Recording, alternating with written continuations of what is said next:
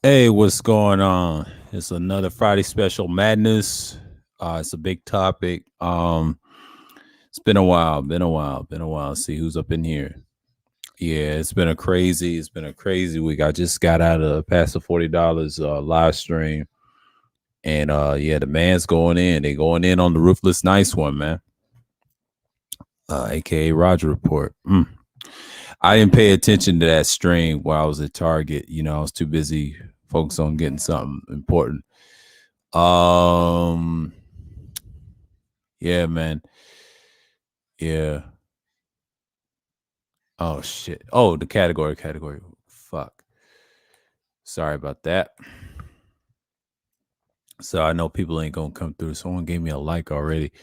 Yeah, this is one of those things. But yeah, I want to talk about what's going on. And I saw a live stream over at Red Supreme, right? And then I think he mentioned about the girl, right? Mercedes. I seen her on Instagram, and I was sky watching, not sky watching, but on my private Instagram account, I'll be seeing all types of prostitution going on. But I'm just saying, for example, but they was bigging it up, and I said this in my open live show. What's going on, Red Salute? And I was like, that's crazy. They trying to praise her, right?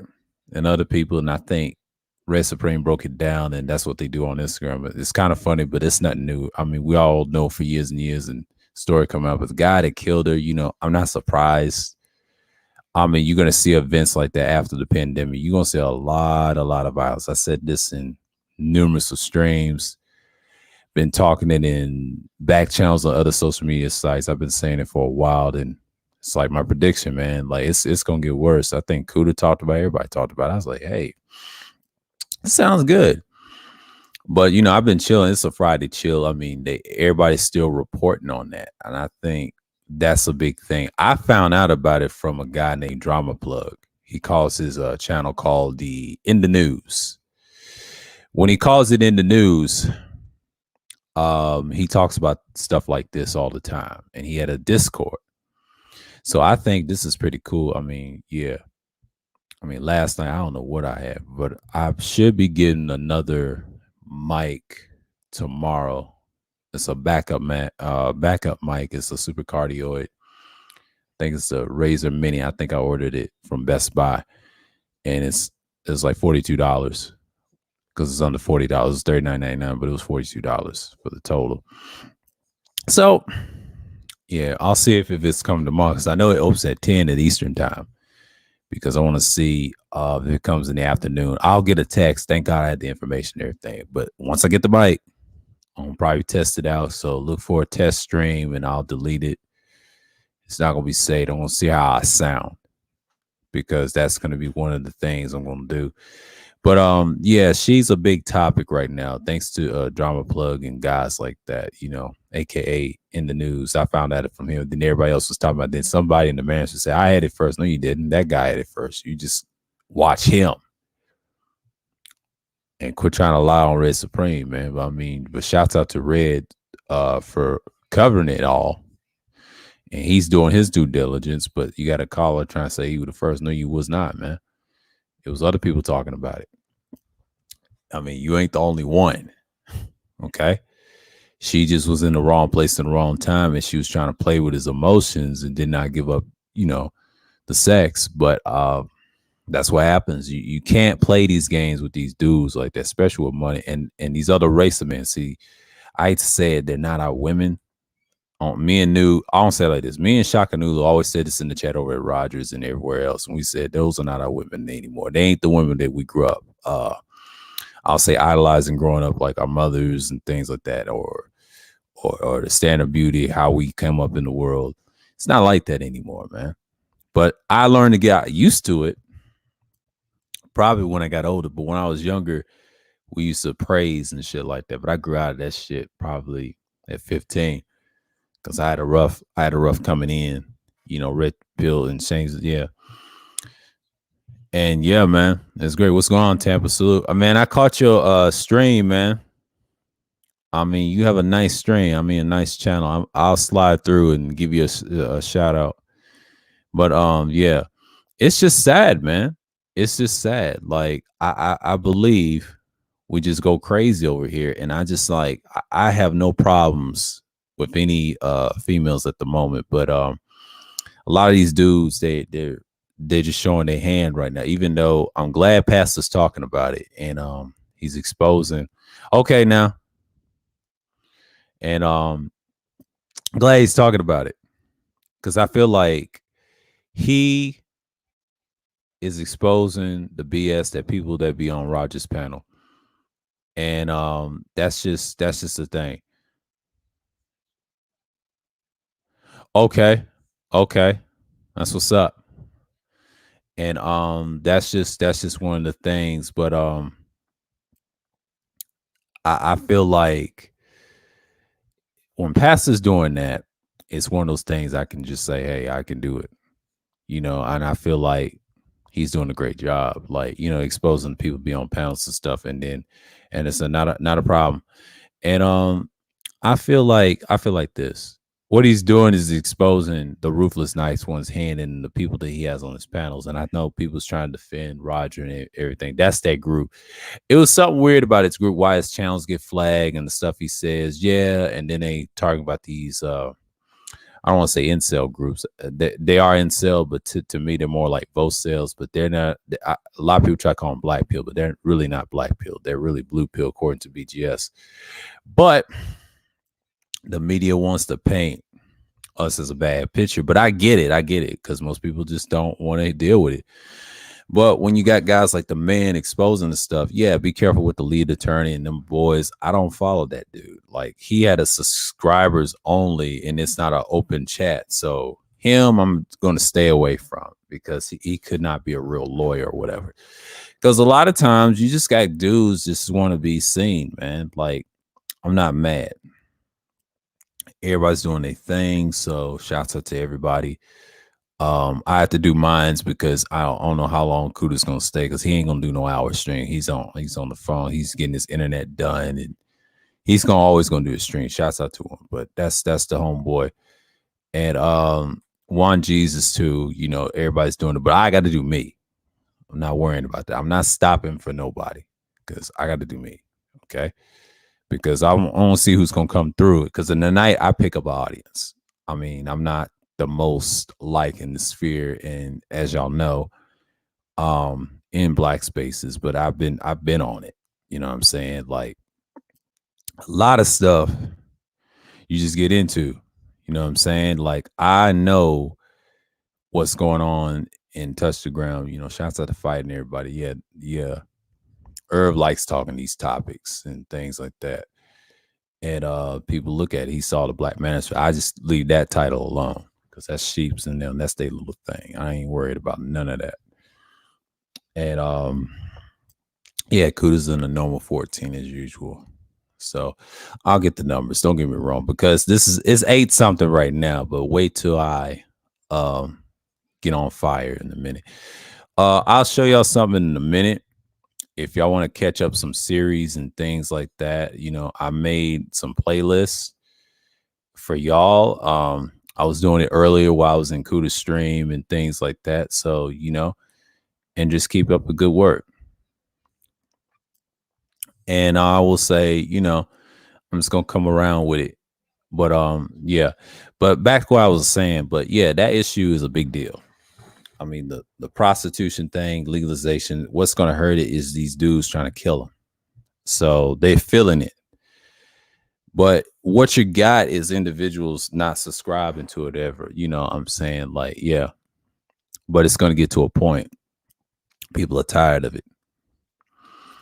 And yeah, he's trying to say the Me Too movement don't play. Who cares about the Me Too movement? They're a joke at this point. Because you got individuals talking all this weird stuff online that's just going on. He says, "Sup? Yeah, what's going on, Mike V? Salute, man." But I made a playlist for the newcomers. I'm gonna show y'all on my channel if y'all haven't caught up on streams and things like that.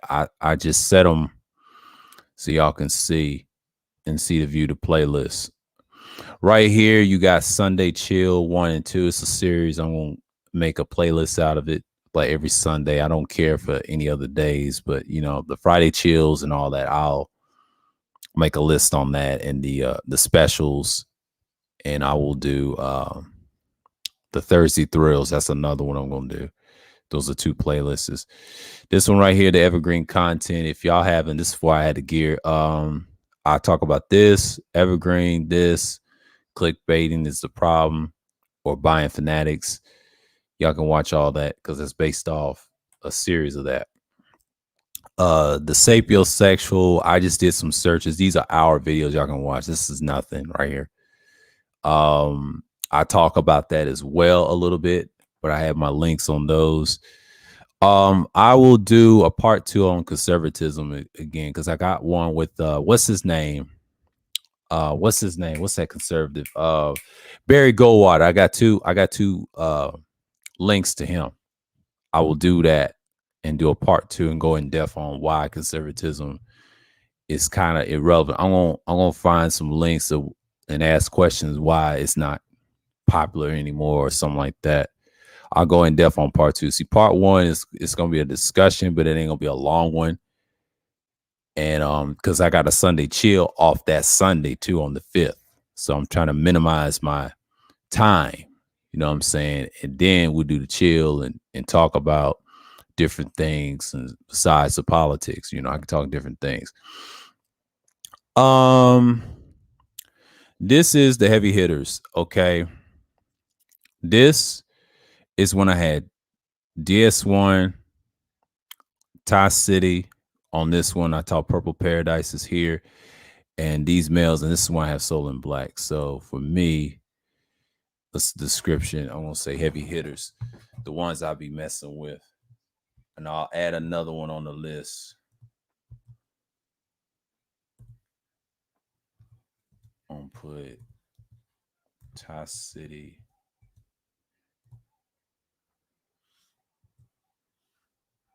I'll say Soul.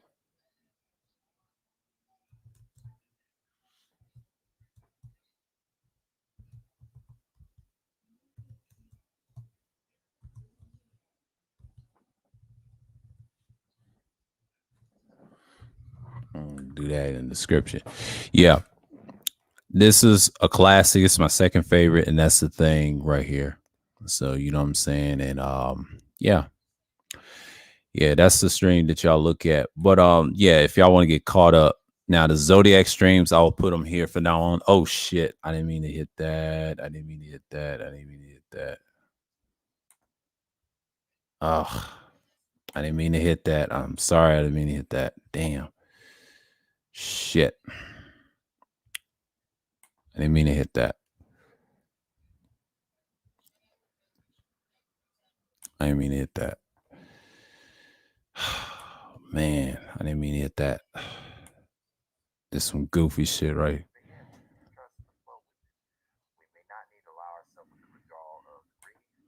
Let me see. I messed up. Fuck. All right. Hold on. I didn't mean to hit that. I did not mean to hit that shit. Okay, view the playlist. My fault. Because if you hit it by accident, here we go.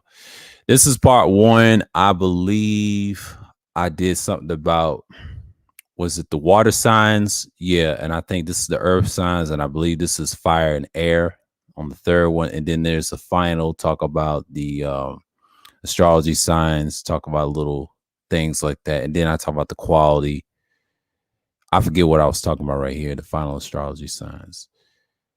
I have to look in the description to see what I was talking about. And then you got the astrology's signs in depth. Yeah, I talk about a couple little things. I just put it here. Next time I'll talk about the houses, and I'll put them in this playlist.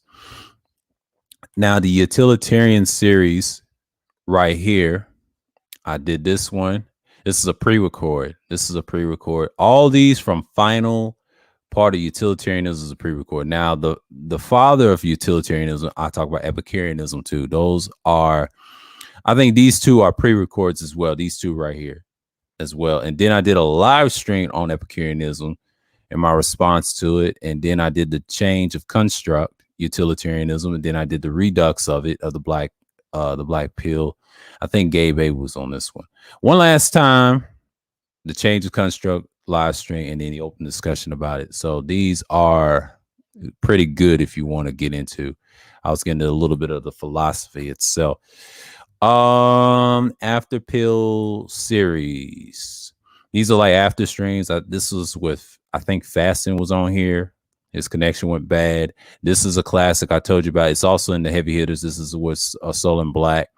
After stream with it's over at Ramil's. It's an hour stream. I didn't stay that long, so you know how that is.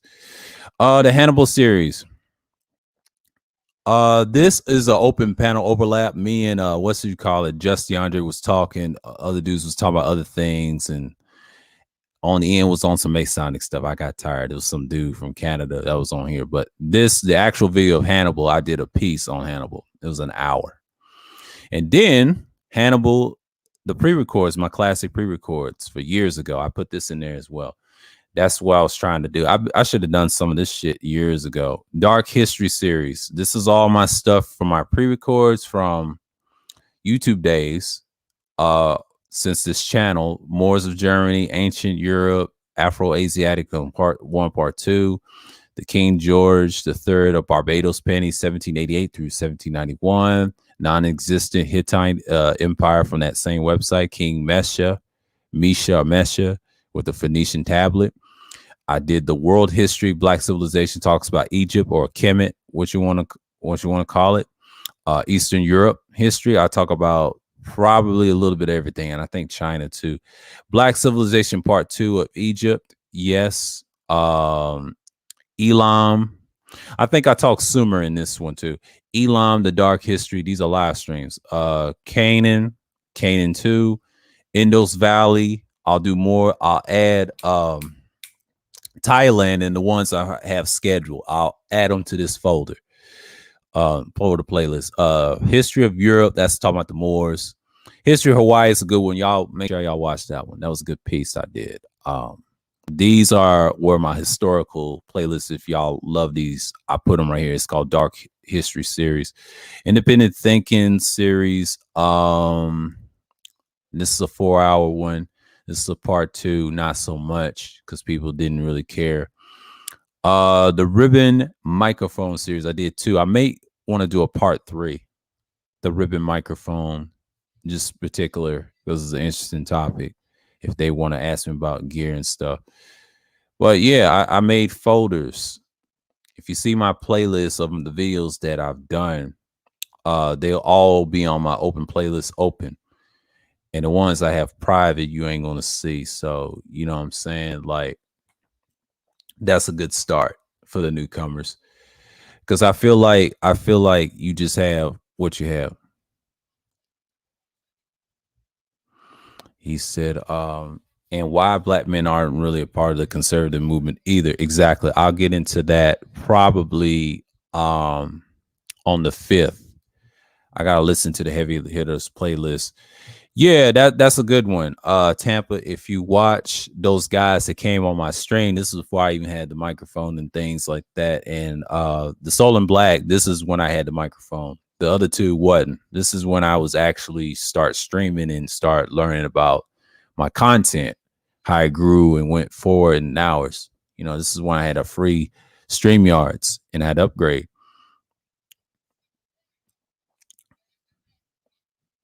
He said that's dangerous for women. Exactly. Yeah, man.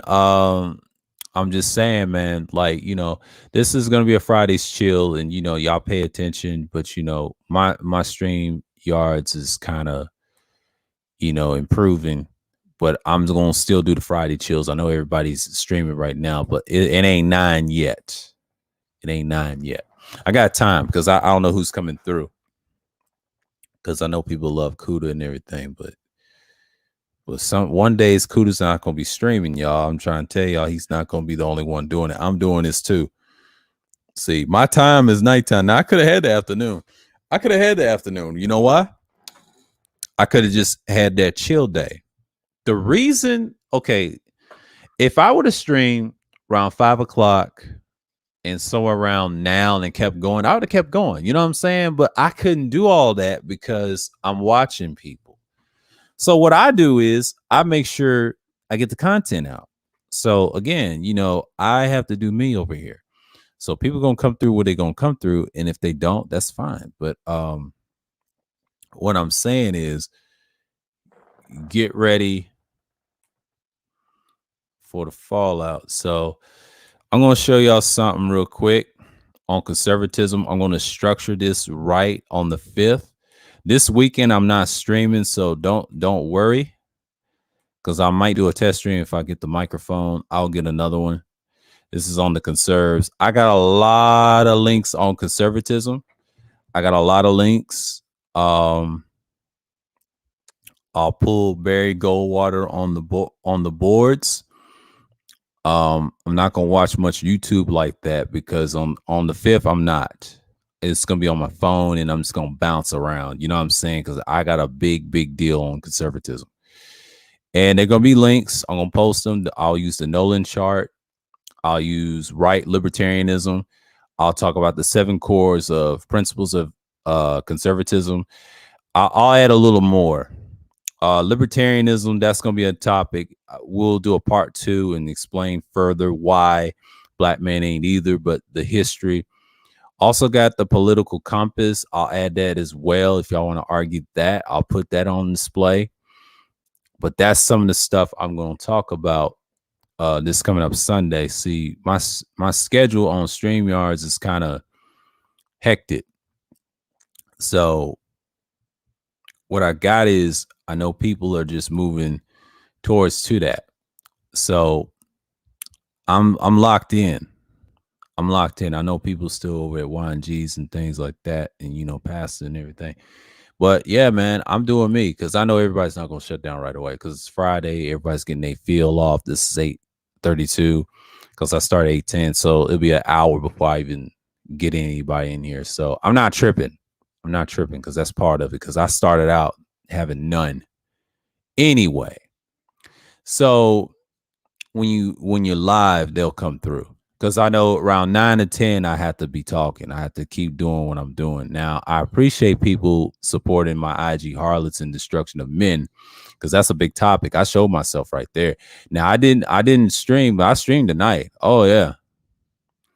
So I don't know how long this will go. Shouts out to Justy Andre with his little short stream, and I know it's his week. Watch all your shit, watch all my stuff, man. Like, watch my playlist, and that's why I did it. And the reason I did it, I want to keep up what I'm doing, because a lot of people are just gonna come in and out. So let's go back to the content. Let me see where I'm scheduled. Okay, on the 5th, I will talk about conservatism history. I'll do a part 2. It's gonna probably be on a Wednesday. I'll probably talk about that on a Wednesday, because when I go in depth on the Wednesday stream, I will talk about that and go in depth on that, right? And I'll go on more. That's gonna be a 2-part series, and I'll be done with it.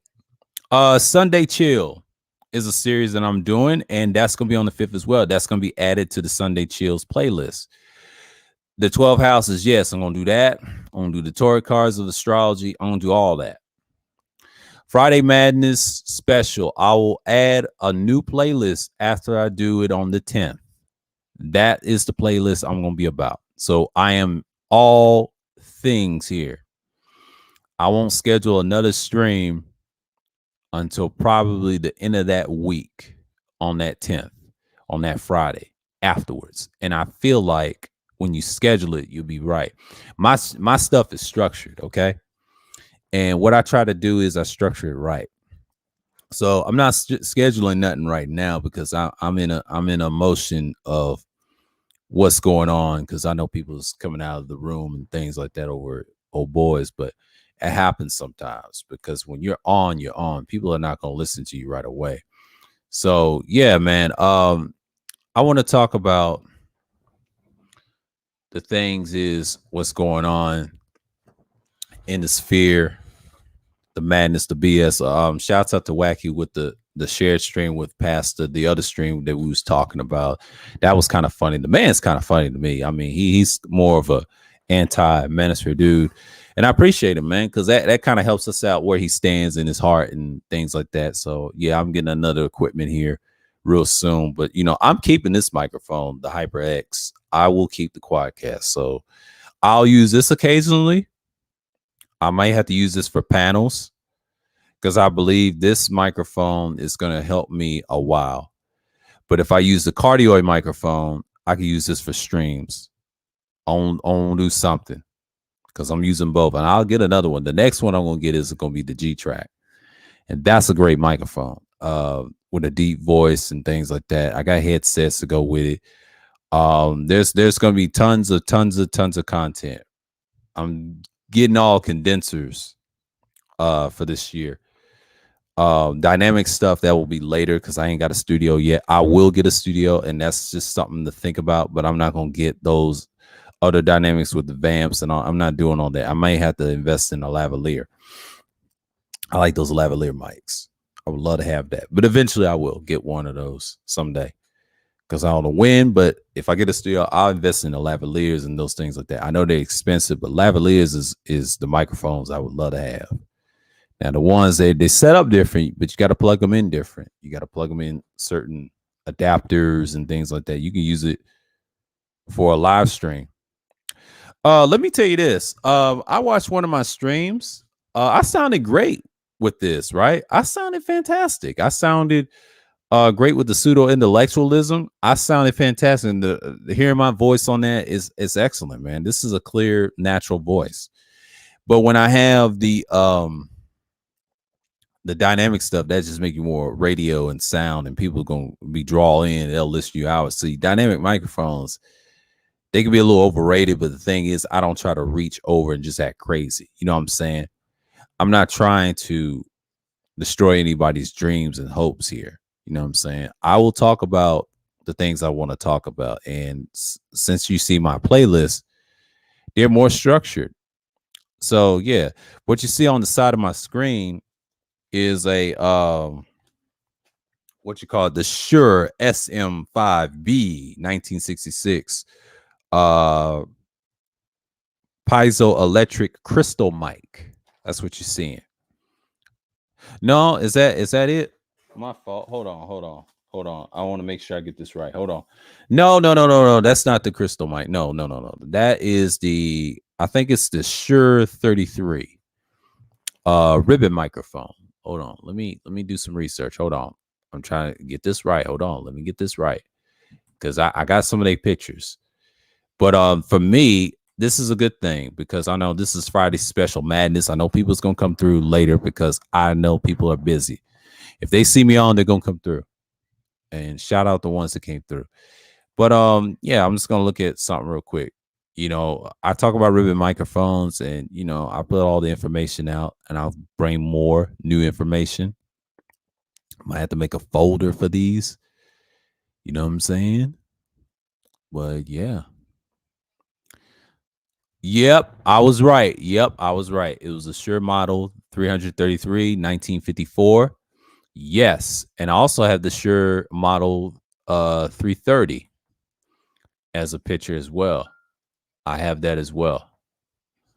And I also have the Shure SM33 as well.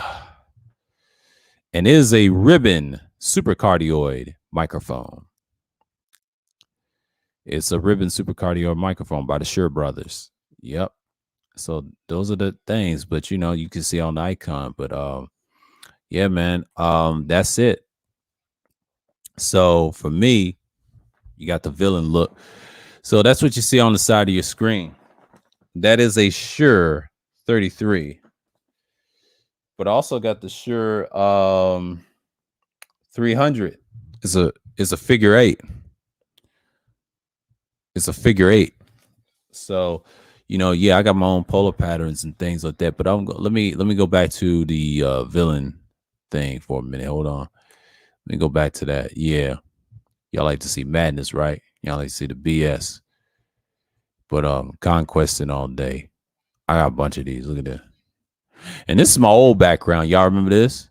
The Assassin's Creed. Y'all remember that? Yeah, man. I got Geralt, my boy.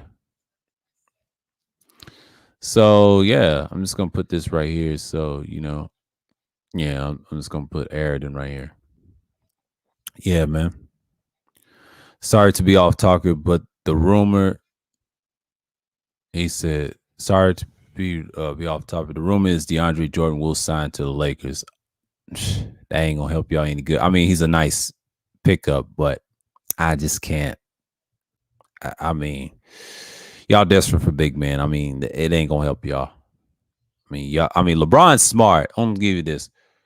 LeBron, what did Just DeAndre said? He said this in the live stream too. I think it was 8 hours. He said, "Oh, LeBron's smart." He said this in the stream. Yeah, he's smart, and he's trying to. If something happens to LeBron, Westbrook can take him and things like that. Y'all need to watch the stream. I think he said that somewhere in the hours.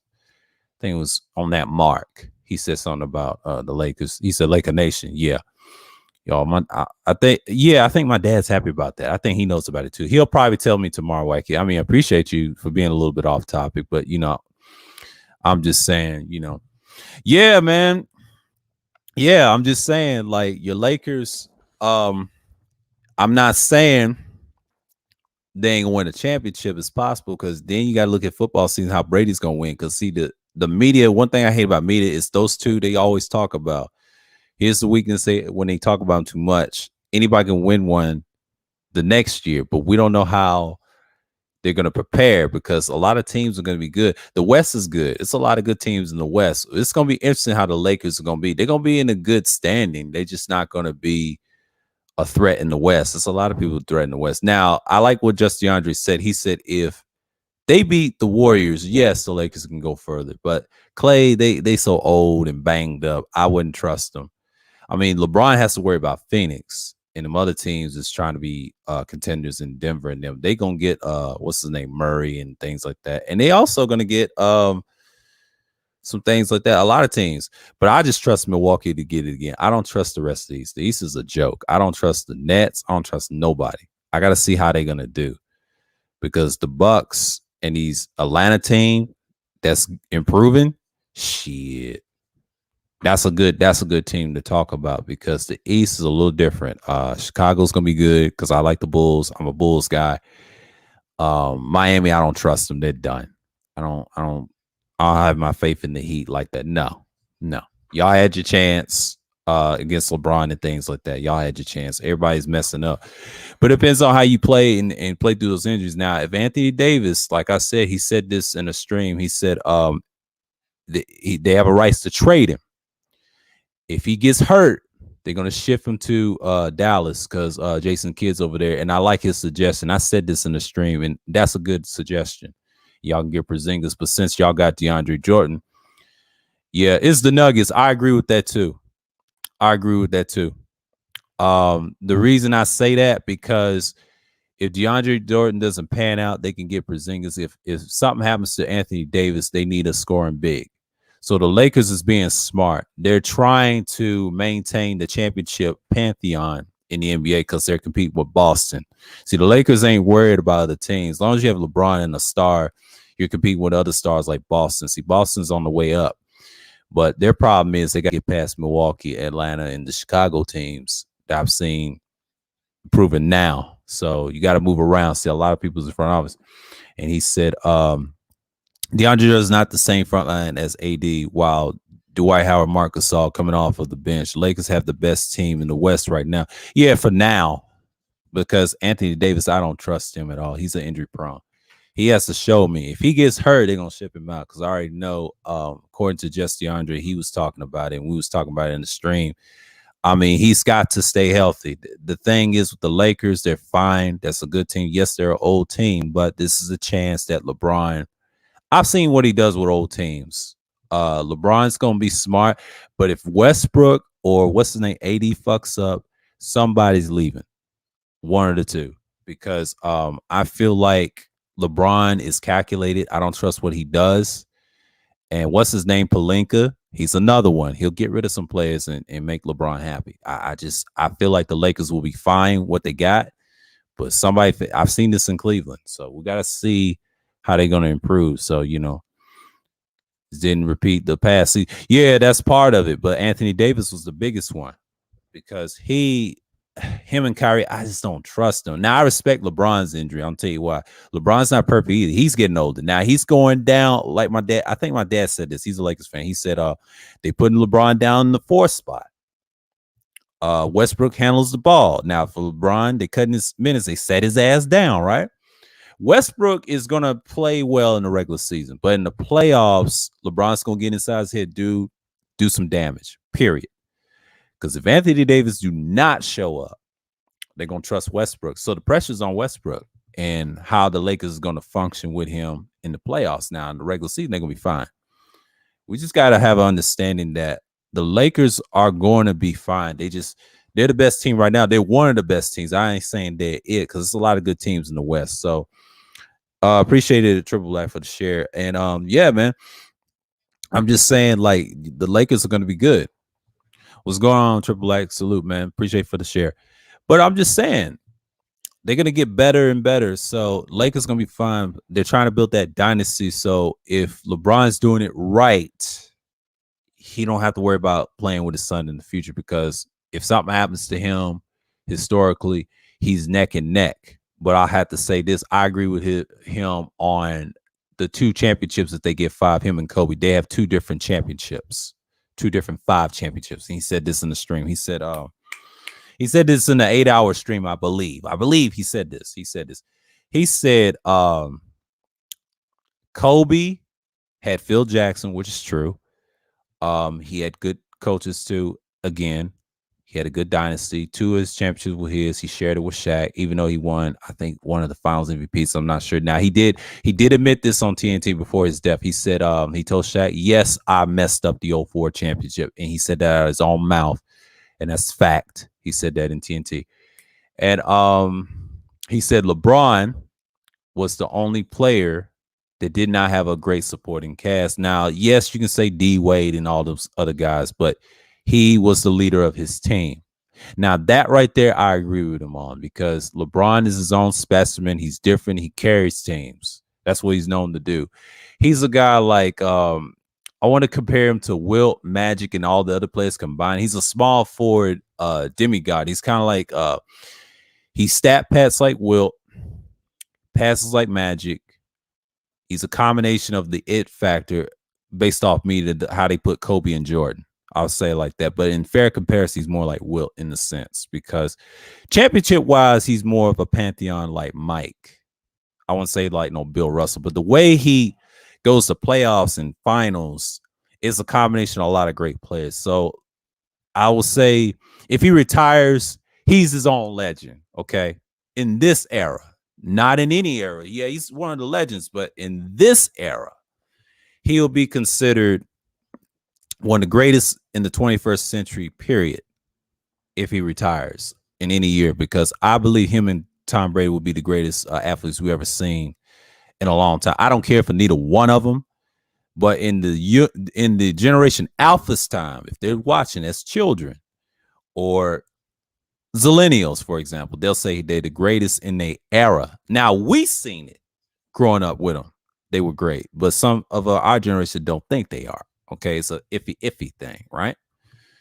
And if the boomers die off and we get older like them, we'll tell you how LeBron was back then. Our thoughts. See, we'll act just like the boomers, talking who is greater or not, right? But you got to understand how legends work. LeBron James will be that standard in the 21st century. Now, the 20th century, not so much. He was young. 21st century, yes, because you had him. He played with the greatest legends like Kobe, Tim Duncan, and then his whole career, he played some good players and good cast Hall of Fame players, just like Tom Brady. It's up and down, right? So what you have here, that's the pantheon of that. Now, there will always be a replacement of him years later, but that just shows you that the Lakers is doing a great job with LeBron, and that's a fact. Yeah, he's a hybrid in MJ, but I see more Wilt because of strength. I ain't never seen a small forward bully people in that position and knocking dudes down like that. I ain't never seen that. Even when he first came in the league, he wasn't that big. He was like 240. Big dude. He wasn't the most skilled guy. Let's cut that out. He was just the most physical guy I've seen with tricks in his hands. He gotten better over the years, but when he started out, he was just a dunker. He was just a flash in the pan. He didn't have no jump shot. He didn't have no mid range. He was all show to me. But over the years, he impressed me. He harnesses game similar to Tom Brady. They carry teams that are difficult.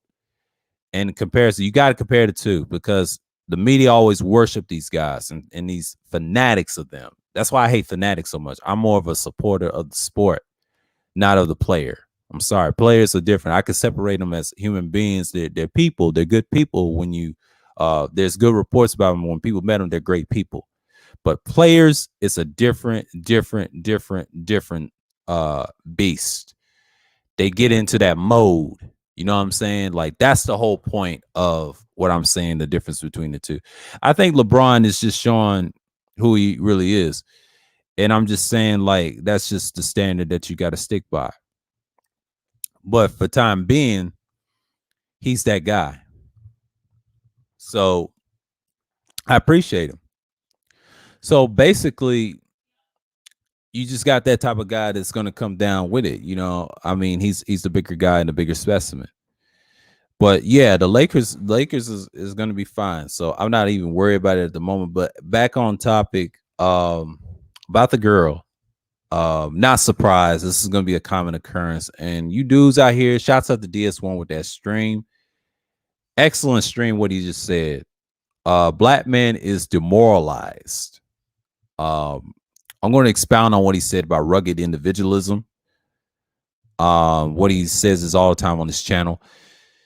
The black man is demoralized because it's pretty simple. The image, the appearance value that he talks about on this channel, and that's just great. Like the stuff that we say to each other, even on panels and even in real life, that's been common for years. And now on the internet, it's spilled on the internet, but we still have this strife about each other. You see it on certain panels I'll be frequently, and I see it. I don't be on panels like that no more because I'm doing my own thing. But there's gonna be days like that because I got streams in between if I feel like it. You know what I'm saying? Like I'm just doing my content and then exploding. You know, I put playlists up. I make sure I have things in and I'll sound crisp and just go in. You know what I'm saying? Like I'm trying to be purified what I do. So I stick with it. So I'm not worried about the next individual like that, you know, and I'm just trying to help others to spread their messages and do the best they due diligence. Shouts out to JT with his little stream that he did. He had a great conversation and things as usual. And I'm just gonna say it like this.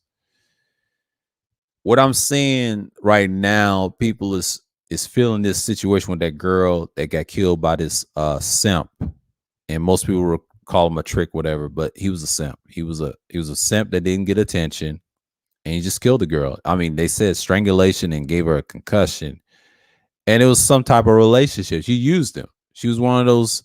I said this before in that self live stream. Them thoughts like that and a male destruction based off what DS1 was saying. And DS1 was saying black men are demoralized. The shit that we say. I knew he threw a shot at someone. Y'all watch that stream in the community tab if y'all can. That was an hour stream. That was a good one. And he was talking about somebody at the end. I knew exactly who he's talking about. Having sex behind a trailer park. But we ain't gonna mention it here because you already know who I'm talking about. Because he don't make streams like that no more. So yeah, man. Like it's one of those things, man. I feel like that's one of those things that we should not focus on, but it's okay to warn brothers to stay away from that. Because I believe you're going to have more of this coming soon because this is a continuation of what's going on. So I think a lot of people is just going to get sick and tired of the rhetoric. And shouts out to Pastor $40 talking about the abuse. I mean, who wants to abuse these things out here or these females out here? It's not worth it. It's just like you walk away when the confrontation comes, especially. And I think me and L Nixon talk about this too on a 5-hour live stream over at Rashawn's. And he asked me what I thought about it. I said, I walk away off the panel, even with the mic on. I just did this with this woman named Kat, and she tried to hurl insults. I've been on 4 panels with a difficult woman on here, according to this year. You know what I did? I did very good out of considerably. I don't mess with everybody like that. I don't mess with the avatar over the UK. I don't mess with that because I don't know what that thing is. I still have problems with her today over that shit she said in Kudas. You know, I don't fuck with her like that. I never did. I never will. I stand on that. That's why I agree with Ty City on that because we don't know what the fucking thing that is. You know what I'm saying? Because I'm focused on me and this content over here, what I'm trying to produce. You know what I'm saying? And build my platform to be a little bit better. But for me, I talk about real topics over here. You know, that nigga shit's gonna go. Like, I'm just saying, like, I agree what Dusty was saying with him and Ism want to be better than Fresh Event. I told him do it. Just be about entertainment, you know, and I will co-sign it. And it's like, look, y'all could talk about this stuff. It's about money. That's your little entertainment. He said conversation's gonna be different. Shouts out to him. But I told him about BGS. His character can be a little condescending, but don't get emotional around him. Just beat him with the punch and then take him up out of there, you know. And you learn from him. You just don't get emotional. But here's the trick about him. When you get on panels with him and his boys, they're gonna try to jump you and they're gonna test your head and everything. I know Art of New Style is gonna probably stream tonight. I don't know if he's streaming tonight because he'll have one of those nights he'll be streaming and you don't know. And yeah, oh, Kuda did a 3-hour stream. Oh God, I mean, shouts out to Kuda, man. I told you, Kuda's tired doing all those 11-hour streams. He's tired of talking. In case y'all didn't know about DS1 stream, I shared it. It's in my community tab. It says black men have been demoralized. The bitter black men. That's a hell of a stream y'all need to watch. And that's just me. And please support Gold Professor, the great legendary. I mean, not legendary. I would say Gold Professor right now. He's I can say he's a little legend, a hidden legend. I'll say hidden legend. Now we got legendary Wacky World Old in the chat from 1.0, but the hidden legend, Gold P. Check out his show Monday, Wednesday, and Friday, and check out Past the $40 and check out Third Ward Columbia. He's got some good music streams y'all want to and check out Rashawn Benton or the Ani.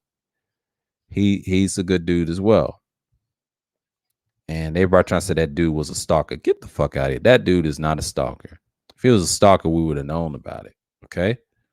That dude is not a stalker. That dude was a sugar daddy. And that's the damn thing that y'all need to stop saying. And it's just crazy, man. Like, it's a classic example why you shouldn't be crazy over there. You gotta understand, man. Like, y'all dudes, man, y'all gotta control yourselves. Black men protect your seed. Okay, talking about Wadner and things like that. Okay, he said troll accounts are hilarious. Oh yeah, they're hilarious. Yeah, I'm gonna do that for Torian Rain. Shouts out to him. But yeah, I know I'm spouting off streams and things like that. But yeah, no. Let me see if Art's gonna go live. Is he gonna go live? I don't think he's gonna go live. I don't think he's gonna live. I think he's gonna chill tonight because I think he's doing something different. Because normally he don't go live. And shouts out to Wackies over there with my boy. But he said, what's on say, Cat talks shit with everyone. Sometimes she's drinking. Don't take her serious. No, I don't take her stuff personally, Q4. I already knew that. I've been on panels with her 4 times. I laughed at her. See, you wasn't here when I was saying I laugh at this woman probably the second time when she got drunk over at Platinum. She's always drunk. So y'all need to stop the cap. That girl is always drunk. And I always pull her card. The reason she can't stand me because I'm not one of these dudes. I didn't take her seriously. I didn't take her serious over at if you watch that Juan G stream, that 6-hour stream, I didn't take her seriously then. I was laughing at her. She always gonna talk her ish. That's what she does. They said she's not, you know, sometimes she's drinking. Ain't no sometimes. She does that all the time. You see, you haven't been on panels with her, bro. I've been on panels with her like 4 times. The first time it was with Angry Man, and I believe Kuda dropped us down because Jerome said somebody's grandmother. You know, that's some whole shit that he did. The second time, no, that's like the third time. My fault. The first time was over after Platinum stream. I think that's the second time. No, the first time when I think what was it? No, it was, the first time was the platinum stream. I believe it was the platinum stream. She was cool, and then I ran off. Then the second time, I believe Jerome came up there and ruined the conversation. It was like a third shift, and then it was something like that. But I forget. But those are the first two times. But the third time, she got mad that when Sexy Red was getting ganged up on by over at Kudas, right? She felt the need to defend her. She was talking shit in the chat, but she was drunk that day. And I told her she was drinking. And I said that the third time, and she got mad at me. I laughed at her face the first time, and she didn't like that. I mean, we cool and everything. But then the fourth time over at Juan G's, she want to come at me again. No, I never take her serious. I don't take these women seriously. I don't take these hoes seriously. I try to tell y'all, they're full of it. She's one of those women from another country she wants the dick, okay? She wants the D. She's one of those wants a lot of attention. And I see this all the time in these spaces, and you dudes fall for it. I don't fall for it on panels. She ain't give me no number or nothing. And I'm okay with that because I know what time it is. I know what y'all into like that. And y'all love it on panels. This is why me and Ty City be laughing at y'all, man. We be laughing at you dudes from afar. We be sky watching what y'all be doing, man. Like you see it over at Rogers a lot on panels and stuff. You know, you got people going in and just doing your thing. So that's great.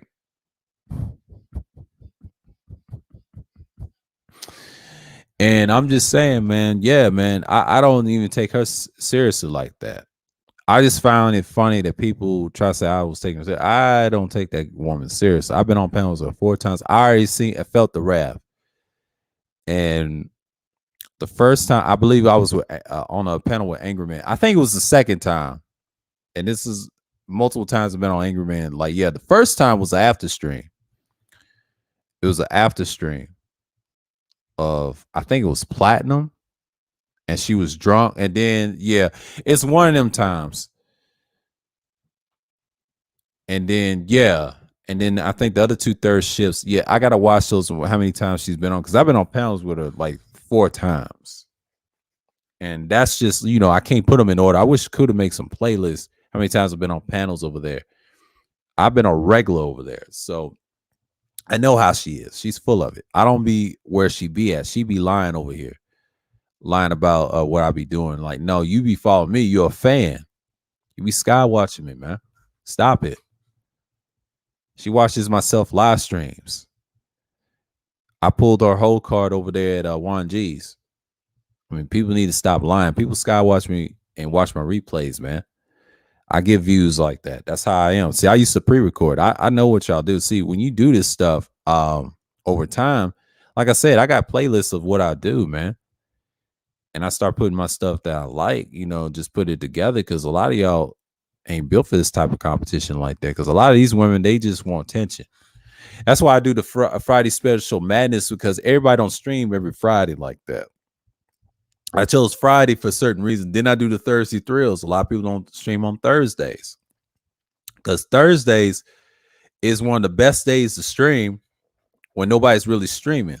See, the reason I choose Wednesdays for history because I get a lot done on Wednesdays, right? See, I can do a Monday stream. A Monday stream is too fucking easy because anybody can stream on Monday. It's a give and take. Tuesday, same thing. But I'll tell you who streams on Tuesday. I listen to Art of New Style and all them other guys Tuesday. Every Tuesday is like, it's evergreen for me. I can be on anywhere, anytime to see. You know, X streams on different days. Probably Thursday and Thursday, Wednesday and Thursday, you know, when Teapot be on. So those streams can be good, but I stream Wednesday, Friday, and Sunday for a reason. Reason I do Sunday streams because nobody streams on Sunday like that. They'll stream on every Saturday. That's where they want the drama and get drunk and all that bullshit. But Sunday, I got 2 streams coming up: Conservatism, and then I got one with the Sunday Chill in different hours. So yeah, live streams get more views than pre-records. Yeah, here's the trick with that. Pre-records, it depends on what type of pre-records you do. No, they get views. You just got to be efficient what you do. unless you have a better setup and things like that. Pre-records, believe it or not, it depends on the topic. How you get views on pre-records, you got to be really about your shit, and you got to be that standard. That's how you get there. Now, I agree with you. Yes, live stream gets views, but it depends on the same thing with pre-records. It's what type of topic you're talking about. Every live stream is not efficient, man, because a lot of times subscribers and fans are fickle. I don't trust any of them on neither side. Sometimes I do trust my subscribers. They watch my replays versus coming in here. They be seeing who will be in my chats, and sometimes they be sky watching. So I get it. And they don't say nothing in the chat. But you're absolutely correct, because pre-records, it depends on what you're doing. They don't get as much views now, but back in the day they did, because if you're talking about what I was talking about, yeah, it gets views, and they look at the pictures, what you're talking about, you get a lot of views over time when you leave. Now, live streams is in real time. You're just actually doing it. It depends on what type of streaming service you're using. If you're using StreamYards, OBS, Melon, Zoom. To me, I don't like Zoom. Zoom on this computer, not so much. I get cut out every time when I talk. So that is a no-go for me. I'm not doing Zoom on this chat. I'm not fucking with that at all. It's cool, but I'm not fucking with it. I'm just going to stay in the chat. I don't like Zoom. Anything from Windows, I'm not fucking with it like that. It has to be efficient. If I want to do Zoom, I'll do it on the Xbox. I'll probably do that. And that's it, and talk to y'all, and then put my mic somewhere to talk to y'all. You know what I'm saying? I haven't figured that out yet, but if I have another setup, I will eventually do that. It's just a suggestion. I got Xbox. I'll do that.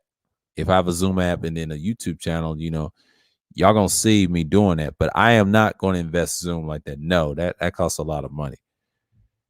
I'm investing StreamYards heavy because I believe this is kind of like the next wave of talking to people, because people need to learn about it and just be about it. I will invest in Melon too. I'll think about doing Melon because I like what Rashawn had. I'm going to invest in that hard because I believe Melon is the way to go as well. So you can have your chances and things like that. But for me, you can have your things and be efficient with it. So you can have it. And I'm not even tripping on what's going on. See, yeah, I turned the gain up for a little bit. And for me, I just found out that Watch Dogs Legion had Bloodline had Aiden Pierce, and I'm playing that now, and it's nice, man. Woo, this shit is nice. I can't believe how impressive they come. I think it's Aiden Pierce and Wrench. I knew that was happening, but see, I was playing Assassin's Creed Unity. I finally finished it in Francicide a couple of days ago, right? And man, it was so fun. But yeah, I'm waiting on this microphone tomorrow, a backup one I won't have in my arsenal. And I'm just going to set it up probably tomorrow. Look for a test stream, but I'm not going to keep it up. I'm going to knock it off at the YouTube, and then I'm going to knock it off at the on the StreamYard as well. So yeah, man, I'm here. This is Friday special. I'm still going to be here. I got time. I got plenty of time. I'm not rushing to end this shit because people are not going to stay so long. But you know what I'm saying? Like a lot of people are going to come through. I know people love past the $40, and I know I'm up here streaming. But people's going to come through at the right time because it's 9:09. It's still early. It's still early. Just like 8:10 when I started. It's still early. Still early. But my people ain't came here yet because this is Friday. Because people are doing different things Friday. So you know how it is. Because Friday is one of those streams you can do. Now, people want you to stream on Saturday. Last time I streamed on Saturday, it went well and then it didn't go well. I mean, it's good, but it usually be an hour, 2 or 3 hour streams. It's cool, but I'm going to stick with Sunday. Sunday is when I get the most views. I'm just going to be honest with you. When I do Sunday streams, I get the most views and start off the day of the week, right? The reason I don't do Monday streams because everybody's streaming every Monday. Depends on what you got. Tuesday, same thing. I will do a Tuesday stream, but I'd rather do Monday, Tuesday self live streams. If case in point, that's what I'm gonna start doing them on every Monday and Tuesday. I would always do self live stream. I'll do it on one of them days, right, and stick with it because I feel like if I do after streams, it could be any day and things like that. But I will stick with what I do and keep it in the context. But Wednesday is the history streams. Thursday, I'll do the Thursday thrills. That's the thing I'm starting with. I'll start streaming Thursdays more. Friday specials, I'll do one. The last one I'm gonna do is this month, and I'll stick with Thursday streams because Friday streams is up and down for me because anybody can stream on Friday. I'll do 2 in a row with Thursday streams this month. The next month, I will do another Friday stream in the beginning of the month because it depends on a pattern I'm trying to do. Because I want to get all the Thursday streams out of the way and just stick with it. I have another Thursday thrills. It's not going to be this coming up Thursday, but the Thursday after. Okay, because I'm doing the Zodiac series. I'll pick days to do that. So, you know what I'm saying? And I already talked about the Zodiac, and that's it on my channel. And then the rest, I'm just going to stick with the streams that are open topics, open discussions. Those are the things I'm going to do for open panels. And I'm going to call them different days and names like that. So basically, you can have those streams. But the Sunday stream, that's the thing for me for the weekend. That's the only time I will stream will be Sunday. And Sunday is one of the perfect days to get the day started, the first day of the week. Because when you do Saturday streams, everybody's streaming. I can't do that at night. It's cool, but I can't do that at night. You know, if I do a Saturday stream, it has to be consistent. I have to do Saturday morning, then Saturday night to do what I need to do. I would like to do an early morning stream and start talking to y'all. You know what I'm saying? I'll just do that if I ain't doing anything that's coming up Saturday. But I know Saturday I'll be busy. I don't know if I'm gonna do a test stream or surprise you with a Saturday stream. I don't know what I'm gonna be talking about, but I don't know if I'm gonna do Saturday streams like that because I don't normally do it. It depends on the topic if I feel like it. Because watch out for that. But if it ain't, I'm just gonna leave it alone because that may be a test stream because I'm gonna see how my little equipment is gonna come. I will say tomorrow. I know they open at 10 because I got it from Best Buy and it's a reasonable equipment. You're gonna hear it. And this one is gonna be my standard for now on streams with the headsets and talking and things like that. I'm gonna use this for panels. I don't know what I'm gonna use with the other one. I'm gonna use them wisely, and then I'll get another piece of equipment, probably somewhere around November or Black Friday. Get a deal like that because I'm trying to keep these in sync. Because I'm investing myself and try to do better content, and then I'm learning about how to use them for certain situations. I'm gonna try to find one for my cell phone for self live stream so I can talk to y'all, so I can feel like camming up way more on self live stream. I did probably good. I'm getting views off that stream, but yeah, I'm gonna set this down and be more efficient, man. Like, you know, that's what I'm gonna do. But the conservative talk is gonna be had. Oh yes, I got links for this for days, and I'll pin this shit right now because my channel is based what it is. I'm just gonna stick with what I know, and that more topic, that girl, that's a common thing now. I done discussed that already. It's done. It's finished. Shouts out to Enhanced Utility. He did a good job in Bronzebird. He found a build. And I told you about Bronzebird. That's a guy he should talk to. And I'll share his stuff too, the powwow, and he'll be over there. Next time I'll be on Bronzebird's panel if he has some streams like that. I'll slide through and be a panelist and be that type of person. I could be that. I could be that. I could be that. I can. There's a reason I get all this stuff and get it done. See, I can do content all days. You know what I'm saying? I can be a panelist. I've done this last year. Okay. If you watch my streams, you'll see how my channel is.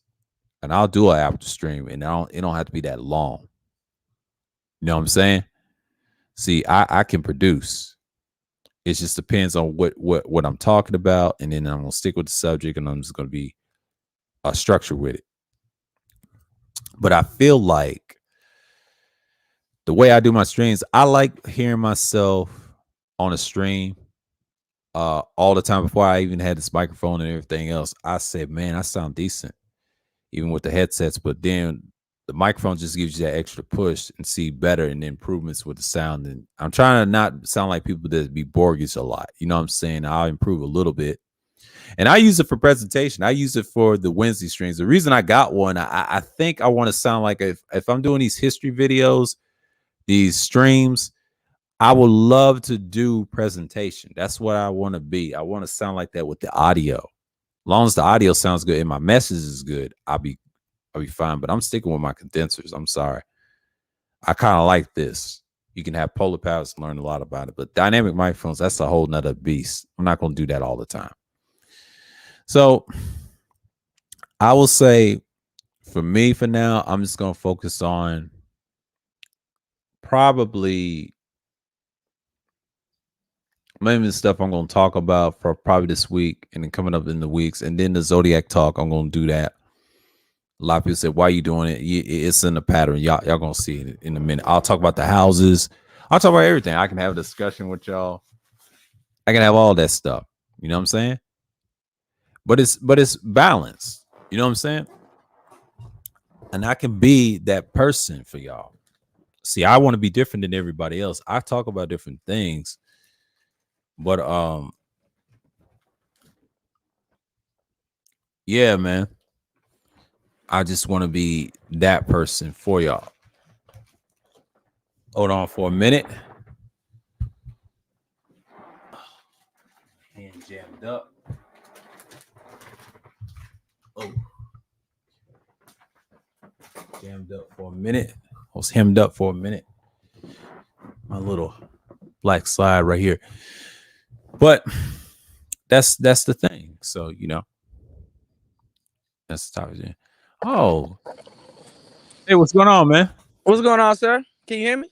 Yeah, I can hear you. My bad. What's going on? I came to drop in for a good 5-10 minutes, kick it with you. What's going on, bro? Yeah, I wanted to let you know, keep doing what you're doing, man. I appreciate you, man. Yeah, man. I've been creating playlists, and I think you was streaming, right, with Dusty and them, and I decided to put my stuff in playlists, right, in my live streams and the stuff I talk about in my pre-records, so people can find and catch up on my stuff that I've been talking about. Yeah, you've been doing a lot of good videos too on microphones and sound and stuff. Yeah, I just want to research about ribbons, the history of it. I'm trying to learn why they're not. You. Like, it's just like it is when you get a new mic and then you start hearing the sound and you're like, damn, this shit is deeper than I thought. I should have researched this years ago because I've seen it on every YouTubers when they did the video game stuff. See, I was a headset guy. Me and Complex talked about this. I have so many headsets around in my room. It's ridiculous. The mic was just the next step. Yeah, the mic was the next step. A lot of people went to the headset thing because Bluetooths were big at the time, and Bluetooth really introduced a lot of people to headsets instead of Bluetooth, they used to do the Bluetooth headsets, and then you used to have like the one ear Bluetooth kind of thing. Yeah.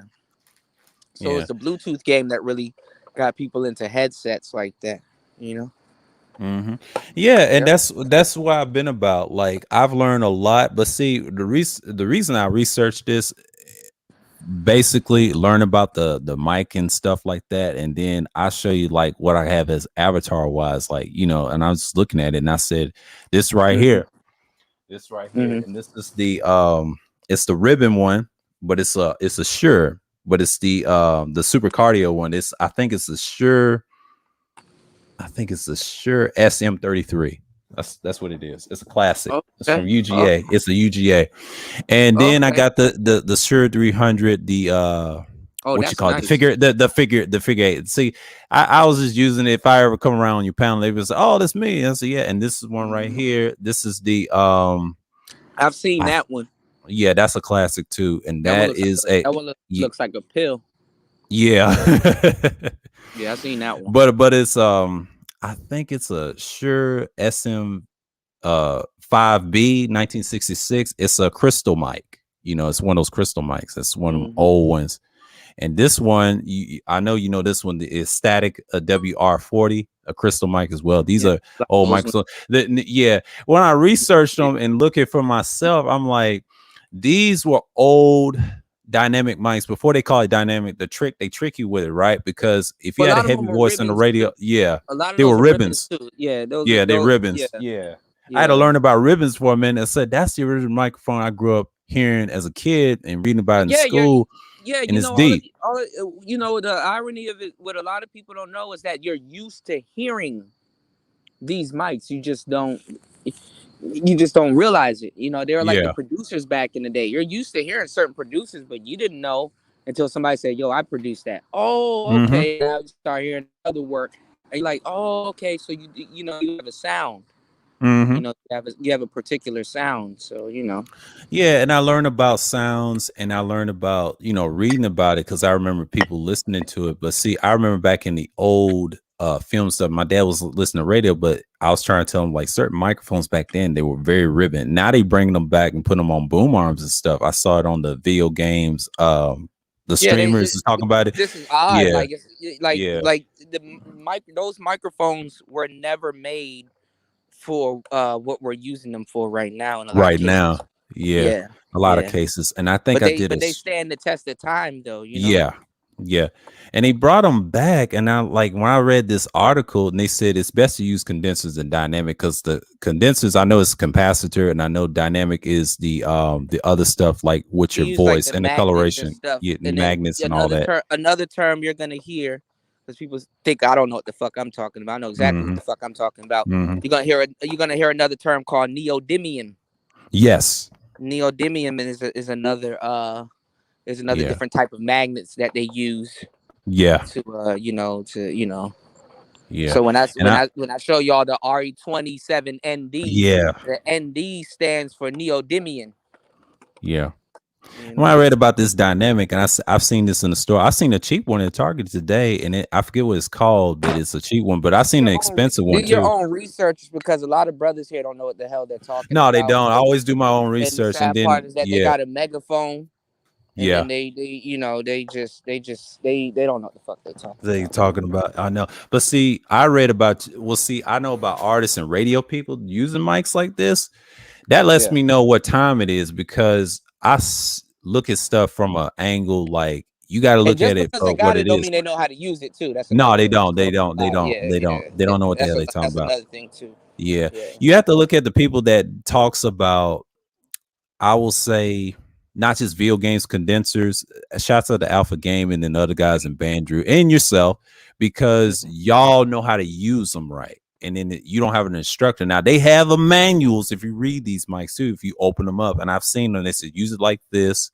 Same with the boom arms. They said use it like that. It's a certain way you place it. And I've seen everybody say, so I said, man, this setups is nice. This and that. And shouts to Red Supreme. He shouted me out today in the stream and I saw he saw me in the chat and I said, yeah, he's gonna get better setups and he's improving. But see, I'm taking the route what guys is doing. Red. I spoke to Red not too long ago. Red bought the mic that I was telling him. I don't know if he's using the interface and stuff, but no, not right now. But he's got the pod mic. He's using the pod mic that I told him to get. So that's good. It's a start, because he had his own. He's gonna get another one. He's gonna get another one. He's gonna be all right. He said the content's gonna be better. And he says all the time. I'm subscribed to him now because I follow him. He's working on it, and he hits me up from time to time. And I'm very proud of him, man. Red is awesome. Yeah, and I've been listening to stuff. Red Sings the Blues or Red what you call Red Supreme. Yeah. Red Supreme was who I was talking about. Yeah. Red Sings the Blues also, both of them. Very good. RSB, he's cold. He's a different beast. I like his content and I'm a mod over there too. And I appreciate his content. I read his pre-records and stuff like that. But Red Supreme, way he talk about that girl and things like that. I got it from a guy named Drama Plug. He's called himself In the News. He's a hip hop guy, and he knew this guy was a sugar daddy. And I did a self live stream coming up too, and I think I got some views off of that too. And people appreciate me for doing it. I said, no, I felt a certain way. Like, brothers, you can't be doing that. And shouts out to DS1. If y'all ever see that live stream he did about that and how we don't like each other, his recent one and his previous ones, he's been on a roll. You know what I'm saying? Like that gives me the confidence to do what I do, because I've done this before years ago. But the reason I did the ribbon series is because you got to go back to the basics. Yeah. You got to go back to the basics of what it means owning broadcasting and actually radio. And then when you learn about ribbons, they're very delicate. And when they break, it's over. You got to have those expensive pairs and have a lot of money. And I realized it's okay to use them, but you got to take care of it in a nice studio. And then when I learned about ribbons, I said, wow, that's deep. Like, you know, because the second delicate is the condenser. Go ahead. Now you see why I was mad. Yeah. Yeah. Now you see what the hell I was talking about. I know why you was mad, because when I look at your background as a music guy and you're passionate, that right there is like, man, you kind of like, I hate to say this, you was overemphasizing too much, because 9 to 10, like when you're dealing with niggas like that, they're dumb anyway. It's just like my dad always said, you cannot teach dummies like that. It's only a select few who's gonna get it. And the ones I appreciate that follow that channel, and the ones that don't have channels and they actually gonna get better, that right there is paramount. I respect that, because the reason we jail is because we have something similar in common. You may do music, but we do multiple things. It's just right. The reason, Well, the reason, it's not just music too, because I do beats and stuff. And you do all that, but it's just not just music. But no, you do everything. You talk about gear and everything else. You're well rounded. See me, I talk a little history. Yes, I got my games and stuff. I do a little other things here and there and communicate with people. But one thing I like about your channel, you got something for everybody. Because I look at the game stuff as you're trying to sell it first as a radio marketing tool, but you're kind of like a DJ. I'm not saying you're selling it. I'm just saying you're more like a DJ and a shock jock, a combination of a personality. Like I said, stick to entertainment, man. That's going to get you that money. But me, it's more like I'm into the realm of that alternative media, and we can blend because we understand how radio and podcasting works. Because we follow guys that know how they know what they're doing. Just like a Star, for example. Star is a required taste. I'm gonna tell you this. He's uncanny. We're the same sign, but the thing is, you can't get emotional around. He'll call y'all on your bullshit. And he's very careful what he says now, because he used to be. He's a character. He's a calculated contrarian. He wants to be. But he's got that character. Go ahead. To something like Star is one of those type of guys that he will agree with you, but just for the sake of being contrarian, he will be. He will say something contrary, just to see how far you stand on what you're talking about. Yeah, that's what he does. He'll agree with you whole time, but he was like, okay, I just want to see where you were coming at. He's trying to test your head. One thing I like about him, not only that, we're like, I hate to say we're the same side. I know his birthday's May 4th. That guy's a fool. He gets under people's skin. Yeah, he's a whole troll. And when I learned about him and Jesse Peterson, I said, damn, why they do that to people with the guests? And now I figured out why. Because it's kind of like a friend. If you know him long enough, he'll tell you a drink or two. It's a different story. And a lot of people sometimes praise. And the reason he don't like the term fanatic, like he said, they're just sycophants. Honestly, yeah. And I learned a lot from him. I say, well, damn. That's how you look at fans. But he's the villain. The one thing I like about him, he has to play the villain role and the contrarian role, because that's how he brings his audience. He gets 1,000, like 10,000 people watching in a live stream. Even if you're typing in the chat, he know who you are. Yeah, man, he's got a lot of trolls in his chat too, and he'll block them, whatever, or not block them. He just want to play around and see what you're talking about. But I use him as an example. Yeah, he's a troll. But what I use him as example in podcasting or radio guys. Come by the channel sometimes. I know you've seen him, Crab Daddy. Yeah, he used to be with Star back in the day. Yeah, all of them. What's his name? His brother, I believe, Buck Wild, a lot of them dudes, and a lot of people came from him. See, I'm still subscribed to his 2 channels, and the reason I like his style of radio and other people's podcasts, like Devin Wade and them, it's just like unbelievable how they get under people's skins and ask them those questions. Now, Devin Wade was cool with Gilly, and the fallout was, it was over money, nigga shit, because Gilly wanted to be the star, and then Wallow kind of co-signed Gilly, his cousin, because I know he ain't gonna go against family. All right. But it's called $1 Million Worth of Game. That's their brand. But Devin did his own thing. I love his shows better than $1 Million Worth of Game. They have a real podcast. They got the cameras, the audio, the sound, the coloring. They had the 2 women, the DJ. That right there is like, damn, I wish something like that in the Mansfield was like that. You had like that. If you had like a setup like that, you'd be like, wow. You got a DJ woman, and the woman, what's her name? Waleska. Man, yeah. shit. That right there, that's where the modern podcast is gonna be in the future. But when I saw Persephone with her little mic stands, one second. Keep okay, going. go My ahead. bad. Yeah, and then when I saw the mic stand, man, that girl is like, whoa, and interviewed those dudes, the same thing, man. I be seeing people having all types of talking points, man. But yeah, I had to show you where I got this from, man. Like, I was talking about these ribbons, man. Yeah, man, it's crazy. Yeah, I mean, yeah, it's like they said, use a dynamic and condenser, man. Ribbons is a classic. They bring them back as the top part they're using. So yeah, I've been looking at it and just putting my searches in it, and you know, I might do another series on it. Why are there like relics or something like that? I ask a question in the search, whatever. You mean like the mics?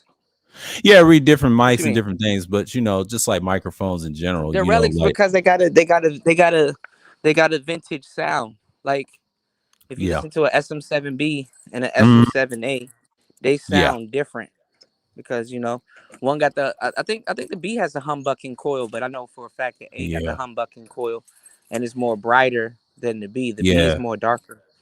Yeah, James, Jim, you still. This is where I get that information from. I'll probably put some of this in the back chat for you, but this is the carbon, and they show you the build.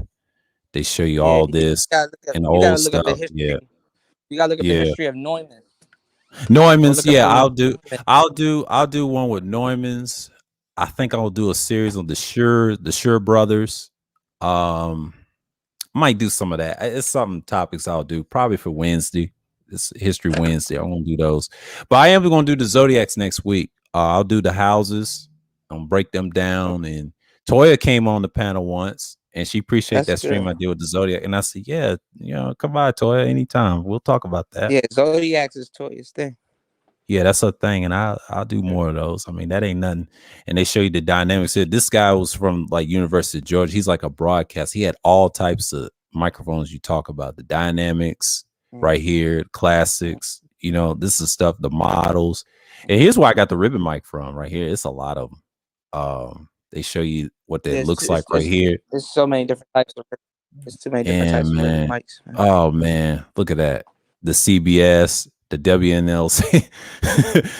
Back in all this of those before my dad's time. Sounds and stuff like that. There's a vintage sound capture that the new mics, they can capture it, but like when your machine is broken in and it has gears on it, it has its own sound, which is good. But you know, a new machine that's designed the same way or built with the same parts and stuff like that, it can capture it, but it's not going to sound quite as the same as the older one. Absolutely, man. Absolutely. See, when I was researching for myself, I'll do more research on these mics again and then find some searches, but they have them on the searches I've seen. Here's the ones you see as my avatar and stuff. This right here, I told you about. That's a super cardioid polar response. Yeah, this is made in 1965 right here. This is the Shure SM33, and that's a Shure model 330 1957. Here's the 1954 version, Shure 33. I got avatars for both of these. They said, "What is this mic?" And I'll pull up this website. Do some research on the Electro Voice mics, man. Yeah, Electro Voice. Yeah, I'll do those too. And this is the lavalier. As you, I know you got this. It shows the woman right here. Yeah, he's got all the vintage, and I think he has it. This guy right here, his collection. But I want to look at everybody else's too. But yeah, that's what made me inspired to do it. It's just like I said, man, let me talk about that on my channel, like actual broadcasting, because I believe it's just what you're going through right now. What you're going through right now, I tried to do the same thing though. I tried to get brothers like, you know, happy and interested in stuff like that. Yeah, you know, but see, I know you got the rap background, and I know, and they was jealous. A lot of it was jealousy. When I was rapping, I was going through it's going true. when I was rapping, I wasn't, man. I felt so bad. I went to certain studios. I was around those microphones, around a whole bunch of equipment that I geek out over now. I was around all of that shit, but I didn't care. We had liquor, we had hoes, we had all kinds of stuff.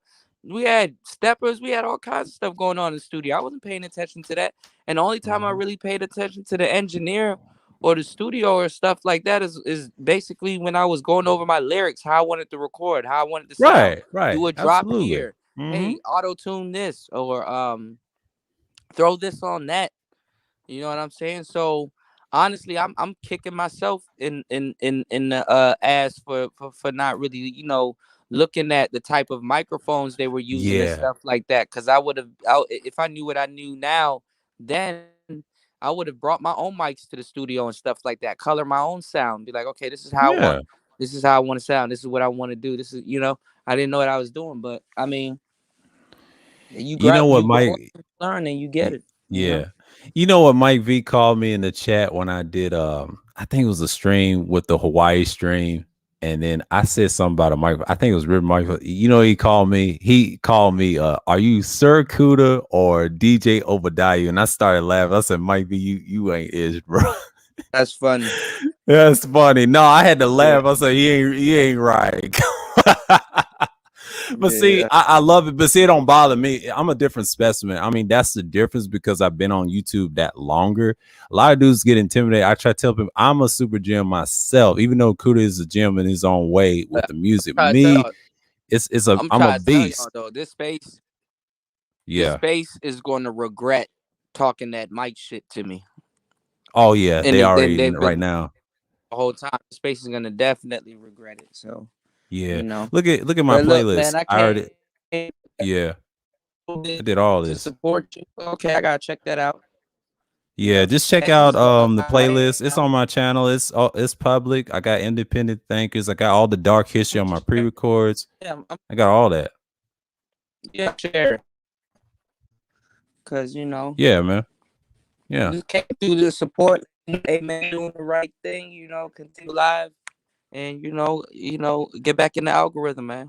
You did? Yeah, I'm trying to, man. And shouts out to Justy Andre, man, for coming through. He's like a regular now. Like I let him do his thing, and I appreciate him, man. Mike, what's going on?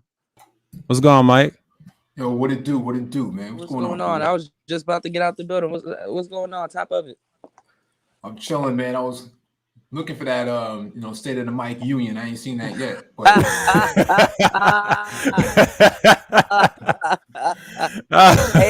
Hey, you know what? I might still do it. I might hook up like 3 of them shits and go live and just talk about it. But I mean, I don't know, man. I don't know what's going on with the manosphere. I'm choosing to go my own way for real, and just do my own thing. So, I'm not finna sit back and try to help these brothers out no more. No, you just gotta do what you gotta do, man. It's just like Sir Obadiah is doing right now, man. He don't got a lot of views, but that's because when you start spitting real stuff, man, the views go down. So it comes with the territory. We saw that coming from a long time ago when we started the Brain Trust. And so right. It's one of those things. That's just the nature of the space now. It wasn't always like that before, but if you stick to the content that you know best, I think that always works out in the end because the track record matters, in my opinion. Doing weekly mic clinics and things like that type of stuff. Right. It makes up in the end. It makes up in the end because then you become that SME, that subject matter expert. And no one can really contest you what you know. It makes it evergreen, just like I'm gonna do with the conservative thing. I've done very little research. I said early in the stream, I did one with what's his name? The Republican back in '64. I got 2 pieces on him. Republican back in Go water. Oh, okay. Yeah, and I got pieces on that. And then I'm gonna talk about libertarianism too right in a now, different way. Be careful with that politics. I'm gonna be careful, but it's gonna be precise, and I'm gonna stand on what I believe. If they ask me, I said no. I just put some research on it. Just basic. I'm not gonna go in depth, and I mean this is something they need to know because you got a lot of dudes that side with that ideology. You just got to be careful with it in general. That goes for both groups of men, because what Trump did, he finessed his way in it. And the sad part about it is a lot of brothers think they're him, but they're not. You know, he just did it for money ploy, you know, because conservatism, my perspective is dead. It ain't what it used to be. That's why you go overseas, and I asked a guy that I used to work with. He was from another country. He told me, "Man, y'all are so liberal. Y'all conservative ways is gone. Like it ain't what it used to be because their conservatism is different.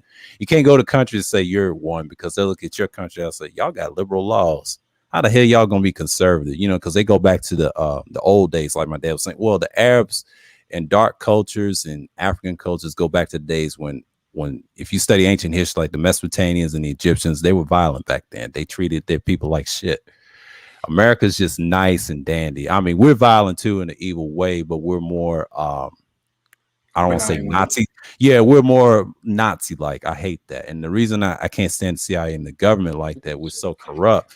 That's why you got guys like Trump always trying to say, we're the good guys. We're this and that. You know, America has this good guy image, right? They don't want to be the villains deep down because, yeah, we got the guns and the toys. And I try to tell Warman, yeah, it's cool, but you got to understand our image is kind of like tainted. You know, the black man's always going to be the weapon. I always said this as a saying before I even got in depth on these spaces back in, I would say 2012. I was hearing this guy named Black Pride, and he said, it ain't perfect, man, because he was in the military. He said the same thing, and it kind of built up that confidence. And that was the whole point, man. And then, you know, and that's just how the country went. But the reason I'm doing that topic, shouts out to Nagon, like, yeah, they need to know that history because a lot of dudes, they get brainwashed, listen to Goldwater. I mean, he did not have an easy time, but people took up his ideology. And I think that's the problem. And it's different levels of conservatism. It ain't what it used to be because people call themselves different things. So you got to be careful how you call yourself conservative now, because no matter if you're white or black or any other country, but America, you don't practice it. You don't put it in, you didn't put it in law and what you call it, the issues, what they call it. What is your solution of things? So, you know, what happened to Kuda? Oh, he dropped out. He had to go. He just had to check in for a minute. So, you know, appreciate him for coming by though. But yeah, that's just one of the subjects I'm gonna talk about on the 5th. This coming up Sunday. Yeah, I'm gonna do the Sunday chill, but I'm gonna talk a brief about the conservatives. I may do a part 2 and extend. I'll talk about Goldwater first and the history of conservatism first. Then I'll talk about Goldwater because I found some links that back up what he was about, and he had some interesting things I need to look at and see what he's talking about. But I believe the ideology is just surfacing again. It's just sad, and I'm going to explain my side of why I'm not like that, because everybody doesn't want to believe like that. I mean, it's cool, but if you're now, they lose that conservative ideology. But I think fascism is king in this country. It goes on both sides. I mean, I've heard of left wing, but I also heard of right wing fascism. That's the biggest, because you got guys like Trump and Alex Jones and these people in government spewing that nonsense on YouTube. YouTube's known for that for years. When I first came to YouTube on my first channel, I didn't realize it exists like that. And prior to that, even in 05, and someone was trying to tell me, yeah, you got some racists on YouTube. And at first I didn't believe. I laughed because I believe racists lived outside and carry guns where I come from. But what I didn't notice, a lot of them live overseas, West Coast, all over Europe, that thought like that. And it's really sad that people still believe like that. You had some black people at the time they wasn't part of these spaces that thought like that. But over the years, what we see now, it's gotten worse. And like we just was saying, black people becoming them now when they come talk about this vaccine talk. Yeah. And it's really sad. But but go ahead. What you was about to say? No, I was just going to say that a lot of that comes from the Crusaders. Yeah. They were the progenitors for what class collaboration created. And so when the wealthy lords, what we call landlords today, the lords needed to collaborate with the serfs to actually go out and carry out genocide against indigenous people in the global south, what we call global south. And so a lot of the times guys are repeating and regurgitating a lot of the rhetoric that actually helped shape society to what it is right now, to be so destructive. And we go back to like Stoners of Rebellion, and you have the Africans and the indigenous people working together to overthrow the Spanish long before the British even got here. You know, that part of history in South Carolina, like that part of what we know of South Carolina today, that part of history isn't really told to the extent that it needs to be told. And people need to understand that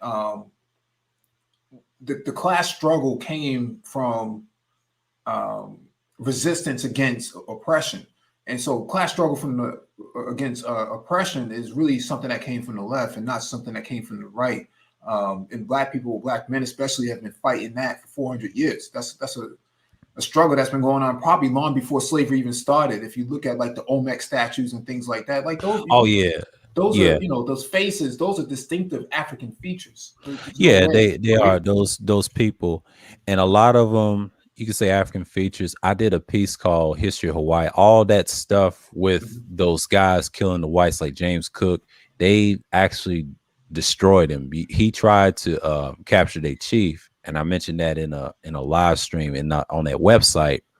It shows you a lot of those people did the same thing. Like the white man was a figment of history. His history ain't really nothing, but if you want to go further back to Greeks and Romans, and then if you want to say the admixture of Central Asia and things like that, that's his history. He really was a wanderer. And then over time, the dark cultures taught him. He learned from dark cultures. Like before there was Napoleon, they studied that type of history. Because if you really get in depth in ancient history, a lot of dark cultures wasn't shit. They didn't like certain blacks then and stuff like that. Now, white folks, what they do is they go by the torture aspect. Like they treat us like the slaves and the cannibalism and all that. All cultures did that. But see, he broadcasted. I told this to my father. They broadcasted like what I studied from them.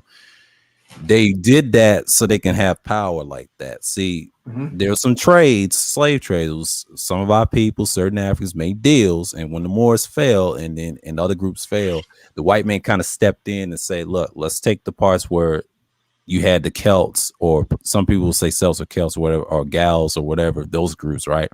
And then you got to study the Etruscan history. That's a piece of that too. There was once upon a time they exist, and then the whites, the Central Asians, conquested them to death, just like Hannibal. It's the same thing with Hannibal, because Hannibal had the best strategy. I did a piece on him on a live stream. I told this to Justin Young. The reason he was a great general, he was like a conquest guy. The ruler was Scipio. A lot of people don't tell you about him. Scipio Africanus, how he named Africa. He named the northern part. It wasn't even called Africa. It was called something else.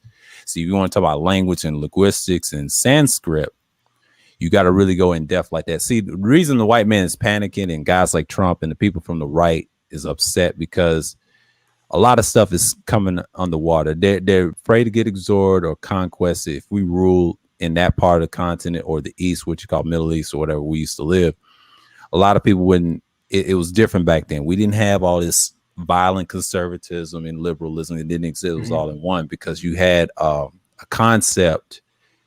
I forget what it's called, Epicureanism. If you study Epicurus and that history and form of utilitarianism that I talk about, that's the type of world you lived in a black pill sense. But they don't go in depth why egalitarianism exists, why liberalism exists, why libertarianism exists, because it's a mixture of the two. And conservatism is just like a new concept. I forget what it comes from, but it's history behind it. But it is not really that old. It's new, but they got from other concepts. So that's when people comes theory, philosophy, and things like that. A lot of black people don't understand. It's like you said about South Carolina. They've been doing that forever. If you want to go back to American history, the Revolution, France had it. Problem is, British wore them down. The Spanish was weak. They was too busy trying to kill off the Hawaiians, the Polynesians, and people like you said, Olmecs, and they've been doing that for years, and they failed to maintain that because the French had to do some damage too in the Caribbean as well. And I forget, there's a book. It's called, I don't know if it's called Derby's Dose. I think Starr mentioned this once because he's got Caribbean ancestry, and he broke it down too. He said blacks don't even talk about that. Of course, they ain't gonna talk about it. They're embarrassed because some of the people could be kin to the those people from the islands, because I got some in my family too, kin to the Caribbeans as well. And we don't want to embrace that because that's black people. You know, if you want to get a real DNA blood test or ancient test, you can't say the stuff that you say now and you be embarrassed by it. Because some of us may have more blood too, because it's a mess. That's why I don't get into the DNA thing with the history thing, what my man does on that website, I said, I'm not going to go that far because a lot of people don't want to believe it because eventually they'll make a machine and test your blood where you come from. But see, white folks try to do it for years and try to tamper with stuff. That's going to backfire when they start keep digging up, statues and cultures. My dad recently was telling me about the Sanskrit and Persian, about the Bibles. The Persians wasn't the first person had Sanskrit. They're new. They're not even, don't get me started. Those people, what you say you call Persians, those are Arabs, man. Like when Fasten was telling me about those people are not the original Persians. The original Persians, half of them were admixture, wiped out. If you study history, they all got killed off. Like a lot of those people ain't the same, man. Like 95% of that people over there are Arabs and mixture with Turks. I don't want to say Jews or whatever, but that's them. I hate to say that because if you meet them, they'll tell you, but they don't know the histories further back. There was dark culture because a lot of dark culture are in the wilderness of being tribes, like in Africa, what you got now. Most of them tribal men, descendants are descendants of the latter part of the Ptolemies of the Egyptians, even the Congolans or whatever you want to call it, the Congolese men. Like that's it. They know who's who. That's what Fast was saying. Yeah, true.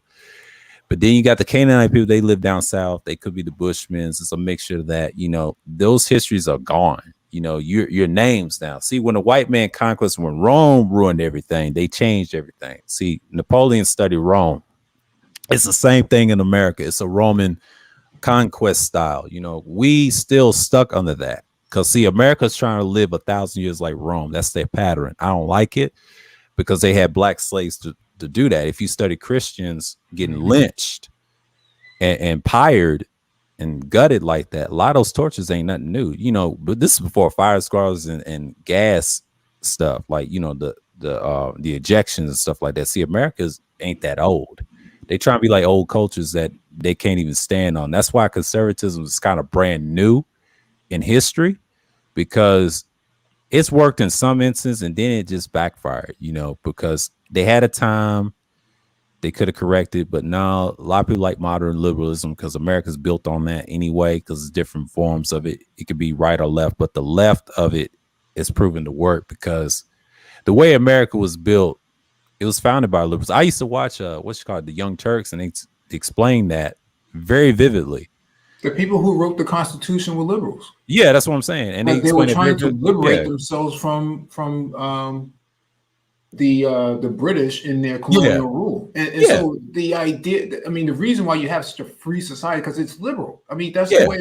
That's why I always ask people, when was it a good time for to be a black conservative in this country? Not a good time. Not a good time. Actually, let me give you this link because I think you would benefit better from the link than any of these other jokers. Are you gonna put it in the back chat? Yeah. I'll look at that. Yeah, because it's an important link because it gives you the breakdown. Actually, you can share it too on your screen. But the point that I'm making here is that a lot of these jokers don't really understand or don't want to understand American history because it contradicts their beliefs. But the point that I'm making here is that you can't say that to be a black conservative for black men, it was a great time between 1865 and 1931. That doesn't make any sense. That's when they did a lot of the killing. So if you pass your mouse over the timeline, it gives you all of the dates as to when everything happened. It's perfectly documented. Wow. Yeah, this is a good piece right here. Yeah. And it doesn't go back to 1500s, but it starts from 1619 to all the way up to 2021. Exactly. Yeah. Know exactly what you're talking about. That's correct. Yeah. And so go ahead. Yeah. Me and Justin DeAndre talked about it. Different, like we mentioned, Spain, they had us. The French had us sometime. The Americans different. I think British, after the Revolutionary War, they would start selling on auction blocks. I saw it on the video game too, on Assassin's Creed, the third game. When I saw that, I was like, damn, they put that in a video game and these dudes don't study. They put it in your movies and stuff, but this right here is a good piece right here too, because I used to study this stuff back in 6th grade with this Native American teacher, how he did us and his people and things like that. Like that's the stuff they don't tell you, and especially conservatives. They always want to give you this revisionist lies, and this is a form of fascist behavior. They want to have a society like this. Like I said, that's that Roman mindset. Like, I don't like that, but that's what they want to do. But see, this is how they treat the people. Yeah, they fought back. The what you call this? Another dude talk about the slave revolts. You know, those things are all slave revolts are mentioned right in there. Every last one of them, even ones that I didn't know about. There's a lot of slave revolts. Yeah, hundreds of them. But you know, that's what I'm saying. Like, so when were black men conservative? Mm-hmm. Were you a conservative when they were beating? They were no having you pick cotton, or when were you a conservative when you were being being met at the ballot by rifles and whatnot, voter intimidation? Okay, let me bookmark this. I'm gonna put this somewhere special. I'm going to put it. I'm not gonna put it on no conservative. Hell no. I'm gonna put it on other bookmarks. Yeah, I'm gonna make a folder out of that. I'll talk about that in a future stream. I might talk about that probably next year or I don't know. I might do it October or something like that. But as I'm saying, that's a good link, man. Yeah. If they want to argue me about that, you know, hey, you know, but I got the political compass. Shouts out to PK Angel. I'll put that on if we talk about that conservative stuff. Look, there's your ideologies of everybody's beliefs and those colors. And I brought up what's another one with the I would say the Nolan chart. I'll bring that. I'll bring my pieces, you know. I got my thesis right here, you know, and I'll try to get books on it in the future because a lot of people just need to read and do research properly and just learn from yourself what you're saying. You can't be saying that on panels and trying to say, well, I believe in this, but haven't studied the proper etiquette of history. When was the last time you conservatives? I don't think a black man wasn't conservative probably to his household. You know what I'm saying? We was taught that, you know, but then they try to say, oh, we're communists. You know, we're not communists. A true communist is more like a Democrat almost. He's more, it's the people. Now, socialists, that's different. See, people hate you actually have to do the work. I mean, it's equal and things like that. Forget a capitalist is ruthless. You know, the system of capitalism they talk about, they're ruthless, man. I mean, me and my father had a discussion in the car with Trump. He said, no, he cares about himself. I know he cares about money. That's the second thing he cares about, but it's himself. Yeah, it's ego. And I was trying to tell that to my sister. I said, yeah, Trump cares about ego, man. He don't care about people. He don't care what color you are. He white or black. He treats you what you are. And then you want to talk about classism? Shit, we know the Central Park jogging was he'll shut up on that. Yeah, well, he's a New York liberal. You know, Biden is way more conservative. Yeah. And Biden came out of the Goldwater camp, just like Hillary Clinton and Bill Clinton came out of the Goldwater camp. Goldwater camp. Yeah, absolutely correct. So a lot of people think that, you know, Trump is a staunch down conservative. He was only a conservative when the evangelicals it's convenient. Yeah, they needed him to be a conservative because he can pick judges for them. That's when they figured out that, you know, they can exploit his ability to be in leadership, and they got behind him and dropped Jeb Bush and the rest of the jokers that were on the panel, these debate panels. And so they didn't need those guys. He broke all the rules. That's why I kind of question anybody who thinks that Trump is this real Reagan conservative, or he's this real Goldwater conservative. No. When you start bringing up the history, right? Goldwater, from Goldwater to Reagan, because there's a gap in that area, right? Because Goldwater didn't even become president, but what he did do is he shaped the party's political body to what it is today, and that's what Reagan pulled from. Yeah, Reagan pulled from that, and Reagan became the strong horse to carry the party forward, what they call the new right. And the new right now today is called the alt-right. But see, a lot of guys don't understand that part of the history. They think that, you know, they're just that they're these big conservatives, and they're just so conservative. The whole black community has just moved to the left. I'm like, the black community was always on the left. Yeah, there's never been a time in the last 100 years post-slavery that black people weren't on the left. All of your civil rights movement were social justice movements. Social justice came from the left. It didn't come from the right. And so I you know, they think because coming out of slavery, that they were Republicans and that so therefore they were conservative. I'm saying the Republican Party were the social justice warriors under Lincoln. The 13th, 14th, and 15th Amendment came out of the social justice movement from the North, from the unions. Yeah. And so they're trying to make it seem like, well, Black people moved to the left. I'm saying Black people were always on the left, in slavery and coming out of slavery. They were always on the left. Where do you think your HBCUs and all these institutions came from? All your universities, liberal arts classes. The term liberal arts. Not so much the liberal arts classes, but your labor organizations. Yeah, right. Yeah. They were pushing back against the aggression of capitalist ventures. Right. These huge capitalists that were, raking in big bucks, through the railroads, through the logistics shipping of cotton to Europe. All of these sort of aspects came out of leftist, what we now know as leftist movements. But these guys in this space are trying to make it seem like Black men were walking around, suited and booted and was sipping their tea with their pinky up. Oh, that's ridiculous. That's ridiculous. Nah, bro. Black people were more on the left than the right, even though if they were slightly in the middle. The only time we was on the right, it was in the household. Like historically, if you want to talk about dark cultures, yes. But in America, I would say slavery is usually on the left. If you study the Haitian Revolution, same thing.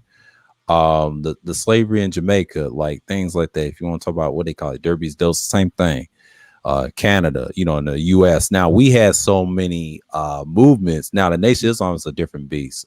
They had a combination of left and right, but Malcolm was more pro-left at the end of his death. Now his lifestyle was what it was. I mean, he wasn't like that. He was raised right. The Klan killed him. He retaliated back. It's a lot of stories about Malcolm. They don't talk about the end of his death, but he was more leaning towards the left. See, when white people he's progressive. He was very progressive. He was a Muslim progressive. So that's all he was. If you want to know like progressive Islam, look up what's his face from Egypt, Nasrallah. Yeah, I heard of him. He was one of the founders of well, I shouldn't say the founders, but one of the early incarnations of progressive Islam. And so he did not require Muslim women to wear, being full head wrap. He didn't require the hijab. Yeah. So he moved Egypt to a more forward society than what the previous generations, previous iterations of generations had before him in the 1930s and 40s. Before, they were very far behind. But when Nasrallah got into power, he really moved them forward. And then you started seeing more and more of these movements start to prop up throughout Africa. And that's where you had Patrice Lumumba, you had Jerry Rawlings, you had so many Black and Arab people in leadership moving to that progressive left. And so that's why the United States, the CIA and the MI6 had to come in there and start chopping these guys down. Right. And so a lot of people don't realize, the history matters. That's why I'm really big on history, because same here. Really know where, because Malcolm didn't travel to the Middle East for nothing. He went to Palestine to go see the condition of the Palestinians, because he says our fight is not over until we liberate Palestine too. And so he traveled to Mecca and Medina and all these other places to see the conditions of black people in the diaspora and how they were living and understand the struggle better. Now people will say that, well, he was a Muslim, so therefore he was a conservative. No. Not exactly. He was not exactly. Religiously, he was Sunni and he was Muslim, right? He was of Sunni, but he still saw the civil rights of people being violated, and he thought that was more important than the religion itself. I don't want to preach too much on your panel, man. It's just it's cool. I mean, it's cool. Like Malcolm, I knew he was a Sunni, but after he left and he saw the injustice, like you said, on both sides, even though he studied proper Islam, but now he got into the Sufi stuff later in his life. They don't go in depth on that. Oh, I think so. Without you dropped out. They came from the other side. Yeah, Muslims. But here's what they preach. They teach this Turkish style they teach, right? And I've noticed this from Noble Drew Ali and in one of the teachers. Because see, Noble Drew Ali, once upon a time, had Arab teachers and white teachers taught him that style and that fez that came from the Turks. Now, Malcolm found this out years later because he realized that Elijah Muhammad was controlled by those guys and those Masons, because what they did, and the CIA and all them, they worked together because they knew Malcolm was a threat because his dad was more of a Garveyite. And then the black guy broke it down in a barbershop when we was talking years ago. And then I saw this on a video years ago, and they were saying about Malcolm. Yeah, he retired against his killers in Klan. The guy was saying in the barbershop he was a Farrakhan follower, right? And he was saying that. And the reason they don't talk about that in Nation of Islam because Malcolm did what he's supposed to do. Even make sure the people in Palestine, he went over to Mesopotamia. He studied the desert in Africa. He's been there like multiple times and back and forth. Even when they tried to spell him, Malcolm knew a lot. He wasn't no dummy. He knew the ancient history of black men, what they used to do to each other. Not just the torches, but actually liberate people. He studied systems. He studied Sanskrit. He wasn't that dumb. He memorized that whole Quran in 4 years. That's what the guy was saying. I forget the Muslim guy that you're talking about, the same guy. And he said it was amazing. And I told this a guy that was from Harlem, and he had the same last name as my family. He was from Harlem. And he said, I told him that when I saw that video years ago. It was back 9 years ago. It was like 2012. I was like going on 24 at the time. It was in February. I was going to the barbershop, and I told him about Malcolm, and I was reading about. See, Malcolm at that time, he understood how society was. He was more red pill in a way, but he was more aware. But then he got super black pilled at the end and understand how the world is. He can't change it, but he knew he was going to get assassinated because he had traitors amongst them. And then the feds came in and killed him, and the people in the CIA want him gone because he was saying too much, just like Kennedy. And Kennedy want to change the whole system, try to get rid of the Federal Reserve. Anything from the left, try to get rid of. And if you notice on Occupy Wall Streets and things like that, and black people and like that, they always shoot you down. It's usually the right. They try to say, oh, the left is the bad guys. But if you study those other histories, if they want to talk about Freemason history, it's usually on the right. They're the corrupt ones. They always want to blame everybody, trying to say it's the Illuminati. If you notice, they come from the right. Eric John Phelps, I used to watch him. He then went to the other side, joined them loons over there. He told on himself, and he said they're trying to create a new right. If something happens to Biden or what's her name, Kamala, that's what they're trying to usher in. But you know what's going to backfire though? You know it's going to backfire. The people of the right is desperate. They don't have no real support for the so-called, black man. They always trying to make them go to the right. If you notice by the Clarence Thompsons in the world and them other guys like what you see online, that's what they're trying to do. And it ain't gonna work. It's not gonna work because you still got people from the middle and the left who are going to support the change. They made this country. You take black people out of this country, you ain't gonna have nothing. They know that. That's one of the things that I understand how the country can fall, because we're like an asset. Yeah, other races too, but we're the biggest because they come to us. They don't come to see you, white man. You over there terrorizing, destroying your own people. Europe's in bad shape, period. I ain't visited, but if I ever go, I'll see it for myself. If you can't drink water over there, that's what Justin Andre told me about Britain, France, and other places he traveled. Now he said Spain and Portugal and Italy's nice. That's what he told me. But outside of that, you just got to be careful with the water. Well, yeah, they have old water, old infrastructure over there from the 1900s. Yeah. So that's part of it. Yeah, the 18th century. Yeah, it's bad. Yeah. Well, the 1900s. Remember, they went to war. That too. They rebuilt everything with lead pipes and stuff. So a lot of that stuff is kind of broken. But the thing is, in order for them to hold on to their beliefs, they have to, obfuscate the history. And so that's why, I put the Egyptian president in the chat that was referring to. Okay. Nasser. It's actually his name is Nasser. So he was a Pan-Arabist and similar to how we talk about Pan-Africanism, he tried to unite Arabs in the Middle East, and he was a thorn in the side of Israel. And so he was against colonialism. He was against poverty. He was against, he was all about educating the people. That's why Egypt is where it is right now. It's not because of who's in power right now. It's because of the reforms that he put in place and kept the Suez Canal. He took the Suez Canal away from the British and brought it back to Egypt. And they fought a war over that, right, in the 50s. And it was the United States kind of stepped in. I remember the Suez Canal. That was like a man-made invention, because a long time ago that didn't exist. Because all those, the French built it.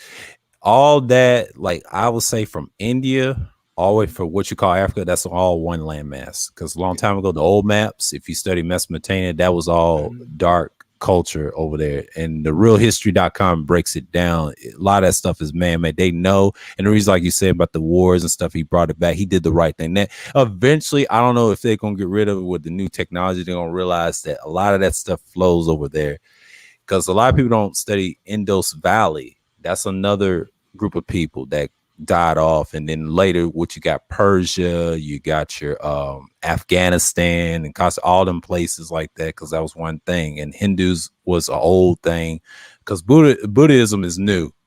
Hinduism has been around for Asia and in that culture for years, and different gods and things like that. Because a lot of religions, if you go back, they've been around for those years, and you got to go by the dates and years when they come back. See, Christianity is man-made. That's new. Judaism is new.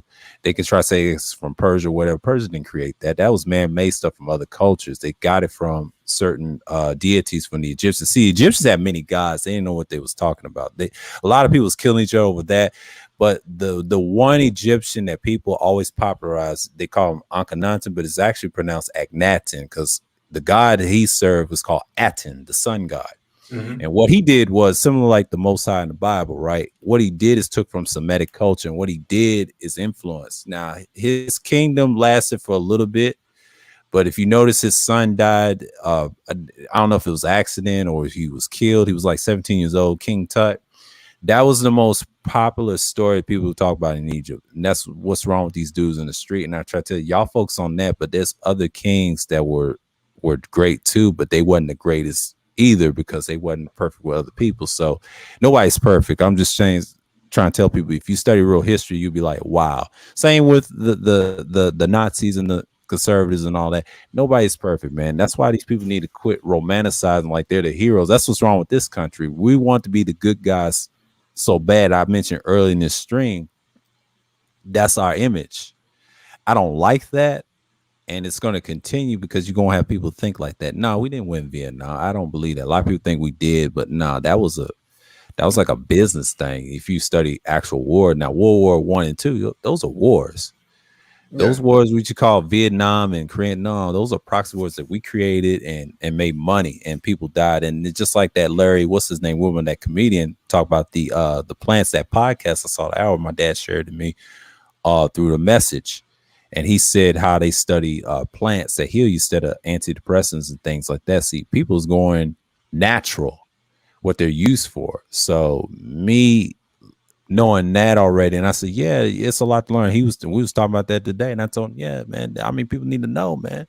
You gotta be careful who you listen to on the internet, because a lot of people be lying about the vaccine. Me and Justin Andre talked about it in a stream. I think it was an 8-hour stream. He talked about, like, they give the actual shots. He's in the military. He's not in it now, but he knows what's going on in Japan, because I reference him a lot. He said the medicine is coming, or you get the shot, because they're trying to see if this thing's going to jump and spread like the HIV virus. That's what they're comparing it to, in a mixture of the the Spanish flu. It's a combination of both, because of respiratory and all that. And it's deep how they say in the T cells. BGS talks about it. I know you guys talk about it. And I've been paying attention to what's going on in the news, online and offline. And, you know, people are just panicking right now. But you got dudes that are just, oh, it's not real. And, you know, the individual, I'll be frequently go over there. And you got these guys on panels and not challenged. That's why I call that man, what's his name? They call him Truth. I call him BFT. I call him Bro False Truth. Come on, bro. Like, yeah. minions and stuff like. It's sad though, and I think Trey tried to argue that fact with OG, and OG tried to tell him, look, he don't care what you take either. You know, he's doing it, his little remedies and things like that, but he don't tell nobody not to take it. I like how he said that, you know, because a lot of people didn't catch what he said, and Trey tried to, you know, gaslight him, of course. Like, come on, man. But that doesn't make any sense, because if the idea is taking the vaccine now is seen as, you know, bowing down to, you know, to the left, what about all those vaccines that were taken before you go to deployment? You take at least 15 of them before you leave. Yeah. So I'm not sure. I mean, but he did say if the military forced him now to take the vaccine, he would just abandon the military. Well, that doesn't make you a patriot. So how can you call yourself a patriot if the whole thing is that you're going to walk away, you know, from your own service as a patriot because you don't want to take a vaccine? That doesn't make a whole lot of sense. It just seems like they're anti anything that doesn't coincide with their beliefs, even though their beliefs are not rooted in facts at all. It's just their belief system. So if they believe that Black men were conservatives during slavery, you know, that's their beliefs. Yeah, that's their belief, but there's no way to prove that. There's no way to prove that Black men were walking around in suit and ties back then. Jeans didn't come out until post-slavery. Yeah, okay, you're talking about Levi's and Wranglers didn't come out, and you had to be of a certain persuasion to even own a pair of jeans, right? People mostly dressed in slacks and stuff. So even though Black people went to church, Christian, wore the suit and tie every day, for the most part, worked for less pennies on the dollar than their white counterparts, didn't benefit from the civil rights.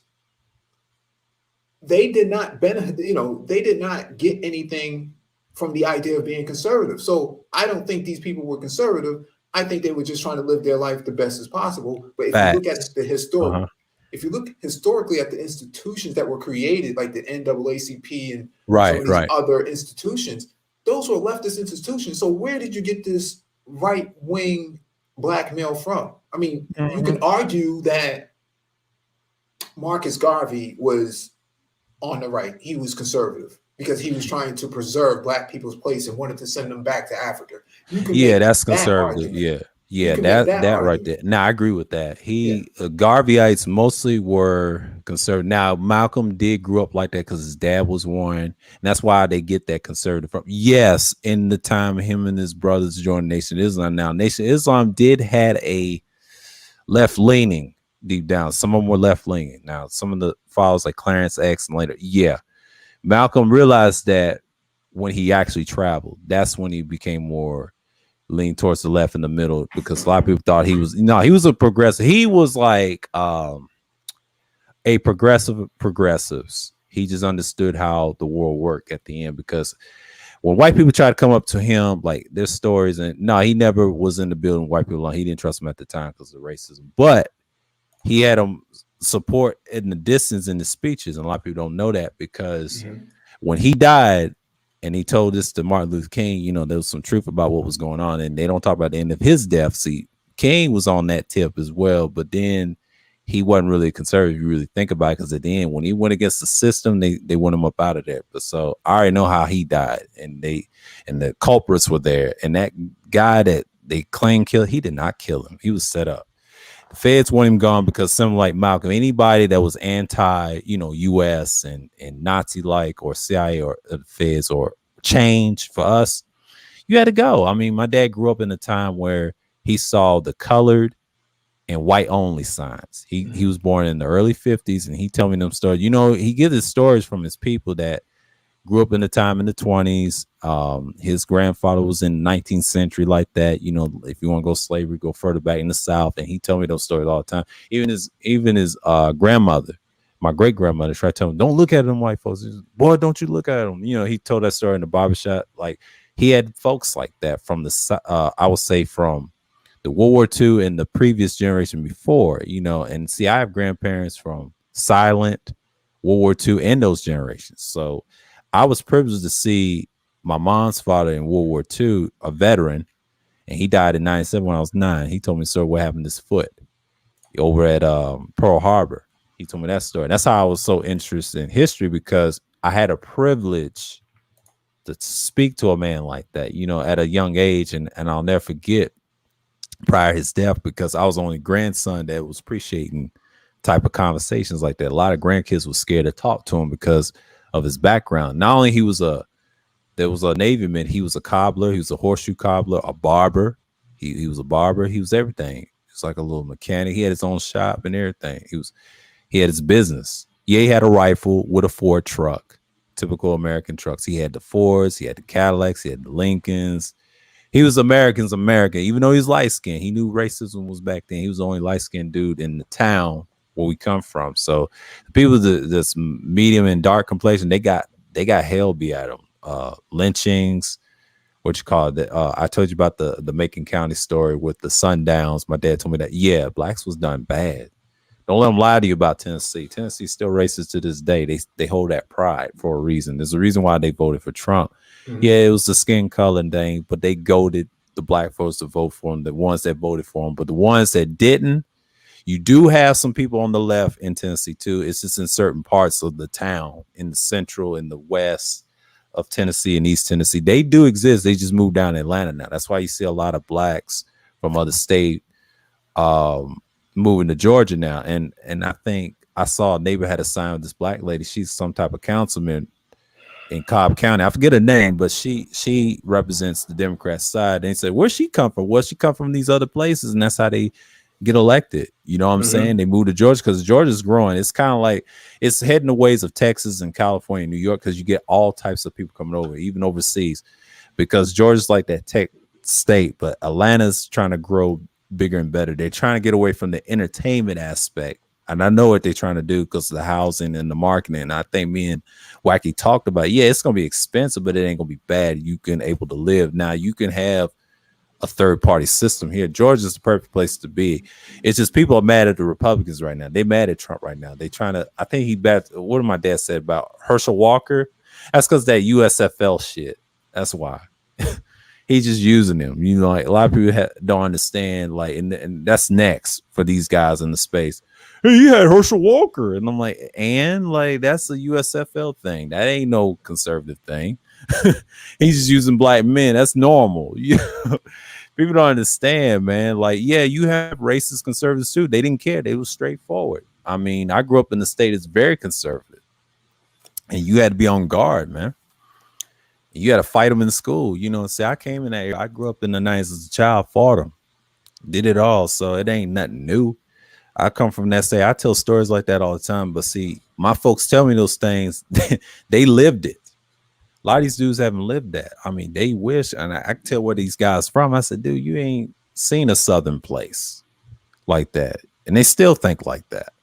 Georgia's the only place I think is semi-conservative, because you got a lot of liberals from all over the place that won't change, you know, because, you know, the biggest problem in Atlanta is rich people. I mean, wealthy people taking all the wealth and jobs and stuff and send them overseas. That's the problem with Atlanta. And the homelessness. That's it. Outside of that, it can be a better city, and the state's changing.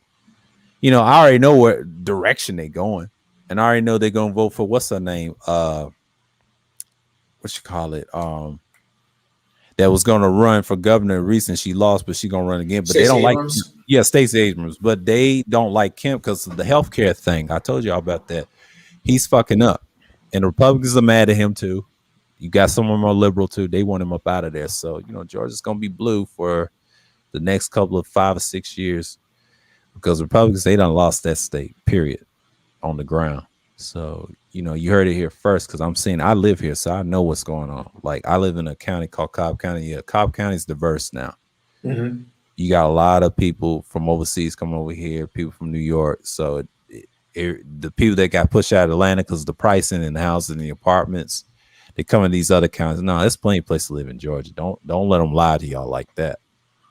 You just doing business and traveling. You know, it's nothing new. I don't read what he said. He said West Europe is turned to a shithole, but you got Russia and East Europe looking better than more developed countries. The reason you got them looking better than most countries is because Clinton shouldn't start that shit over there in Yugoslavia. I didn't like that, what he did. And the reason Russia and all the people got all this media, they got help from other countries like those Asian countries. That's why they're so well developed. And the reason you have that is because they understand how it works. America's so far behind. They study places like Japan and things like that. Those ever since on warpath of that's why Texas and Florida's moving. Yeah, I know, but who cares? Yeah. The thing is, Georgia was going to be a blue state anyway because all the economic power happens in Atlanta. It doesn't happen outside of Atlanta. So right. Every place that has where the economic growth is in a blue area or predominantly blue area, that's where the center of power is going to reside. And so Texas, although it's a red state, Austin, Dallas, what do you call it? Houston, those are the areas that have the. Say that again. It's tax laws. Well, not tax laws. Shout out to what's the name? I don't mean to crash the stream. You know what I'm saying? I'm a drunk as beer. You know what I'm saying? Been drinking on that rosé and shit like that. But y'all talking politics, man. That's just like that. I'm really passionate about that shit, boy. You hear me? Yeah. Oh, you was talking about Kuda earlier. Oh, he just want to stop by and tell me like I'm doing a decent job. But yeah, I told him, yeah, this is something I wanted to do in the meantime, like on the YouTube, just put my content that I want to put out there. I mean, he just came through, you know, yeah, he'd be watching my stuff and things like that. I told him, yeah, it's good, you know, because he was curious that why I ain't on his panels. Well, I let other people speak. I'm worried about my stuff right now, trying to put my pieces and things like that. I mean, pause. But when it comes to the manosphere people, you know, different cliques and whatever, they have the you know how like Dave Chappelle has a whole bunch of fucking joke writers and shit that write, like, you know what I'm saying, like some of his most classic shit is not even his, it's for somebody else. Well, he didn't always have them. He writes stuff, and the reason he got them is because it's a certain. Sir, I'm giving you a shout out. Listen, okay. You can just play respect because you know with people that are on a higher level, there's always somebody, you know, in the back scenes or you know their homeboy or whatever. Yeah, you know, appreciate you, man. You feel me? Man. Yeah. Yeah, that's what Kuda was doing too early in the stream. He was giving me a shout out. I said, yeah, man, I'll talk about more about broadcasting and certain microphones. The reason I did the ribbon is because that's the class. If you really want to get expert, I could talk. I'll mix it with politics too, because a lot of those microphones, a lot of races use those microphones, sound waves. And I was trying to explain to him, it correlates what people talk about with that microphone. Now, like Mike said, with the megaphone, it correlates a lot. It correlates. It matters. It matters. I mean, it matters. Do you know why Fresh and Fit uses?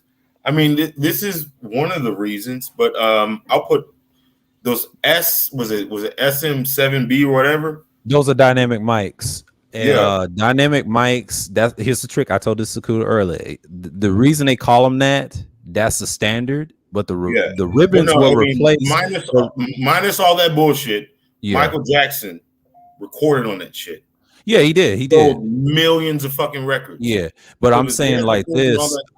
I'm saying like this. Like when we was talking about ribbon mics, and he was interested in my videos, I said check out my playlist. I talked about it, right? And the reason they got replaced by condenser mics, the natural recording mics or the USBs, which you see now on the internet, is because they're easy to use. You don't have to worry about anything because see, dynamic mics is trying to be, the sound waves and stuff like that. Now, ribbons did the same thing. It was it's first dynamic microphones because of the style of the ribbon. But if you don't take care of it and it hears loud noise, them things broke back in the day. Like, I'm just saying it gives you a feeling. Yeah, it's the voice. It's the voice. And he said, man, you start learning. We was talking about that early in the stream. And I have to watch the stream again because this might be a good one. But I showed him this, right? That's his icon. I said, this is called, it's a super cardio, but it's called the Shure SM 33. And the reason the Shure brothers was like that, I'll talk about the ones that create the mics and the history, and I told them, yeah, I'll break it all down in a future streams and stuff like that. What was important about the entertainment and politics, who used them, and then I ain't even got to the lavalier part where the people that do politics. Yeah, the lavaliers, like the common dynamic mics, those are popular than those damn Shures. Yeah, and I'll tell you why they use them. Lavaliers are easy to use. And if you notice in podcasting, it's easy to use. There's different ones. There's one on the stick and there's one on the chest. And they're easy to use because they don't want to use nothing that's entertainment like the Shures. That's just certain podcasts for entertainment. Now, you can be non-entertainment, use lavaliers. That's when a lot of people take you serious on the politics level. What me and Mike was talking about. That's why you got a lot of these fake conservatives out there don't know history. And we were saying early in the stream, a lot of them don't do proper research. If you talk about slavery, they try to mute your stuff. And I mentioned this Larry Wilmer guy or Willard or something like that. I think he said Black on Air, and he talked about the things about the herbs and stuff and the politics and things like that. And people's learning the transition. But yeah, he mentioned Stacey Abrams, how Georgia's changing. Well, Georgia's going the ways of classic New York, California, and the East Coast, like a mixture of everything else. Well, Texas is changing as well because of the tech. People from Silicon Valley and things like that. You got to look at that. I got a homeboy. I got to hit him up. Shit, he live in Austin. Yeah, Austin. Wow, what's happening in Austin, man? That's an urban sprawl, right? Yeah. But Austin, it's not really what I was considered. It's trying to be like Silicon Valley because you got a lot of people coming out there, and what people don't know. Yeah, and but you get more bang for the buck because they had a couple of years ago they had those goddamn ice storms. So a lot of those goddamn millionaires and big ass type people, they got those properties very cheap. So you can goddamn Airbnb those goddamn properties. Like, shit, you can Airbnb that shit for like 2 goddamn months and pay your whole mortgage for the fucking year. All that stuff. Yeah. And I'm just saying you can do that anywhere. But what I've noticed, these Silicon Valley people come here too because they're everywhere. But see, California's got a tax problem. But they nerds and shit, man. Yeah. No, my homeboy. My homeboy. I know that he's a white man. I know him for goddamn 25 years, man. He's he was president of one of the biggest college. Damn, I ain't finna put all that shit out, man. I'm gonna shut up on Obaniah stream because your boy Mace told me I'd be Bogarting streams, man. I mean, you have an interesting conversation, but you're getting good over here. I just show you what to talk about and put it in the proper place, especially with the entertainment stuff. A lot of it has a little politics in it. What I like to do is I pick the obvious, what people listen to. The reason I did that microphone history, I tell Kuda, I will start and talk about certain mic people talk about and what it was created. I ain't even got in depth in it yet. It may be a 3 to 4 part series, and I did those playlists so y'all can see what I'm talking about. See, I talk about different things, and we have something in common. You know what's fucking crazy? We've been behind the Asians forever when it comes to technology, business, everything. Those motherfuckers run circles around us. It's just not only and not only that, if you know history, we built the tech, but the problem is how they know how we built tech. And here's a secret too. They know they're a step ahead, and we teach them, right? Sad part is they use it against us. Yeah, it's true. We're competing. Bro, their government is so goddamn bold to where they would ban fucking the Chinese will ban fucking playing video games. Yeah. During the week. I've been hearing that stuff for years. The credit score thing. They don't fucking play. Yeah, I know the credit score thing based off that too. And I think I used to listen to this guy named Review Tech USA. He talked about the credit score thing, then the video games like Nintendo and all that. Yeah, those companies I don't even care for like that. Ain't nobody buying Nintendo like that. I mean, they competing with the Japanese, and even though they build certain products, those are slaves build the products, not the actual Chinese people. They don't care about PlayStation like that. They don't care about Xbox like that. You know, they'll do business with Bill Gates, but they can't control Bill Gates because he's powerful. He's got people that get him up out of it. China's not a threat as y'all think, man. Like, y'all need to stop trying to big them up. They have a lot of holes in their weakness because Japan is laughing at them. Koreans laughing at them.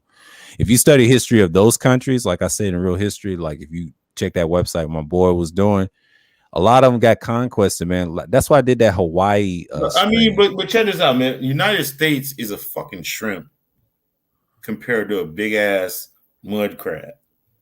Those motherfuckers been around for a whole. Yeah, but China's the same way. They're not as big as you think. They may have the power, but they're not as powerful as you think. They can be destroyed in stealth play, and I've seen this 1,000 times. I mean, they're smart, but they ain't smart. They're not the most intimidating people. When I met a Chinese person first time, and he said, we use English names. He said they keep their names back home. And this is a guy named, what's his name? Ryan. He told me this story. He said, they're the nicest people. That's what the British guy was telling me. Yeah, it's true. Some of them are, but you got some that's ruthless. The ones that's ruthless, they probably ain't even Chinese. It don't mean about ruthless.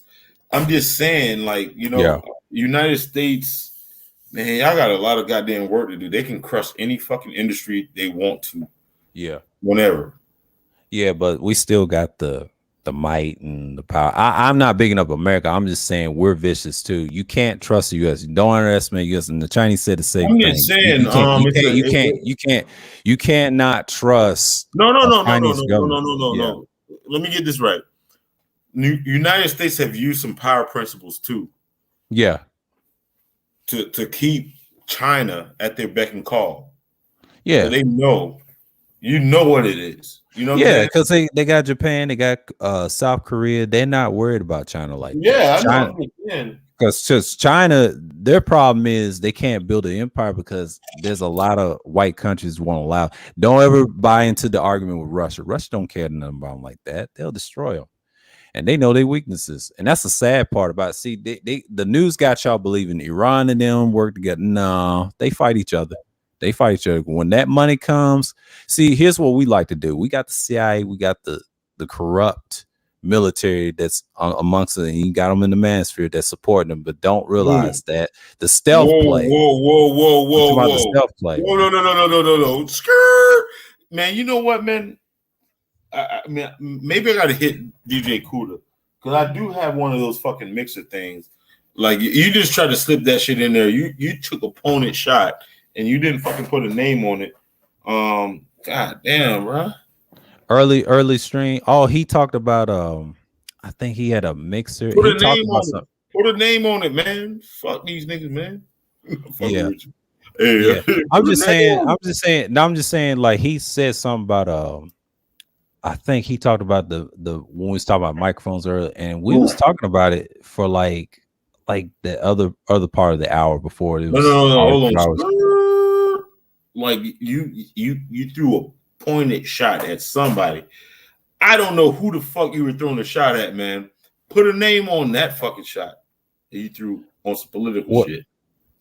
Oh, yeah. I'm talking about our little corrupt agencies. I said CIA and them. Those guys that like to play stealth over there in these countries and try to lie. No, I'm just saying, in the fucking manosphere, man, you threw a pointed shot at somebody, man. Fucking put a name on it. If you need Triple Black to be that guy, you know what I'm saying? That I ain't gonna put no name. It's general. It's just like I've noticed they be on panels over a meal. Yeah, they always support guys. If I notice, if you watch certain news that they support, they always play on both sides. But the sad part, these other countries laughing at them. They understand our stealth tactics. So they be doing some buck dancing, huh? Yeah, and all that stuff. Yeah, and then when they get on panels and talking about the vaccine stuff, I understand where BGS is coming from, but you can't be saying stuff and you support a company. It's like a corporation because they're gonna check your ass on the job. I experienced this myself when I used to work, and I tell people you got to be careful with military people. they'll report back. This is why I like Just DeAndre. He always said this when he was in the Navy. They're gonna report back and tell what you done said. You know, you got to be a messenger to the people in a way. You know, America, they have this good guy image. I said this before, like before he dropped off. I said that image is not always good because we did a lot of evil stuff and we urinate on people after we kill them and things like that. The weird stuff we do is, you know, it's a sad stuff, you know, but our military is not perfect either. And they try to say we want all these Nah, we lost at Vietnam. Man, okay. Thing. I mean, how many I go in there. Hold on. In the modern era, how many militaries have enslaved people? A lot. How many? I ain't gonna get into it. Okay. Like so now if you want to go by ancient history, I would say Egyptians, the Romans did. I give them that. America, not so much because we got a lot of prisons. I'll say prisons. I'll say we got the most prisons. Yeah. Right. Because we got the most. Modern day, that means in comparison, I'll say like Rome. It's all the same because they have the same. I mean, okay, later day. When it comes to oppressing people, does America have the moral high ground?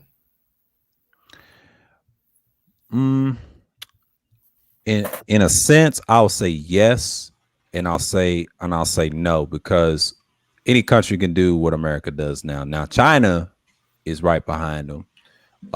Iran does, Russia does, but see, America, we got agents, we got federal agents that do that very well, and it's in the military too. We got the SEALs for that, and I think what did Just DeAndre? He said the guys that say the SEALs in training, I forget their names, starts with an S.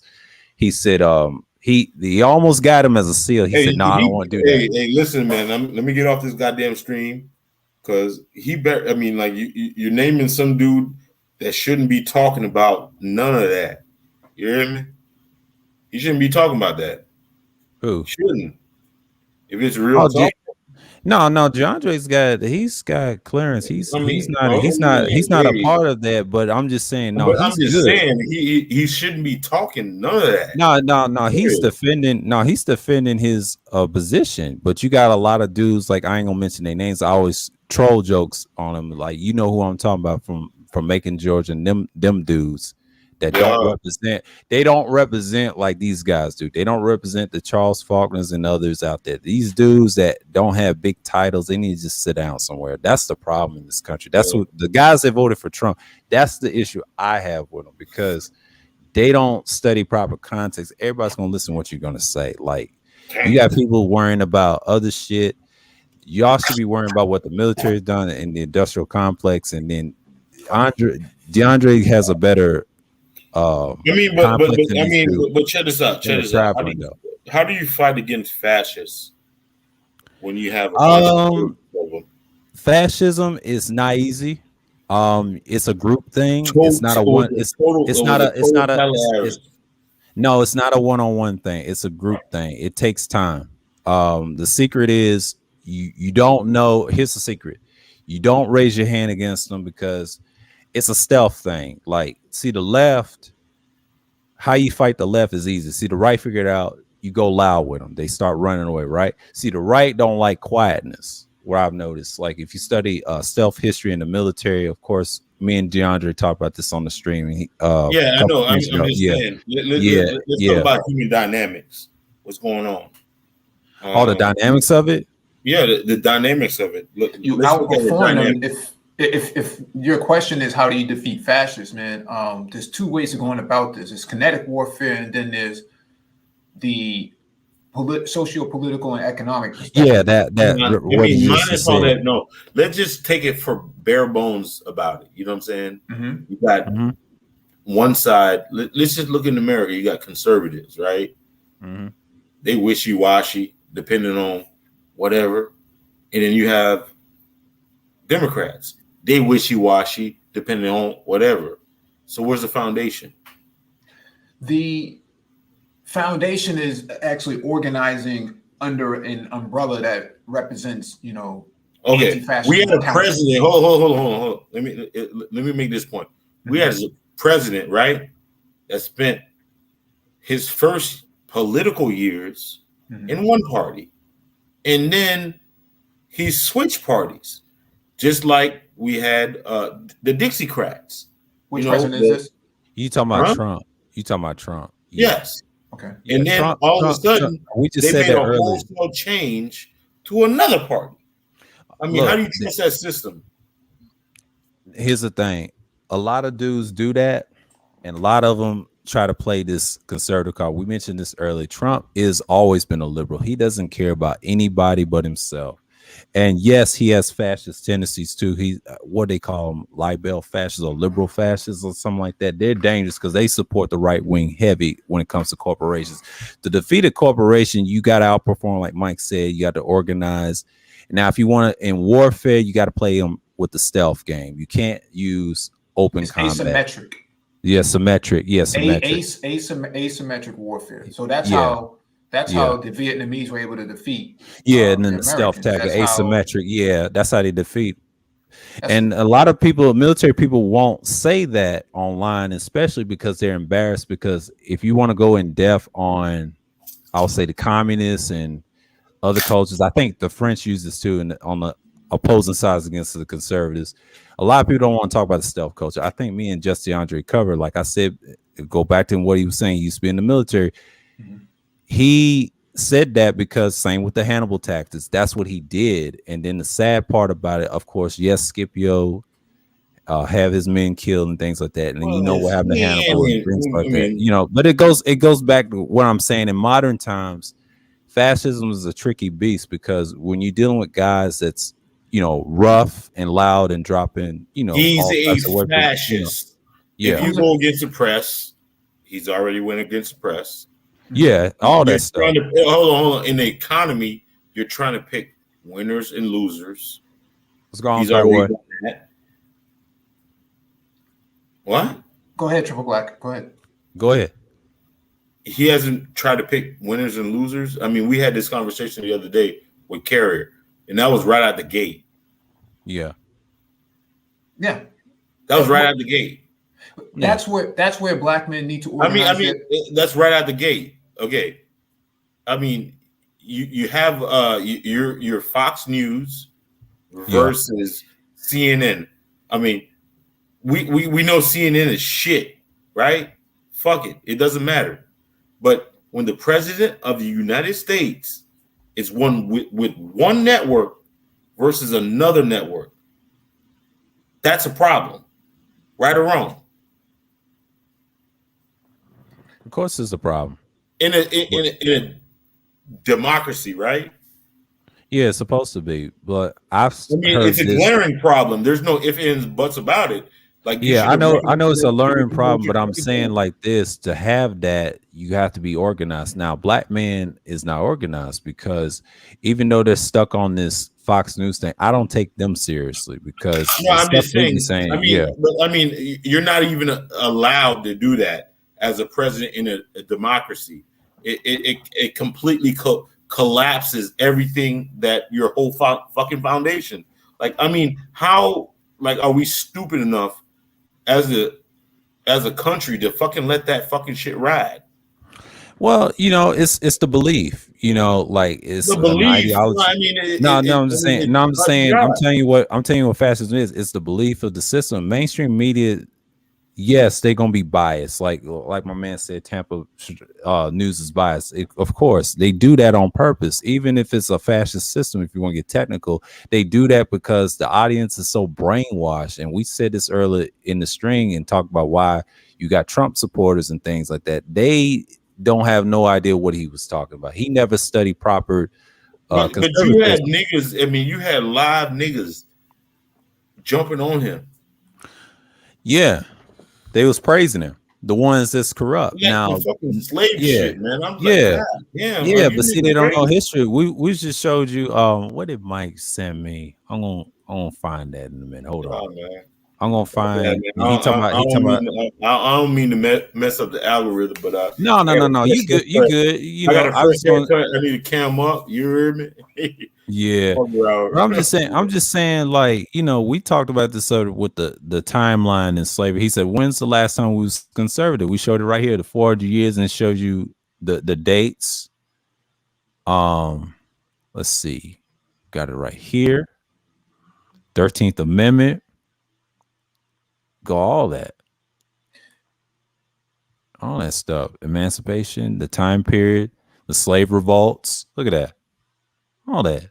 Well, so were those black men revolting because they were conservative?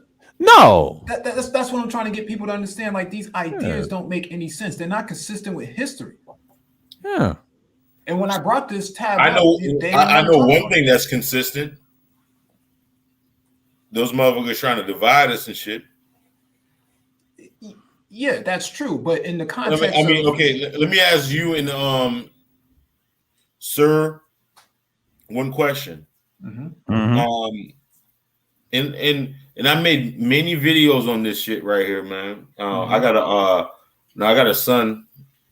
You know, my son is a little bit different, but you'll see where I'm going with it. What do you feel about the ADOS and the FBA movement? Those are constructs. Those are constructs. But what do you feel internally? Is it a good feeling or a bad feeling? I don't have any feeling for them, but I see them as constructs.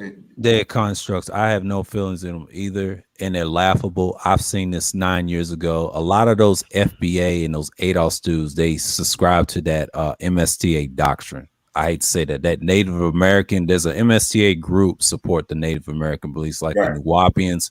If you really listen how they say it, talk about paperwork, like polite, it's the same shit. It's the same shit. And I argued with them years ago, and then they try to cuss me out, and I cuss right back. And this is when I was a lot younger, online on the comment section. This is before we had streams, and I said, "Dude, y'all wrong, because look what they do to those rednecks. The same thing, claim they're pure Americans, and that's the same thing." I mean, this is either here or there. Listen, think about it. I was just talking about some with George Bush, right? George Bush. In 9/11 is the 20th anniversary. This fucking this 9/11. Yeah. Right? Think about it. Yeah, it's gonna be controversial. There's gonna be some strains. It's gonna be views. You're gonna see some craziness. Let's just think about it, man. If we would have been organized, let's just say in 2000, when you remember how close that election came? Oh yeah. Let's just say we had a viable third party that had a stronghold with most of our population. You know how much power we would have had? Oh yeah, but that wasn't gonna happen because people were still stuck on the days. I know, but I'm just saying, like, let's just live in a bizarro land. Yeah. I'm saying they were stuck on the George Bush's Barry Goldwater doctrine. We talked about this earlier, Mike, and we said, I mean, if we were organized, one vision. If we was organized, they would have still found a way to shut us down. Now we would have had power if that ideology of what those conservatives, white conservatives, existed. You know what I'm saying? Because they was trying to shut us down in the 80s. But see what you saw in 2000. Yes, we was close, but the problem was you had people who were still on that. See, Bush won based off that, but see the opponent, Gore, he was talking about some other stuff that didn't come to reality. He was just trying to ride the wave. Yeah. What I didn't like about him, though, he wasn't strong on, and the reason he wasn't gonna win because people didn't buy into this global warming. And to me, it's more environmental. It's ain't no such thing as global warming. I don't believe in that stuff. I mean, that's him. I didn't fall for that at the time when I was younger. I fell for it, but when I did my research when I was younger, I didn't buy into that shit. I grew out of that shit, and I was like, hell no. That's why I understand why Bush won, because everybody want America to be the same, you know, and then they fell for that Barry Goldwater politics the first 2 years, and then he threw it out in his third year and went crazy. So I already know what Bush did. What I'm saying is if we were organized, let's just hypothetically, without jumping in, don't attack me. If we were just organized, right? We were organized. We could have chose the election, right? So we don't have that political. We don't have that political capital. It was so razor thin in Florida. If we would have had some type of a semblance, you know why they lost Florida? The black men who were ex felons and convicted felons who were fighting for their ability to vote, they were denied the vote. So that was the razor margin. If those black men had the ability to vote, the election would have went the other way. Okay. If black men had, I mean, not black men, but black people had the political capital to control elections, how would that change the complexity? You can't control the elections. You can't control the elections. You can't. No, because you don't have the numbers. Yeah, we do. Black people only make up what 45 to 50 million people in this country. You have 320 million. We have the numbers because we not only do we can have that little bit, we can control culture.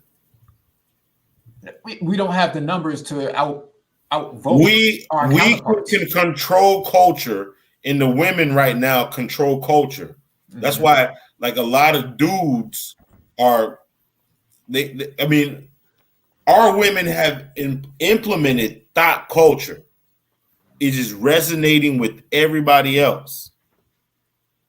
We have the ability to control culture through music, through a lot of other means. Because the thing about it is, if you want to sell underwear, who do you put on it? Do you put a white guy or a black guy? You put a black guy on it, but that's okay. Politics. All right. You know, we ended slavery, right? We have Hanes. They sell white T-shirts, whatever. Who is a spokesman of Hanes? He said white men control the culture. I agree with that. Yeah, I mean, cotton. Cotton.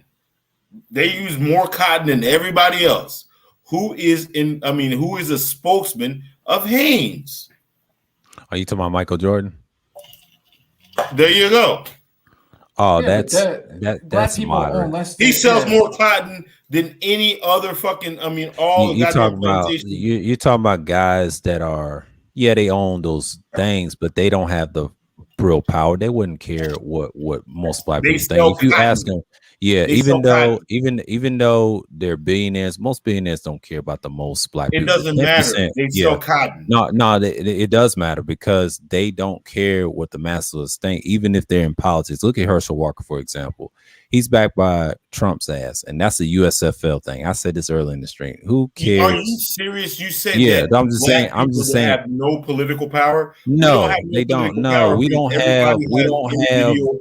have a secret group or society to control political power. We don't have. We don't.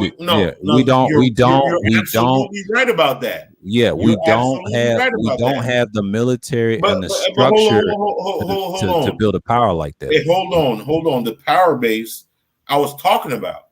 I was saying if you had a viable third party, you would have a lot of political clout to control the presidency because everybody's going to vote whatever. You have this segment of policy, of people that not only have a small voting block, but they also have they control culture. They control culture. I mean, if you had a third party, you still would have a proper spokesman. But the problem with that is the two parties won't let you do that because number one, Democrats have a history of their little historical routes, and Republicans, and they're both racisms, but the Republicans but the Democrats, who they have a stronghold on? Blacks. Easy. Not just blacks, but minorities, period. What type of black? The American Gender blacks. Specific. So if you want to go there, women, but to me that's irrelevant. That's just a small figment of them. I mean, yeah, they make a large number, but they don't. They pass the law. No, they don't pass law. What laws? White men pass the laws. No, they do. No, they don't. The black women do not pass laws. They don't have the power to do that. They're just a small figment, just like they treat us. Influence. They have influence, but they don't have the power to pass laws. It's white women and white men together. They control what they say and do. And the reason they do that and these other minority groups follow suit is because black men don't have a real independent third party or a group, a status to be a top party because you can't go overseas and call yourself a black man. But you got to understand. You have to have a nation in your own thing. When you look at it, let's this is a little. It's gone, DeAndre. I mean, exactly. I agree with Tampa said. Yeah, their net worth is $5. See how sad that is? No. I mean, I guess let's look at it from a larger scale. Who do most women in the world, let's just look at it from the world perspective, want to mate with? Who's the most attractive? I'll say white women, not black women, because black women, a male perspective. A male perspective. Now, if you want to talk about concubines, it's black women, but I don't even worry about them like that. But I'm just saying, from a male perspective, who do most women around the world want to mate with? Okay. Oh, appreciate it, Mike. You're always welcome. But yeah, man, like I'm just saying, like from a male perspective, it's black men. Yeah, it's black men. That's our perspective. Yeah, but as a whole man, no, because we're not like I would say the other race of men, they don't desire women like that. No, that's a conquest thing because I already know how they think. And that's in general. But you do got black men that fuck other race of women. Yeah, it's a status thing. Yeah, we have even our women. But the problem with that is other race of men look at our women different as slaves. Oh, they don't see us. No, I'm talking about select. I mean, like when it comes to masculinity and all that bullshit. Attractiveness. Exactly. What they make most women want to deal with, like when it comes from a larger scale. Do they want to deal with a white man, black man, Chinese man, Indian man? You know, those prototypes. Mm-hmm. What do they want to deal with? They gonna deal with the white man because they program like that. Now, back in the day, it was us, but now it's more the white man because, like we see in the news, man, like that ain't nothing new. But that's just us. But as men, we should focus on building ourselves up. And then only way they gonna respect us if we have power. Women respect power. Period. They don't care about that money shit. It's just like in the political party. You said that third party. It was the same thing. See, back then we didn't have power. See, women back in the day, they laughed us. Deep down, they didn't show you the pictures back then during the 2000 election. I've noticed. I look back at it now. We did not have the respect like that. I mean, we had the respect in sports and everything else. You can say the music and all that, but in politics, no. They didn't even want a black president. They had a movie about it with Chris Rock in 2004. They didn't even want that, but see, it eventually happened because they didn't want black leadership. Yeah. Obama, I know his kin folks on his mama's white side with the Bush and Cheneys, and I knew how he was gonna win. But see, I didn't think he was gonna have 8 years. I say he was gonna be one term. But when he had that other term, I'm not surprised. He had a bad candidate, and that's how he won. So I knew where he was. I knew where he was going. Hey, like you're a YouTube veteran. I'm gonna start having to post some of my old shit. Shout out to Dave Anderson. I remember we had a whole conversation about that. Yeah, how like many black people viewed Obama as Calvin. Remember Calvin? Yeah. Calvin from goddamn McDonald's. Yeah. I know, but if you look at the resume, the shit trumps a lot of white people, bro. Yeah, he had a better image, and the reason for it. No, he didn't have no goddamn better image. I ain't saying image. I'm just saying he never. You never hear no. I mean. Let me finish.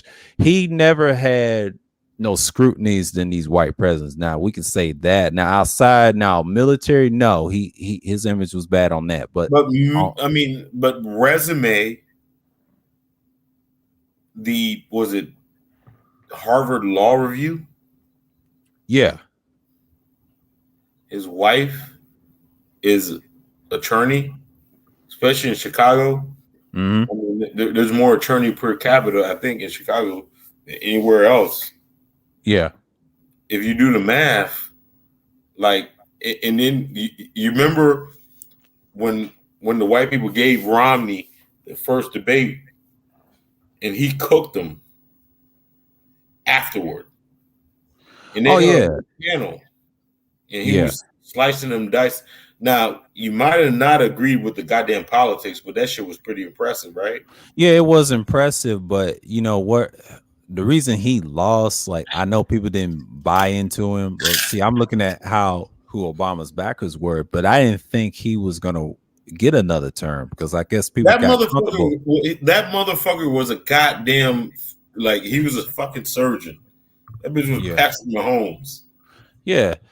I mean, I forget what his dad used to be a long time ago. No, he was Patrick Mahomes, bro. I mean, no, his family, I think they're connected to all the royal families. No, I'm talking about what his dad used to do because he was popular in or the Romney. Yeah, he did something great. Well, I think his dad. I don't know if that was the official title. I think he was like an ambassador or some shit. Like, yeah, his dad was something. I forget what job he used to do, and then they talked about sports. But his son was okay. Yeah, military. That's what I was talking about. They're military. They're like on the same level as McCain's or some shit like that. Yeah. But McCain had the better, I think, outcome. Romney was just. I know, but Obama them are connected in another way to the Bushes and Cheneys on his mother's side. Yeah, because he's part white, so you got to remember that. Yeah. His mom died. You know, she also has some was it Indonesian or not Indonesian? Indonesian ties and shit. But anyways, man, what's up, DeAndre? What's going on? What's going on? Some shit, man. Yeah, this is Friday special madness, man. Oh no! I'm just you got to school us some shit. Yeah, no, man. I'm just saying. The reason why Obama got a second term is because internationally, he was loved. The United States' reputation outside of the United States was trash because of Bush, right? And Romney. If they really wanted to get Obama out of office, they would have had Paul Ryan run for president and have Romney. Right. Yeah. You know what I'm saying? Even with the Sir Palin thing, it wasn't for John McCain to actually become president. The Sir Palin thing was basically the quote unquote, it was a Trojan horse to get the Tea Party into certain portions of the Republican Party to push out the old guard. Like in front, they say all of this hoopla, but behind closed doors, they shake hands and kiss babies, right? The new guard that was coming in, like this is where you get the Marjorie Taylor Greens and you get the other chick from Colorado and stuff like that.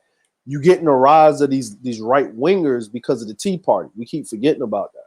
But Obama was going to win second term. The thing that made sure that he came through to make sure he won the second term was, we got Bin Laden and he's in Pakistan, Kablawi. Like he wasn't supposed to do that. Like basically that gun in the chamber, that bullet in the chamber was actually saved up for the next president. Mm-hmm. Like what they wanted to do. Okay, so everything that Biden's doing right now, as far as the withdrawal from Afghanistan, Obama already put that in play. But the next president, which was supposed to have been Hillary, but she dropped the ball, was supposed to enact that. It was supposed to actually be pretty much 3 terms of Democrats to build up the coffers and do economic terrorism to the surrounding countries. But Hillary dropped the ball once again, like the Seattle Seahawks throwing the ball on the 1-yard line and they got Marshawn Lynch. Yeah. And Trump got in office and fucked everything up. Internationally wise.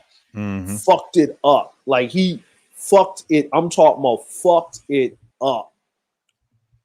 Now, if you talk about inside the United States, he did what he said he was going to do. He drained the swamp. Like he basically showed the corruption on both sides of the fence. Yeah, he did.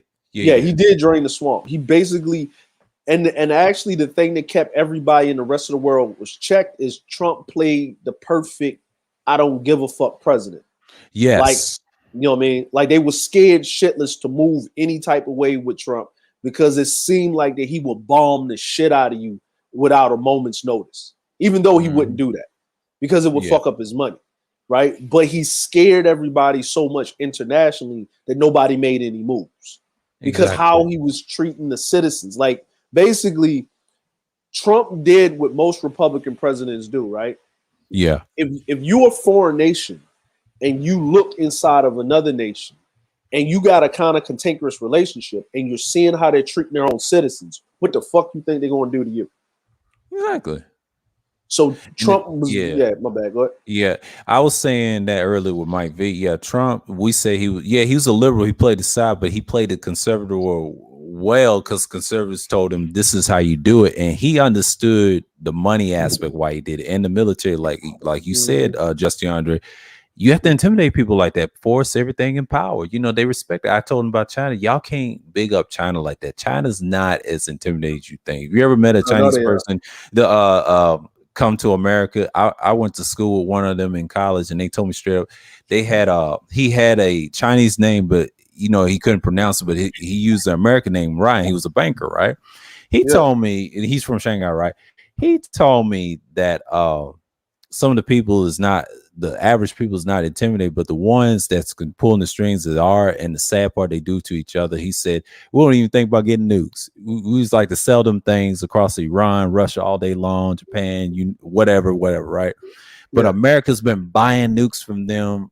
And even though we create ours, these scientists that they always want to compete with the people in Israel and things like that for years. I'm like, and a lot of people don't know CIA controls all that stuff, man. Like y'all got to stay proper history, conquest, all that. And even the African countries, like I told you, I had that Hannibal stream breaks down the tactics they stole from cultures. Me and Mike was talking about that earlier in the stream.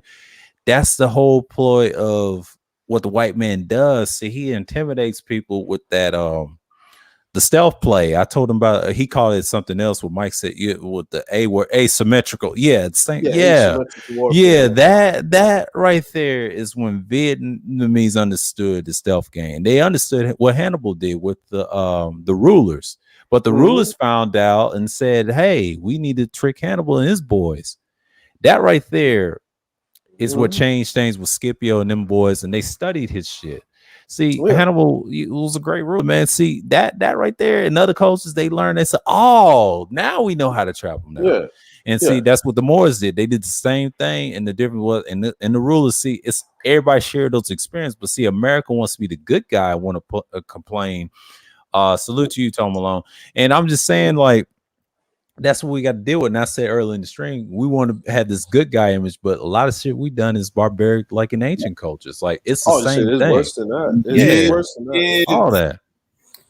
Hey man, goddamn, I'm still on goddamn stream. So I'm trying to get me some pussy. There you go. But I'm just saying, like we were saying earlier, like we covered. And oh, by the way, Kuda came by. Yeah, I had to watch this restream because of him, and he had his player talk avatar, and we was talking about the ribbon microphone thing. He loved that stream. I said, yeah, I'll do a part 3 and 4 about and go in depth about the history of mics, and I mean, if he wants to. So you're not going to talk about female nature? No, we didn't talk about that. We talked about something totally different. Yeah, we didn't talk about that shit. Yeah, I explained what was going on my side, why I didn't go on panels. I said, nah, I just got to focus on my content, doing me. And I let him do his thing because he's got internet problems. He's about to switch over and things like that. And then I shout you out. Yeah. I shouted you out, DeAndre, about your little pre-record and your little series. But man, you was jamming those joints with Dennis Brown, man. I fuck with Sir, man. I fuck with Sir. Yeah, man. Because Sir be on his shit, and I be on my shit, same shit sometimes. You know what I'm saying? And like, no, it's about lifting everybody up. And I remember I came on one of the streams. I was like talking. I'm like, man, listen, this fuck up this algorithm, man. You know what I'm saying? Like a lot of dudes are, you know what I'm saying? I'm not a hater, but I'm just saying. Like I'm just saying. Red Pill Awareness shouted me out at the Red Supreme's channel, and they was talking about old girl. and talk about the networking and things like that. You know, he shot him out. Salute to him. But niggas like Kool-Aid, man. Niggas like Kool-Aid. Hey man, you know, here's the thing, man. Like y'all was having a conversation about who got political power and stuff like that, man. To be honest with you, man, and this is just me. This is, you know, me setting back as a businessman. Just right. Go ahead. My content ain't for niggas. My content is for people that want to consume content. Nigga, I want to be a regular YouTuber. I do not want to be put in a section of niggas because it ain't going to drive. If you're here to just have fun, cool. If you're here to do your thing and to make some residual income or make some good income or treat this as a business, nah, you know what? Get away from niggas. But DeAndre, you got to think about it. You got to think. Let's just be 100 about it, right? Mm-hmm. If you got a fraction of niggas, like, you know what I'm saying? Imagine if you were a nigga, right? They can wake up every day and just have a fucking no, I'm just saying of being able to do YouTube every day. You know what I'm saying? You just like put out content or whatever. Right. You're going to develop a complex about yourself. Yeah, that's true, but what I mean is, I'm just saying. I mean, let me cook a little bit, and I'll give you the mic. I mean, you already had the goddamn mic. Hey, you lit. You know what I'm saying? You lit, DeAndre. You got it. You know what I'm saying? Niggas sending you cash apps and all this type of shit. I mean, come on, man. Ain't nobody sending me cash apps. I never dropped a cash app on my stream. Me neither. No, for real. I've never done it. Like, and here's the thing. I can prove it. I ain't got a cash app. I'm just saying. Like, if you got niggas like niggas really. I mean, the thing about it is, man, if you get a big pot of Kool-Aid, everybody's gonna drink that shit. Like, that shit's sweet. It's cold. But here's the problem, though. And this is what I'm saying is that, okay, when I look around YouTube, man, I mean YouTube, actual YouTube, like, you know what I mean? Like, I haven't been on nobody's stream, bro. Like, except for Sir Obadiah's, maybe Char's or somebody, right? I ain't went on Kuda's stream in a minute. Like, in a while. Like, me neither. The last time I was there, Fasting was, he just got to the Congo. Yeah, Fasting was there, and then just Congo, and I ain't been in the Kuda stream in like a couple of weeks and months. I gotta give a big shout out to Mace. I gotta give a big shout out to Mace. Shouts out to Mace. Support his channel and subscribe. That's a good brother. He had Black China. I mean, not Black China, but China White. China White. Right.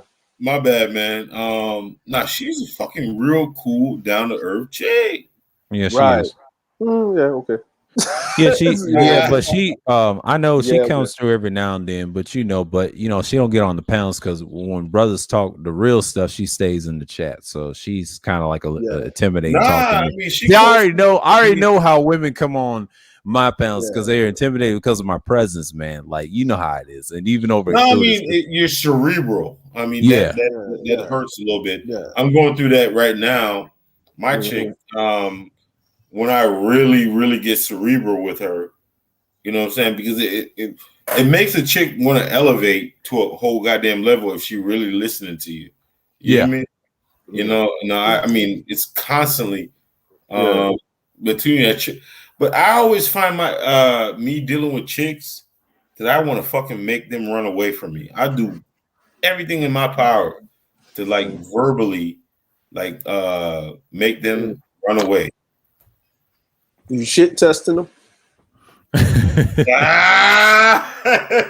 like, you know what I'm saying? I'm like, to be honest with you, you know what I'm saying? No, so are you calling me a bitch, bro? No, I'm saying you giving them the shit test. Like, that's the shit. I'm like, that's the way of that's the way of giving the shit. I can't help this shit. No, I'm like, every man does it how. I'm like, look, like I said, once again, like with these things with relationships, it's not a one size fit all thing. Every man has to deal with it how he deals with it. Like the way I deal with things is totally different than the way you deal with it. If it works for you and it's successful, then do it, my nigga. Like who am I to tell you, you know what I mean? Like the only thing I can tell a motherfucker that's having a problem with dealing with women. I mean, when you get to a certain age, surface level shit don't fucking move you. So you got like niggas talking about surface level shit. Yeah. Like I tend to get like real fucking frustrated. I'm like, fuck nigga, man. Like listen, like you like listen, I'm some years deep in this shit. And you selling some fucking goddamn cotton candy to these whole ass niggas, man. Yeah. Listen, man. Listen, you see how chill and relaxed I am, right? Yeah. You know why? Because I have accepted that bitch ass niggas is a necessity for the environment. Yeah, no. Yeah, just like you said, Sims is part of the ecosystem. I said that early in one of my self live streams, and then I told that to people. Like, shout out to this one talking about the demoralizations and why being accepted. He threw some jabs at somebody in that stream, and I kind of laughed, and I knew who he threw it at. Yeah, I'm like, but it's funny though. You know, me personally, when I'm like, that's why what I did was I stepped like I go in, I show my support to those that support, like bam, bam, bam. Mm-hmm. If it's real content and the person's cooking, I just let them play in the background while I'm doing something else, right? Like I'm listening. It's a podcast to me, so I'm listening while I'm doing whatever I'm doing. When I'm listening to something and the first tinge that I get, like, and then I said, all right, what's that? And then I look up and then I see where the conversation going, I'm out. I turn it off. Yeah. Right. I turn it off and I said, I'm going to come back later to see if they change, if they move the goalpost, because it's not that I have a problem with what they're saying. It's that this ain't my category for me to be in because I don't have these fucking problems. Right. So, right. You know I mean, not to say like, look, not to say that, okay, do you need a fucking ICU trauma victim unit for pussy? Yes, you do. We do have IC units. We have ICU units, right?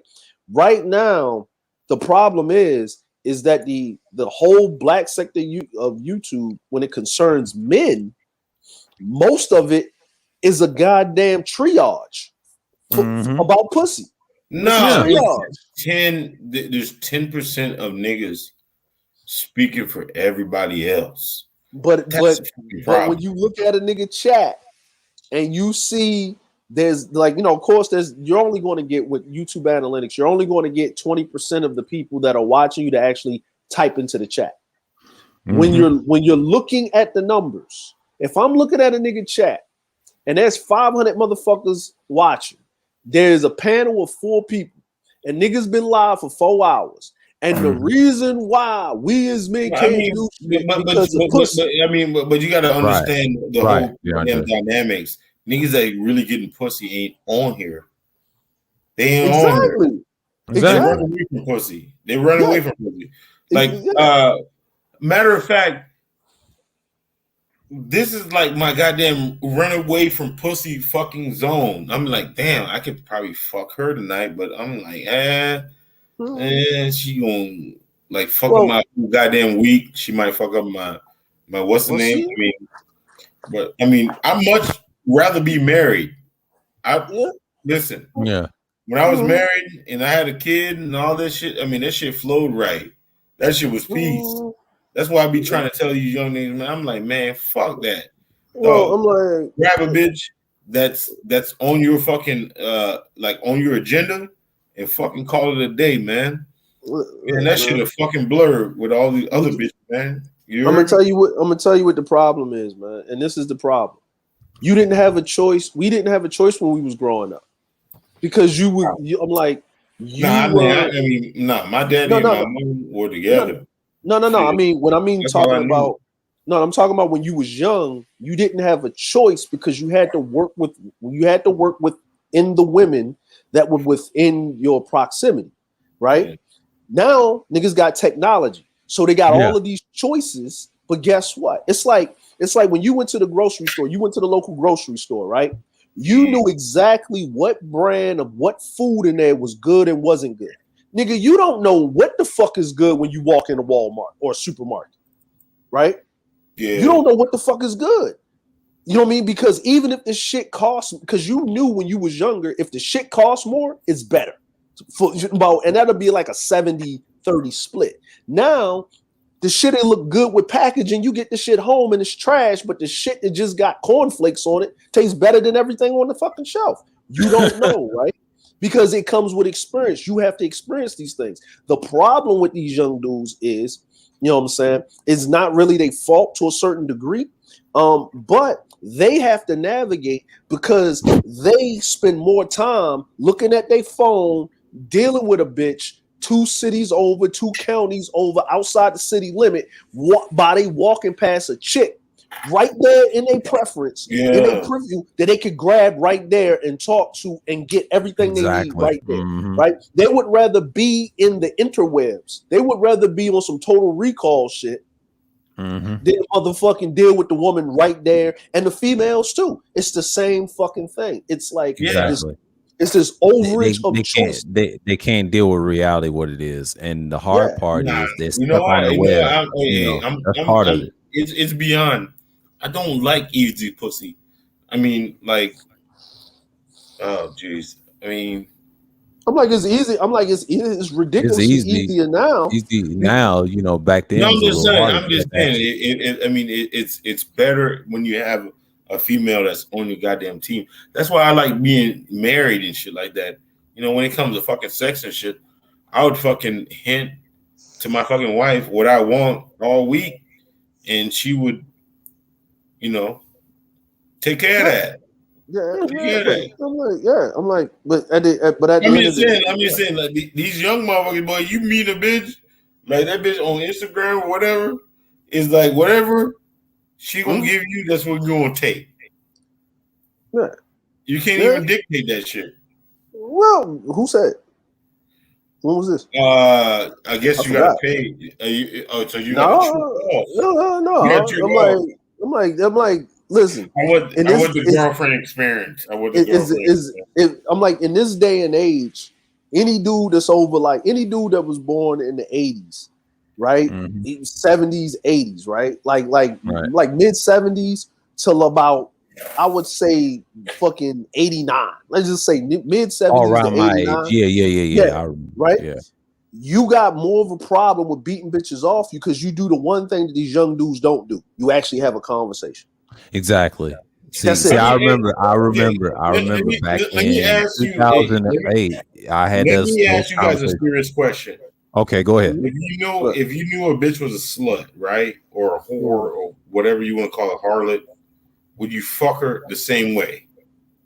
No, of course not. You don't. No. You wouldn't fuck her like a whore.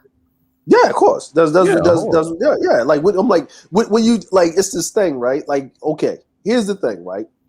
I'm like, I guess this thing is lost, right? Because here's the problem.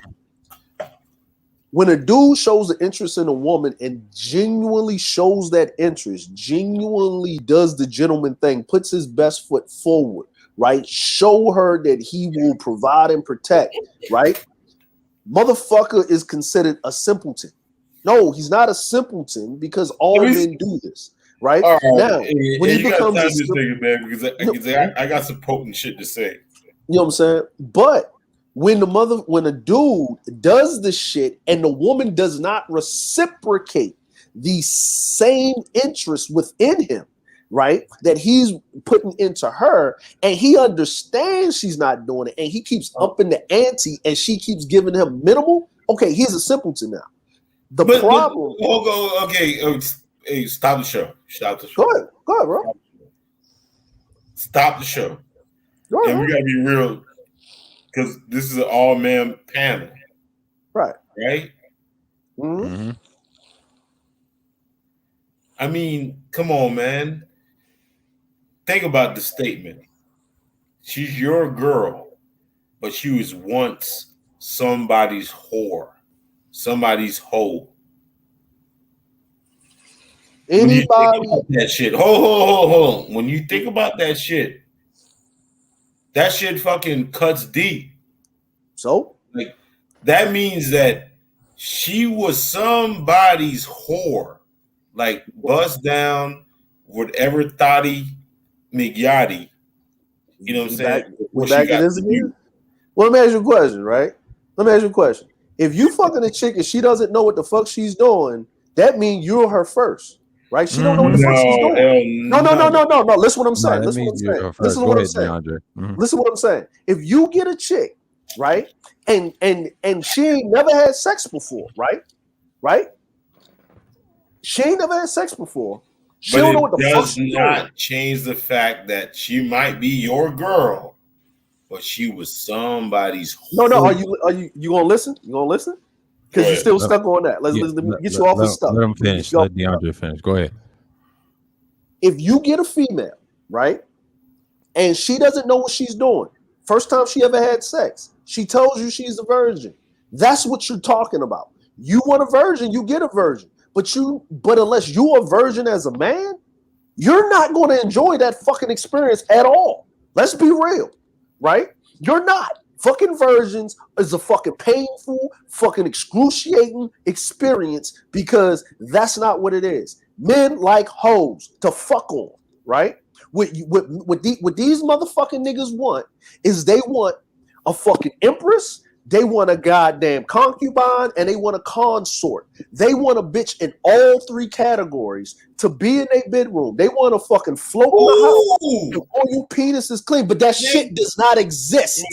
See, that's the problem. The shit does not exist in the real world. See, all these red pill taking ass niggas don't want to accept reality. That don't exist. You know why it doesn't exist? Because if it existed, you wouldn't took the red pill in the first place. You still been blue pill.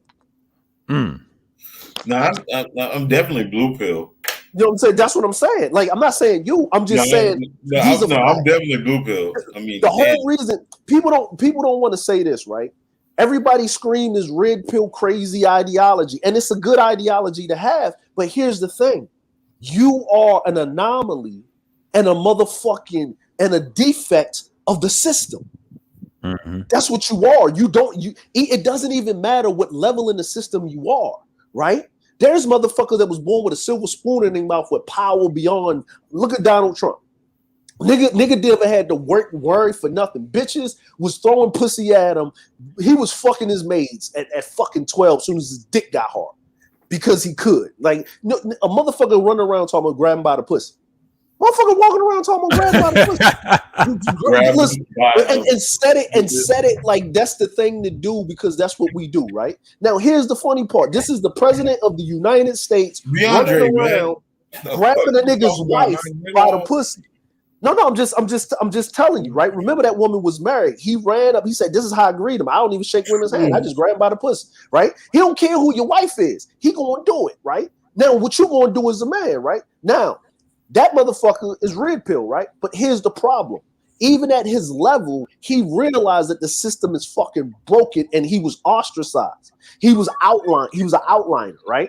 I'm talking about in a power dynamic. Had nothing to do with bitches, right? Remember. Hold on. Remember this dude was married multiple times, right? Matter of fact, he married a dirty foot bitch. The first lady of the United States was a dirty foot bitch. Yeah. She come from a dirty foot country. She was illegal. She was working. Was she wet foot, dry foot? She was dirty foot. She was dirty foot. You know what I'm saying? You know what I'm saying? She was dirty foot. What's up, Juan G? What's going on? What's going on? What's going on, G? Let DeAndre finish. But this is the thing that I'm saying, fam, and this is what it really is, right? These things don't fully exist in reality. Now, at one point in time, they did. But you had to be a man of power. But even in that sense, even fucking King Solomon. But think about this. Even fucking man in power, man. No. I mean, a man of power. No. Listen what I'm saying. King Solomon had a wife, but he had all them concubines. So even the wisest man on earth could not figure this shit the fuck out. No, listen what I'm saying. The wisest man documented, not even if you don't believe in the Bible, in history, could not figure out how to get a bitch to be all three things in one being. Man, so who the fuck is you niggas to figure this shit out? What? I'm just saying. I'm just saying. Them bitches ain't built like that, man. Them bitches I'm just saying, bro. I'm just saying, guns, baby. I'm just saying, man. Like who? Like listen, you gotta have 3 bitches if you want that. If you want the wife to come home to, you got the wife to come home to. If you want the bitch to fucking flip off the sailors and be only your bitch, and she was bred for the brundle penis is clean, your highness, then guess what? You gotta have a bitch for that. If you want a fucking chick that fucking looks like every nigga wants her to be the apple of every man's desire, but you only get the bitch, guess what? That's a 3rd bitch, right? That is your motherfucking consort, right? Then you talk about your concubine. Then you're talking about your empress. It's never all inclusive. Somebody's going to talking way too fucking much, man. God, no, damn, I'm crushing your reality. You telling everything, man. God damn, my nigga. No. I want to be red pill, man. You fucked it up, man. No, you can be red pill. I like this black pill, and I like to hand them out. What's happening? Let's go. Hey, right. What's up, Juan G, man? What's up with jump in, Juan G. So you guys say anything? It's just like pretty much open topic. I'm done talking about the pussy and politics, little nonsense. I mean, what's been going on with you? You had a decent stream. I saw you stream earlier. I had to get out of Irv stream because the man's funny. That's my boy. Oh my I was just over there. I was over there with them, man. This man was over here snapping out. Yeah, I saw he was snapping that shit about Roger because I guess Roger had to hit a shorty because try to hit him or whatever. What's that, Roger? Who? Roger Report. I be over there frequently. That's like my news of the manosphere. No, he was explaining the story. No, it's a story that he always tell these stories. He's from Chicago, right? He calls himself the Ruthless Nice Guy, but I give him a nickname, call him Ruthless Nice One. He knows I'll be playing with him in the jokes, right, in the chat, right? Because I don't be on his panels like that. He always tell these stories about females and things like that, and I think the man did not like what he said. See, they got into it recently before his Roger Report live went down. I told you what happened to that live is those white boys flagged his shit because he had that university weirdo Galaxy over there on the panel and got Rael shook, and they didn't know how to handle white boys. And I was saying this to Underrated Darkness, and he came on the panel. We talked about it. I said, yeah, they never dealt with a lot of Caucasians in their lifetime like I have, as friends or enemies and things like that. Because I grew up in the South. I know these things because these dudes ain't built like that in conversations. And the sad part about it is you can tell the way they treat. What's going on, sir? Anthony, salute. And then Juan G, the man was snapping about the charge. He said, stay away from leader turn these guys because they could be fraudulent out here. He was trying to say in so many words, you can't trust these dudes. And the man said, you can't trust half of them, and they realized that him and Irv, they always go back and forth with Roger Report. And that's what Juan G was saying. Yeah, the man snapped the other time on the panel too. He had Wacky on there. I think was it Wednesday or I think Thursday, yesterday. And he was going off then, snapping and calling she this and that. It's a trip, man. He was calling she. Yeah, calling them bitch ass niggas this and that and just crazy stuff. But it's fun. But it's funny though because he apologized to him on that stream. Remember that one, Jesus? I mean, man, that nigga. Yeah, I remember that. Yeah. What the hell is going on, man? Like, you can't even hear these guys be going off. Yeah, he's muted. I don't know. These guys be going off, man. I don't know. Yeah. Now I'm going off, man. Now I'm about to go on the other stream, man. You got these whole Triple Black with the cam up.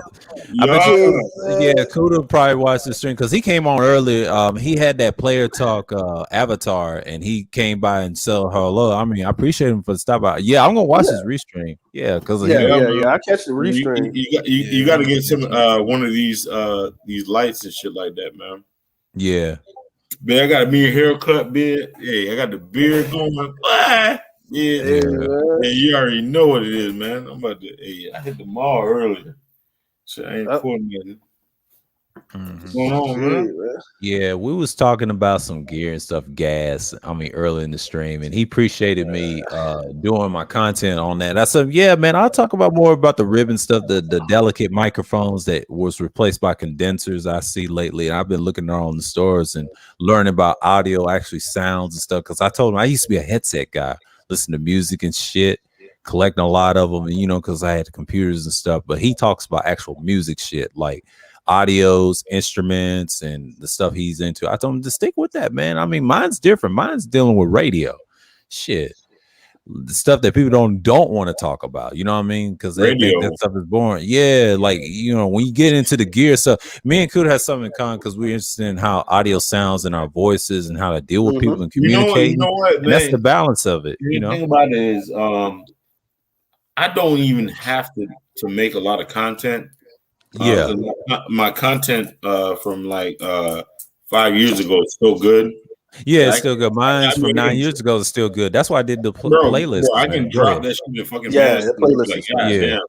I mean, because I was like, I had quotables. You know what I'm saying? Like real shit. I was going through and shit like that. I'm like, damn, I can like I can't even remember what the business term, like, when something is old and then you kind of cleanse it and make it new again. What's that business term? You say you do a revision of it. You know what I'm saying? What, DeAndre? Yeah. What's up? Did you hear me? Yeah. I said, you can do a revision. Yeah, you can do a revision of it. You can Triple Black, you can do just create a new playlist of your old stuff and title it like I did, because I did it over at Kuda's, and then I did it on my phone while I was listening to this live stream, right? Just put them in there and just place them, put something in the description of what you was talking about, and just structure it and just put it public, and people will watch your stuff. That's how you get your subscribers up and your views. And people do this all the time, like that's normal. I should have done this years ago. I did every I will say every playlist I did. If you're like a new subscriber, watch that and keep up with my streams and my content. Like I got it on the channel, and I said, man, that's what I should have been doing, and I should have did this early this week. Huh? Yeah. And you have to look at it, but I watched this stream because Kuda was on it. I said, that's another heavy hitter. I'm gonna put it in my playlist. I said, yeah, I had another heavy hitter come over here. The more I attract, the people's gonna notice. I said, hey, you had him over there. I said, yeah, just watch it in my playlist. I'm gonna put this in my playlist. I'm gonna create the Friday special playlist too, because this one and then the fourth one, I won't add them up and create another special out of it. I'm doing it for like a open panel and just giving it a name. But the ones I do, the history stuff is gonna be every Wednesday. So yeah, that Hawaii joint, man, I just want to do it. I said, you know what? Let me do that and put it in my dark history content. That ain't nothing. That's gonna grow just like my pre-records. Because that's what I do, man. That's what I do. That's what this channel is about. It's a fair, free thinking space. You can do what you want. Open topics, it can be about anything, because that's why I do it, because I want to be different than everybody else. Yes, I stick to the subjects I stick with, but 95% of the time I can mix it up with open talk. I talk about different things. That's what these specials, these thrills, and these Sunday chills is about. I try to be diverse, instead of talking about the same things all the time. I had to expand my mind sometimes, and it helps. You got different people you talk to on panels, and hey, and here you go, right here. Got it right here with the Sunday chills. Right here, those little streams. I keep in track of it. Yeah, I updated the hours on my StreamYard, so keep it perpetuated.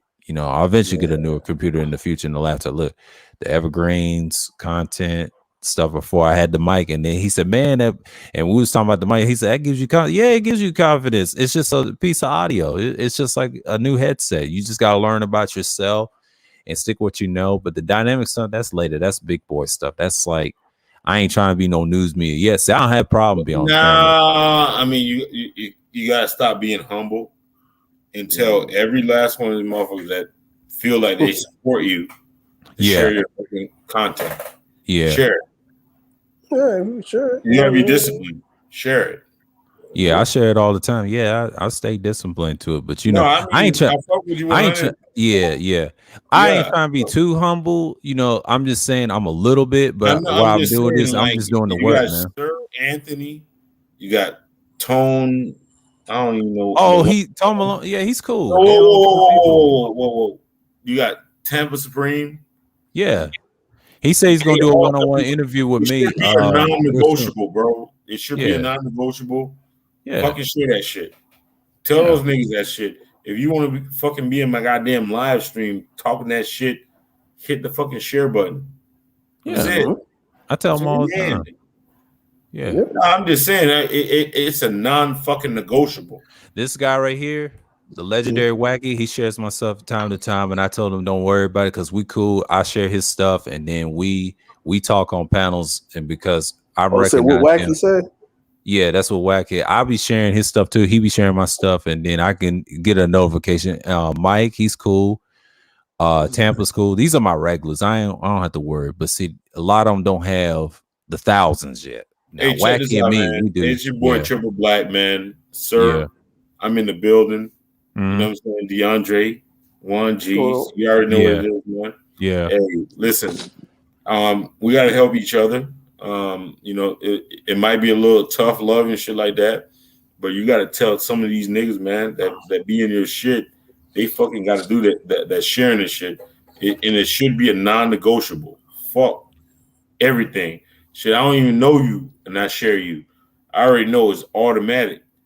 Bitch, come on, man. Yeah. Like, you need a lot of you should not be giving no fucking wrenches to anybody unless they fucking share your shit, man. My bad, man. I spoke out of turn, but this shit is, I mean, you gotta do that. A lot of times, the reason I give them those wrenches, I've met them on panels, and a lot of them don't have 1,000 subscribers like I do. Like the ones I know, like Wacky, he shares my stuff. Kuda does too, so he's doing his part. So I know who's consistent and things like that. Even DeAndre don't have 1,000. You know, certain people have different things. You know, because I used to be a panelist last year. That's the thing. But the ones that don't, I mean, that's a different thing. I don't know them enough. So, you know, I ain't got that type of audience yet. I ain't got the trolls yet. That's what B just said. You ain't got the trolls yet. Nope. I've had a few in the beginning, you know. Yeah, this is all my stuff I made on the list. Yeah. The dark history right here, my old pre-records, this is evergreen. I got a lot of views on these. If y'all want to know anything right there, that's my bread and butter playlist y'all can look at. And I did separate streams with no people on the panel. So I can do that. I told Kuda that's easy. Anybody can do that. You can do 5 hours. I've seen one person done that. I've seen Big J. Those are called pre-records. Yeah, pre-records, and then I have StreamYards and things like that, you know. Yeah. But man, like that's what you gotta be on. You got, you know, because everybody can do a self stream by yourself. I mean, that ain't nothing. I've seen that on different spaces, but it's good to have a nice discussion of a panel. See, I try to be similar to Gold Professor. I mean, he's more structured than I give him props. But those guys, they don't have a lot of subscribers to get that community tab, man. That's why, you know, and that's my little audience. But eventually, the ones that come through that don't have wrenches, I mean, they have to work their way up. I won't do it like the BGS route, you know. Just I tell them stick around, just stick around and then learn something, you know. Yeah, and that's it. You know. I welcome all the smoke, man. I don't give a fuck about that shit, man. Hey, what's any? Anyway, man, where these hoes at, man? Hey, I'm about to go to a whole channel. We talked about this 2 weeks ago. YouTube only empowers content creators with 1,000+ subs to share within the YouTube ecosystem. Facts, so true. I got mine 2 years ago. Because I'll tell you how I got mine. Old pre-records. And it wasn't easy because a lot of people mess with my stuff. Say I had a hiatus and I came back after the 6th year and did the pre-records. And like I just showed y'all with the playlist, and I did it because I should have did this last year. The only reason I should have, you know, man, I kind of regret doing it, but I'm doing it now. So yeah, I'll tell you, hey, you know what? I'm gonna share the story. I mean, the reason I got this shit is fucking a pony tape. Jam Pony Express. DJs. I think that shit about to hit 1 million on my page and shit like that. But that's the only reason I got that shit. Yeah. Like almost 6,000 subscribers and shit like that. The way that you guys did it organically, that shit hard, boy. Yeah, it's called evergreen content. I talk about this on this channel. Yep. Evergreen versus stagnation content. The thing about it is, man, if you up your buck dancing and cooning, like you will get there very easily. Oh yeah, that's stagnation content. I don't even mess with that, because I know what it takes. That's too.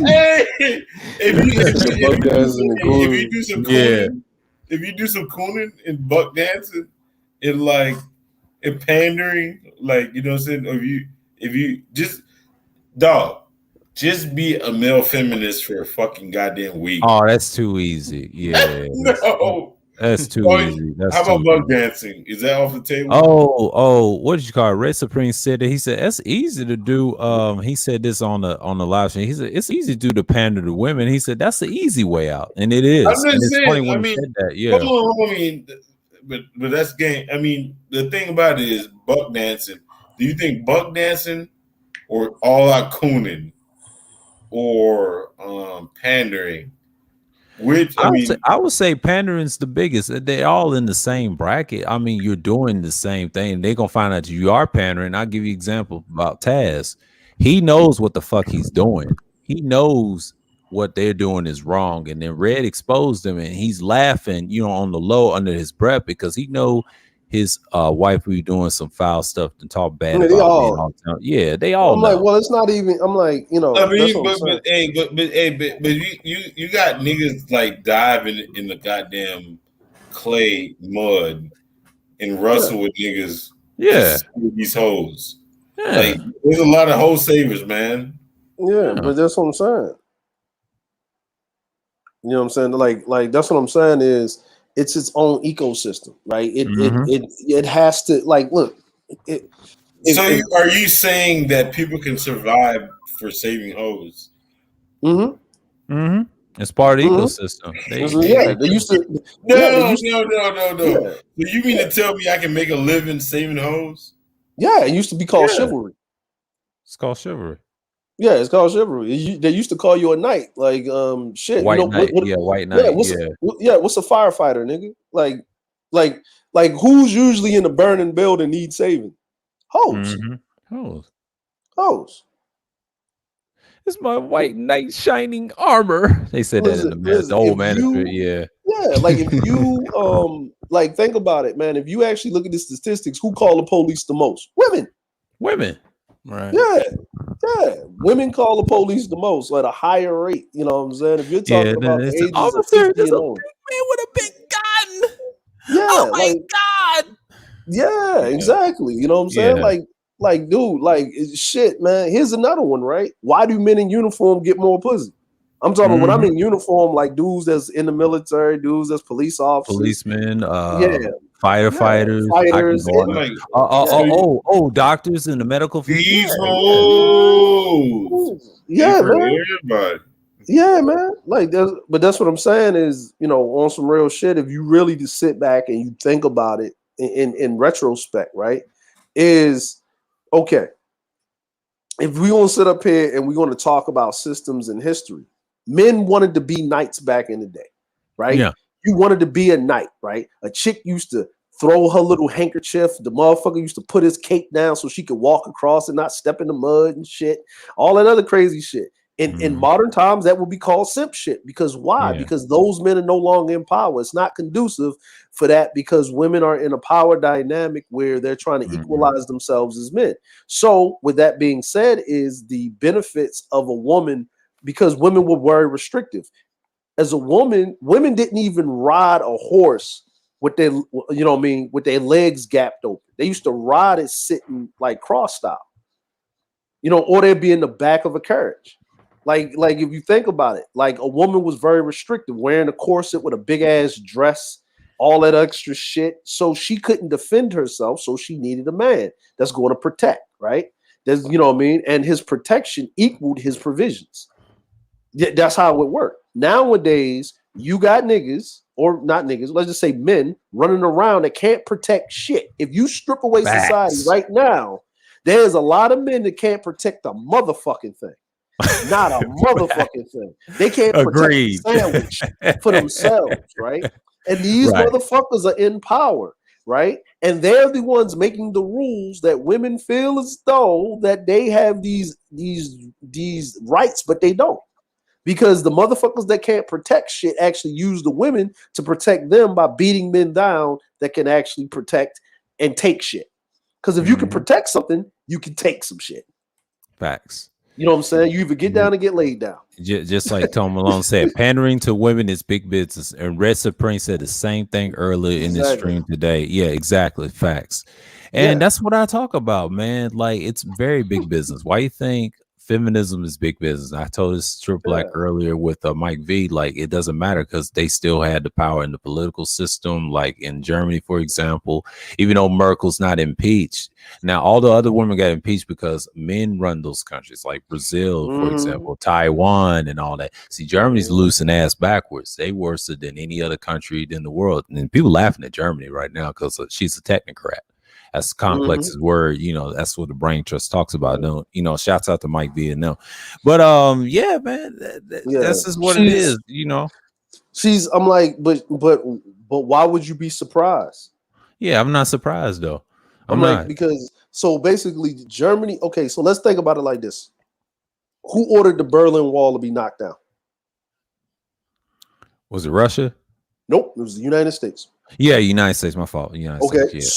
So who basically, what is their system all set up on? On Western, pretty much the United States. Yeah, Western British civilization. Doctrine. Yeah, British doctrine and I if you want to go further, Roman civilization, because see, once upon a time, Holy Roman Empire, Germany, it's all connected. But French kind of is pissed at them too. They said, nah, we ain't fucking with y'all. We're a step ahead of you in tech. Because they saw that woman chancellor, they said, "Hell no." Well, because the French are very, the French are still very, you know what I'm saying. Like I'm gonna put it like this, right? The United, like when the Holy Roman Empire was the First Reich, right? The British Empire was the Second Reich. Right, correct. The Third Reich is Germany, right?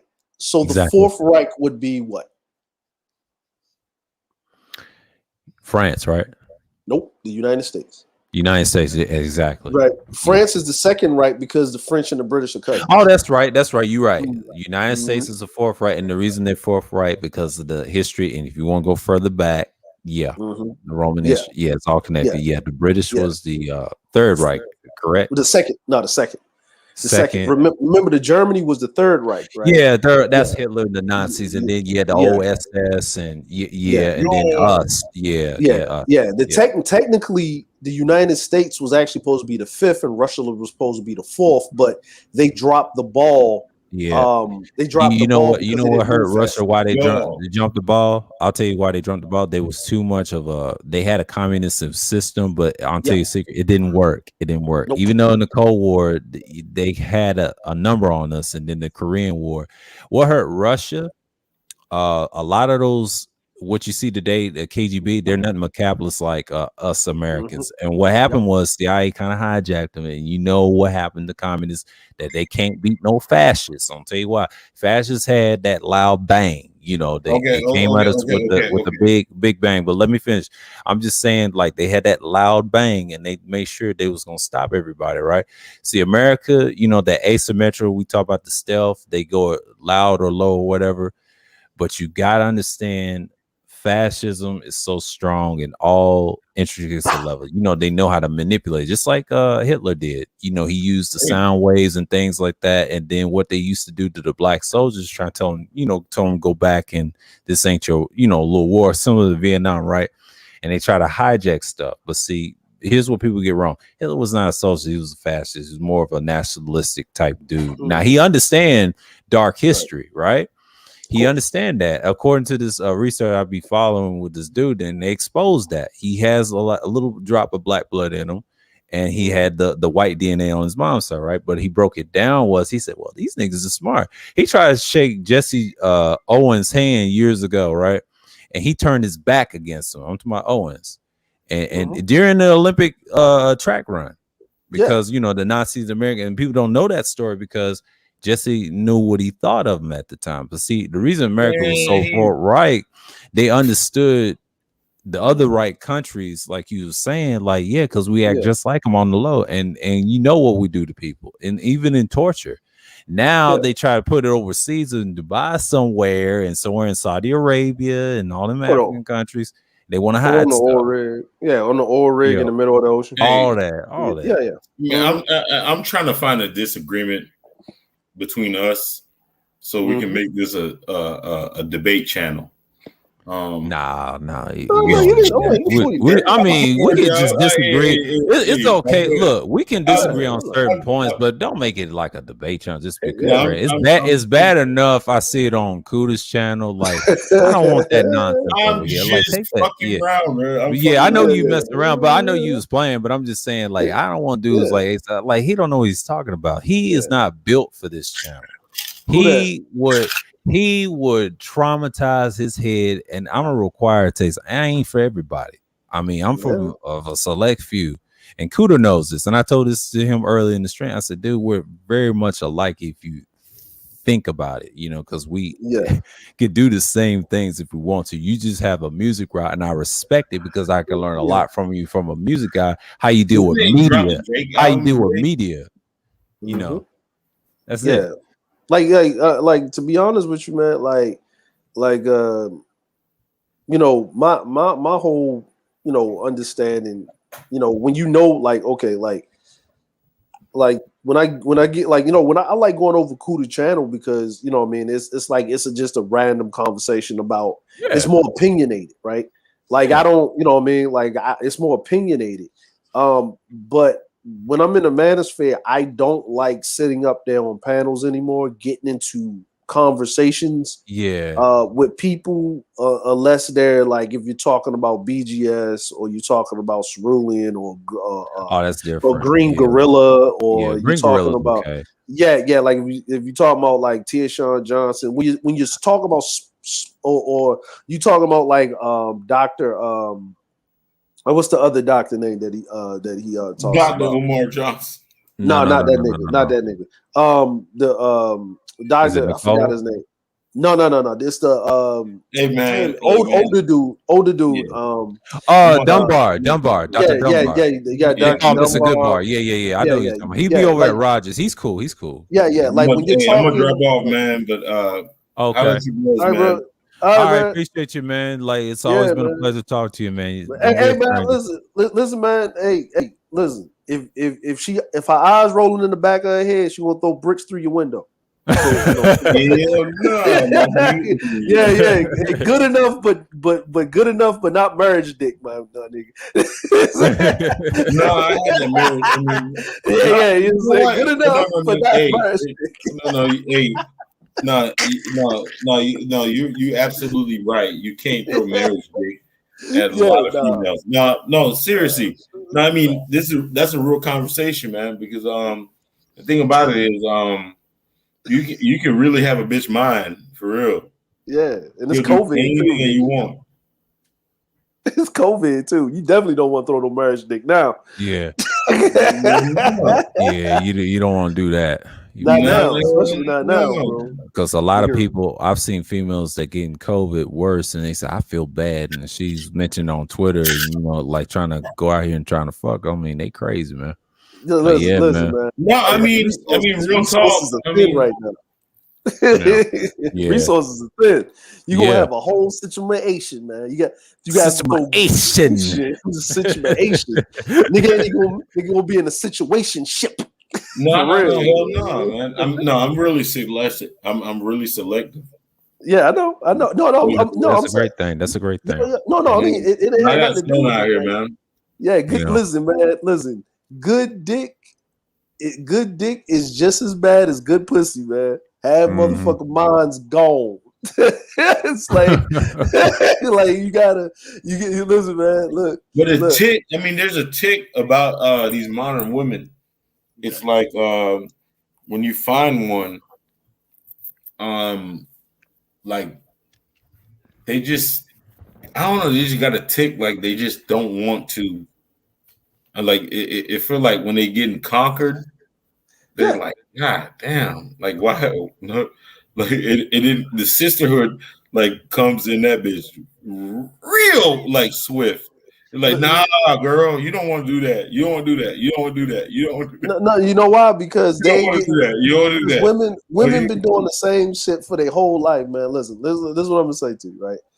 To the guys that's listening out there, with great dick comes great responsibility, right?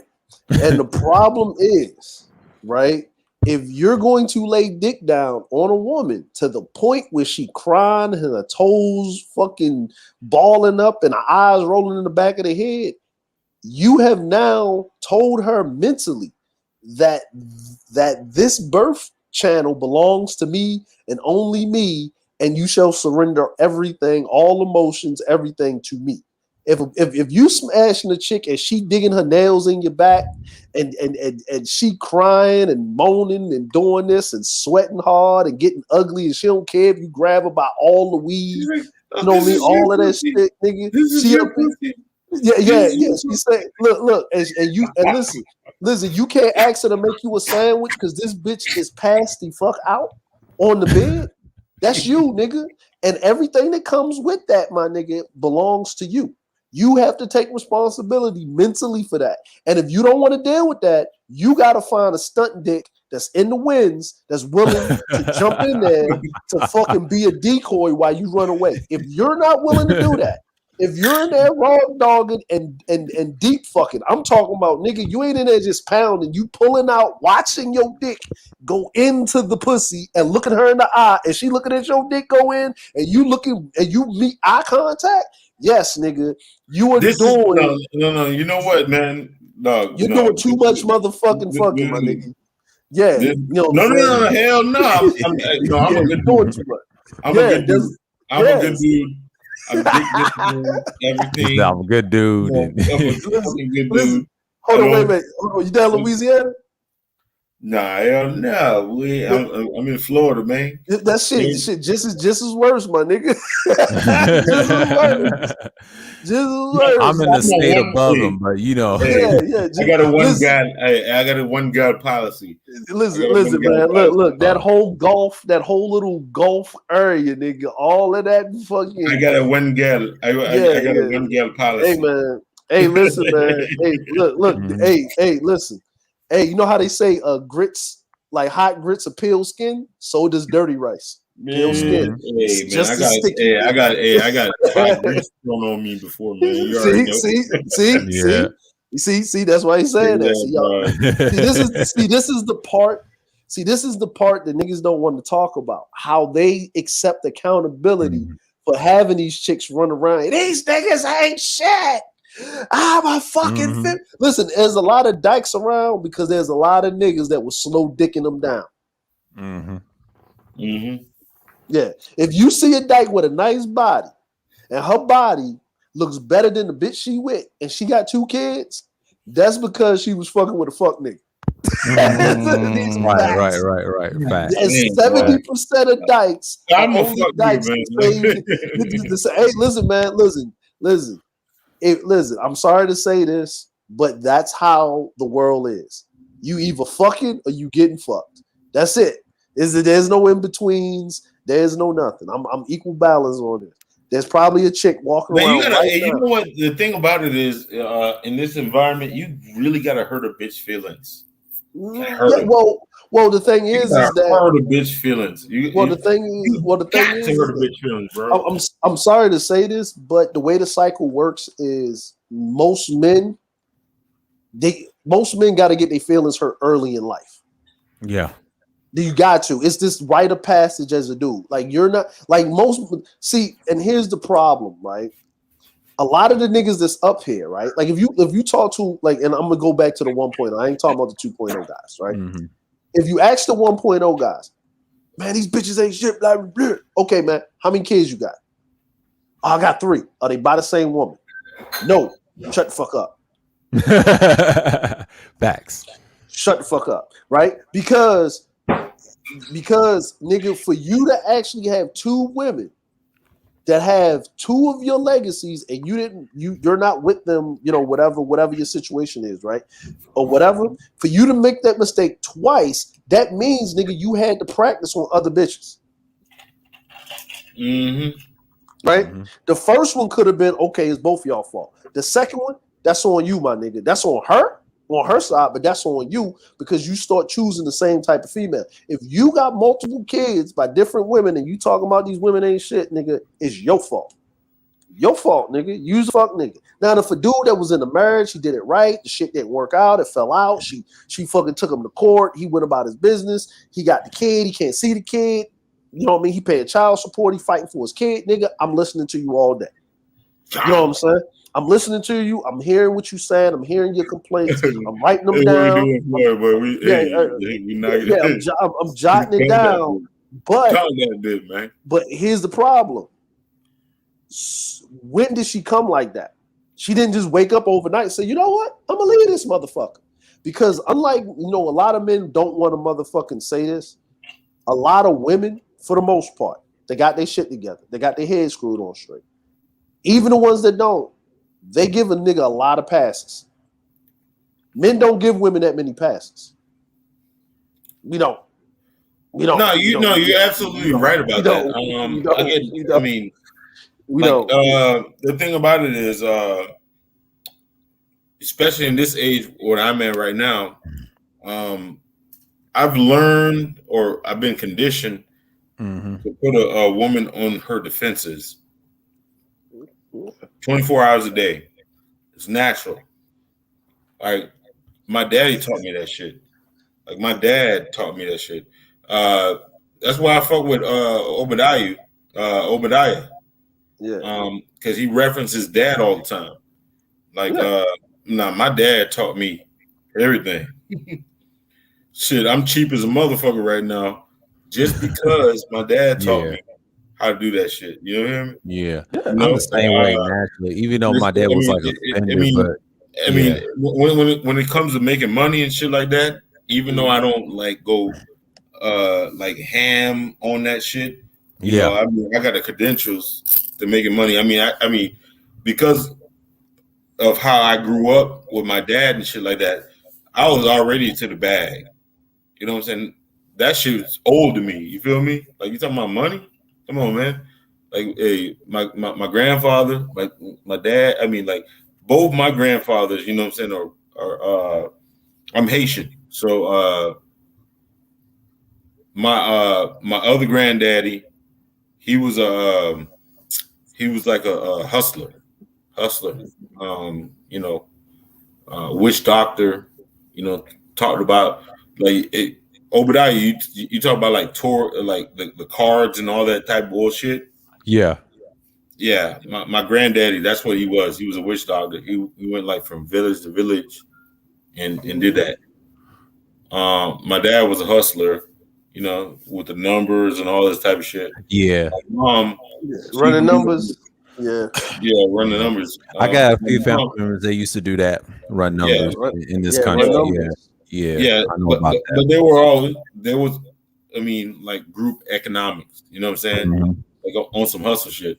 Like my mom, her family they were plantain farmers, so they farmed and they own lots of real estate and all this bullshit. I'm just saying bullshit. I'm giving you, context. But they were on that, you feel me? Mm-hmm. Yeah. Like real close knit family and shit like that. You know what I'm saying? Yeah. I had a grandfather that, I think my mom's father's friend, they was in World War II together. He had a farm. My dad's father, he's a pastor, by the way. He was a chef and everything, but he had a farm. He had like house full of chickens and cows and everything. The state I'm originally from, and that's the style that we grew up in, a conservative household, besides, transition to a liberal society in America. But back then, blacks had to work for themselves. Before we ever heard terms liberal and conservative, I was going to tell that to Mike, but the state I grew up, it's like that for a reason. You had to grow up and fight everybody, especially white people, black people. I'm just saying, like, grew up, it's normal. That's why I talk about things about. Yeah, like my dad was a street nigga. He was like a street nigga, and my mom already had 5 kids.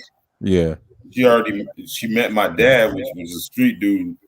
That caused problems. So yeah, I got street people in my family, all my cousins, and they family and they fathers like that. Now, most of their fathers were structured kind of like my dad was. Now, my dad grew up in the projects too. Like the projects before we call projects the hood and all the grimy stuff.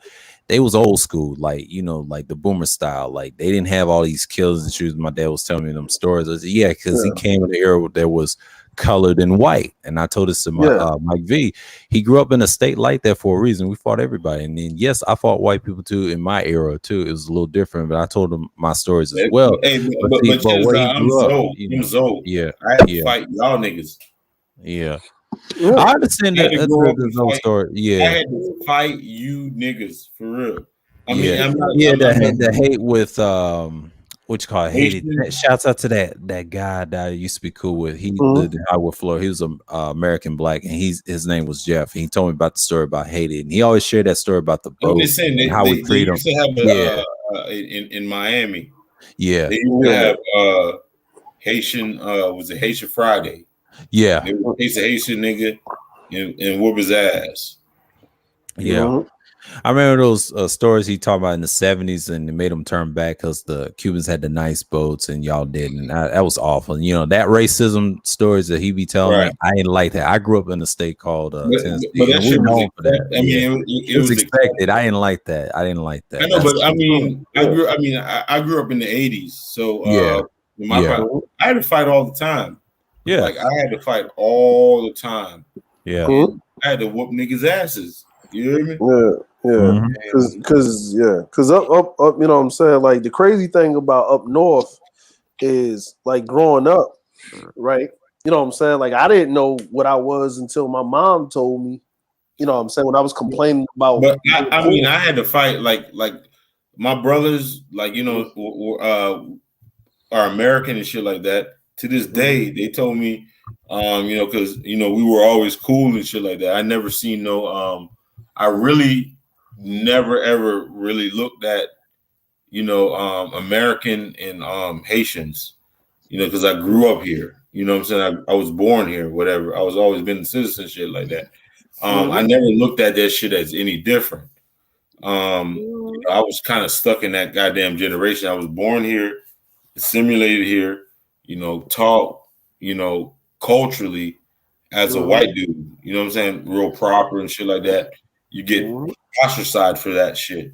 Y'all know what I'm talking about, right? Yeah, I know exactly about that. You can hear that. That's pretty much given. What is called derelict, or is it no.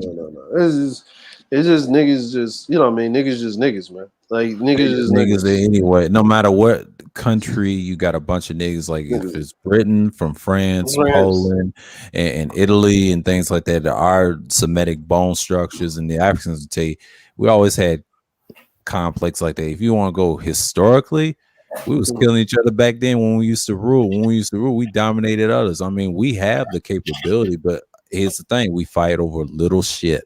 Our little weaknesses, and it hurts. It hurts. That's why we don't come together. That's why I said small unity. I was fortunately to grow up in the city, to where you know, we had a lot of rich folks. We had a lot of rich folks, but the little section I was in, shit. I mean, they were mostly hustlers. You know what I'm saying? A lot of the dudes, they did Fed time and shit like that, you know, with a whole bunch of, you know, killers and all this type of shit. And they, you know, they did whatever. I mean, we wasn't deficient. It's like, especially around your section and shit like that, it don't matter how many people you kill or people that killed or got killed, man. It's all the goddamn same. Where my son is living at right now, man, it's, I mean, bitch, I mean, like 2 or 3 motherfuckers getting popped every fucking day. Yeah. 2 or 3 people getting popped every day, and then I live like 40 miles away, and nobody was getting it. You hear me? I mean, but, I know, but a lot of motherfuckers thought that shit was different. That shit was still the same, bro. Yeah, it's still the same. I'm gonna say this, man. Like, what I remember one summer, I was like, I think it was going into the summer, it was school year. I remember this shit vividly. I came in the house And I basically got suspended for the last week of school because my mom brought me these fresh shell-toed Adidas, right? Fresh shell toes, man. These my Run DMCs, my all whites with the black stripes on, right? And I wore them to school. Niggas stepped on my shit. Just stepped on my and it wasn't like excuse me. No, this nigga stepped on my shit. Like he meant to do that shit. He meant to do it, and I meant to whip his ass with that lunch tray. I meant every bit of that ass whipping. And I took the nigga's shoes, ran out to school and threw them on the goddamn clothesline on the power line. Like whipped his ass, took his shoes. So the principal fucking suspended me for the rest of the school year. So my mom was like, "Why you do that?" I said, "These the only these my brand new shoes, my second pair for the year, like going into the summer, and look at my shoes, they fucked up." I said, "Why we gotta be broke like that?" Like, I was on some whole straight up fuck my daddy, he ain't shit. I don't know where this nigga at. And she was like, "Oh, so you don't know what poor is?" So summertime, my uncle come pick me up, take me to BWI. Right, she packed my thing because I'm thinking I'm going to my aunt's house. Nah, I'm going to BWI. She said, "Guess where you going? You getting on the airplane? You gonna go see your daddy?" I say, "Well, I'm going. Well, he in Florida somewhere, so I'm thinking, oh shit, I'm going down to Florida." Nah, nigga, guess where I arrive at? Motherfucking Port-au-Prince International Airport. So I'm in fucking Haiti. So I get the goddamn Haiti. Yeah. I didn't know my fucking dad was Haitian. I ain't know. Fuck. I ain't know. Like, you know what I'm saying? I saw the nigga a couple of times. So I was like, okay, I get down there. Get down to fucking Haiti. Then when I'm there, she told me, don't leave, don't do this. So my uncle comes up. He's like, no, you can't wear this. No, this motherfucker take me in the bathroom, take my clothes, put it in another bag. He said, "Do not speak until we get to Jukman." Like, that's all I remember this nigga saying. This nigga had me looking like a nigga looking like I came off of one of them Sally Struthers Feed the Children shit. Oh, God, had some ripped ass jeans on, some flip flops, like nigga fresh off the flies out your mouth. Like, you know what I'm saying? So we get on the thing. They had all of these checkpoints and shit. So we get down to the motherfucking to the pier.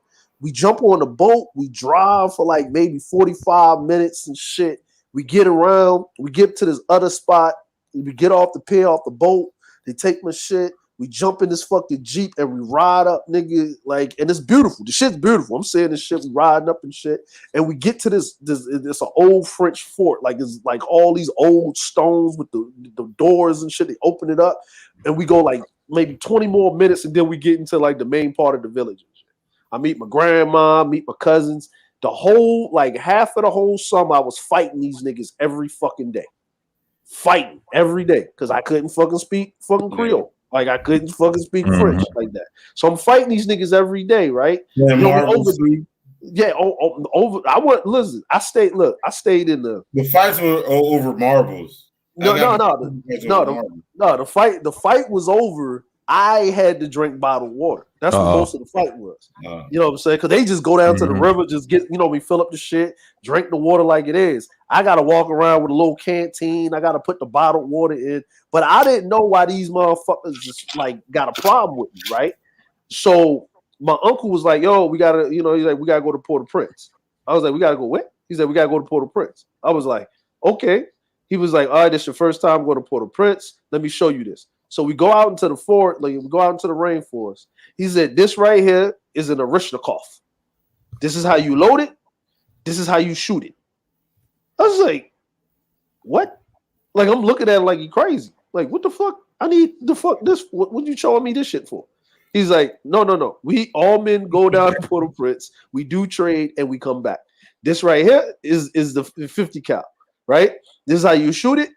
On the thing, so we go down. It's a whole convoy going down to Port-au-Prince from Jacmel. Whole fucking convoy. So I'm like, nigga, if we got this goddamn road, I'm saying to myself in my head, why do we have to take like nigga like I'm G.I. Joe in this bitch? Like, why I gotta fucking jump on land and sea to get to the village, right? So we get down to Port-au-Prince. They tell us to stay in the vehicle. We get out they tell us to get out the vehicle. We can look in the shops, but we walking around. Everybody's like, the elders, of the village, you know what I'm saying? They walking around with AKs strapped on them, saying hello to everybody.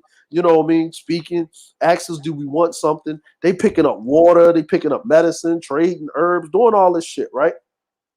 Then everybody stop what they doing in the middle of the street. I'm like, what's going on? And then my cousin said, you know what I'm saying, Monsieur, Monsieur Fils. And I was like, what's that? He's like, my uncle said, oh, voodoo priest. Mm-hmm. You don't move. You give way. You don't move. You give him way. So I was like, okay, all right, cool. And then, a Catholic priest walked by and they did the same shit. I was like, oh, okay, it's all right. They get the same respect. So I'm just blown, I'm mind blown and mind fucked by this whole fucking scenario, right? Because I'm like, all right, cool.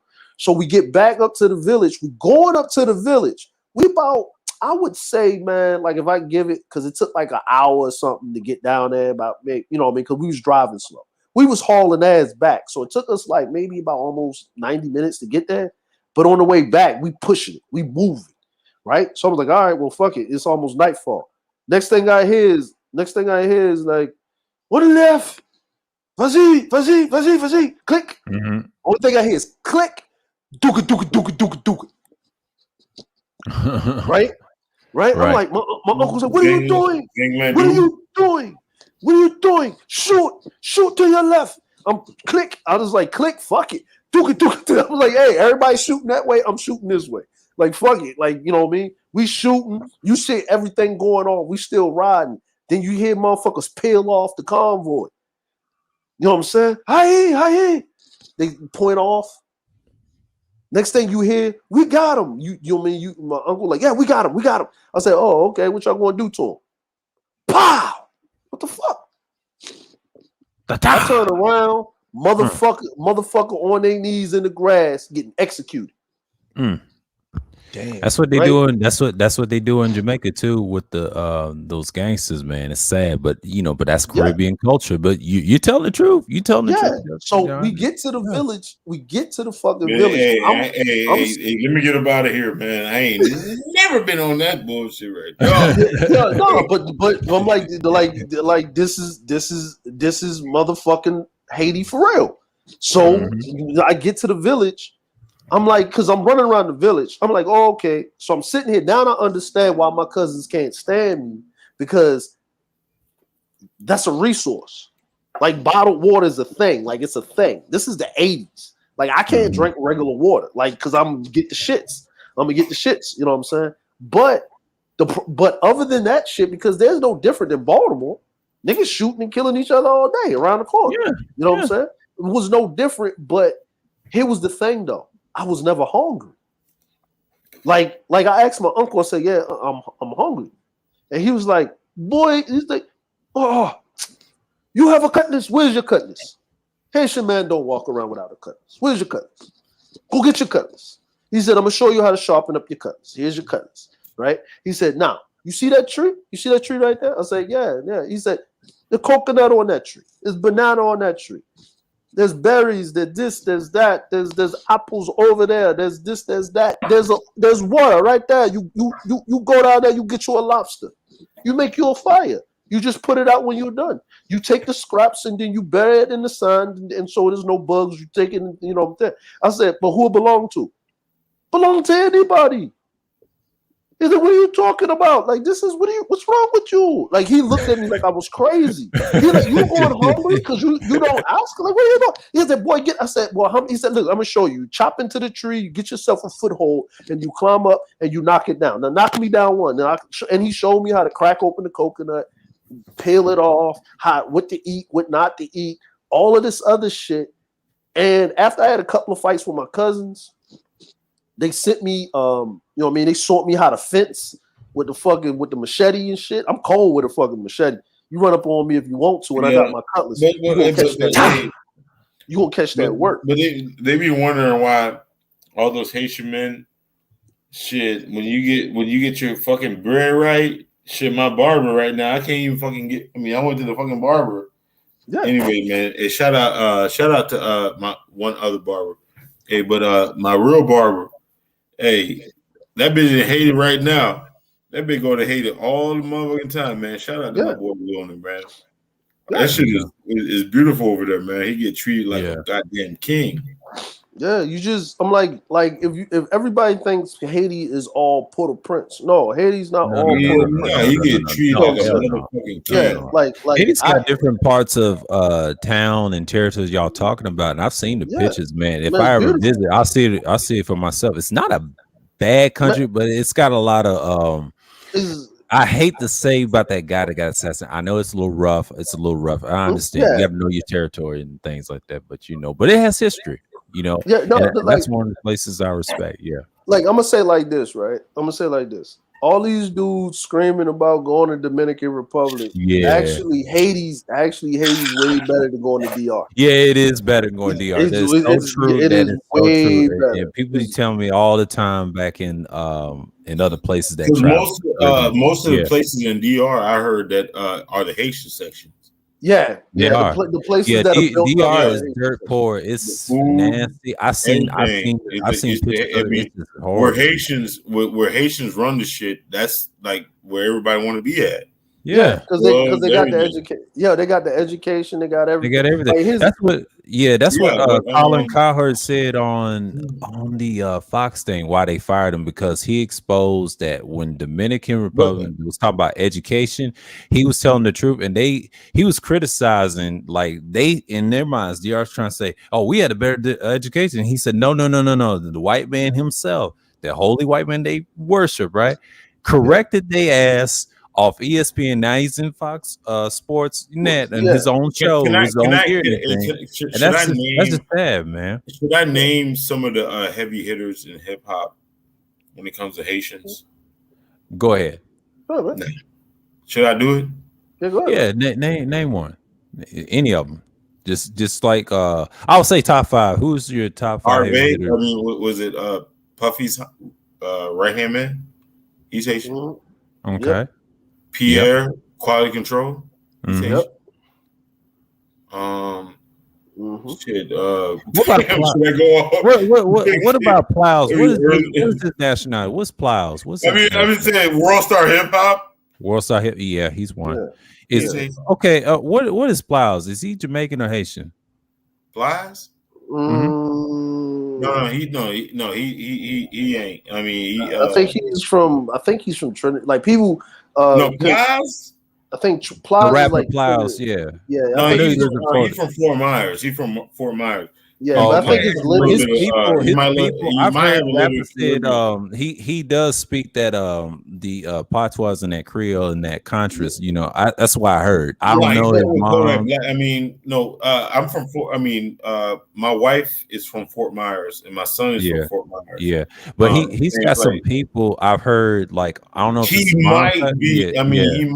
He might be Caribbean on one side, but on one side of the family. But that's why I heard from Vlad, and they exposed that because his people was speaking that language and he don't, and they said, "How did Plow speak that language?" Well, he got some family members. His name is Arginal. I mean, no, he's got a name that's definitely Caribbean. Probably. He probably don't. I mean, he probably don't associate with it like that. But I mean. But he does speak it on the low though, because that's why I heard they caught him and then from Washington or some shit like that. Now he's from the same. I mean, from the same city. My people. Right. You know what I mean? Yeah, like it was like Plies, like a lot of people don't understand that. Like Plies, he's not Haitian, because people only look in the Caribbean when they listening to no. I mean, he is he's definitely Yang. I mean, he definitely with American. But it might be. I mean, he fought with. I mean, he fought with his Zoes. I mean, his real name, other than his last name, you would think that he might be a little bit Caribbean or something. Yeah. Something different. He has some family member that's relate in some relation. I don't know if that's true or not, because I heard over at Vlad, they exposed him saying those languages, and one of his family members actually speak that language. I was like, wow, okay, I didn't know that. Yeah, some of these rappers, I didn't know they have a Caribbean background like that. Now I heard in other genres. No, most of them do. Most of them do. Yeah, like most of them do. Like we said that early in the stream with Mike V. I said, yeah, some of I talk about the not just the racism and slavery. The Caribbean is where they used to take the rebellious slaves. Yeah, that's what I was talking about in Mike V. They used to ship the we was talking about earlier in the stream when Kuda was on here. Yeah, well, the Nassau slaves over. Yeah, and all that. Yeah. I was saying that early in the stream, and I told Mike the reason, if your ancestry goes back to the old Caribbeans and the slave revolts, I said, well, most Black Americans are ashamed to say this. I hate to say it in this country, because you may have the first slaves they dropping off. I don't want to say Jamaica and Haiti, Barbados, Barbados and all that.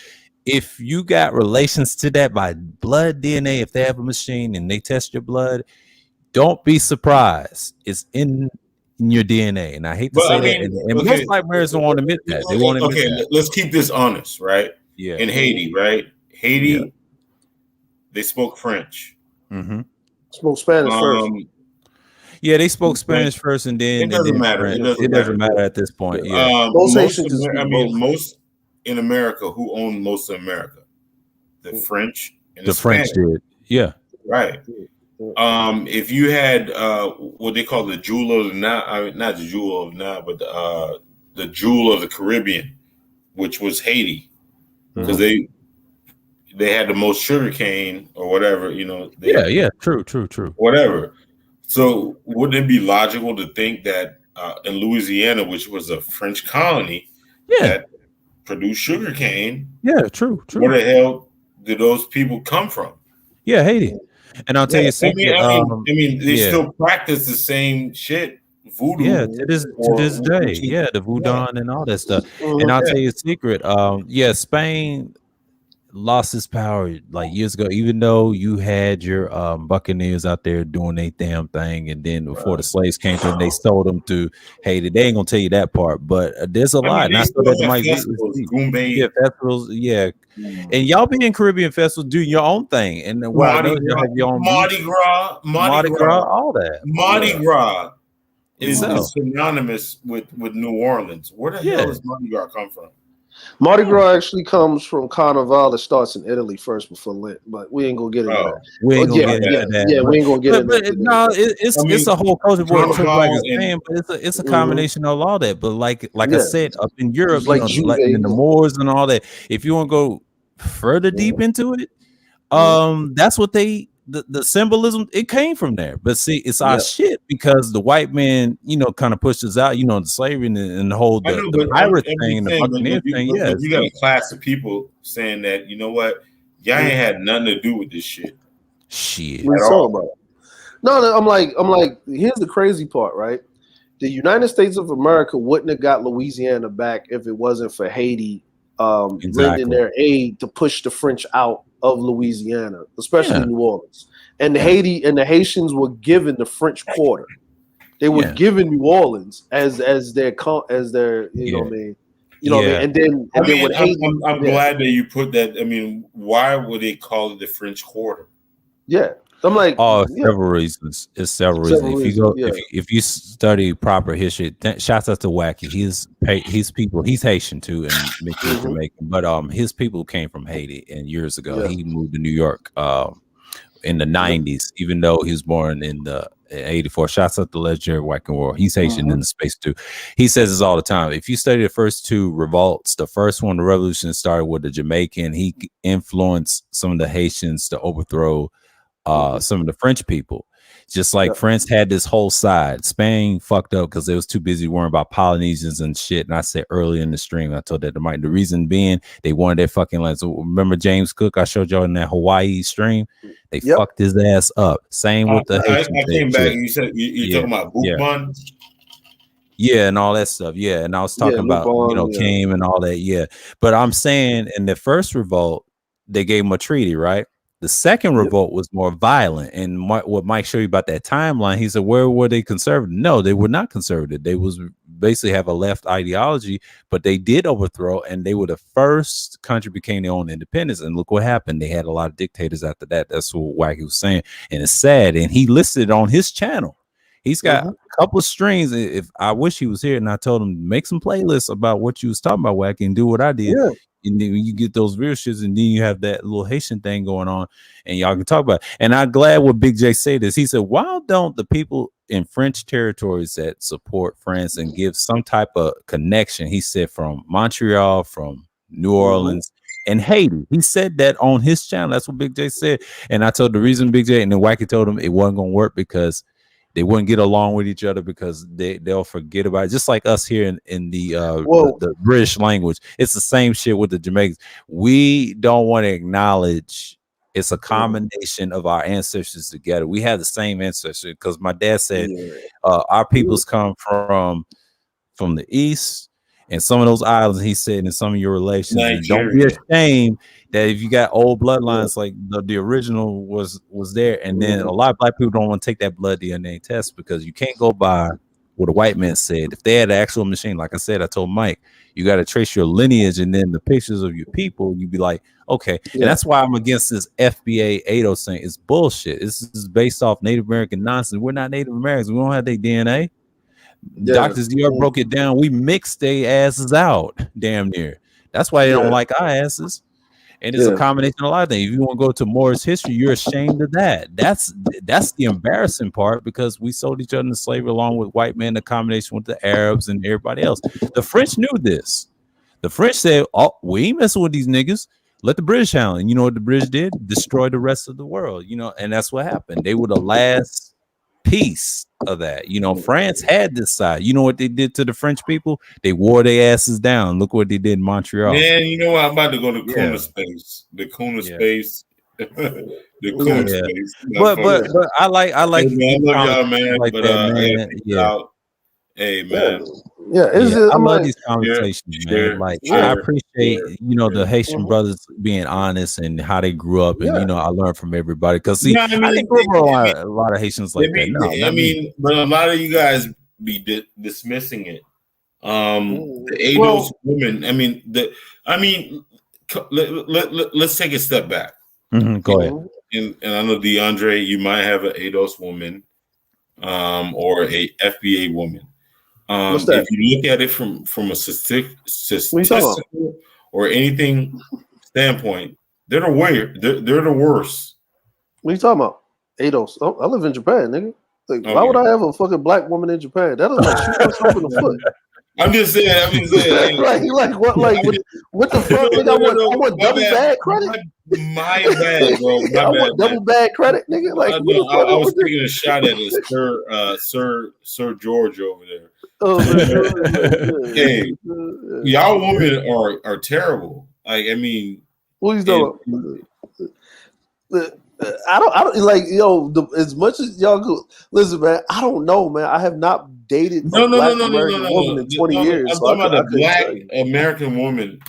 It's the most terrible. I mean, most. I don't even know, bro. Like when I left, they're terrible though. I'm just saying, Obadiah, defend them. You got 1 minute. I don't know. Like I keep hearing this, my nigga. Listen, man. I keep hearing this. I know. You keep hearing this, but I'm just saying. I don't know. I don't want to be the guy because a lot of people get mad at Triple Black for stating the obvious. They're terrible. I mean, I don't know. Like that's what I said. Man. Listen, when I left them, like when I left them alone. I haven't messed with one since 2009, man. I'm just saying, but I mean, somebody got to be it. Juan G's. Yo. Why? I mean, these the black ADOS or the FB women, why are they not terrible? Because everybody says they're terrible. I don't know. Man. That's their experience. I can't speak for most of everybody. Because listen, man, experience, man. But go ahead, man. Jeez. Go ahead, bro. Tell them. Go ahead. All of them ain't bad for real. It's just it's a majority of them. And it's the ones they've always put their bullshit out there. Yeah. They always put out, and you already know they're gonna put out there in the media like, oh, they like this, they like that. Then at the same time, they're gonna put this feminist bullshit out. Yeah, okay, so you're talking about the loud majority. The media is making them look like they're terrible. Like, I mean, if you see Insta thought like in public, like you just automatically realize. I mean, especially if she likes you, you're just gonna have a terrible time. Well, let me say this. Let me say this, man. Let me say this, right? And let's bring reality, because this is the problem. This is where the propaganda machine keeps going off the rails, right? And we got to bring this thing back into reality. So, right? Black women are not all thoughts. No, they obviously not, because there's a loud minority of them being able to stay on YouTube 24 hours a day. Most imagery I see, I believe that most black women, like 90, like maybe 90, I would say 93%. There's like a 95%. There's like a 5, most of them are thoughts. Okay, well, let me ask you a question. Let me ask you a question. When you walk into a professional setting, right? You walk into an office building, and most of the people that's in the office building are women, right? Right. And all of those women are in business attire. And let's just say, out of those women that are working in HR in certain places or shit, even when you go to the doctor, right? They're nurses and shit. They're women. Most of them are women, right? It's a lot of men being nurses now, but it's most of them women, and most of them are black women, right? I mean, if they're nurses, I assume they're gay. You know what I'm saying? No. I'm just saying, if I'm talking about women, I'm talking about black women. If they're, they're working and they're being professional, how are they being thoughts? Because they're I mean, but most of them, like, you don't turn the thoughts off. The thought doesn't turn off. Like, you get what I'm saying? Like, I know, but most of them are thoughts. I'm like, but you don't turn the thought off. You are what you are. Like, you get what I'm saying? But what I'm saying is the way that they're raised. Most of them are thoughts. Most of them are thoughts. Well, here's the problem, and I'll always say this overly and over and over again. You need to change your fucking environment so you're not around thoughts. But I'm just saying that's the same thing that all thoughts say. No. I'm talking about men. I don't listen. I don't listen. Check this out, right? Check this out. For me, I'm just saying, for me, my mindset, right? I cannot complain about eating motherfucking Chinese food, and I want soul food if I'm in the middle of China. Way on the weeds. What I'm saying I'm just saying, change. Okay, Juan G's, you're more representative. Would you say what is the percentage of thoughts would you say that we have in our culture right now? Right now? Yes. Percentage of thoughts. Percentages wise, I'll say 75 to 80%. Thoughts or go to women. Or I'll say it was more of a 60-40. 60-40. I mean, okay, all right. 60-40 I mean, I guess there's redeemable thoughts, but I'm just saying, like, women that you say there are thoughts, like thizzards. Okay, so let me ask a question here. Hold on, no, don't before you influence. I'm not influencing nothing. I just like that. You say the percentage of thizzards, like thought tendencies, got a thought pass.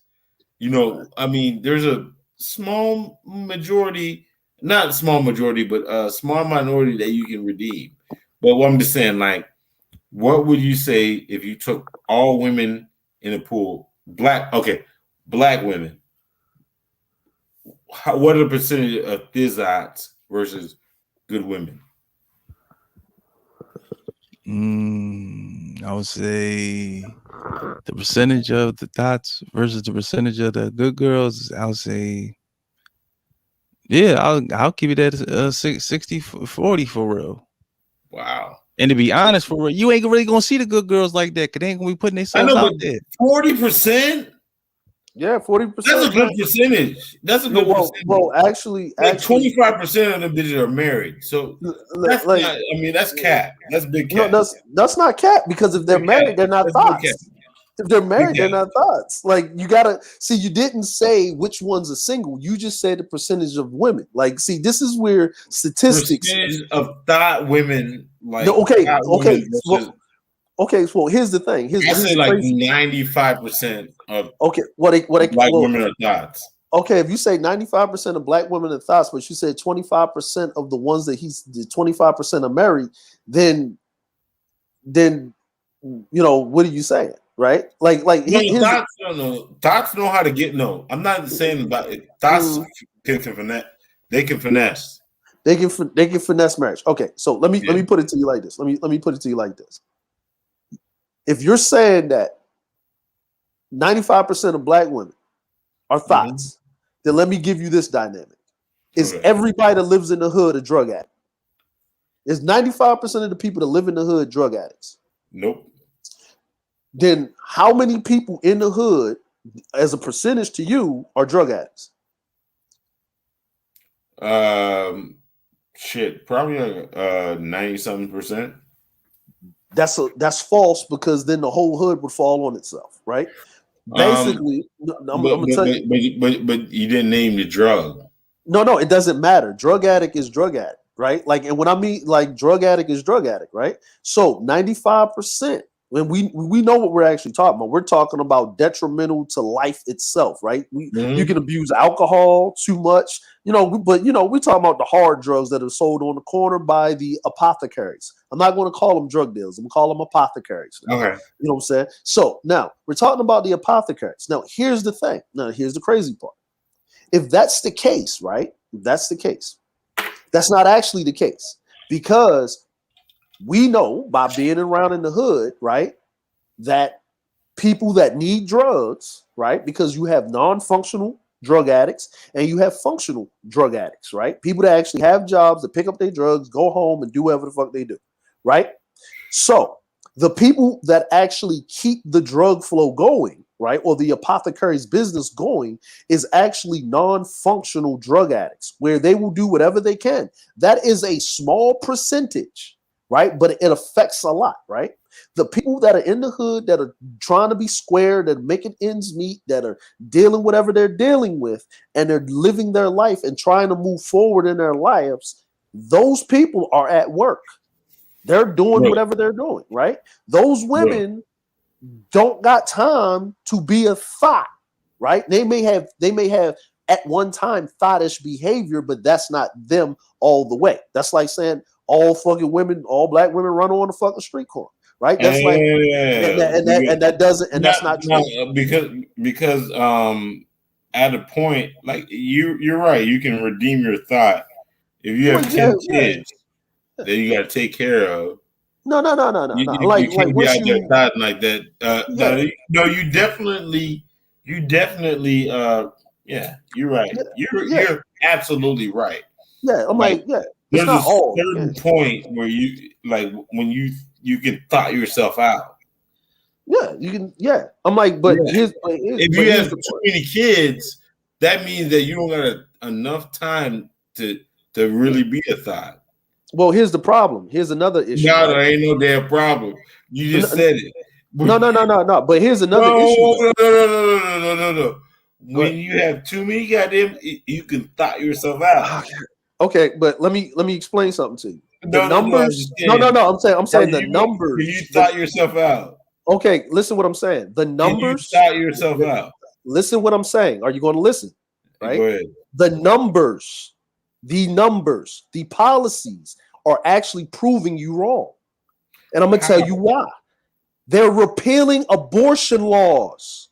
That means they're not having enough kids. So you got to pick a struggle, right? Women,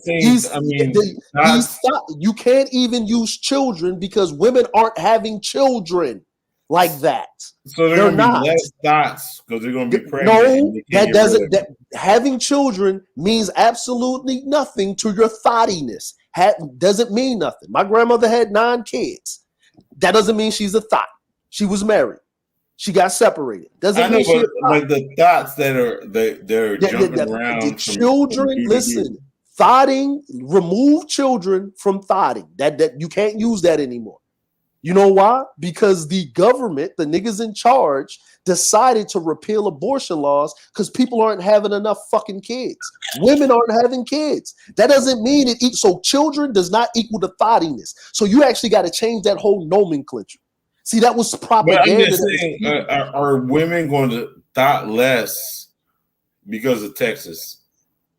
What you talking about? You talking about pretty much. I mean, there's abortion the Supreme laws Court. now. I mean, like women that have been thotting out. I mean, they've been thotting, right? They're not thotting enough. I mean, that's the problem.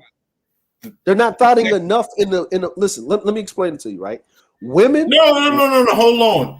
Texas thoughts, right? Texas thoughts. They could thought more, like yesterday, but now there's a law that changed.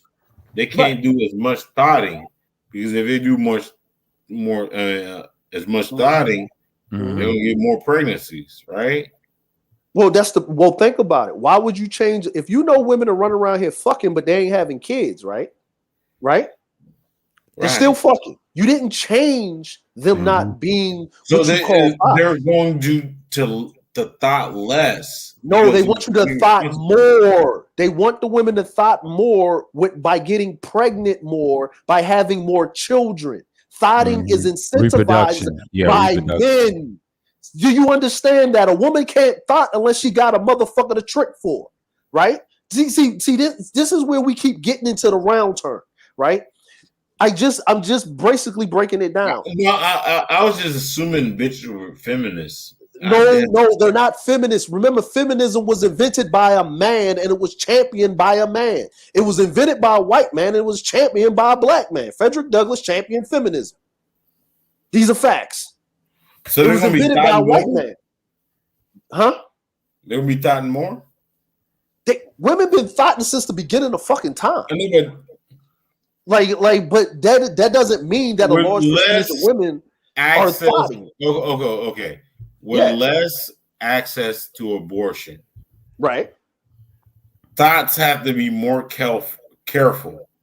You're saying that they have to be more careful. They're going to thought more. They're not going to be more careful, right? Okay, let me give it to you this way, right? All right. Abortion was invented because the bitches were thoughting and they were taking too much advantage of the system. Not black women.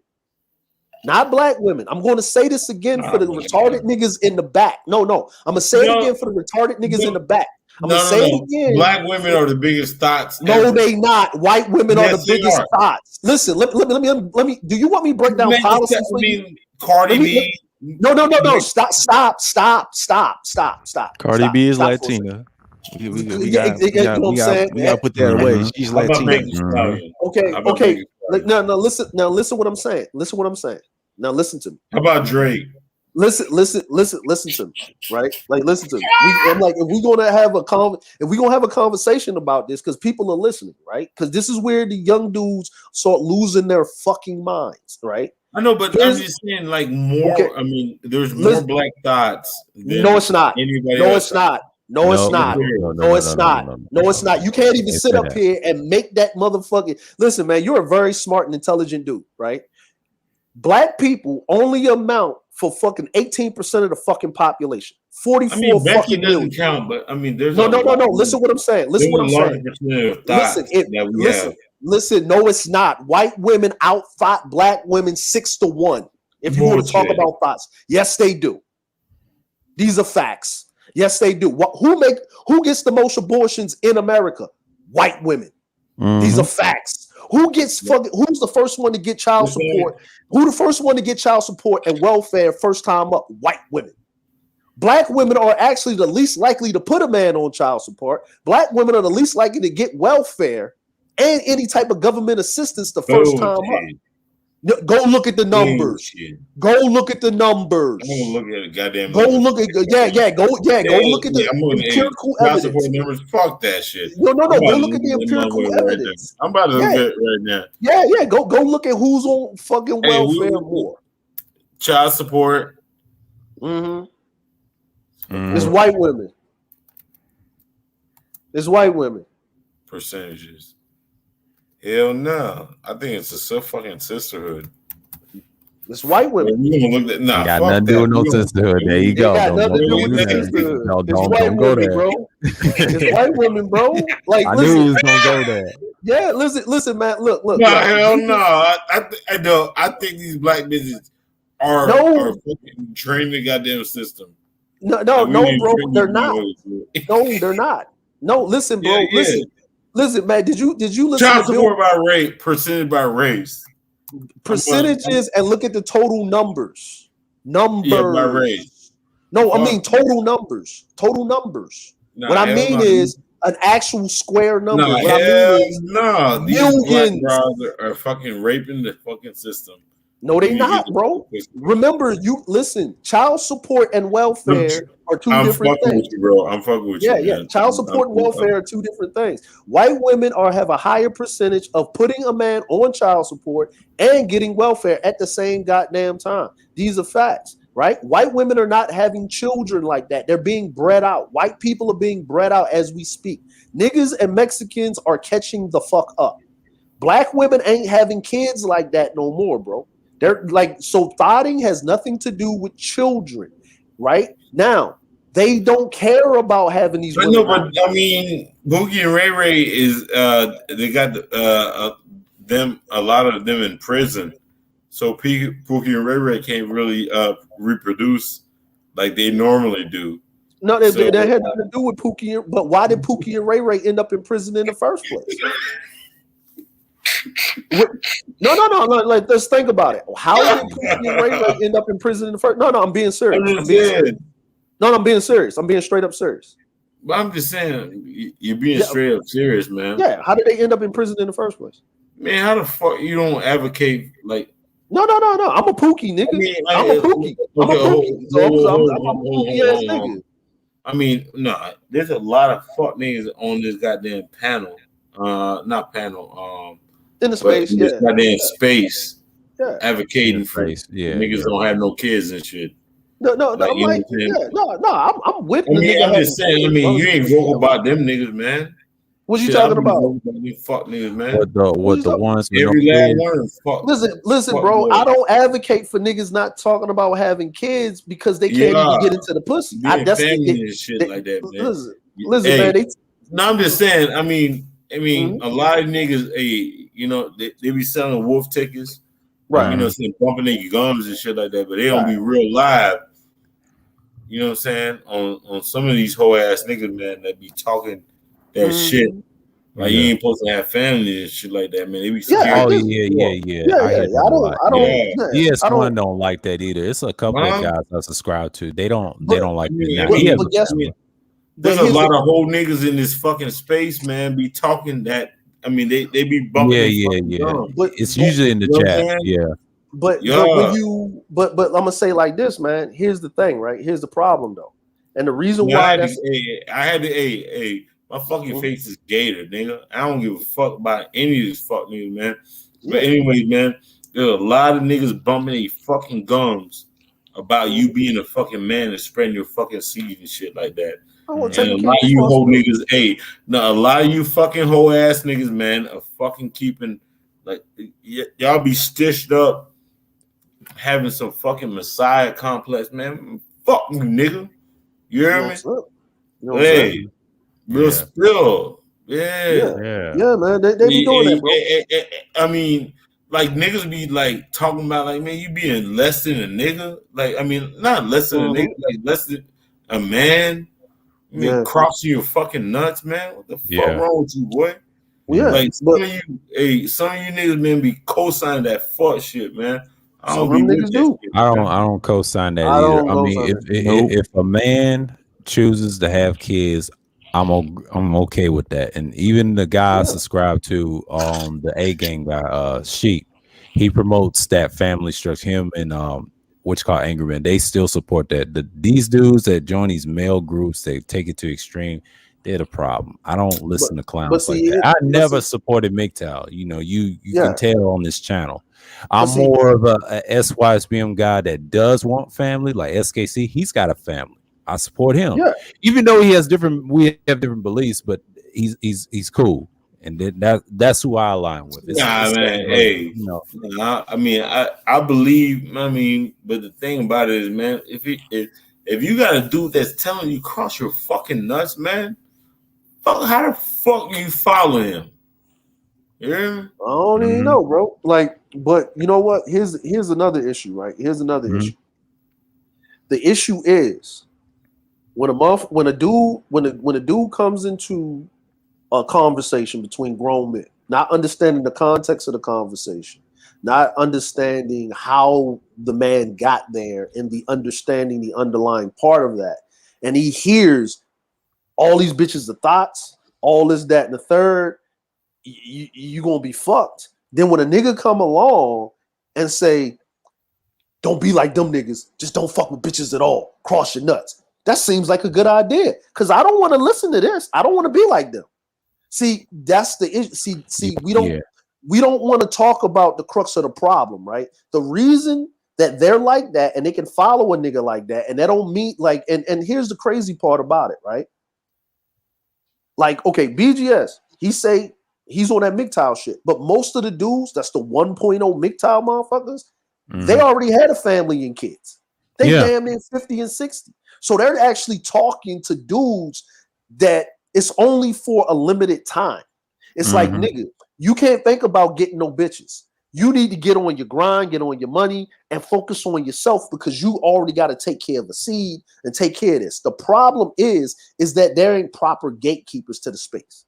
Not everybody belongs in a fucking space. Not everybody belongs a part of the conversation. Not everybody needs to have a fucking red pill shoved down their throat. You know what I'm saying? You know what I mean? That's the problem. I'm just saying, man. I mean, boy, I mean, when you have an old ass nigga busting a fucking jig in the fucking streets and shit like that, man, that shit fucking, especially he a black man. Yeah.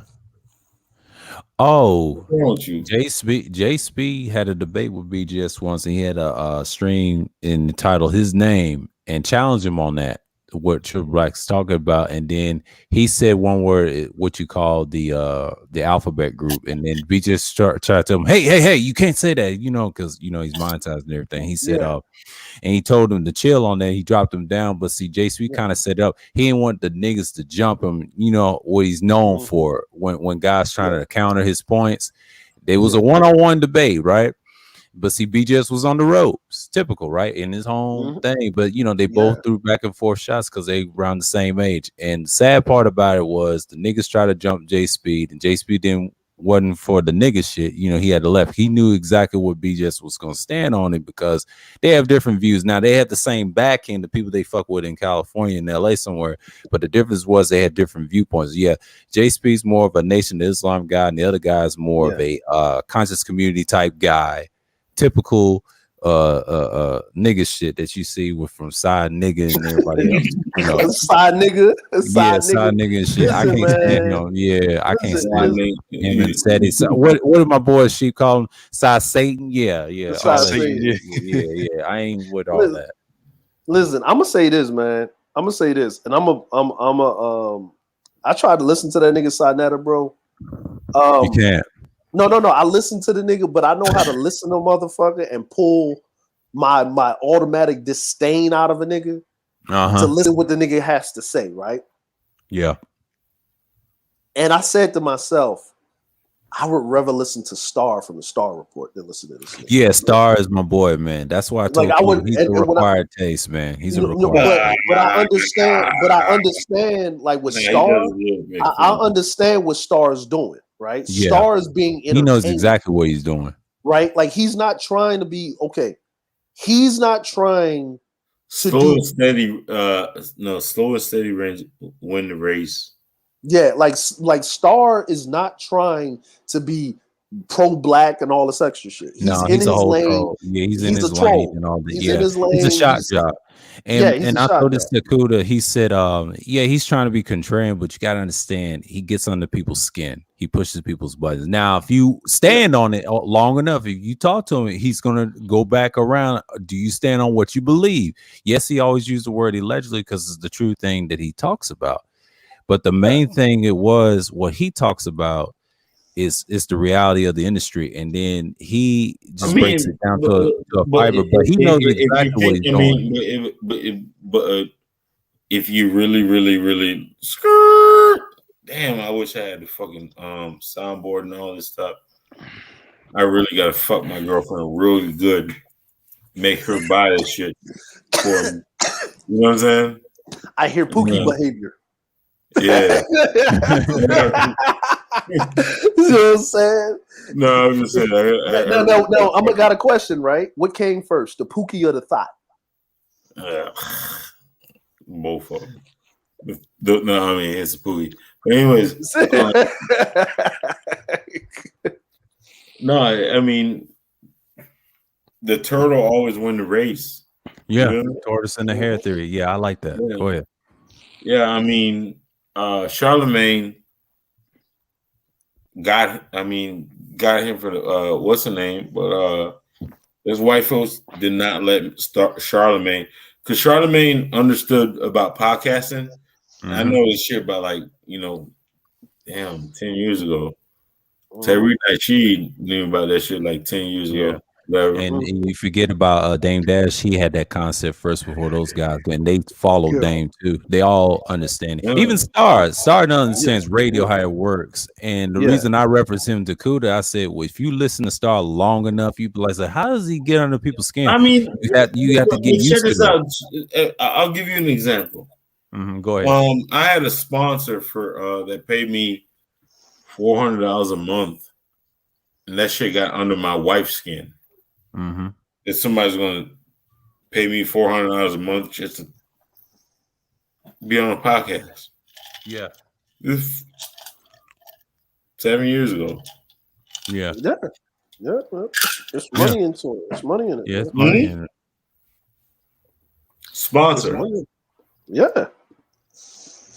That shit bothered the fuck out of her. Yeah. We had a show that was 100 deep.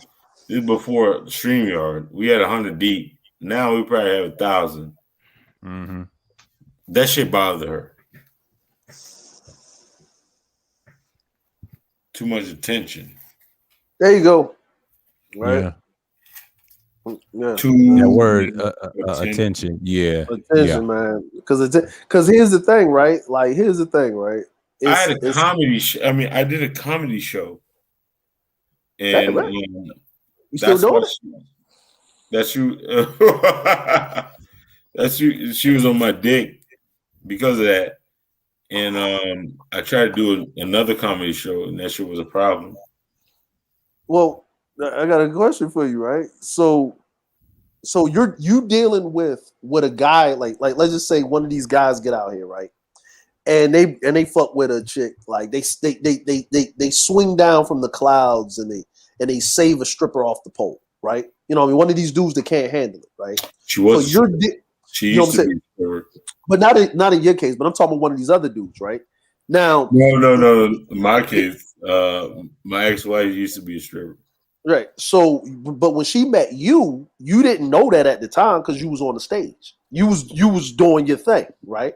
So, I'm like, well, what you're dealing with, right, is and this is human nature, right?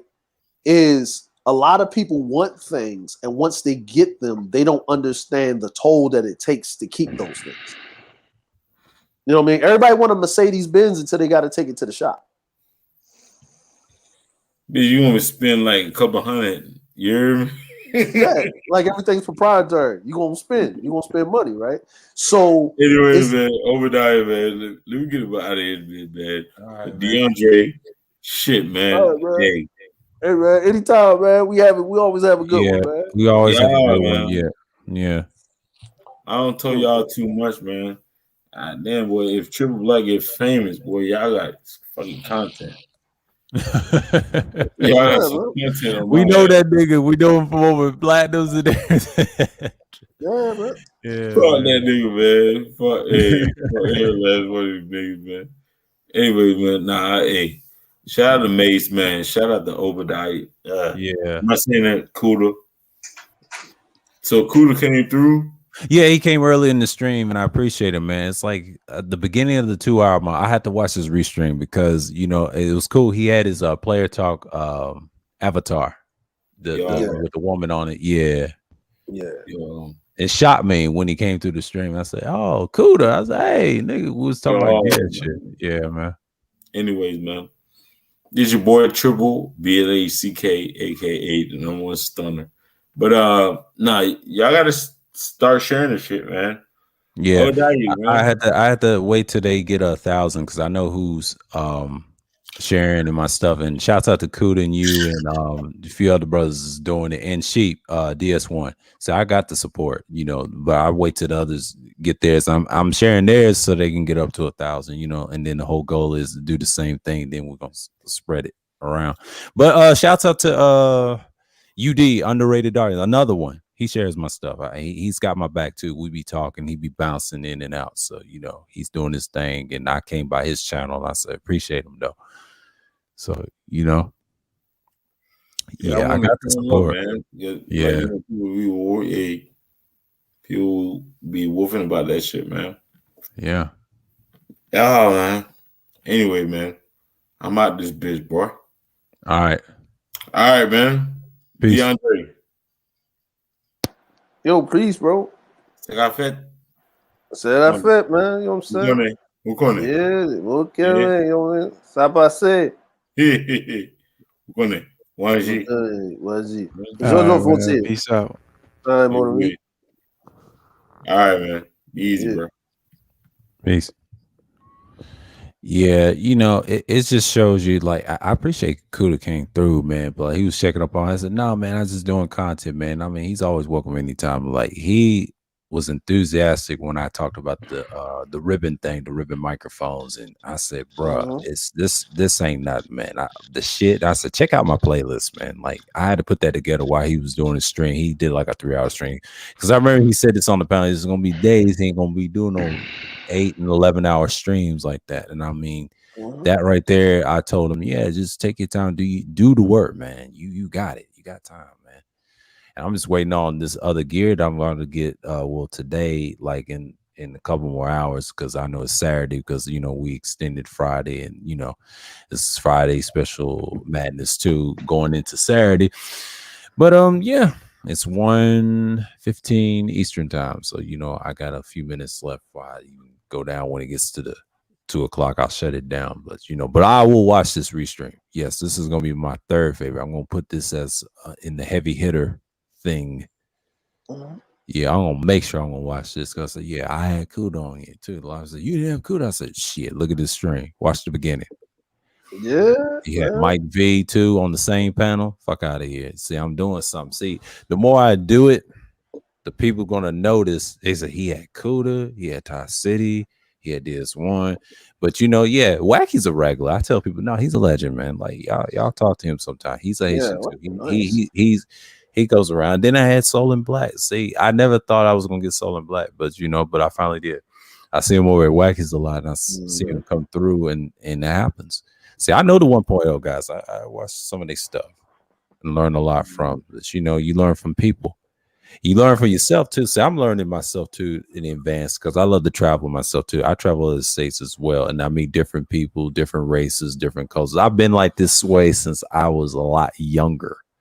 So even though I come from a state that you don't have much, but a few people that came from California, that's Sudanese and things like that. But it's a good thing, like I learned a lot. But the state of Georgia taught me a lot. In the East Coast, you have people from everywhere, and I'm like, man, it's awesome, man. So but when I travel, it's no different, because everything's changed over there. It ain't like what it was a long time ago when you studied the racism over there, and the people in the military. Now it's changed because it's gentrified. Yeah, and even the guy, what's his name, the Ryan guy I met that's from Shanghai. He said it's changed, man. Just go over there.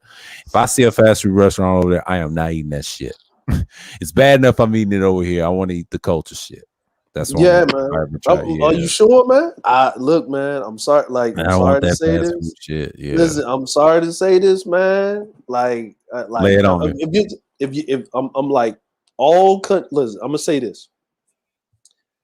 Out of all the countries I went to, my dude, that I ate at, right? If you go on to mainland China, when I mean mainland, we talking about Shanghai, Hong Kong, you better eat in the goddamn fast food restaurants. You better eat in the Fridays, the goddamn Outback Steakhouse, the Tony Rama's and shit. Might have to do the steakhouse. yeah. Cause you gonna be like, man, what's this? This tastes good. And then go in and ask them what it is. You just ate some dog, my nigga. Oh, damn. Yeah. You just ate some cat. Yeah. I'm staying away from that. Yeah. Like, look. You know what you need to do? Go look at Anthony Bourdain's like his old shit on YouTube where he would travel around and go eat food like their customary dishes. Yeah, Chinese eat anything, nigga. Chocolate covered grasshopper. Oh yeah, they eat anything. I ain't going to China, but if I go certain parts they don't have that, like I understand. But you right. You know. Like China's just one. Listen, China's one of them places you gotta eat. Like, and when I mean mainland, I ain't talking about like if you're outside, like you're in like I went to Qingdao, right? Yeah, you can go eat in a traditional Chinese restaurant and be straight because they know not to do that. You know, Hong that's Kong, where I want to go. Hong Kong, Shanghai, like motherfucker be walking down the street, nigga. You like, is that a whole lizard on a stick? That's them, pork bun.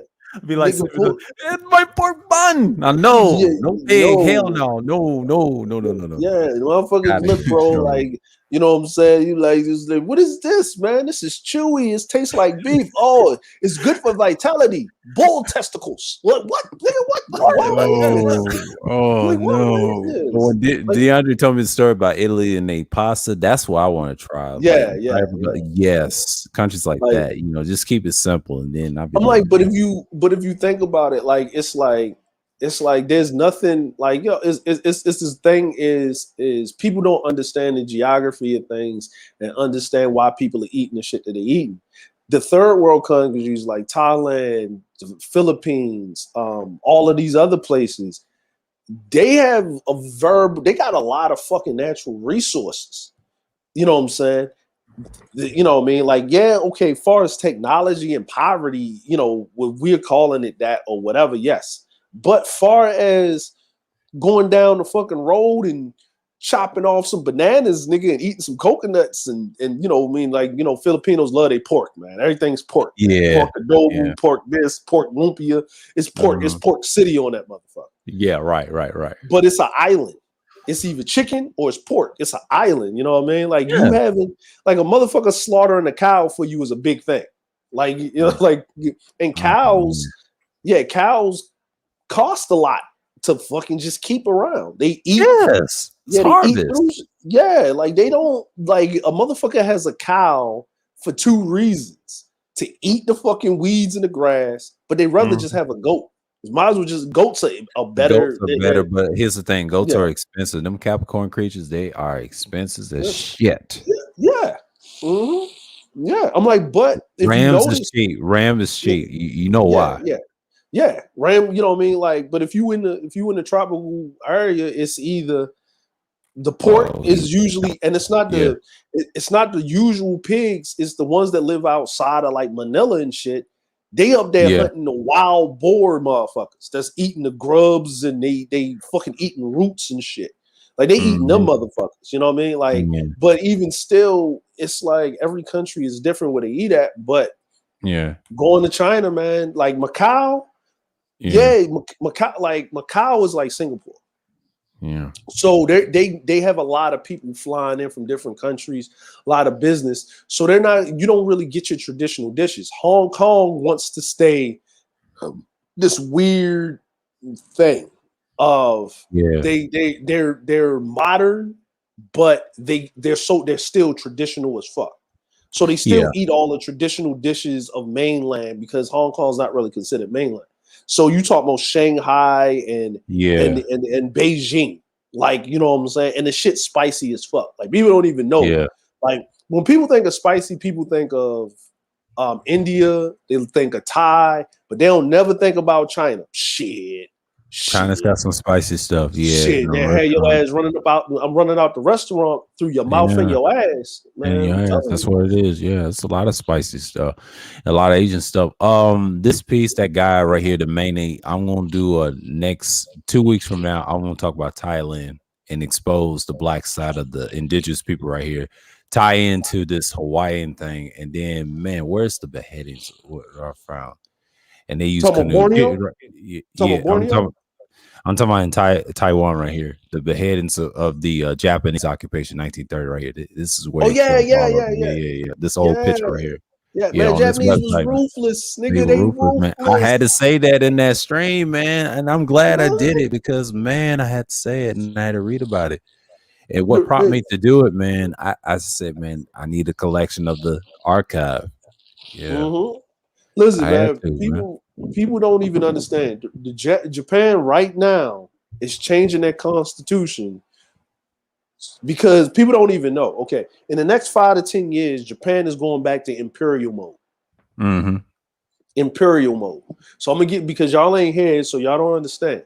The whole reason why Japan had the Olympics is Japan wanted the Olympics. They was going to do the Olympics whether motherfucker showed up or not, because that's just how they built. They don't give a fuck. Nigga, it could have been, Japan could have been radioactive. Nobody could have showed the fuck up, and they still would have did the fucking Olympics. Because that's how they are. Once we start some shit, we gonna go into to the last man. That's just how they are. That's just how they built. Right? Yeah, that's it, man. It's just like, hey, you can't. Hey, why you think Japanese Zero pilots didn't have parachutes? Facts. They knew how to fly them shits. No, because there wasn't no turning back. Like exactly. Look, you do your mission, you come back. If you didn't do your mission and you ran out of ammunition, then you take your plane and you run it into the side for the empire, for the emperor. For the imperial majesty, you shall lay down your life for the honor of the motherfucking rising sun. Like, did you know they was having a problem because the Japanese flag, right? Everybody knows the fucking the circle in it, right? Yeah, the white with the circle in it. No, that's not the real Japanese flag. It's the one with the fucking the light streams on it. Mm-hmm. So they flew that, and motherfucking nobody in the Western culture gave a fuck. They thought it was cool, but every other Asian country knew what that flag meant, and they had a fucking fit, and Japan had to apologize because they tried to sneak that in there. Because that's the imperial flag. They know what that flag mean. They know exactly what that fucking flag mean. They know exactly what that flag mean. So why North Korea is railing for their COVID infections, that's why you don't hear too much from North Korea. Oh, they quiet. They got to be quiet because they get fucked up right now. Like, you got more deserters running across the DMZ line to South Korea, but they're actually really defecting to fucking Japan. Like, they're going to South Korea, but they're coming through to Japan, right? Yeah. So Japan is ramping up. I've been reading about it. Yeah. You're telling the truth. Japan is ramping up its military, but their men in the country are too fucking soft, right? Mm-hmm. They got too fucking soft. So they're ramping it up. They doing a lot of shit behind closed doors. They implementing on family. They allowing people to have their shit like separate state. They're pushing the Shoto religion again. The Bushido fucking shit is coming hard. Yeah, like they and then the emperor just retired. The emperor retired, so they got his son. They got his son, but then they had something on the news that his daughter was married to this guy, right? Was getting married to this guy, right? No, his not his daughter, his brother's daughter, right? The emperor's brother. I think the second prince, right, was getting married to this guy. He went to school at Harvard University. He's got these degrees. He's doing all of this business, right, over in America. But his mom got debt. So they stopped the wedding. They made this a national thing. They usually keep this shit behind closed doors. They made this motherfucker get up on national TV with his fiance, right, apologize about his mother's debt. Not his debt, his mama's debt. The debt don't got shit to do with him, but in Japan it does, right? He's got to apologize because his father's dead and he's the man in the house, so he's got to take care of her debt. They won't allow him to marry into their main imperial family until the debt is paid. And he had to get on national television, and they put it all on the fucking news. Yeah. Right, and they usually don't do that. So basically they go. I'm telling you, man, niggas want a patriarchy, but they ain't ready. They ain't ready. They ain't ready because you can't get up here and blame bitches. You can't sit up there and have it. Look, man, listen. You can't be in Japan screaming online. All these Japanese women are thoughts. Nigga, they'll come find you, bro. They will come find you, and they'll do something to you. Like they'll do something to you. Yeah, I'm like, they ain't gonna kill you. They just lock your ass up. I'm gonna tell you this. Why do you think the Yakuza exists? Even though they use them as a military and they all have karate training and it goes back to their orphanage and stuff like that. They're all tough all the way around. See, people laugh at how sorry Japan is now and weak. No, a long time ago, they was chopping heads off. See, people forget about the Yakuza were beasts. Why do you think they make the sound and they be like I ain't fighting him. I ain't fighting him. That's a whole different language. Like that's a beast. But here's the crazy part: all the modern day bosses, the modern day heads of the family, right? The old men. Remember, Japan next to Italy has the longest life expectancy by any other first world country in the world, right? Yeah. The average life expectancy, and the life expectancy don't go off of women, it goes off of your men. That's what they do the average on, right? Because men die before women, like because we do a lot of shit. The average life expectancy in Japan is 85 years of age. So you know what it is though? Is diet. It's the diet they have too. Yeah, it's the diet, but but they work a lot. But here's the other thing: an 85-year-old man, right? How old was he during World War II? Oh, he was young. He was in his teens and 20s. So that means out of everybody that got firebombed on, if he was in the Imperial Navy or the Imperial Army and he made it through that shit, that's a go hard motherfucker that's running your criminal ring. Yeah. They go further back than that. Like if you go back to their history before they was in suits, they were samurais. You know, the Yakuza was a whole clan back in the, I would say, 17th century, in the 1600s, and it goes further back than that because that culture, Japan itself, is very new, and people forget that that's a violent bunch. Now, my grandfather he lied about his age in the Navy, and then even though he was black at the time, he was 17 when he went in.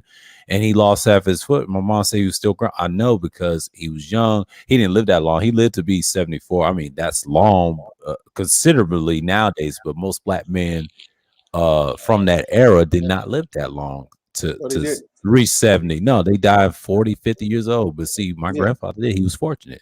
I had a grandmother that lived to be 80.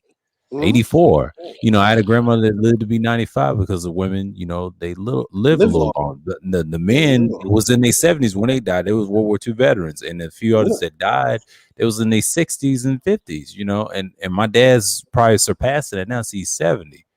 He ain't gonna be 70 until 2 years later, but you know, but he's doing it's the diet, it's the foods that you eat, and people telling them, even the Japanese telling our people, look, if you eat this way, you live longer than us. And you know what certain black niggas did? They did what they had to. Now the niggas today, if you want to live like that, you got to put down the other shit, the fast food, the weird shit over to what they eat. You got to go herbal. Got to go, you know. That's why the A Games promoting the herbs and stuff. They had a black man advertising. He's probably 70, 80 years old, and the rest of the niggas in the space ain't even that age. I said, you want to be like that, man? Change your fucking diet. Well, go ahead. What you're saying about the Japan with the life expectancy, though, man. But there's like they're dealing with a whole separate problem because they have people living too fucking long. Like, and they don't have enough babies. Like, babies is a worldwide pandemic right now of people not having kids. right? So, facts. So that's why I was saying earlier that thoughtism, you cannot correlate thougtism with children. Has nothing to do with it. Thougtism will exist, but it's not majority of your population. Most of the women that put out this image about there being a thought, they're not actually practicing thoughts. You know what I'm saying? They're not practicing thoughts. They're not. They're because we've set the bar as men that this is what's acceptable. You get what I'm saying? Yeah. Because you can't have a thought if you don't have an enabler. Yeah. That's, you know what I mean? Like, I give you a perfect example, right?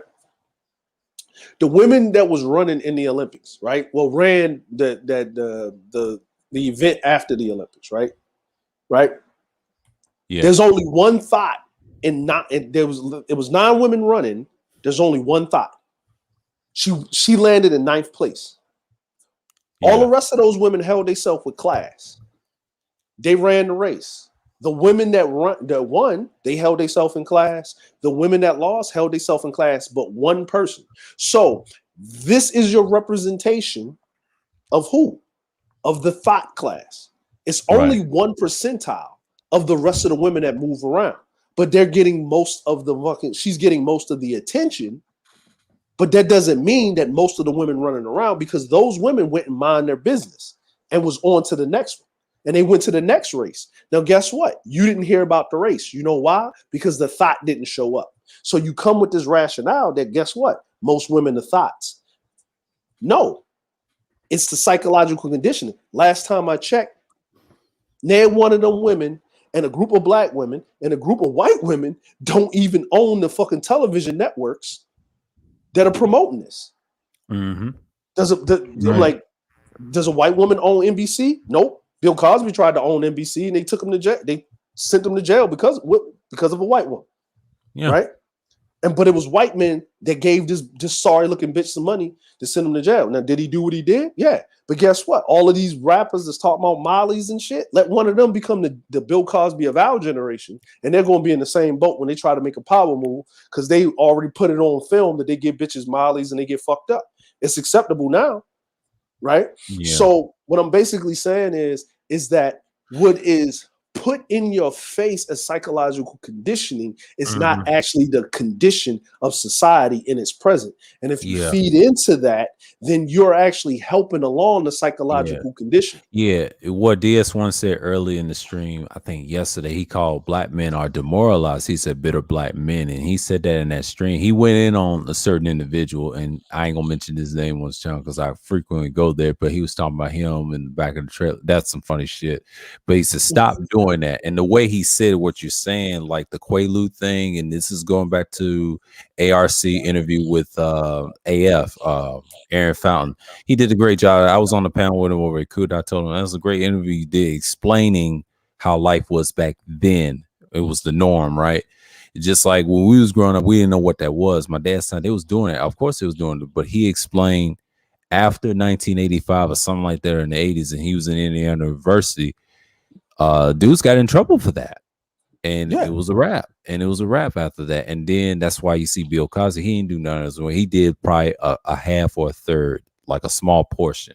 But the ones that kept lying, that's how he got off. I knew he was gonna get off and get out, and wasn't gonna last that many years. He wasn't gonna die. See, they had to do that to hush him up. They say, all right, man, we're gonna give you this time, and then you're gonna get up out of here. Now, one of these rappers, they're gonna get the same treatment. It's that if you sold out to the top, they're gonna treat you the same way, and it's a damn. And these hoes ain't gonna change. They're just gonna do what they do, just like that girl. And I agree with Kuda on this. They don't have to worry about us killing them.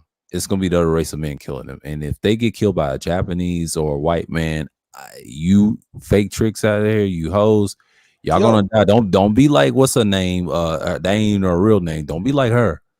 Because these dudes who play emotion with these Sims, they're violent too. Shouts at the Red Supreme. He said the same thing. Try to tell brothers, be careful. Yeah. Sims be who they are. They do kill bees. Pimps don't do that. They do. This is their ecosystem. That's why I don't mess with them. I let them be who they are. That's what see, that's the thing. Well, see, that's what I'm talking about right there, right? Is I looked around because when this woman died, right? I saw the bitter butthurt brigade, you know what I'm saying? Yeah. Go off. Like, man, they killed this woman. And I knew, you know, because they was talking about it's a black, they swore up and down it was a black man. Soon as it was a Mexican dude, they shut the fuck white up. Dude, yeah, they shut up. They ain't say nothing. This last woman that caught that L, right? Which is unfortunate. I don't think, but you know what I'm saying? Here's the problem. Right? And I'm gonna say this, and this is why hoes have pimps and handlers for security. You want to be out in the free market. You want to be able to compete. You don't want the protection of men. Okay. Oh, you want to be in the world of hoetry and thottery. Guess what? So where was the protection of men? And guess who found her? Guess who with the check on her? Her daddy.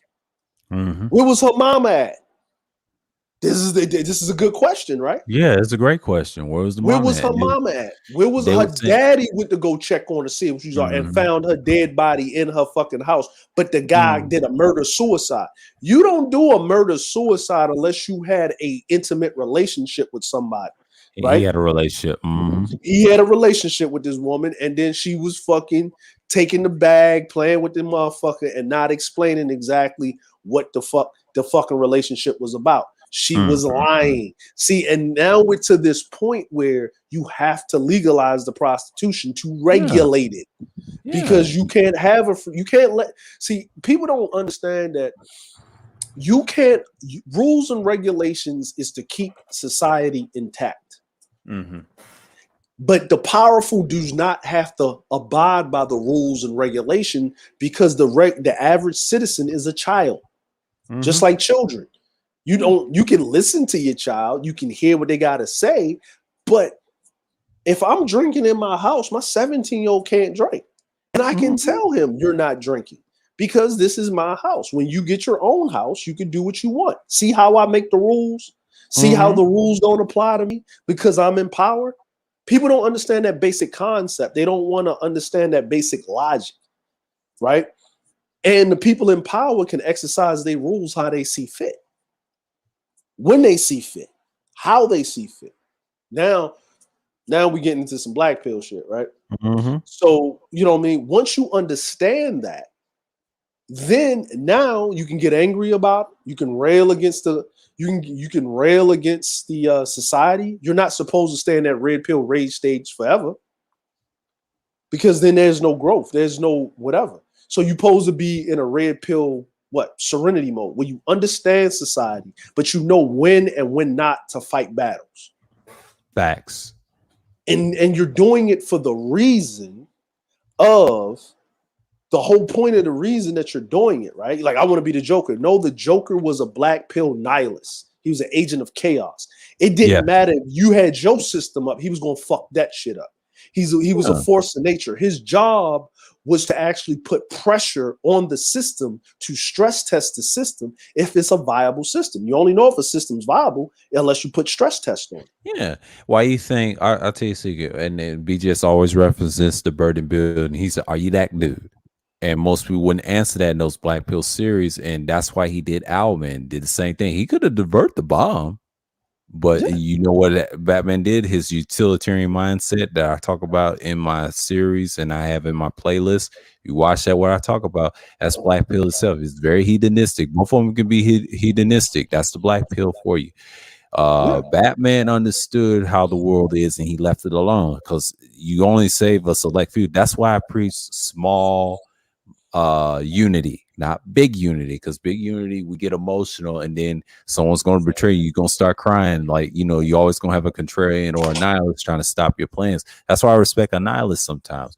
They may not be profound. I was trying to tell Triple Black, I don't support that shit either, but I understand they go extreme with it. But some people have enough sense to know families can be red pill too if you teach them right. It depends on how you raise your kids, because you can't, if you don't raise them a certain way. I've seen this too. If you don't raise him, and he chooses blue pill side, because sometimes kids, it depends on who raises you. The TV raises the children now. I wasn't raised by TV. At least I had books. I mean, that's what saved me. But think about it like this, right? Here's the funny part. Yeah. Here's the funny part. before the television, before the radio, the book was the blue pill subversion. Exactly. And, you know what I'm saying? And before that, it was word of mouth. So here's the crazy. You had to, you know, because we forget things about certain things like this, right? Yeah. If you was on the lower vestiges of society, you wasn't allowed to read, right? And especially if you was a man, right? They allow women to read because guess what? She's a woman, right? Because she can't. Because now, if you got knowledge and physical power, you got a problem, right? If you got knowledge but you don't got physical power, I can still overpower you to a certain degree, right? So you were subverted through the word of mouth, right? But a book is nothing but written word of mouth. Radio is word of mouth through sound waves, right? Then audio. Television is word of mouth through a screen. A screen, but it's a projection, right? If we go on some esoteric shit, the television is nothing but astral projection. Tell live vision. That's what they always say. Yep, and they tell lies, and that's the biggest blue pill of out of all. But see, back then, before word of mouth existed, no, word of mouth always existed. I'm just saying Sanskrit. You have to go further back. Ancient times they used Sanskrit, stone tablets, and all that stuff. And then before books became, stone tablets, some of them tell you truth and some of them tell you lies, but you had to decipher which one was telling the truth. And the red pill aspect, you have to understand that's how societies are. It's normal. It's exposed the rabbit hole, but the real rabbit hole is you can't change some of it. That's why red deals with morality, blue pill deals with morality. Not morality because you expected to do. You expected to make mistakes. That's normal. I wouldn't say I was extremely blue pill. I was purple pills and blue pills at the same time, but I didn't come fully red pill until I was like 15 when I lost my grandmother, you know, because I thought everybody was supposed to be saved. You know, I had that mentality. And then come to find out when I got older, everybody don't have your best interest. And I had to learn the hard way. That's why I understand the street aspect of people, that the street lifestyle. I had to learn both worlds quickly because I looked at the world wrong. See, this is what happens when we watch too much television when I was younger. But even though I read a lot of books in between, the books taught me they lie stuff on TV. And even certain people, when you meet people, they don't speak this way. You have to learn to pick things and break them down. And I learned this at a very young age, thanks to my grandfather from the World War II generation and his days in the Navy. And I learned a lot, and other people, and that teacher I had, that's a Native American to teach me about racism and history. And then coming to these spaces and learn the different feasts and have different information about history. And they was doing this back then. I said, well, damn. And then I had to look at myself, how life works. I said, this is how it works. And then you go outside, you see it. It's hidden, but you got to stay calm about it. Then when I fell into it, when I had the job as a barista, I was way more black pill. People are ugly to each other, certain facial features, gestures, handshakes, rich people treating people like shit. And I understand how life is. I'm like, God damn, they treat their kids like shit. He said, my dad won't love me. This one said this on the stream. He said, and you know why rich kids get mad at their rich parents? He said the love, and he mentioned that in the stream. He said, my parents don't love me, you know, and the way they say it, I hear that all the damn time. He said, we all heard this, even if you're on the bottom. Why you think they get mad, start raging? You know, just like that guy, he had money and he killed that female. It circles back what we all saying. They won't buy happiness. You have to have type of happiness there. That's why utilitarianism means the greatest happiness of the greatest number. And that's what it means. And the reason it's black pill, you have to understand it. It's a select few that understands it. You can say a total, but which total do you want? And the other two is going to disagree. Yeah, they're going to dial. It's normal. That's why a lot of people don't like the term utilitarianism, because you have to understand about egalitarianism. I told this to Mike B early in the stream. Why you think liberalism exists? You stole pieces of utilitarianism. You stole pieces of Epicureanism. That birthed utilitarianism, because that's the black pill itself. See, Epicurus challenged the Stoics. The Stoics were nihilists. See, Epicurus was different. He said, no, there's a way. Yeah, we can kill certain people. Fuck them, you know, and Greeks and whatever. And the next thing you know, boom, you know, the concept grew. That's why the left ideology or whatever ideology or liberalism, modernism, that's America. You know, that's what they stole from. But little did they know, communism came out of that as well. All these ideologies came from utilitarianism. You understand people. try to save a lot of people. But see, a nihilist is destructive. They're more fascistic and anarchic at the same time. They can be right and left. You don't know what he's going to do. He's chaotic. He's on the verge. And then once he's extreme nihilism, there's different levels to him.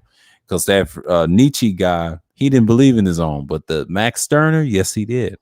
Very destructive, very destructive. And that's what you have in these conversations. I tell people, if you really study nihilism properly, I told this the name was it's a violent ideology. If BGS said it's an extreme side, you just got to understand how it works. But that's why utilitarianism is needed. When all system fails, they got to go right back to that theory. Does it work for you?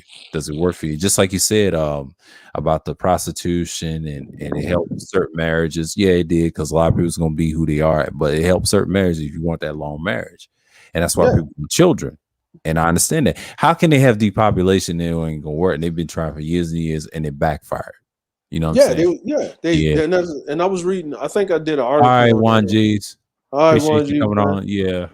I think I did an article on, I think I was talking about that article because I was talking about it a while ago. I was talking about it like, I think in May, about the problem, you know what I'm saying? Like the problem with a lot of stuff they was having, like the Pope was talking about people not having babies and stuff and you know, looking at stuff, and they was talking about the abortion thing and all of this. And then they was trying to make concessions with the Catholic Church was trying to make concessions with because you know they made the first concession with birth control, right? Yeah. And then with the abortion thing, and then they trying to make concessions within the faith because if it's rape or something like that, blah blah blah.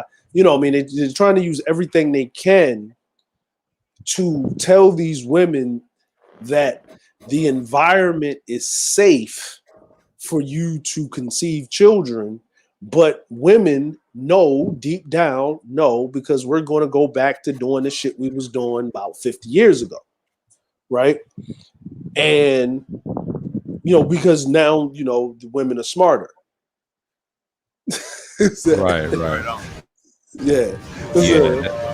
That's Shatterstar Games. What's going on, man? What's going on, man? Y'all can hear me, man. Yeah, we can hear you. Yeah, we can hear you. Yeah, man, I was chime in.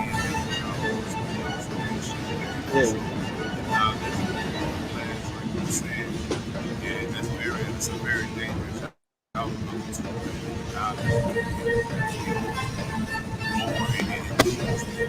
those violence. Everybody. Like that's not a positive thing. Yo. Yeah. Yeah, I hear you, but I don't hear you because the game music is actually louder. Yeah, than the you. game. Yeah. Yeah. You might want to turn down the mix of the game music. Yeah. So we can hear you. But is that better right there?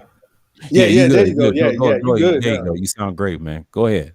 Yeah, I was saying that the nihilism, man, which I was speaking on earlier, that can get very, very dangerous as an outlook, man, because the nihilist is like almost cynical, but worse than a cynical person, because a nihilist almost wants it to go all down. You know what I mean? Versus a cynical person versus a pessimistic. Because cynical is just like, all right, well, if it does go good, well, I'm just going to be the person that's saying, well, I'm not expecting it to go good. But then the nihilist is like, you know, fuck it all. Yeah. Nihilist is more like a anarchist. He's extreme with it. Now he understands cynicism, cynicalism, and what you call it, the pessimist. Yeah, pessimistic. He understands it. He's extreme beyond those. He understands those ideologies in those systems because that's a part of their lexicon. The problem is they go way extreme. It's different levels of it. I think New said this. He's a happy nihilist. He's more mild because anytime you hear him in the chat, he stands on what he stands on. See, that's one nihilist person I can respect. It's him. Shaka Nulu. Shouts out to him. He's a good dude. And he mentions it in the chat. Every time I see him in the chat over at Rogers or BGS, whatever, he's been consistent. And I understand that, and I can respect a person like that. He's standing on what he speak on, and he See, I mean respect those ones, but the ones extreme I hear in the spaces and outside of I wouldn't say the mainstream manosphere and the black one and other red pill spaces, they take it too far. Once they get black pill, they'll be like the Joker. But BGS breaks it down. Are you that guy in the burning building? Are you that dude? Yeah, and a lot of them never answer that question in those old streams, the black pill streams I've been watching from him. And I said, man, this guy is awesome when he said that. Some of them did answer that. Now, Charles, he said he was on his job, basically. I don't know if that's true or not. Now, he subscribes to that, but that's Charles Faulkner. Shouts out to Charles. Yeah, I'm more of a cynical person myself. Ain't nothing wrong with that. Ain't nothing wrong with that. I'm more cynical, but not because of just ideology, following the ideology. Just over time, seeing how people usually, what was it? Was it Confucius? Which one was it? It was like people are generally good, and the other guy says people are generally bad, right? Yeah. So over time, you just look and you see. Sometimes, in my experience, where I became cynical in a certain extent, which I had to try to leave some of it alone and try to give people a good, fair college try, And then once you prove me wrong, and if I was to, bring you into the circle or the fold, and then I see that happened like that, I'm like, okay, that's my fault. Fool me once, right? Right. So, but the cynical part comes at like where you didn't seen that over 70%. Most of them wind up being full of shit, and then you're like, well, now you become cynical because, like, all right, at least if I expect the less, when the knife comes into my back, at least I don't feel some type of way because it's like, well, I didn't expect it to go good.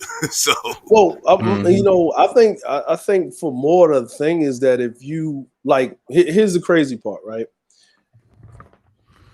And I'm gonna say this, right? And this is, when BGS was talking, I kind of realized what I was on a world scope. Like what the brother Shatterstar just talked about, I'm like that too. I expect the worst out of everybody, but the difference is that I expect you to be the best that you can be, also. Nice. So I give you, right. I don't put anything past or above or below anybody. I give you a wide berth. And every time that I meet you, every day that's a new day. Let's just say you started at 0 with me, even kill, right? We just met each other. You good. The next 3 months, you good. We got it, right? You start ticking up, right? So now you plus 5 out of 10, right? Right. You do something, but if it's against my actual code as a man, but it's nothing too crazy, but you stand on it, now you at -1 with me. Because I give you the respect of you standing on your quote unquote disrespect, but that's how you look at things. But that doesn't mean I fully throw you away. Now I know what lane to put you in. Then the black pill in me figures out a way to use you to my advantage, or if it's in my benefit to deal with you at all. Yeah, bro, and that's kind of like where I'm on, because I let if it's too dangerous, I'm gonna have to check it, and I'm gonna let your ass alone. And if I fuck with you, it'd be better me to just not fuck with you no more, because it could get deadly. I'm the same way, but I understand I help only a select few, and I'm still cynical, and I check it on the other side of the black pill, and I understand you can save some of it, but you can't save the whole world. I had to learn that too. And when I came back to these spaces, learning from BGS's videos, I said, well, damn, I knew what I was, but I understand the Batman's concept. You can't stop it. You got to embrace it and move on. It's just, when you walk to be your own drum, people they'll stop fucking with you. And if you intimidate people and you smother people on panels and in real life, and you've done this before, the panels just give you that extra edge because you dealt with person one-on-one in person when you're doing business or communicating with him if he's going through things. Because my old job, what I used to do, I was talking to people. I served coffee and everything else, but my job was to make everybody happy, whatever. But I couldn't, because I only make a handful happy. That's what I've noticed, and it was a skill. But these panels kind of enhanced that, and I'm like, yeah. And I stayed in my lane, and I knew what the type of bullshit it was in these spaces, because you can't trust everybody. I've learned this a long time ago. I told this to Kuda earlier in this stream. I said, that's why my content is the way it is. We're very similar, and I respect his content. I told him, you have a vast of stuff I like about your content. You don't just talk about game, you use it as a buffer, but I understand why you do it sometimes. What's going on, China Way? Salute. But I'm just saying, but you got to pay attention why it works for you. And then the reason they're jealous of them, I told them when we was talking about the microphones and the ribbon mics, I was interested in it. I don't see how audio works in radio time before they put it into a music set. See, they tricked y'all saying, oh, dynamic mics supposed to be around a lot. Ribbon, what's the first dynamic? And I told them you got to go back to the source. It was delicate. And the second delicate microphone, what? Condenser, because of capacitor. And I mentioned that in one of those streams, and I said it is. And there's a reason why USB took over, because it's a little more sturdier than the ribbon, because the ribbon breaks easy like glass. See, the condenser, you got all types. You got the Yetis all the way through the HyperX, because HyperX is trying to be like the dynamic mics business with Razer and all these other brands and things like that. And eventually they're gonna get a ribbon, because ribbon's trying to make a comeback. And then me and Kuda was talking about that back and forth, and that's the whole thing. What's going on? And then I personally was with the USB adoption earlier, right? And we would do MXL, and I had a good MXL one, man. It was one of the first MXLs. They had a small equalizer on it, and it had a small gain function on it, but it was USB, no power, right? And I noticed that with slower computers that we would use on different people's studios, because I would always go and engineer at different people's studios. Some would be powerful, some would be having just the in-house studio kind of deal like that. And what I would notice is, even though my OGs with the old school with everything XLR, you know what I'm saying, fully state of the art, everything XLR. But then I was like, let me use the USB. They're like, well, we ain't trusting that USB because that's some new shit. You bringing this computer style. And I said, man, but look, the USB got phantom power on it, and it don't even need an extra mixer. And they didn't understand it. And now that I've seen the adoption of the, especially with USB 3.0, man, some of these new USB mics, man, like you said, them condensers, man, I mean, some of the, even just the mid-grade, the mid-range stuff, man, is sounding so crystal clear without a mixer. Yeah, I'll tell you this, the Quadcast that I got from August last month, I've been wanting one, and shouts out to Raven Knight and War Master. He said that's a good startup condenser mic, and he says that's a shock mount, integrated pop filter, and it's bad to put an extra pop filter on it because it'll damage it, because most white people, they wouldn't. And I've noticed from video game, I would say pre-records, they was talking about how they talk about mics and talk about tech shows. They said it's best not to use that. Some people use it, some people don't. Now, I've noticed that when they do test mic streams, and I've been watching them lately, and I'm going to get this Razer Mini with the Super Cardio. It blocks out all sounds. The Super Cardio, it just blocks out any sound that sounds like a pin drop.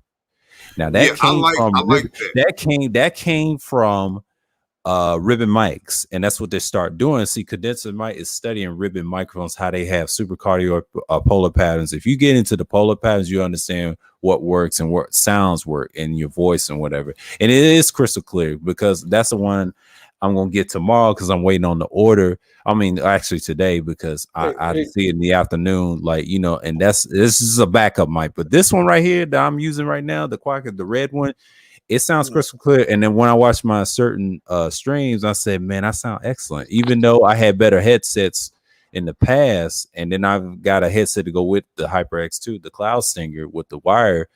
And I told Kuda, man, like, I'm learning about audio sounds through headphones, because I've always been a headset guy. I said this early in the stream. I said, when you learn about proper audio that way, and then podcasting and radio and broadcasting, it all goes together. And then I showed him the lavalier with the piece. That's the best dynamic mic if you want to interview or podcast, because if you have a small podcast, that's better. The other dynamic mics is for sure. That's for music, and you just want to showboat and be who you are. And there's nothing wrong with dynamic mics. I told him this. There's nothing wrong with Shure's. They've been around a long time when they did ribbons.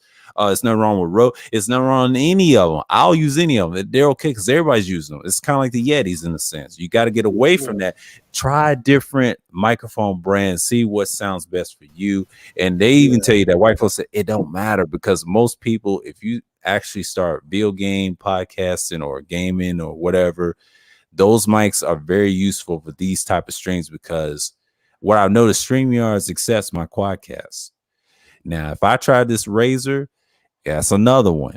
But if you use Dynamic Mics, you have to have an upgrade. Say I haven't upgraded my StreamYards. If I do, the better premium version be like Kudas. Yeah, he uses a mixer and certain things or certain buttons, but the preamp. You know what that guy said, Alpha Gaming? He got rid of his preamp XLR and got something else better. He's trying to make it to one thing, and eventually they're competing with the cell phone. That's the whole thing with condenser mics. Condenser mics is going to be the future to compete with cell phones, and ribbon mics is trying to compete with them too. See, dynamic mics is for special occasion. That's for guests. That's for people just showboating, being a comedian. You know, just being entertaining. They use what I've noticed, brother. Like you were saying with the audio, and as far as like the noise cancellation. Yeah. I had the original preamp that I got was part of a set. It was PreSonus. Yeah. It was the tube pre, and it always was good to put that shit through the vacuum tube because that analog side just sounded good. So it had a couple of different buttons. Of course, it had the unbalanced. It had that's if your cord was in reverse, you could unbalance it. You had the 20 hertz cutoff. A lot of this stuff is dealing with the hertz too. And then if you're buying stuff, always remember that because I would look at the speakers being an audio head from back in the days. When I look for subwoofers, I don't just look for a sub that's just the newest, hottest thing. I'm looking at the frequency response. And I want a sub that goes down to 20 hertz. And the reason why is even though you can't physically hear 20 hertz with your ear, human ears don't go down that low, but you can feel it. Yeah, you feel it. And the same way with the mic. And the same with the mic. You want the mic to be, depending on your voice, because, you know, when you talk about singers and all that, and that's different. But like just on a mid-range thing, you want that mic to go as low as it can possibly go in the hertz and also go as high. And then you just adjust it with that. And then also on the PreSonus, they had another 20 hertz thing where the 20 hertz, and it was 50 hertz, it was 80 hertz. And one of them was like the fan. It was like when a fan is running or when an air conditioning unit is running, it's usually at a certain hertz. And when I pushed that button, it automatically knocked out the air from the fan or from the air conditioner unit. Yeah, that hum. Yeah, that hum. Yeah, it knocked the hum out. But now I use a different setup. Now I've got a mixer and I've got a USB Behringer preamp. That's a good one. 2x2. I got a Behringer whole setup, but I brought the wrong one. I didn't get the USB one. I got the analog one. So I had I was going to get the other mixer, like the there's an attachment where you can turn it in USB. But everybody was like, just go get a new fucking mixer, man. Just get the one that's USB. Don't get the attachment to the thing. Because the DAW, if you got it, it's basically making it a spiff inside the USB. So now you can have 24 tracks right there. Yeah. Right. Yeah. But see the mic I got, it's a condenser, and the HyperX brand is good, but the newest one, the RGB light, you have to go on a website to change the colors. Which one are you using? I'm using the red one. The original, but the RGB one that cost $160. The gains on the bottom, and what's his name? Alpha Gamer said I wish it was in a certain position. What you have to understand by HyperX, it comes with a shock mount, and the way I was holding on the stand is cool. But I seen how they had them on boom arms and how they move it around, and some people do it wrong. Like you can do it upside down, sideways, whatever. But it's best to talk in it right up because you be more clear because it's got. You can talk around, and it's just similar like that. And then some of them are unidirectional, and some of them are bidirectional, unidirectional. Now, same with this Razer I'm about to get. It's similar like that. But if you talk in front, you sound clear because when you talk from the back, you're talking from a distance. But the trick is a supercardioid. That's the polar pattern, and that polar pattern blocks out a lot of sounds, even the ones that you hear a dog, whatever. Now, cardioid is semi blockage, but when you pick up sound, it's stereo, and then omnidirectional. That's like all around the room. It picks up everything. That's a condenser for you, right? But a bidirectional views. This has all four polar patterns. It has bidirectional, it has cardioid, it has omnidirectional, and stereo. And a lot of people don't know that because that's fucking dope. Yeah, it's a four polar pattern microphone. Yeah, the reason you can do that is because you have options. But now, if you want to interview a person, you have to hit the figure 8, and that's what they call bidirectional. And same with the ribbon microphones. That's what they try to be. A lot of these condensers is copying the ribbon game. And they understand that Razer's doing the same shit too with that Razer Mini. And the reason I like it has super cardio, because if you go back in the day, that's how they was back then. If you have a heavy mid-range deep voice like I have and Juzzle and everybody else, you can use those mics. And the best condenser mic for deep voice is the G-Track, and it does music and everything else. It has polar patterns too, just like this one. But these are condenser mics with a capacitor, and that's all it is, because it has that type of power. If you get computers like, or a laptop like a Google Chrome, for example, or any of them, they can use this mic. If you get a StreamYards account, it just syncs very well. You just gotta plug your headsets to the mic. A lot of people say you can't do that. Well, it works better when you plug your headsets in the mic instead of the computer. It messes up latency if you put it in a laptop. I tried it over Sexy Red's channel, and they said I sound like I did, but I didn't want to use it over time on a longer stream because of a little latency issue. Because I said I want to put it in the microphone itself, and it works better. But it can handle. Well, it just depends too. Like the way I fix the latency thing, and if I spread it, it depends on what kind of sound card I'm using too. Yeah. But what I figured out is the ACO driver. But this laptop I got, it handles anything stronger. I mean, this is a strong Chromebook. I don't know. It's one of those laptop likes and handles anything. I'm like, damn, they keep updating it. And it's one of those things like I ain't never seen it handle any USB mic. And it just shows you the difference is and things like that. Everybody's got different you got that. Yeah, what you got to think about it is like now everything's standard now. 16 gigs of fucking RAM. Like, you know, you had to put extra RAM in it, pay extra. Now the standard is 16 gigs of RAM because everybody, like, it's like this. Not everybody got $1,200 to spend for a proper laptop, especially after this shit. So a Chromebook is perfect because it's perfect for business, but people got to do business. They got to do business meetings on a Chromebook, right? So, you know what I mean? Like, so they beefing up these Chromebooks, they beefing up these mid-range laptops. And actually what they're trying to do literally is like, you got a Chromebook, you got a MacBook, you got a MacBook Air, then you notice that your higher end laptops, there's a leap. Like a Chromebook, you can get into a nice Chromebook for like what, $600? Something like that, right? That's doable, right?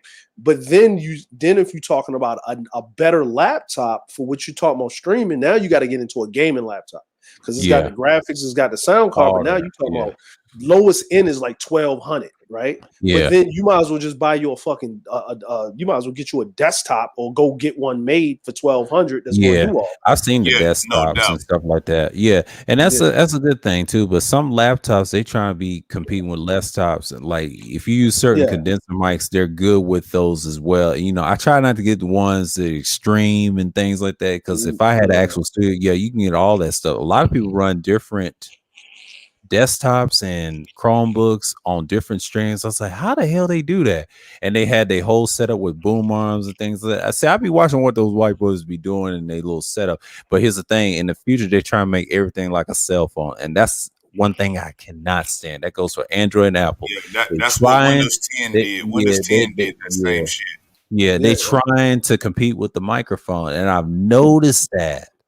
I understand what Kuda be saying, but I say you got to understand the cell phone is the future. See, they're gonna try to compete with the condensers because see, the condenser is a scapegoat against the ribbon, because remember, ribbon was the standard. Now it's the condenser, and eventually, see, dynamic microphones is for special occasions. They tricked you. Oh, that's the standard. No. That's for special occasion on certain podcasting. Lavaliers is the best dynamic because most news people trust lavaliers, because the other dynamics, they're good for music and certain recordings and special occasions like the Shure, your roads and all that stuff. It's all great. But I'm saying condensers is convenient. They have its place. I heard what Alpha Gamer said. It has its place in the market. And the reason being why people buy them all and they're cheap is because you can plug and play and that's all you do. But you have these formats like StreamYards and Melon, they work well, and these streaming companies is getting big because of it. Oh, everybody's using condensers and they looking at that's a YouTuber. Now, if you're a professional, you get a dynamic mic. That's for professionals. And I like the class distinction. I had to learn that about certain audio. I was like, okay, see, condenser picks up natural voice. Dynamic just enhances the radio sound. That's all it is. It's just and it's gonna pop. It's gonna pop when you get into the real pro recording, especially if you like doing a chorus or something like that. Exactly. You know, it's gonna fucking pop. I hate to bring back like the Hustle and Flow reference, right? Yes. You know, when Anthony Anderson was telling them, he was like, "Man, this shit here is good, DJ. But man, we working on some shit, man. These bullshit mics." And that's what they had. And that's what old girl went to the old dude to get what? She went and got a condenser mic. She went got the mic. I'm like, that's usually what it is. It's usually what it is. But see, the thing is like okay, like I watch Alpha Gaming myself, right? I'm glad that you mentioned the dude. So I watch him myself, and you know when he's getting into the audio stuff and with the streaming and stuff and how to make your stream look more professional. Me personally, when I see a dude, listen, if you sitting up there, and this is just me. Go ahead. If you're not on a stream where a motherfucker can see you, you don't need a fucking boom arm. Yeah. Nigga, go get you a regular goddamn mic stand. No one's seeing you. No one's seeing. And matter of fact, if you got the mic stand and you doing your stream and it's up over the thing, it's not sitting in your face. People gonna still see you the most. They're still gonna see you. Like they still want to, hear you, right? The other thing is, and I don't understand, like I understand why gamers do it. Like they got the mic and it looks all professional because it's like a podcast shit. But here's my thing. Nigga didn't come to hear you. They came to see what you're doing. Like get the fucking mic out of your fucking face. Get it. You should have just brought a fucking shotgun mic out of frame and so the motherfucker can hear you clearly. So you just and because if you're yelling and then you got all the soundproof foam in your room, on the back, on the side, but you don't have that type of mic. What's the point of that? What's the point of that? And then the gaming sound is actually going through your headphones. It's not you're using a monitor. You're not. I'm like, you have to have headphones on to hear the gaming sound anyway. You're not making sense. Now, are you being loud and you got the soundproof phone because you're telling me you're on the screen? That's what it is. You know what I'm saying? And then your shit is pre-recorded. It's pre-recorded because when you that's worse than yelling in the cell phone. I get what Kuz said, but it's the same thing with the mic. But see, me not showing my face, I'm holding the mic right now. I can camera right now and show you I'm holding without a boom arm. See? And then what I do is I don't need when I self live stream, I show my face. I just recently going back to my old ways where I used to pre-record showing my face sometimes instead of behind the screen showing you pictures and information, you know. And I try to tell them, yes, I'm a black nigga. Yes, I talk about this shit, and this is what I do. But I'm just saying it's okay to have a certain avatar. But if people love your audio and your sound, they're gonna recognize they know what you look like on your channel. That's all it is. It's just people just want to be seen and they don't have the gift. And I wouldn't say the gift, they have gifts, but they don't have the blessing and skills to do what they do. If you want to be a professional, you know, you got to be all the way in the screen. You got to be like my man, Devin Wade. And I told this to Kuda, you got to be like him. You got to be like Gilly and them. You have to be like Star. They show their fucking face because they're trying to pick a certain audience and they pick them for a certain reason. If you study radio and Dame, they shake people's hands. They actually talk with certain microphones. They keep the mic further away from them and talk loud. You know, they got microphones like that. You don't have to get all that. It's common sense. Condenser mics is just convenience, and you can have them for like years and years. Just take care of the shit, put them in the case, get you another one like I'm getting because that deals with all types of sound. Get you another one. You switch up. Dynamic mics is for a special occasion. If you want to be playful, karaoke, and like my man said with the little amps and the Zoyas and shit like that. What Kuda saying, I appreciate him. See, he can teach me how to use those things, even as an artist that he was and a DJ. He's showing you this is how you use this and that. And there's other people tell you the same thing. See, I listen to people. I'm willing to take criticism. See, like structure. I want to be better at that too in a different setting, but I don't want to be that. You know, I stick to what the condensers do, you know? And it's nothing wrong with dynamic microphones. I mean, that's just a choice. And like I said, most people on YouTube would rather see you with condensers. I never understood it until I start seeing a lot of textures. Now, Kuda's right. It's okay to have them all, but you got to know what you're doing. And I hate when people that don't have content, you got to learn the topic first, then developers get that. It took me years to develop to get this type of microphone, and I'm liking it. And it's a perfect condenser as a startup. Eventually, you can graduate to dynamic. You know what I'm saying? And people do this all the time. That's common sense, and you're right. Yeah, I'm like, and even still, it's like your setup. Like it's like it's like myself. Like, you know, I'm more of a pre-record guy. Like if I even get up there same here, yeah. Even if I get up on the stream, but I know when I start my show up again, I'm gonna turn my camera on because you know when I was up there with X and we was doing the interview, I had my camera on. Yeah, you know what I'm saying. You're supposed to. I know what you look like. You know, yeah. But you know what I'm saying. It's like you know me personally. I told Kuda, you know, this is me. Kuda, you need to get off the audio gas. You got enough audio. You need to get on your visual gas. Because once he gets on his visual gas and sets it up, man, he run his whole stream, and ain't nobody can touch him when it comes to his presentation.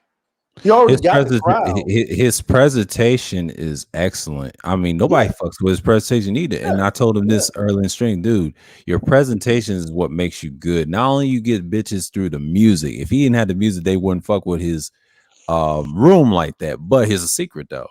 His aura is perfect because yes, you have the music background. You know why them niggas was jealous? He know how to structure that shit right. And his presentation was just beautiful. That's what makes him different than everybody else. And the reason I subscribe to him, it makes sense. I said, what's the point hating a dude that had a hell of a background, understands media, understands certain equipment, and it matters. He tell you what you need to do, but he just give it to you. Just like, you know, and a lot of people can't stand that it gets under their skin. But me, I'm just trying to get into the broadcasting thing, you know, just learning about YouTube and things like that. So I've been doing YouTube for years, and this is another arsenal. Thanks to him, you know. But see, I should have done this years ago. Now I did with the playlist. Now I know what I sound like. I sound clear when I'm talking to y'all. And I always watch my stuff too. Like if it's my favorite, I'll watch it. Even some of the stuff that I didn't have the microphone, and it's okay. And it's an upgrade. You know, I'm upgrading. I'm showing Some people don't like that, bro. Some people don't like to look at their old stuff. Stubborn. Yeah. I do it all the time, bro. Just like you were saying, man, you right on, because I go back and this is how I improve. Like my man was just saying, you gotta look back at your shit too, because you gotta see, okay, I need the visuals to be matching up with my audio, like you were saying, brother. Yeah. You know, you want that to match up with it. So I was doing a lot of stuff back then, more pre-records. Yeah. Did some stuff on Twitch because it was easier for me to stream on Twitch like that. It was, you know, it gave me more production value without having to do too much, put it like that. And then like for is like where I was recording some of the other stuff, I was using the Xbox. I seen that I was able to upload high quality videos faster. And then what I would do is I would create the alpha videos or whatever, and then export them to the cloud, and then use my video editor to do a pre-record and then do a pre-render of everything, adding the intro, the outro, right? And then kind of like put the words on it later. So I would create the visual part of it, like my outro. If you ever take a look on my channel, you go look at my outro and my intro. What's your channel, bro? Like Shatterstar Games, just Shatterstar Games. And the outro. I'm gonna put the names up. Hold on. There you go. Yeah, it's just like that. He be in the chat. He be in the chat. He be in the chat.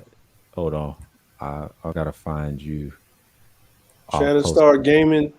You got right here. This guy right here in the chat. That's his avatar right here.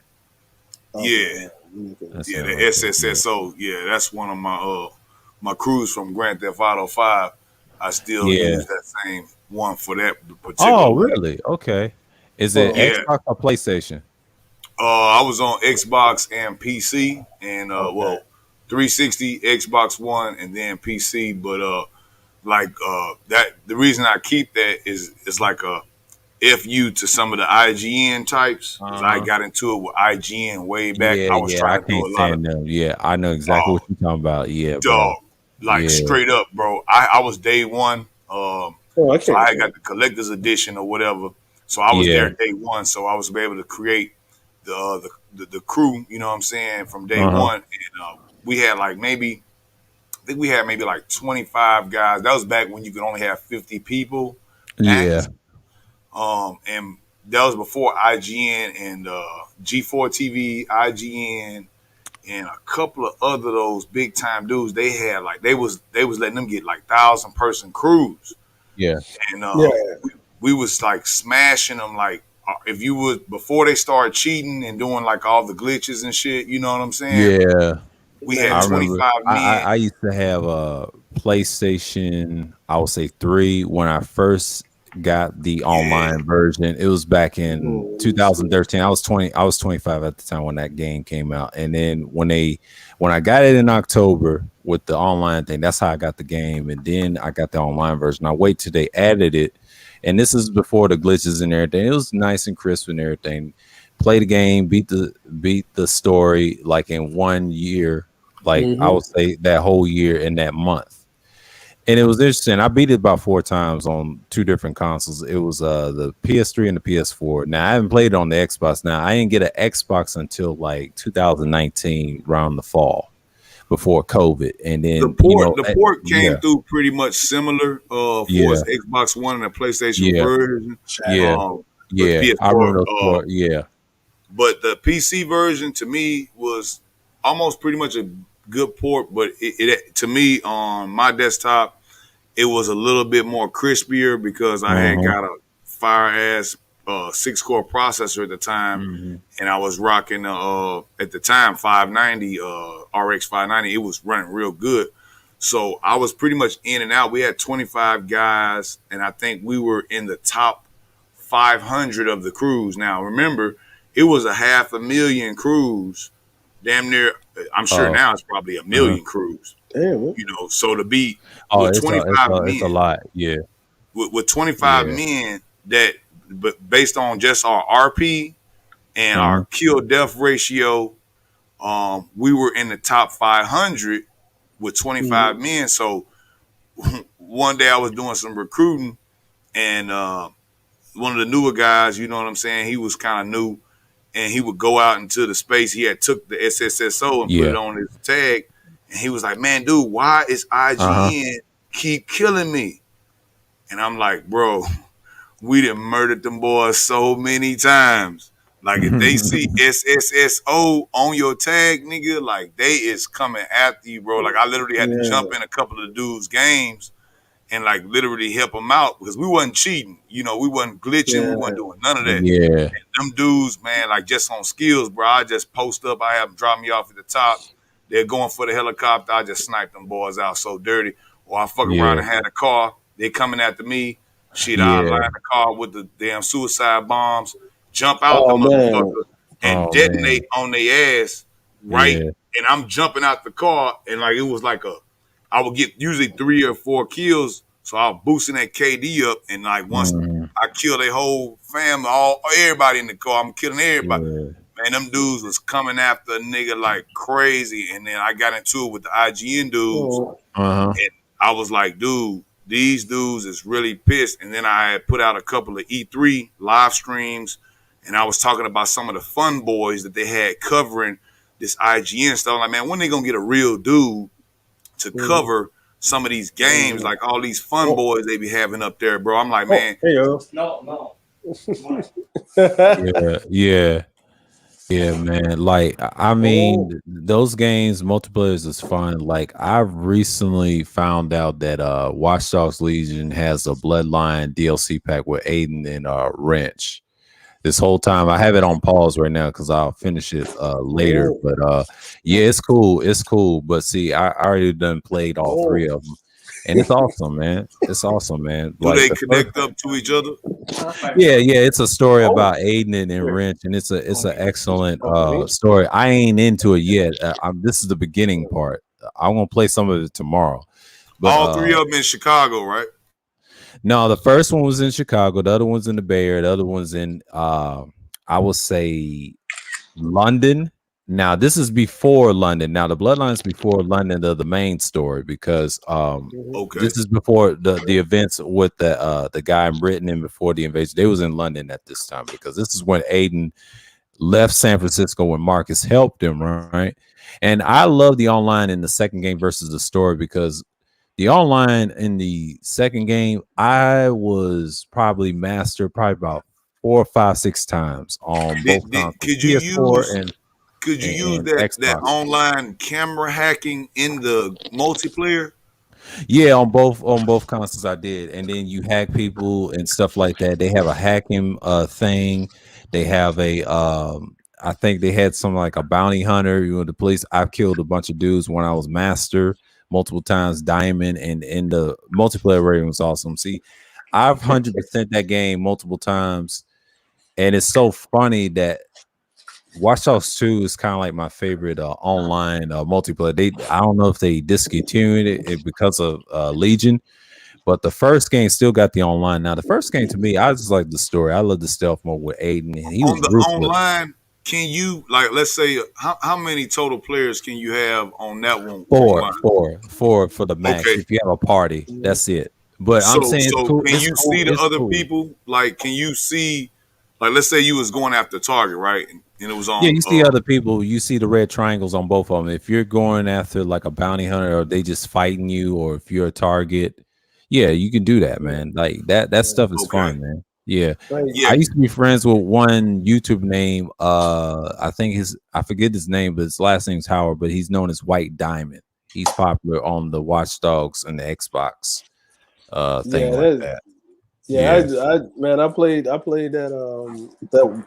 I played it like when they first had Grand Theft come. It came out for like the online when it first came out when they was running the beta, and I was playing it, and my friends was playing with me, and I said, man, I said I need to jump on y'all server. Y'all don't want to be on my server.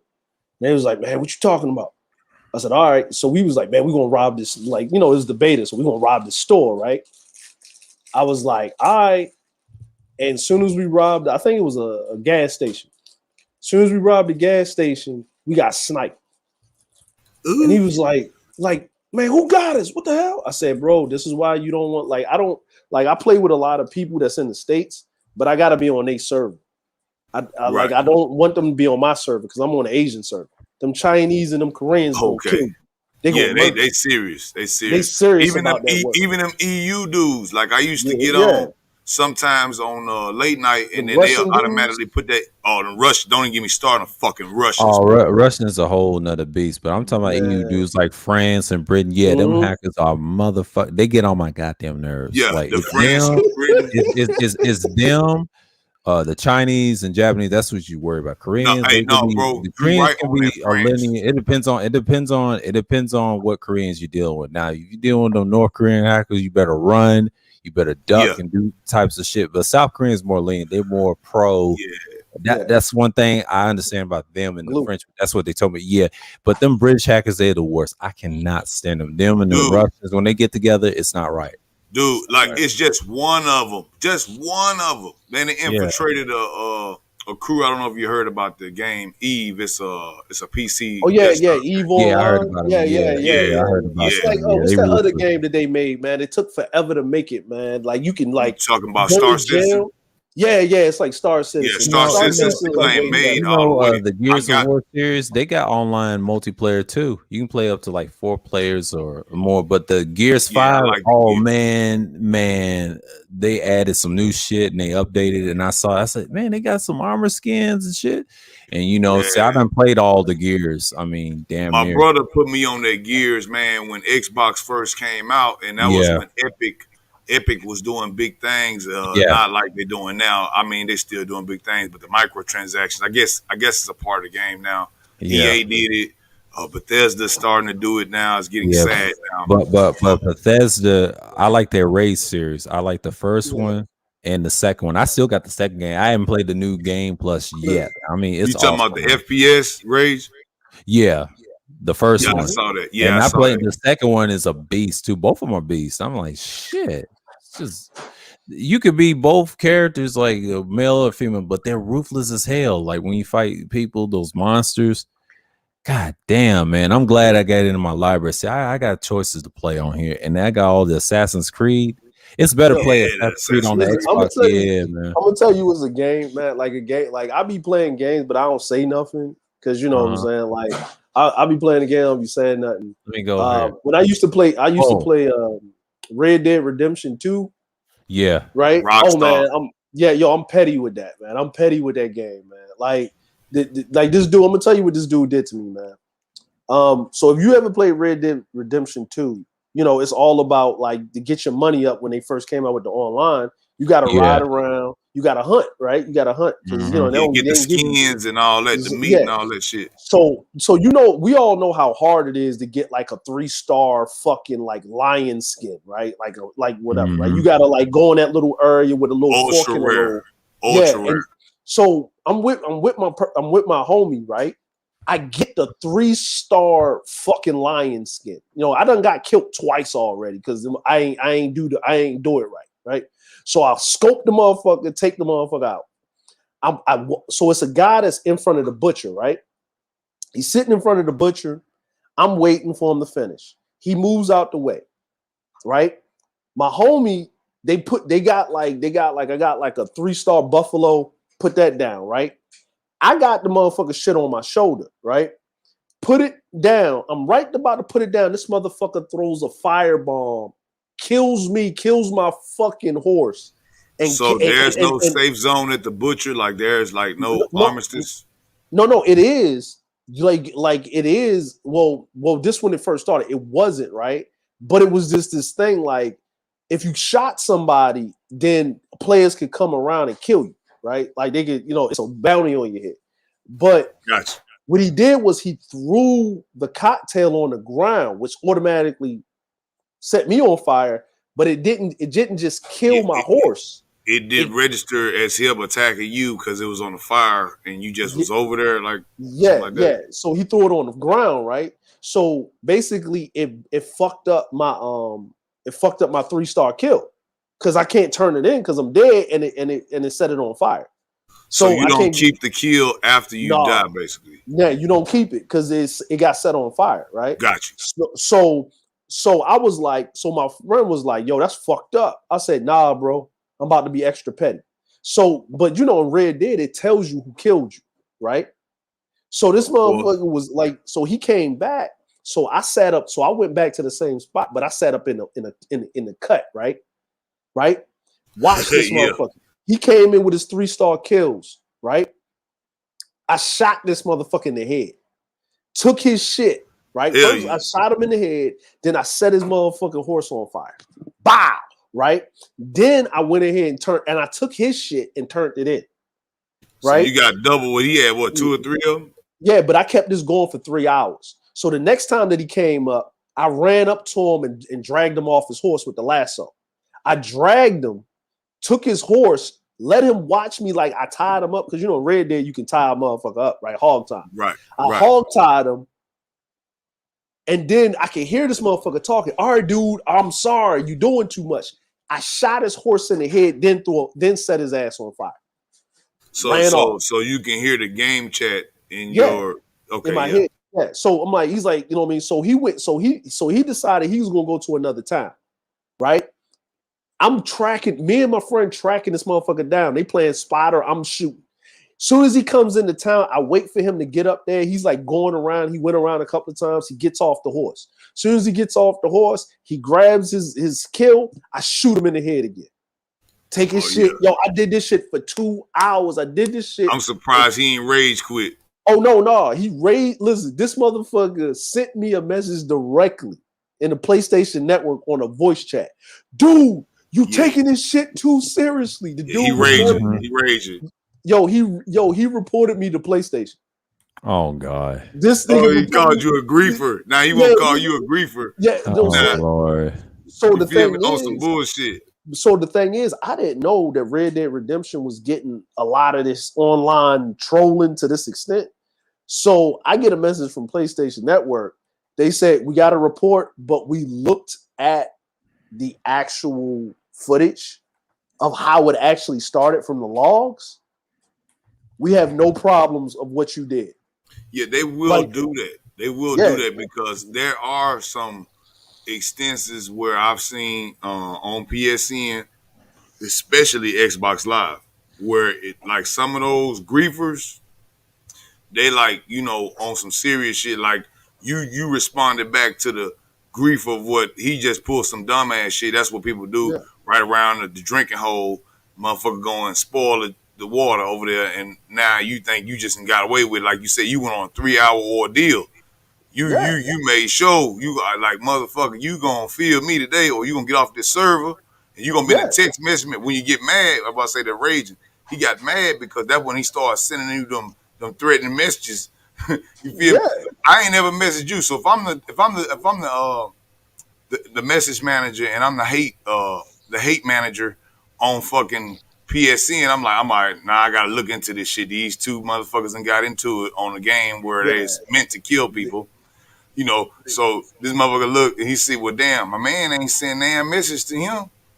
You started this shit, my nigga, because you was fucking butthurt by the nigga, but I wouldn't look the video, seeing you throw the motherfucker in me fireball and killed him first. Well, shit, that's part of the game, motherfucker. Yo, and the reason why this nigga, the reason why he really tripped out, I'm gonna tell you why. Because you know, in Red Dead, if you kill a person over time, you get a bounty on your head, right? Of course. But you can actually put up a bounty. He put up a bounty on me to kill me because I was killing him so much. What's the max amount? I think it was like 200. I think it was like $200. Like on online Red Dead, that's like you gotta grind to get $200. That's some bread. That's inflation. Bread. Yeah, you gotta take that inflation back on that. Yeah, Red Dead, like I think the max amount on Red Dead, because when I was playing single player, I've had my bounty go up to like 500, and then when I went to go pay the bounty, so motherfuckers wouldn't come at me. Motherfucker, like, what did you do? Like for you, you know what I mean? Like I got a lot of time they'll sit by that bounty office and try to shoot a motherfucker before he come up in there and catch a bounty. Yeah, so like I did all kinds of dumb shit. I hijacked the train and fucking killed fucking marshals and shit. Nigga, I was when I was playing one play, I was acting a fool. But what happened is the dude came up on me, right? Like dude came up on me, and because he kept seeing me kill a dude, right? And he came up, and my friend was watching what I was doing. He said, "Hey man, you got a dude coming up on you." I think he accepted the bounty. I said, "You got him?" He said, "Yo." So he said it in the game chat. He said, "Look, man, you might not see me, but I'm in the bushes, and if you step more closer to my friend, you gonna die."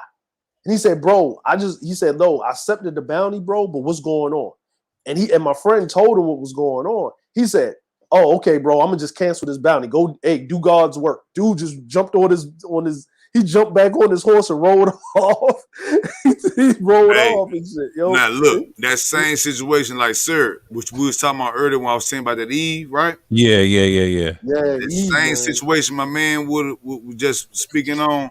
Imagine a game where there's no rules. Exactly. Really, it's no holds barred. Yeah, same with the nihilism. Yeah, see how that tie is? Yeah, that's kind of most video games are like that. Yeah, go ahead. If you looked at the economy, of Eve, that game when they have like serious battles, it costs millions of real dollars in real world. Yeah, because motherfuckers paying for shit. Motherfuckers paying. Look, I was a part of the shit. Right? Mm-hmm. And I'm coming in there. I'm black, right? So like you was talking about the French dude. I'm telling you this because of that. I was trying to tie it back to the Eve where you was talking about the French hacker motherfuckers. Mm-hmm. Yeah. And the Russians. Right. Go ahead. Man, bro, the Russians, they so cold on that shit. Like they got storage containers. And then you just being like let's just say a newbie. This is one of the hacks they get all the new players. Once you leave out of the starter kit, you know what I'm saying, training area, you can go and be attacked by people with no bounty pretty much, right? Mm-hmm. And like he was saying, it's $200 bounty, or it was the max or whatever. There is no max bounty on Eve. Yeah. There is no max bounty. But here it is the key. Eve is not a free to play. It is now, but only on the alpha clone. It's the way they made that game originally was a subscription-based game, right? Yeah, like it's supposed to. Mm-hmm. Right. And then a lot of the stuff that you had to learn with the skills in order to buy, you got to get, a profession or whatever. You're going to trade. You're going to kill for bounties, right? Maybe you mine shit like, or he was saying you harvesting the animals. You might be mining some shit out there, or you might just dedicate all of your money to go and get a spot way out here in the middle of fucking nowhere in a wormhole somewhere that no one can get. Or you be a salvager. This shit is wild. So I get out here with the guys and we get our mining outfit because they're like, you'll get in the game and you'll go out a little bit and eventually you're going to run up on some motherfuckers like either you down with us or you finna die. Exactly. Most games are like that, man. And look, on there they got these alliances, right? And these crews and then these corporations. So your corporation is just you. Let's say me and you, we say we on with a bounty corporation. You hit the bounties over here, I hit the bounties over here, and then we all just share the money when we catch all the bounties and help each other. You have a spotter, like he was saying earlier about the spotter. Everybody get their money. If you mining, all right, I'm going to bring out the badass gunship we got. And if a motherfucker do roll up on us, I'm going to hold them down. So you at least get the gold and the platinum up out of here before, even if I get killed, it's okay. But we saved the load. So, that's why you work together, right? So in that game, basically, you could buy the time. So if you wanted to fly the baddest fucking ship in Eve, it ain't like leveling up. Like in certain games, you can level up. You level up by the accomplishment, the XP that you would normally gain. Or if it's in a pay-to-play, you can buy it, right? Mm-hmm. So what they do is they just offer a subscription model. It's $15.99 a month to play the real game, right? Right. Now, if you can go out there and make money in the game, and you can buy a pilot's license to. Now, this is the shit how they got this money. Russians came up with this shit. Icelandic motherfuckers, but they Russians. Mm-hmm. And the motherfucker came out with this shit where you're not supposed to do it, but what they do is that, okay, $500 million was the amount of money that you would have to buy to equal $15.99 in United States currency. Okay, that's uninflated. Like it may be 20. So you mean like 500 million in the game equals $15.99? Right. Like in real life, basically. Right. In real life. Okay. So, but look, the Plex is a item in the game. Okay. Mm-hmm. So they sell Plex at one specific spot in Jita. That's like the entire whole game systems where everybody is there. It's like the biggest marketplace. Like your shit, if you sell it, it'll be bought immediately. Mm-hmm. Versus you in like some of the outer sectors, you be selling some shit. You have to wait till the Russian and the French hackers get over there and they'll buy it. But the real people there, so all the jumpers, they're going to jump you. They got different corporations. So if you come in there and you're just white on like the targeting reticle, that means you're neutral. And if though the dude is going to be two people, they're going to be fighting over it. You might have the 500 million, you trying to buy your Plex.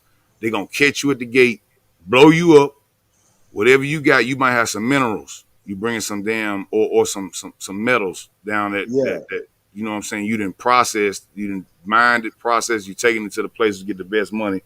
They sitting out in front of the gate where you got to go and put the shit in. If you are not affiliated with a basically a gang. A gang, but then it's not even a gang too. It's like a gang, but your gang ain't client, shit. You go there, something like that. They got like alliances. It's called alliance. So you could be red or blue. If you are red or white, you is open fucking game, and they will down you and do you dirty. So imagine if you got a motherfucker who you just said, well, I'm gonna take a whole bunch of Plex. I got a lot of extra real money. I'm gonna sell these Plex, or I'm gonna make it available where I can go online on eBay or on Discord. You can sell it for real money. Yeah. So okay, that's what they was doing. They was doing a scheme where they was doing that, and they got all the alliances together, and they had a big ass fight.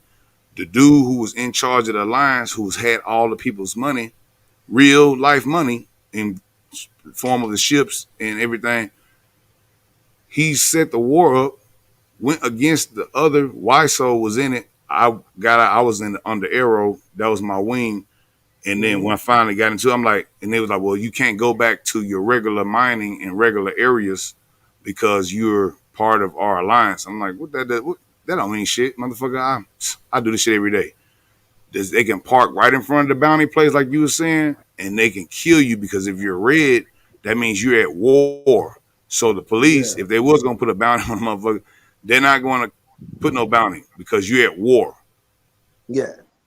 And so you lose, let's just say, in the game, $20, $30 trillion. Yeah, hard. That's real money that they done stole. This nigga found a way. He was like a infiltrator. The Russian was working for the other people, really, and he got to the head of their corporation, the head of their damn alliance, and stole everybody's money.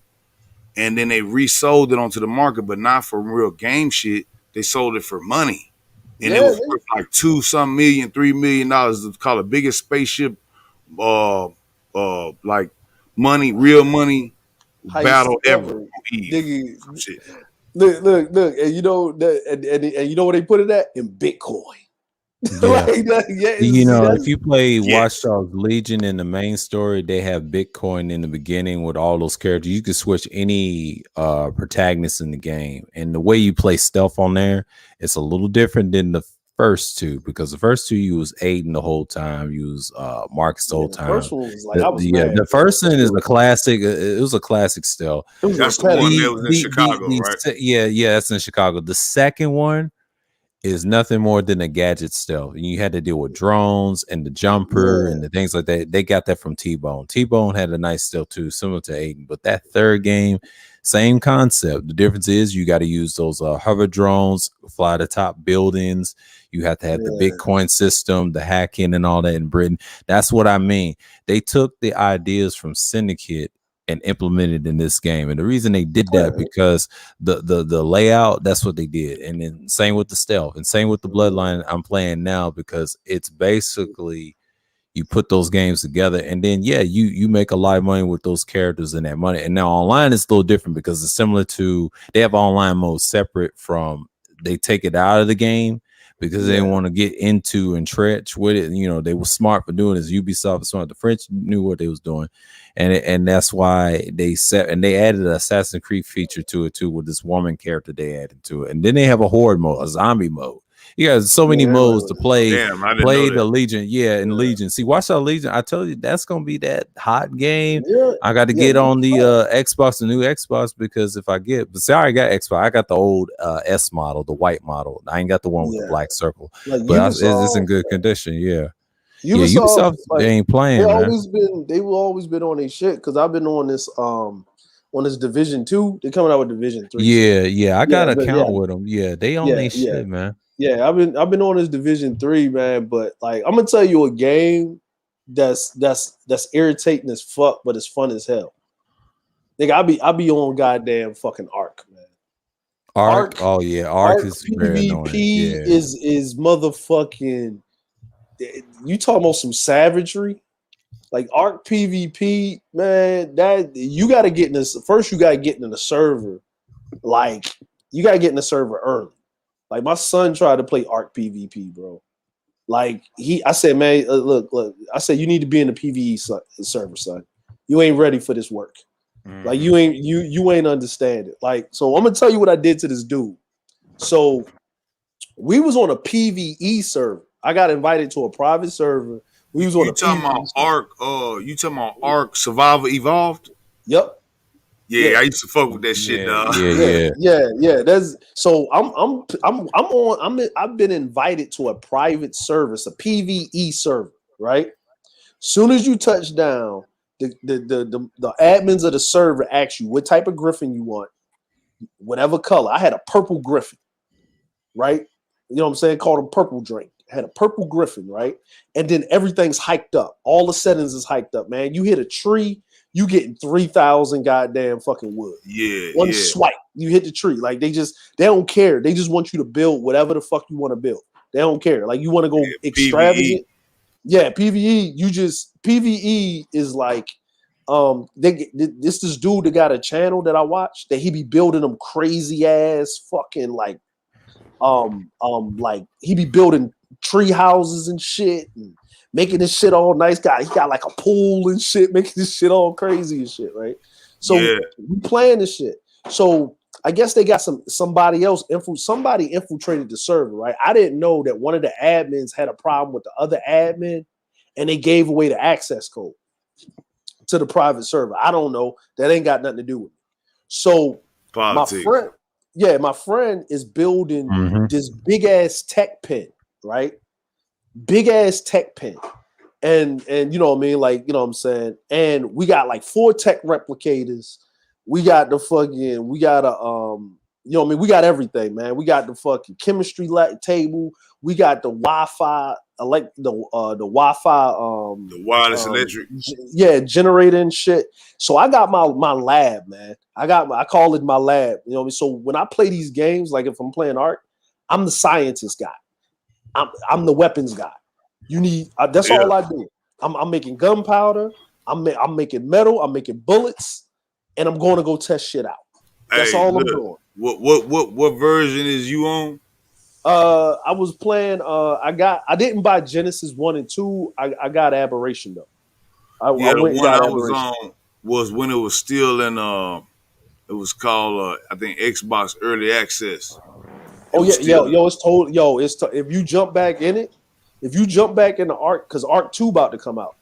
Yeah, I saw that. Yeah, Arc 2 about to come out. They had Vin Diesel on the thing. So they went through the whole story. The whole story is crazy, bro. It's live though, man. When we was on there, I actually tried to actually put forth a different version of it. I was creating a game on Spark. I called it Project Spark, but lowercase SPARK. Case I was, the blue totem, the red totem, the green totem. You know what I'm saying? I had it all set up like that with the animals. You can train them. You got your food. You know what I'm saying? You're crafting, the build. You know what I'm saying? I was building one similar to it. And in the process, we was on the EU server because that's the one that I would jump on. And we had a pretty good, it's PvP server, but it was EU. Yeah. And they had built up like quite enough where we could, you know what I'm saying, hold it down. We was over there back then on the original map. You know what I'm saying? Like right there where. Right. Oh, the island. He was on the island. Right there where the woods meet up with that little old, like it's the swamp. Yeah, it's like a swamp on the back end and shit like that. It's like right there. Woods. But it was on the top of the bluff. Oh, so did you had so you was over there? Was you over there where that big tree is? Where it's like soon as you come out of as soon as you come around from like that cuff where the island is, you go through the swamp and they got that note right there, right? And there's like a fucking log, a big ass log. Like you can put like a dino gate on each side. I'm gonna tell you exactly where it's at. If you're looking at the map in your head of that original map, if you look at the map and you look all the way to the east, okay, it's gonna be a bluff, a river gonna be to the north, and on the right side it's gonna be ocean, and it's gonna be a little waterfall like kind of little thing, a cave. It's a cave right there, but on the top it's a bluff, so you could defend the bluff, and the river come down to the valley. It's like the bluff. Oh yeah, I know what you're talking about. I know. And the other side is the big redwood, the trees you talking about. On the left side of that will be the trees to the left of that. So that right there we built up. So we had such a good rapport, and people was really kind of cool on the server. We had some wars, but everybody wasn't trying to fight each other then. Yeah, we didn't even have no diplomacy. Like we weren't even doing diplomacy, only with the next neighbor over. Like we wasn't doing diplomacy, you know what I'm saying? So we were just standing in our neck of the woods, gonna build up to the metal walls and get it set up right, you know. So we did that. I was making the skyscrapers. So like we'll put the recon base in the middle of the damn cavern, the empty riverbed, and put that bitch up there. I put that bitch up like 40 stories, like about 40 stories. I had it, the bottom all metal and the top still was stone. I was building that bitch up, but in the PvP land, to even keep it up for more than a week is and not get killed, to build it. Like, dog, we had it all set up, and like you said, with them politics, somebody had, but see, on the PvP server, you know, it's locked in, right? Yeah. So what happened was some dudes, the diplomacy, we wasn't doing diplomacy, and I was telling them we need to go talk to these dudes on the other side of the island. We were just cool with our neighbor. We didn't do too much diplomacy, and what wound up happening was they took over. We bombed them, and we blowed them up, you know what I'm saying? But then they got down with everybody else on the island and then blew up the skyscraper, and we got an infiltrator. And when I woke up, the whole all the dinosaurs and shit and came up out the gate because they done blew up the gate. One of the dudes and got the password, got somebody's shit hacked in. Like I said, the EU motherfucker, they hacked into somebody's shit that didn't have a damn firewall up or something in our crew and got up in that nigga shit and blowed our shit up, man, and took all our damn gold. We had gold, all kind of shit. Oh man, yo, listen. Here's the thing about Ark, right? The thing about Ark that I like and I dislike about it, but is a good thing, is when you in PvP, you know what I mean? It's you got two options. If you're gonna tribe up, you better be tribing the fuck up. You need a builder. You got to immediately. Fresh off the boat. Fresh off the boat. You need a builder. You need a builder. You need three things, and you need three things. In Ark, you need 4 people. You need a builder, right? You need a builder. One. You need a person that's only concentrating on the tames. Like they job is to take care of the motherfucking dinos. Like that's their job. They breeding. Like that breeding shit is crazy. Yeah, you gotta breed. Kibble recipes, nigga. The kibble, nigga. I had to get a whole fucking spreadsheet to figure that shit out, man. Because we had to feed them all. Once you get them, you gotta feed them. Some of them won't prime meat. They won't even eat the shit, and they'll be dying. You gotta go kill the prime animal like a big ass T-Rex. Or you go beat up on some penguins, kill some baby penguins and shit. Like you know what I'm saying? Like you gotta, you can cook it up. You still cook it up, even if you didn't get the prime meat. You can still cook it up. Man, then you gotta go. Then you need a person that's like, you need a builder, and the builder ain't building pretty. The builder is building for security. Like you got a double, triple wall shit. You gotta run your electricity through through the walls. You got to put extra foundations on shit. Like you need that shit. You need that guy. You need the other guy.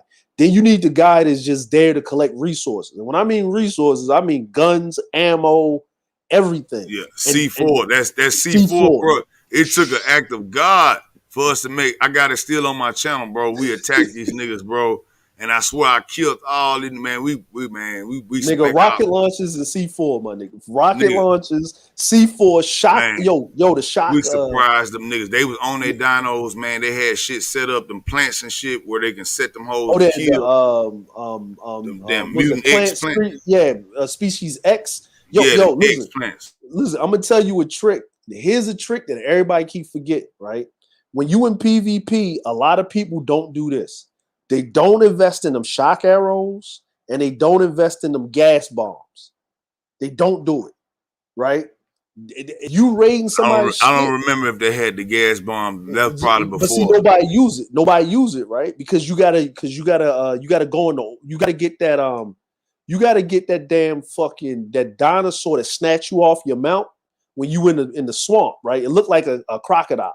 No, it looked like a crocodile, not the alligator, but the crocodile looking motherfucker, right? You get that one, and then you dive in the ocean with him, and that motherfucker take out the fucking jellyfish.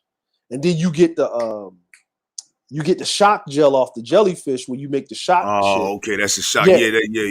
Back then we used to have to get that big ass dolphin to go get that shit. I know what you're talking about. Yeah, but you don't because if you get that big ass dolphin, you got to keep feeding that motherfucker.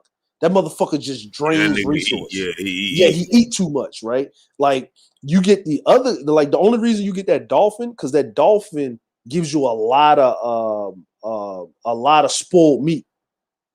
It gives you a lot of spoiled meat and shit. So when you get that crocodile looking motherfucker, right? You get that motherfucker will fucking get you all the shit that you need, and then you mix it up with the narcotics, and then you get that gas thing. But you gotta have a gas mask. You gotta have a gas mask. So when we would raid somebody's base, we'll put on our gas mask, right? And we'll throw C4 on the door. We throw the C4 on the door, right? Blow the fucking door, shoot the rocket launcher in that motherfucker, right? Yeah. Then we'll throw that. Then we'll throw one of them goddamn them flowers down, right? Like we'll throw one of them flowers down. You know the them blue flowers that you see moving around. If you throw one of them flowers down, you throw that motherfucker, it'll make all the dinosaurs go mad, and then we'll throw the goddamn fucking the poison cloud in there that'll put them to sleep. So now ain't nobody fighting. You doing the fool, boy. Y'all coming in that bitch on some surgical shit. Yeah, yo, we want man. Look, because these Asian motherfuckers don't be playing, bro. Like, yo, it was this Asian motherfucker. He snuck in to a dude's base. We watched him. We was like, what is this motherfucker doing? He was in the bushes. He had a ghillie suit on.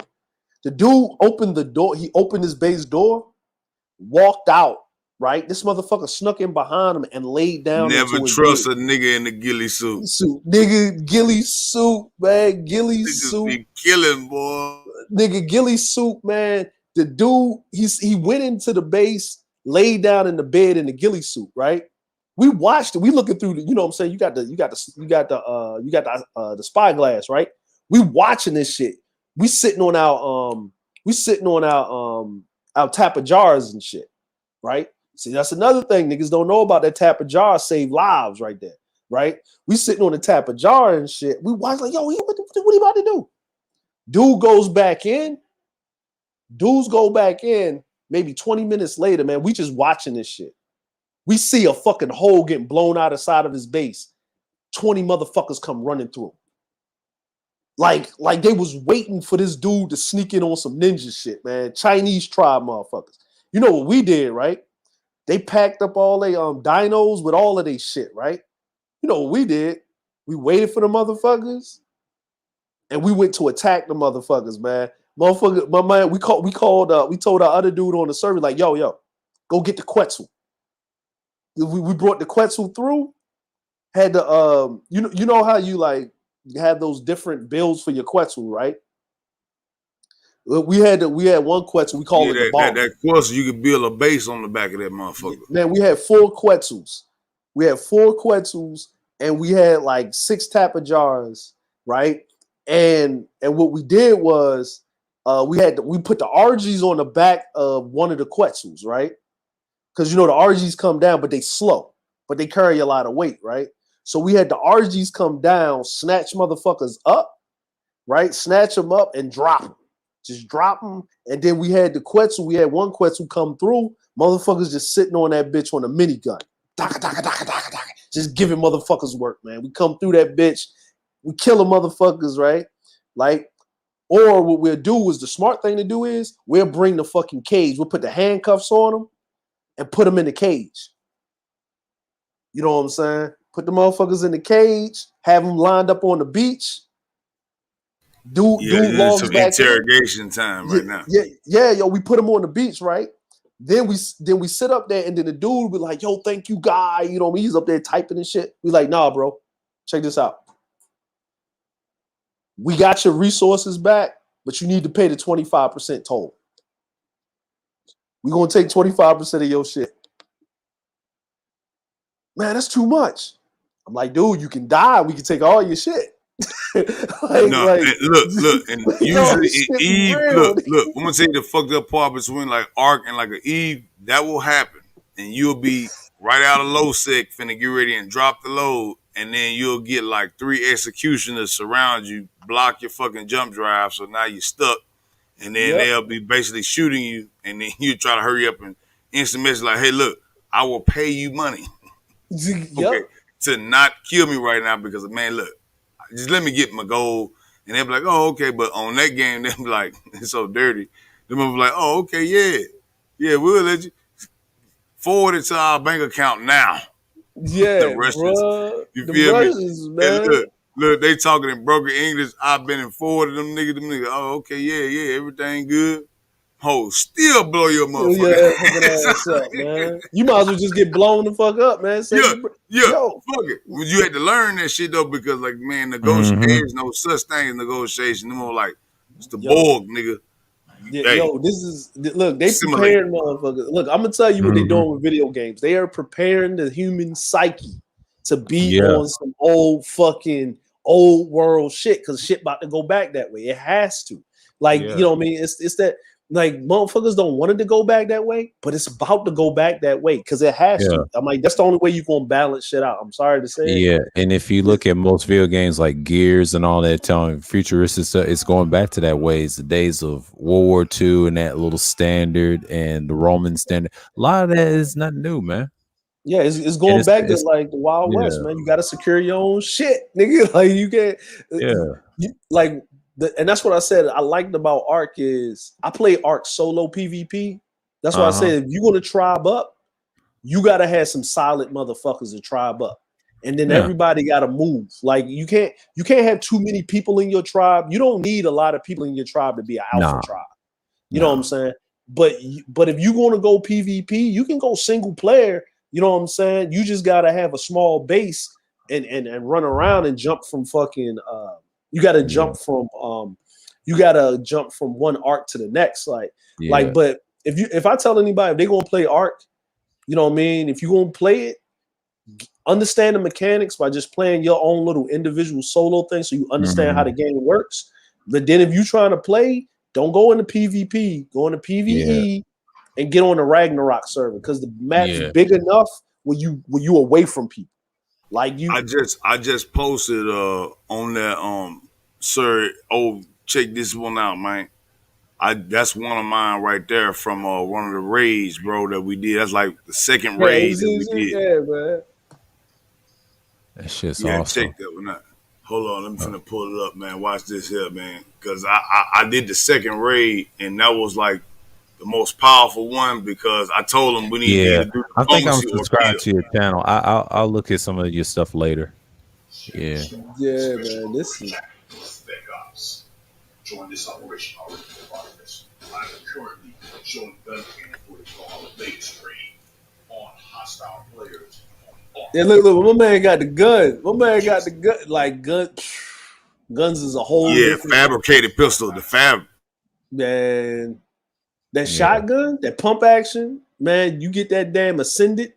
See, and then you got to go cave diving so you can get the blueprint for the good shit. Mm-hmm. You know what I mean? Because a regular fabricated pistol, that ascended shit. Oh God, look at that gun.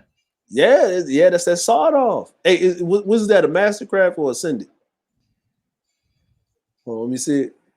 Oh, that's an ascended. You killed Ducky. Yeah. Oh yeah, bro. That plant is poison. Yeah. I killed all this shit, bro. I killed all the dinosaurs. The last dude. Your teammate is killed. Yeah, they killed my boy right there. Oh, good. Shout out to Bert. I got my boy in the back. I had to go and get the rest of that shit off of him. Yeah. Yeah. You gotta get the saddle off of motherfucker and shit. Yeah, You know that what I'm saddle. saying? Yeah, that fucking saddle. Yeah. Like, and each dinosaur got a different function, man. Like the parasaur, I call it the snitch, man. You gotta have a parasaur. It's the mule and the snitch. Yeah, see, that's the dude. This motherfucker grabbed my boy. Yeah. That's what we used to do. Grab a motherfucker, Yeah, drop grab. him. Yeah. Look, you gonna see this nigga gonna come back and get me, bro. Yeah. Yo, you ain't got no parachute. You ain't got no parachute. I'm looking. I'm like, what? Yo, you ain't got the parachute on the hot bar, bro. You ain't got the parachute, bro. I shot the motherfucker. Oh damn, man! I shot him because they was like, shoot the motherfucker, shoot him. He got you. Because I'm looking at this shit like, what the fuck? Yo, you know what's a trick that I learned? Yeah. Like when you get to a certain level, you gotta have when you in PvP, grappling hooks, parachutes. You gotta have it. You gotta have them on your hot bar. Yeah, after that, we definitely had made some parachutes. We had a couple in the inventory, but I was like, fuck it, we just got the C4. We bombed their little supply base. And then I'm like, look, I'm making this shit. Let me do the bomb, and I want to bomb. So let's get this shit, because I had to make all this shit. I had to go out here and get all this shit. They got the fabricator, so that way we get the fabricated pistol, the fabricated, the real AR. We had all the assault rifles. All that shit, you feel me? The rocket launchers, that was like, yeah, that's resource intensive. You know, everybody ain't just gonna shoot no rockets off. You got to be on some mission shit. Yeah, I'm gonna tell you some real shit though. What I learned, like with raiding with these Asian motherfuckers, the best thing to fabricate is three things to fabricate, right? The best thing to fabricate is the pump action shotgun, right? That shit is the best thing to fabricate. Yeah. The pistol is like a backup. Make sure you got your C4, but that goddamn that compound bow with those metal goddamn arrows, they actually do more damage than a lot of shit. Like that compound bow does more damage because when you go in the Cave of the Strong, right? Right? It's stronger than the crossbow. Yeah, because when you go in the Cave of the Strong, like the ice cave, when you gotta if you ain't got a Thylo or something, you fuck, right?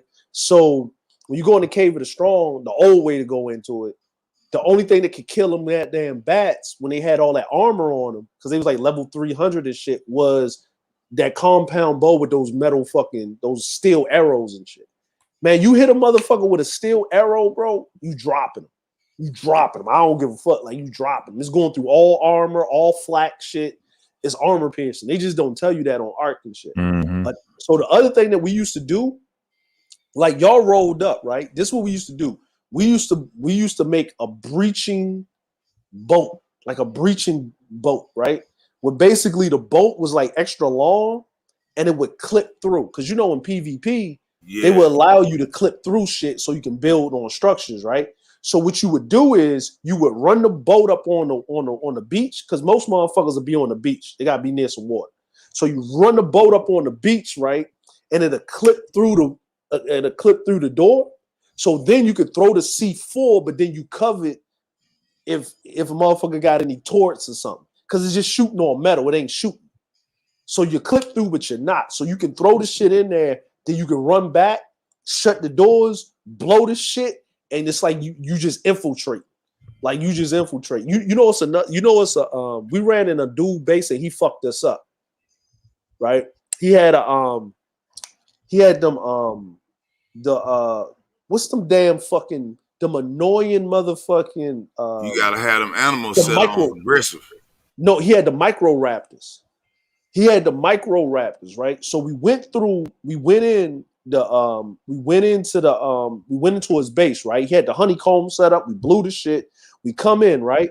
He had the bear traps. We get through all of that shit. We get to the second part. It's kind of like it's light in there, but it's kind of dark, right? He ain't got no lights in there really. But we see all these yellow eyes. is micro raptors and them little fucking nasty ass little rat motherfuckers that run up and steal your shit. Yeah. It's them niggas. We got taken out. We ain't get taken out by no Rexes. We ain't get taken out by no big shit. We got taken out by Diplos, micro raptors, and motherfucking and them little flying motherfuckers that you don't like. They look like the little flying motherfuckers that fly by you and shit. Flying demon looking motherfuckers. As long as you don't bother them, they don't bother you, right? We got taken out by them. A whole squad of 10 motherfuckers, armed to the teeth. We got taken out and robbed by them motherfuckers. Yeah, that shit, like, bro. Like, man, we was like, if we go against, like, one dude had all the steel, everything clean. I mean, he was up in the north though, and I was like, man, we gonna roll on him. He said, fuck it, let's go get the coats because we need the fur. So yeah. Die, nigga. yeah, them fucking wolves and shit, and the motherfucking be big ass motherfucking Bigfoot looking motherfucking things. You gotta kill them bitches. Like, it's some serious shit. You dying out there. You ain't got no coat. You need that fur. Cause you ain't got that fur. You dying out that bitch. Nigga, this nigga got a whole steel base out here. Everything ready. I said, man, this nigga got some money. He got the steel base, man. We gotta have like this C4. We blowing these niggas shit up with wood and stone. We need to increase the production because there's no way we can go to war. We ain't doing politics and diplomacy. I'm just knowing on this server, one day we gonna wake up and the shit's gonna be blown up. We got to start attacking these niggas. I was like, look, fuck it, let's do it. Let's go and attack. Anybody need to be attacked now. We need to take niggas down because this nigga got a steel base in the damn mountain, bro. We need to start attacking up. My man on some goddamn Hannibal fucking Genghis Khan shit. Yo, I be on that shit. You got to, man. The niggas was trying to be diplomacy, bro, and I'm like, man, it's not gonna work. Yeah, you got to. Yeah. Yo, diplomacy. Listen, diplomacy only works when you're the one dictating the terms. Like, that's the only time diplomacy works, man. I noticed that shit, man. And that's only because you got the steel base in the fucking mountain. Because I got to come up there with my shit to get the damn obsidian and shit. I know how hard it is to live up there. You walk out the door, you'll be killed on some bullshit. And he's living out there, got dinosaurs, anti-aircraft turrets. It's like, damn, where did he come from? Like, this nigga got this much money on a regular server. Must mean everybody working with him, we're going to have to at least be as strong as him because otherwise we're going to be destroyed. But see, here's the other thing, right? I learned a valuable lesson, right? What motherfuckers do is they'll be on that server, but they'll go raid motherfuckers on other servers and then jump back to their original server. Because the only thing you got to do is upload the shit to the Ark, like up to the Obelisk, right? You know what I'm saying? Like, you just they had some dudes that was doing because I tried to get a little something going on the United States servers, but like they was chaotic. I couldn't really. The United States servers was crazy. We actually got on that EU server, and a blind man had created a whole little universe. So when we came in and made the wall steel. That was after we seen him had the steel walls because you got steel. That means at least 4. I don't know what it is now. It's like 4 C4s, and with a small ragtag crew to create 4 C4s with all the animals and all the food, all the weapons, the ammunition. It really teaches you what you need to do for war because I guess people sometimes get real, even on the game and like in terms of a simulation or survivalist simulation or even arcade level. It's more so used to hitting X or whatever the fuck square to fucking reload the gun, not knowing where that ammo come from. Yeah, and somebody had to make that. That costs a lot of money. You get killed with all this ammo on you. That's a fucking problem because now he gets the ammo and they can use that to kill us. Yep. And it took us, man, deaths to get that ammo. Like you cannot lose ammo. Like I'm flying out there on the pterosaur right now, nigga, trying to get your body. Nigga, listen, bro, listen. Why do you think we put niggas to sleep? There's like, you know what I'm saying? Because if I put you to sleep, I can lasso your ass. Like, yo, look, we ran that shit like a military operation because most of us was in the military. Like, yo, if we go raid a motherfucker base, everybody takes enough ammo to do the job. Like, it's like we didn't run it like a full scale war. We ran that shit like SEAL Team 7. Like, yo, we out of ammo. We ran out of ammo. I'm coming through. I'm coming through with the motherfucking drop off. Like, motherfucker would roll up with a different, like a raft.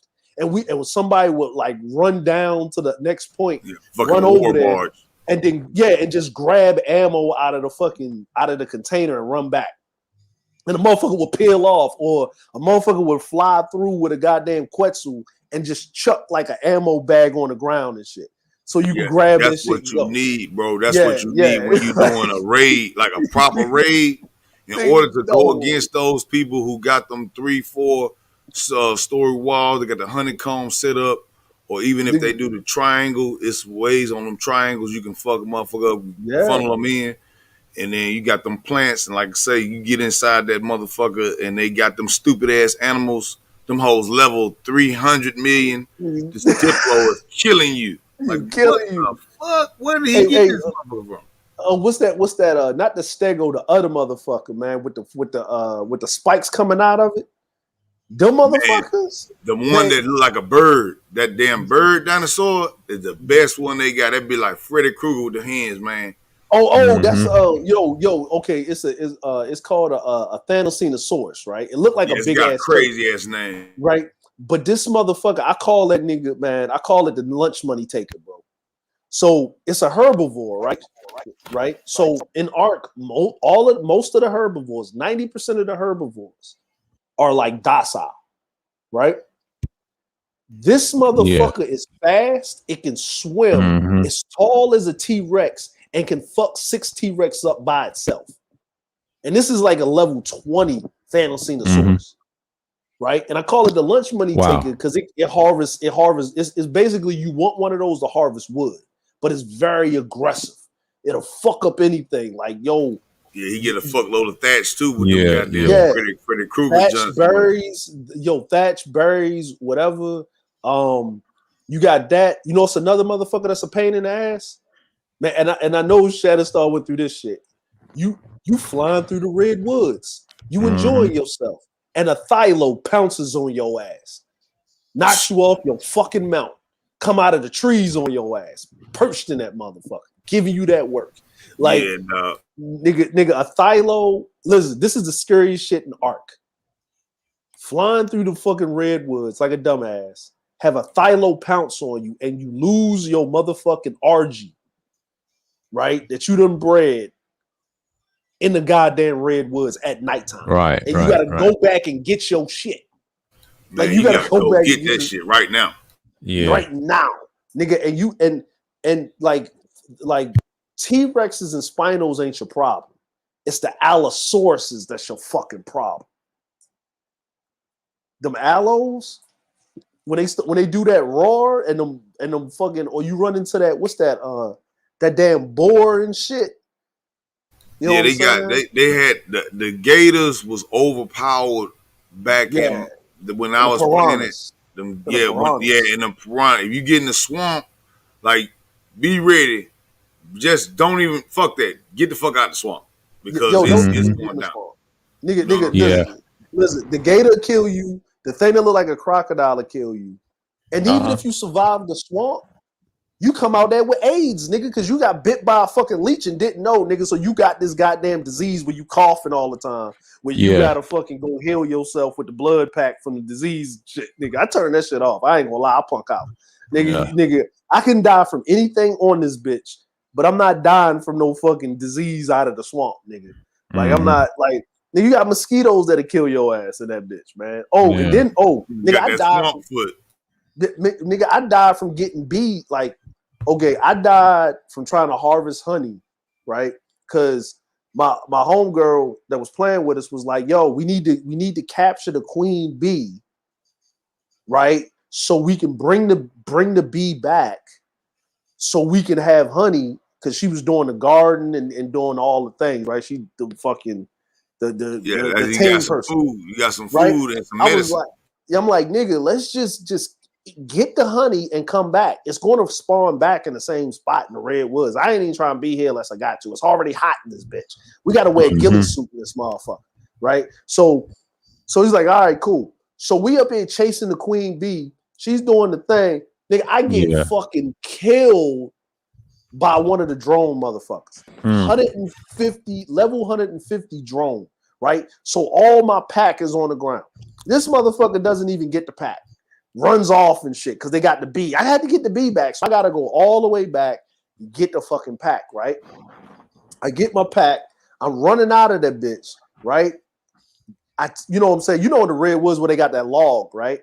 The log at, right? So I'm running through the log. So I make a right, and I was like, damn. So I see one of them Thanos, right? I see a Thanos and a Rex fight. So I'm like, all right, cool. I see a Spino. It's cool, right? I try to run and move. I can't run because the goddamn somebody was on the server up there on the Metal Mountain. You know when you go up there with the RGs and all the metal and obsidians up there. Yeah. The goddamn Giga came down the fucking mountain, hitting right to our base because the motherfucker was fighting the Giga or something they did, and the motherfucking Giga fucking came down the mountain, and our base was like right there on the water, like where the water breaks at. We had to abandon our whole fucking operation. Yeah, I ain't fuck with them gigas. Nigga, you don't fuck with them gigas, man. You let them gigas ride, man. Like you don't even fuck with them gigas, man. I was like, one of the admins in the server let everybody know. Like, so what they did is because we had to abandon our base. The admin on the server gave us all our shit. You know, basically a stimulus package, right? So he told us who it was. I was like, word. He said, do you need anything? Because I know y'all gonna raid him. I said, yo, I need that tech sword. I need that sword of omens right now. He's like, what you gonna do? I said, you already know what I'm gonna do. Man, we went to their base when they went offline. We destroyed everything on their shit. Took all of their shit. We had to make 6 trips to take all of their shit. And then we put a sign. Leave the Giga the fuck alone. Like, yo, we put his that shit crazy. That motherfuckers leave them signs and shit. Niggas raise you and leave them signs, man. Look. That shit be serious, man. I be playing. Nah, like it was on some Walking Dead shit, like to the point when the diplomacy ended, it was like niggas was leaving signs with 1 letter apiece, just putting it. You do not cross this line. If you cross this line, we see anybody, it's war. It's war. It's war. I'm like, what the fuck? He's like, yeah, man, don't go past the river this week. I'm like, see, I told y'all niggas, diplomacy y'all doing is not working. We need to start blowing some shit up around here. You know what? I do like them PvP servers that got rules. Like, you've been in the ones where they got a time where it's like they got a war time. Like they call it like it's kind of like purge time, where they'll be like, all right, from this time to this time is a ceasefire. Like nobody's going to war. Everybody on timeout. And then they'll be like, all right, open season. And then you gotta put the flags out and shit. Like, you know what I'm saying? Like you gotta put the flags out and shit, all that shit. Like because they do that on a lot of PvP servers. Like, you know what I mean? They actually I like the ones where the admins actually keep like diplomacy. Like they kind of like they're like, you know what I mean? Like, yo, we know y'all gonna get down, but y'all ain't gonna get too toxic with it. Keep, you know what I mean? Like, you know, keep it fucked up. Like, but them Wild Wild West legacy fucking PvP servers, oh no, that's a whole different ball game. No, I stopped doing general population servers a long time ago. Like I'll actually go to a server where I'm invited to, or I go to a server where they got a good rapport. Like they be on Reddit. Like if you want to find a good ARK server, you gotta go on Reddit.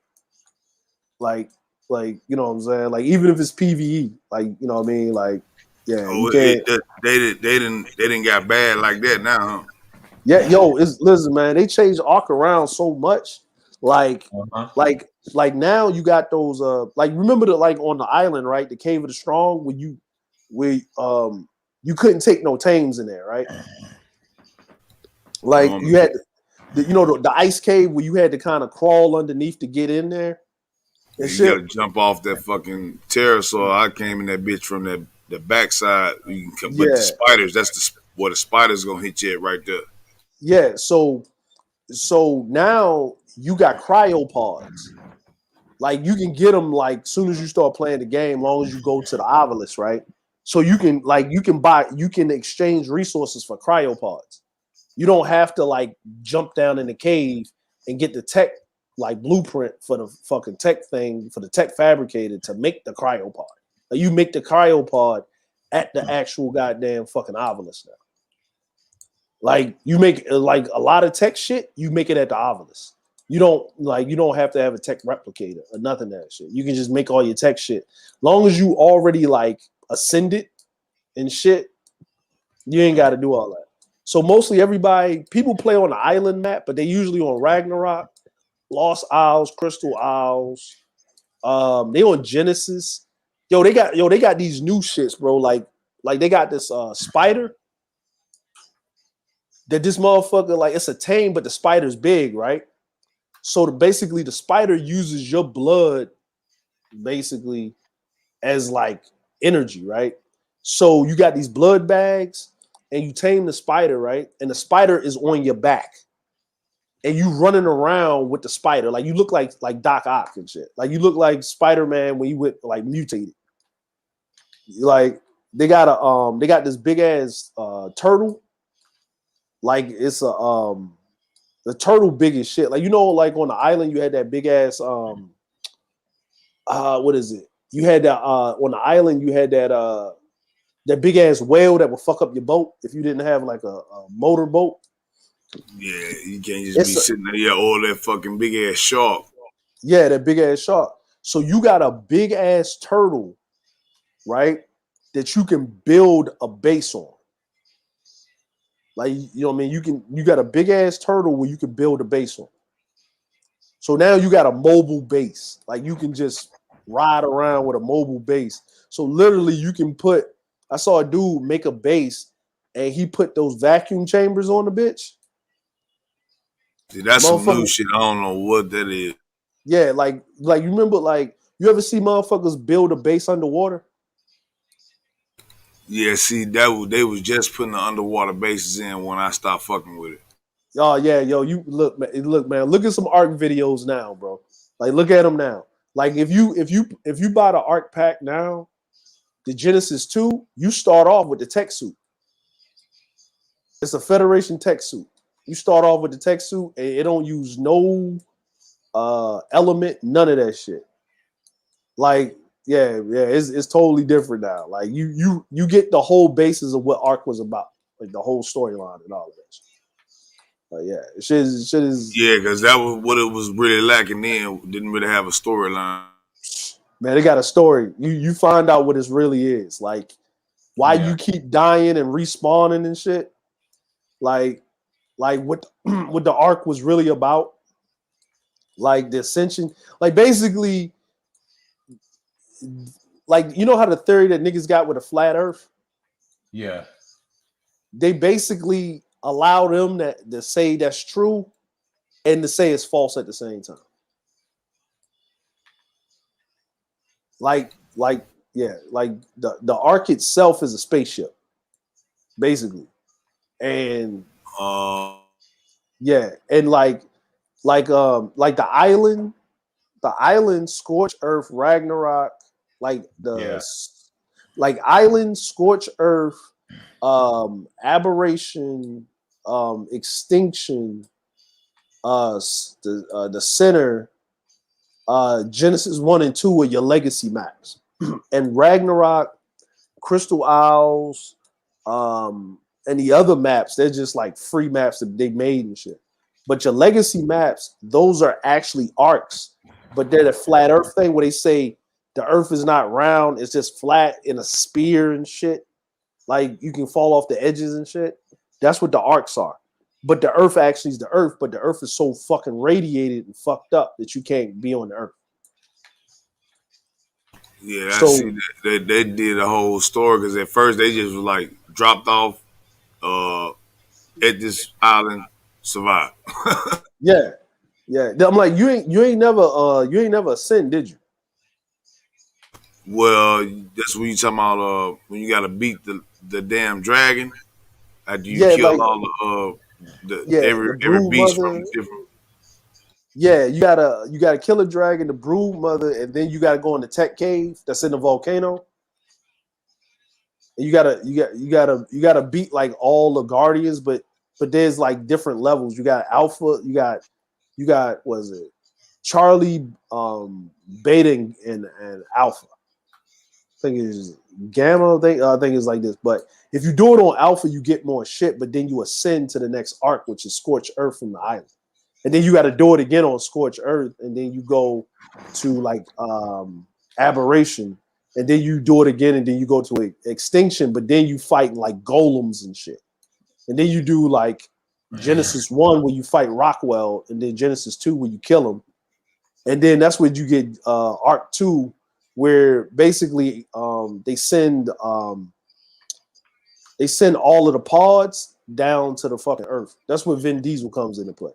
Mm-hmm. It's pretty much like Arc is pretty much like watching the 100. That makes sense. It's the same concept of the 100. It's just they just put the arcs in and shit. Exactly.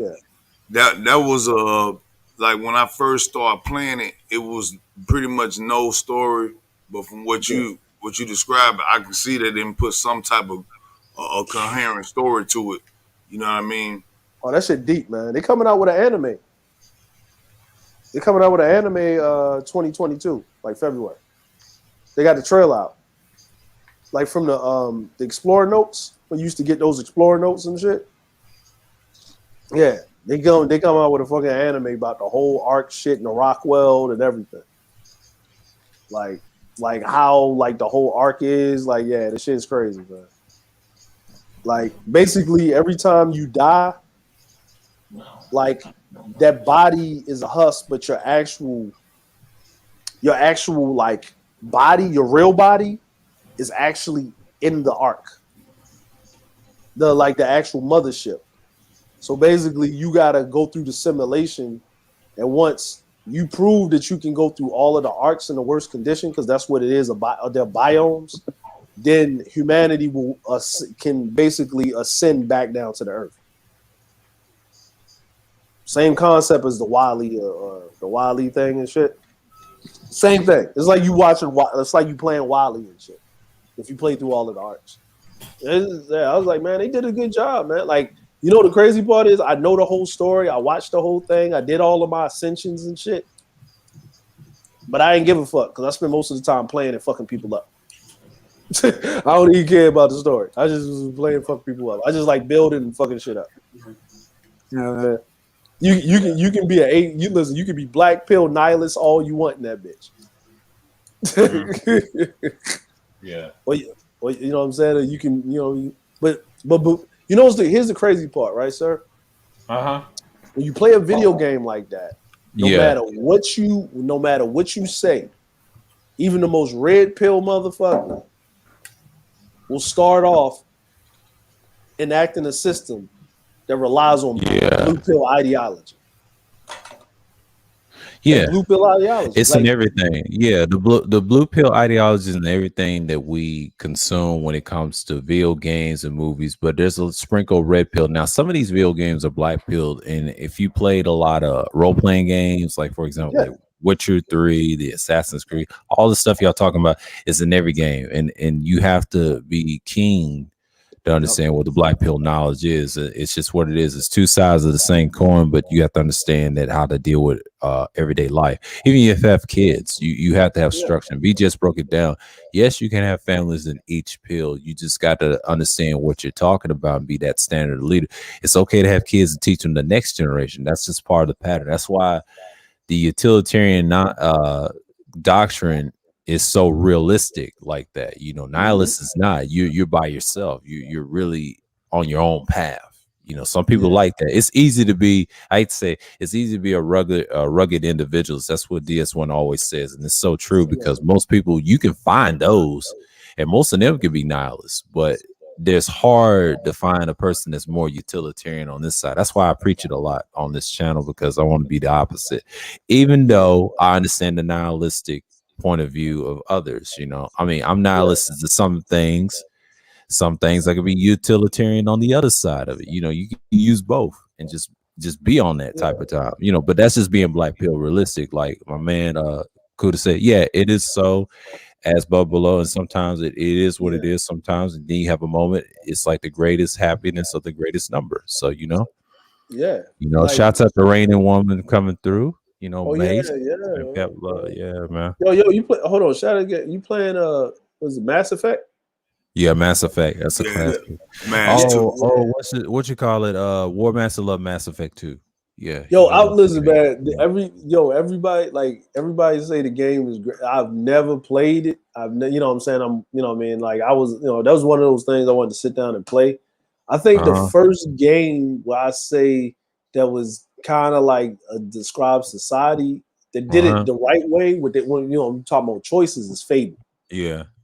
Fable was like the one that did the whole your choices dictate the outcomes of certain shit. Like, because when you play when you play role playing games back in the day, you might get 3 endings, right? You know what I'm saying? But Fable is a multitude of endings because it depends on what you pick at the beginning, how you pick at certain key points, and people can die in the story. So if you make that choice to not save that person, or shit goes wrong, or you didn't gain that person's loyalty before you sent them on a mission or something like that, and Mass Effect, how they would handle it, it would be like, okay, so even if it's 4, 5 different endings, 6 different endings, okay, that person, when that person dies, you know what I'm saying, you don't get the other part of the game because they're dead. So if they survived, right, then you could still get their part of the game. They're going to do something that's probably going to make either your job much easier or much harder. You know what I'm saying? So you will never get to learn what happens on both ends. And then that's even a separate choice that you can make. You know what I'm saying? So that right there, I think the writing on it, if you look at the tree of the decisions, a lot of people complain because they figure part 3, they redid the ending. It was the first time ever that any company, BioWare, to their credit, Casey Hudson, when he was still there, they actually took care of their shit. They actually changed the ending for the fans and added an extra couple of different DLCs, also some free shit, and then a free ending to anyone that bought the game, a different pack that clarified the ending. No game, single player, has ever done that. So to their credit, I liked the original ending at first because it was pretty good, and the replay of it, you can use 3 different ways. And at the end, usually it's very nihilist. You can be, if you want to be that nihilist, like we were speaking early on, sir, you can be the nihilist. And I never chose that ending on part 3 because that's a combination. So and then you spread it on the trilogy, so all 3 of them connect, right? So the first game connects to the second game, connects to the third game. So it's like the choices are unlimited almost on how you want to play it. And some of those people from the first game will still be alive, or they might be dead. In the third game, they're going to be dead too. So you'll never get to interact with them. So you got to play through the whole thing to get the full amount of the characters. So when you get to the end of part 3, you get 4 choices basically. You can choose what they kind of trying to throw to you, and that's like, well, the Reapers coming and saying the technology, we're gonna have to go back to the old. Funny that we were talking about that earlier. It's in that game as well, because like the Reapers say, well, look, y'all ain't got too much technology. Y'all sinned against the situation, and we finna dispose of you, and anything with technology must be destroyed. You know what I'm saying? And they just wipe it out. So you get to the end, and then you're battling whether you want to be Renegade or Paragon. You know what I'm saying? You battling to see which one. So the red ending is the worst ending, where you join the Reapers and say, yeah, let's kill them all, right? And then just keep my people. And then the green ending is kill all the Reapers, and then hopefully humanity will be able to join together with the other races and kumbaya. That ain't happening. And then the third one was like a little mix of between the both, but it's like the full nihilist level. And then you can go ultra nihilist once they released all the other 6 endings.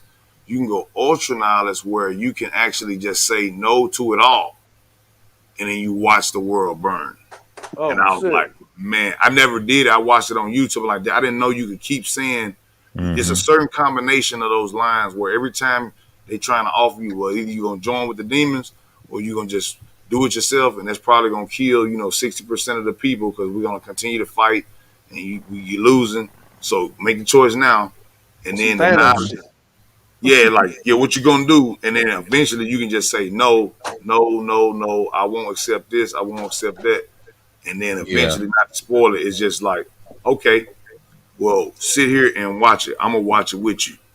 You made your decision and watch the whole world burn. You watch your fleet that you didn't accumulate. All your friends die. You watch an intimate video on each one of the friends as they're dying. And I was like, oh, man, I never know you can even make that choice. That's like, I wouldn't even want to see it. But when I saw it on the video, I was like, man, that'd have been a fucked up save right there. Like, I got a question, man. What do y'all think about, like, the King the Conqueror, man, on the Loki show? Oh, you ain't see the King the Conqueror, man? Nah, I ain't seen it. I heard about it. The son of Thanos, 20 times worse, more smarter, more simple. Oh, yeah. That's on the Loki show?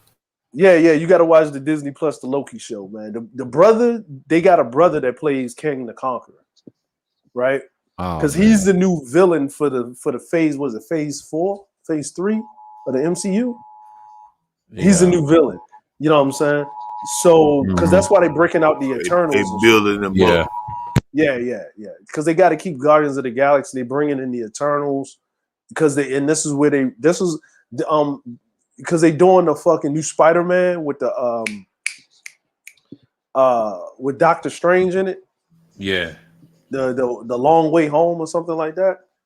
So they doing all of that. So King the Conqueror is the new guy. Instead of like revealing Thanos at the end with Guardians of the Galaxy, like the second one, I guess, they brought him out in the Loki shit. Wow. And it's a brother, right? And this dude does a crazy ass, like, you can look at the monologue if you're only trying to look through the whole thing, through the Loki shit. But the Loki shit explains, okay, so WandaVision, right? WandaVision. I remember that. Okay, so the WandaVision explains the Loki shit. Boy. Yeah. Right?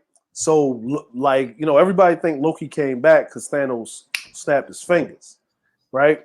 Like, Tony Stark snapped the fingers, right? Nah, he wasn't supposed to come back, right?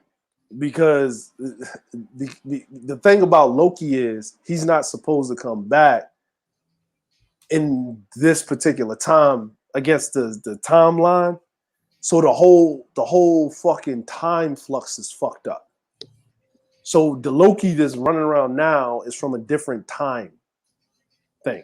Like, he's on a different time path and shit. If you watch the Loki shit, you got to watch the WandaVision, then watch the Loki shit, because the Scarlet Witch, they bring in the whole Scarlet Witch thing in and whatever. They're mixing up the storylines because the Scarlet Witch is the one that kind of got rid of most of the mutants during the House of M. So they like, if you're a comic book head and you know your shit, you like seeing it on screen, but you throwing chairs through the window too, because they mixing up storylines. They just fucking up storylines, but you at the same time you understand it because it's a newer generation. You know what I'm saying? Like the Miles Morales storyline is actually the new Spider-Man storyline. You know what I'm saying? Yeah, I like the Miles Morales. I actually enjoyed that one. Yeah, like everything that's going on with Spider-Man now is the Miles Morales storyline. Like, they did a good job with Mysterio. Like I didn't watch it in the theater. Like I didn't go see it, but I actually watched it on Netflix and shit. Like they actually did a real good job with Mysterio. Like how they had it and shit. Like how they made the character. Because I think the Long Way Home, it's a Long Way Home or something. That's when he's fighting the Sinister Six. And they brought back the original Doc Ock that was in the Tobey Maguire Spider-Man. Mm-hmm. They brought him back. Yeah. Toby was like the original standard, and the Spider-Man said I kind of lost faith in that when they start switching around and certain things. Well, he got old, man. He got old. Yeah, you know how it is. Too many people. It's just the same with other series, and then I think Assassin's Creed is going back with the hooded stuff, and they recently try to have a studio, but Ubisoft owns, pieces of the collection, Yeah. Me personally,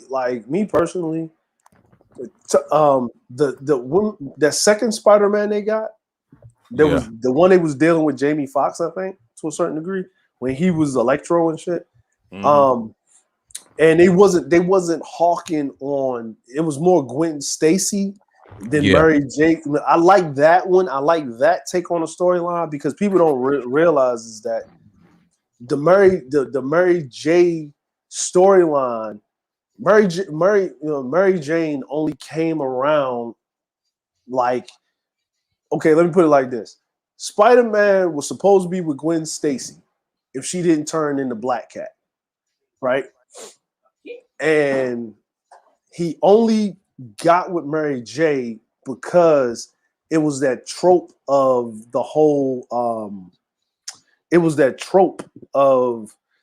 guy's gonna get the chick at the end, right? Like the nerd gets the chick at the end. That was the shit that they were selling, right? But if you actually think about it, if Triple Black was up here, Mary J was a thought.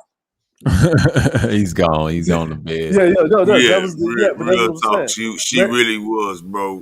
She was the thought. Like if you wanted to know what a thought was, that's Mary J. She was a thought. Yeah, she Mary J. From a broken home. She was on the captain of the football team. She's the classic thought that we all knew.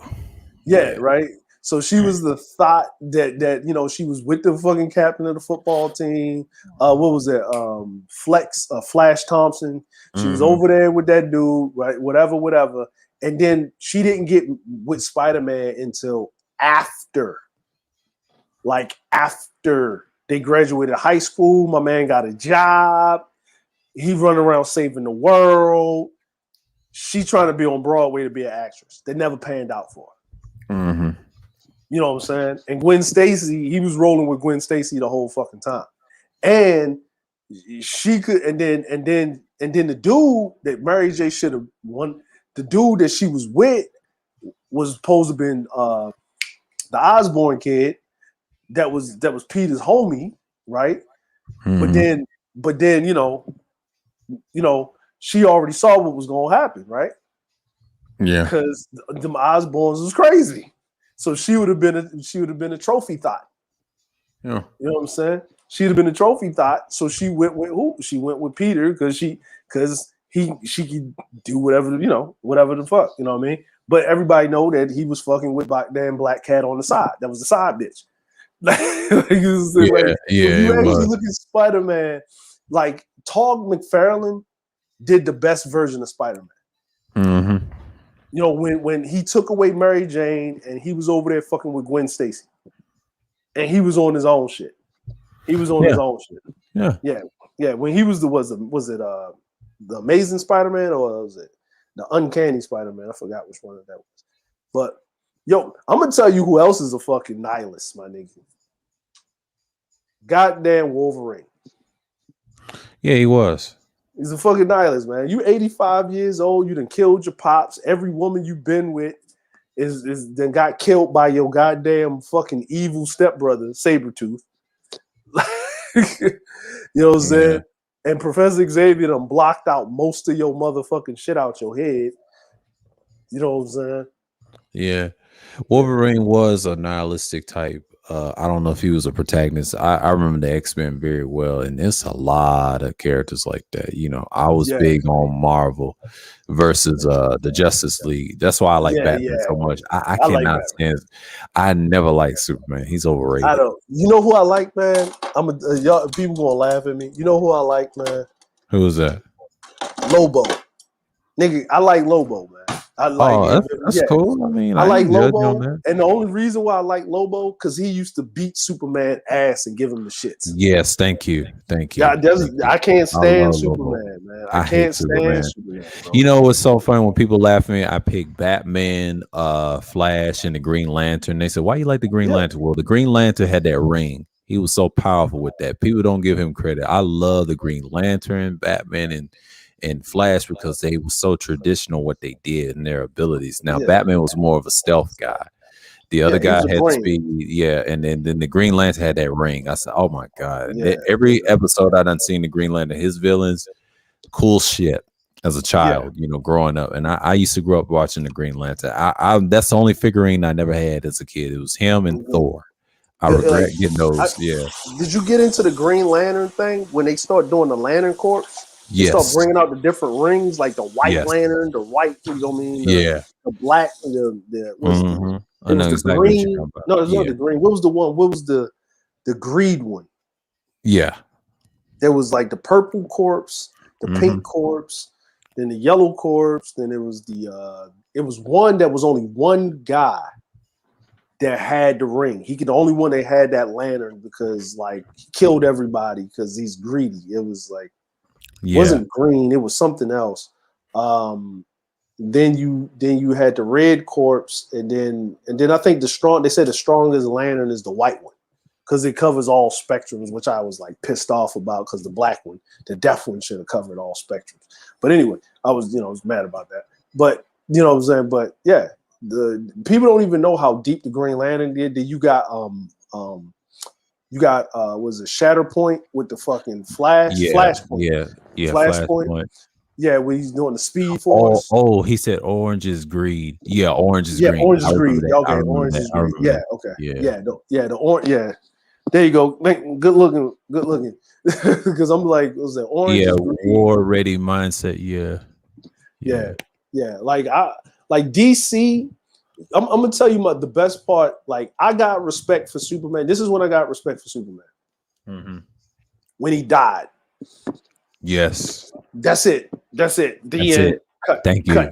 Cut. When he died. When he was out there throwing hands with Doomsday, and he died. Nigga, I remember that. Like people that grew up in the 80s and 90s, they remember the 90s. Superman died. They had it on Nightline. Motherfuckers was crying. Grown men was crying like he was a real person that died for real. Yeah, it's so pathetic. I mean, I had all the figurines of Superman, and I knew how overrated he was, but I love Batman more. I had way more Batman figurines than him. I regret getting the Green Lantern and the Thor, and the reason why, because they were my personal favorites. They were different out of all of the characters and the heroes that they were. Hawks, all Martian, that. Like Martian Manhunter, man. Like Martian Manhunter. Did you see that show where they got the Teen Titans in it? Man, that shit is dark. Oh yeah. Like you see what the chick did the mind control on Beast Boy and had him eating motherfuckers. Man, that shit is like because if you got that power, right? You're thinking because they always portray him as trash. Yeah. Right. And then you realize in this show how that's a crazy power. Like, you know what I mean? Like they just wasn't using them right. And that's the problem that I had with DC a lot. Yeah. Is the people that got the best writers and the best storylines wasn't even Superman. It was actually Batman, Green Lantern, Flash. Those three you just mentioned, they had the best storylines. It's just like, like same with I told Kuda about the DMC series with Dante and Virgil. Like that story is an Italian story, but Capcom was smart. The reason I like Capcom versus DC is because them two is the only thing I remember. Yeah, Mega Man and everybody else, but the the Devil series between the two. Devil May Cry based off their father. You can know the two elements. The blue is the dark slayer, like Virgil. He had all the weapons. He was so one-dimensional and could trust it as his number one. That's my favorite villain. My favorite protagonist is Dante. Dante had every skill in the game, and I'm like, God damn, this dude is amazing. Even the fifth game is my second favorite. When he had that sword of rebellion, then when he turns into a beastly devil. That's his super devil trigger. That right there is just ridiculous. Hold on, is Bayonetta in the same universe? What was that? Bayonetta. Yeah, that's I think Bayonetta is that's in the Capcom. Yeah, in the sword plane. Yeah. DMC is better than Bayonetta. Bayonetta it just kind of fell flat, but DMC just held it aged. It was more fan service, man. Yeah, but the DMC aged well because once you had Dante, you had Virgil, you can't go back as a playable character in 5 games. Forget about it. It all started in the third game.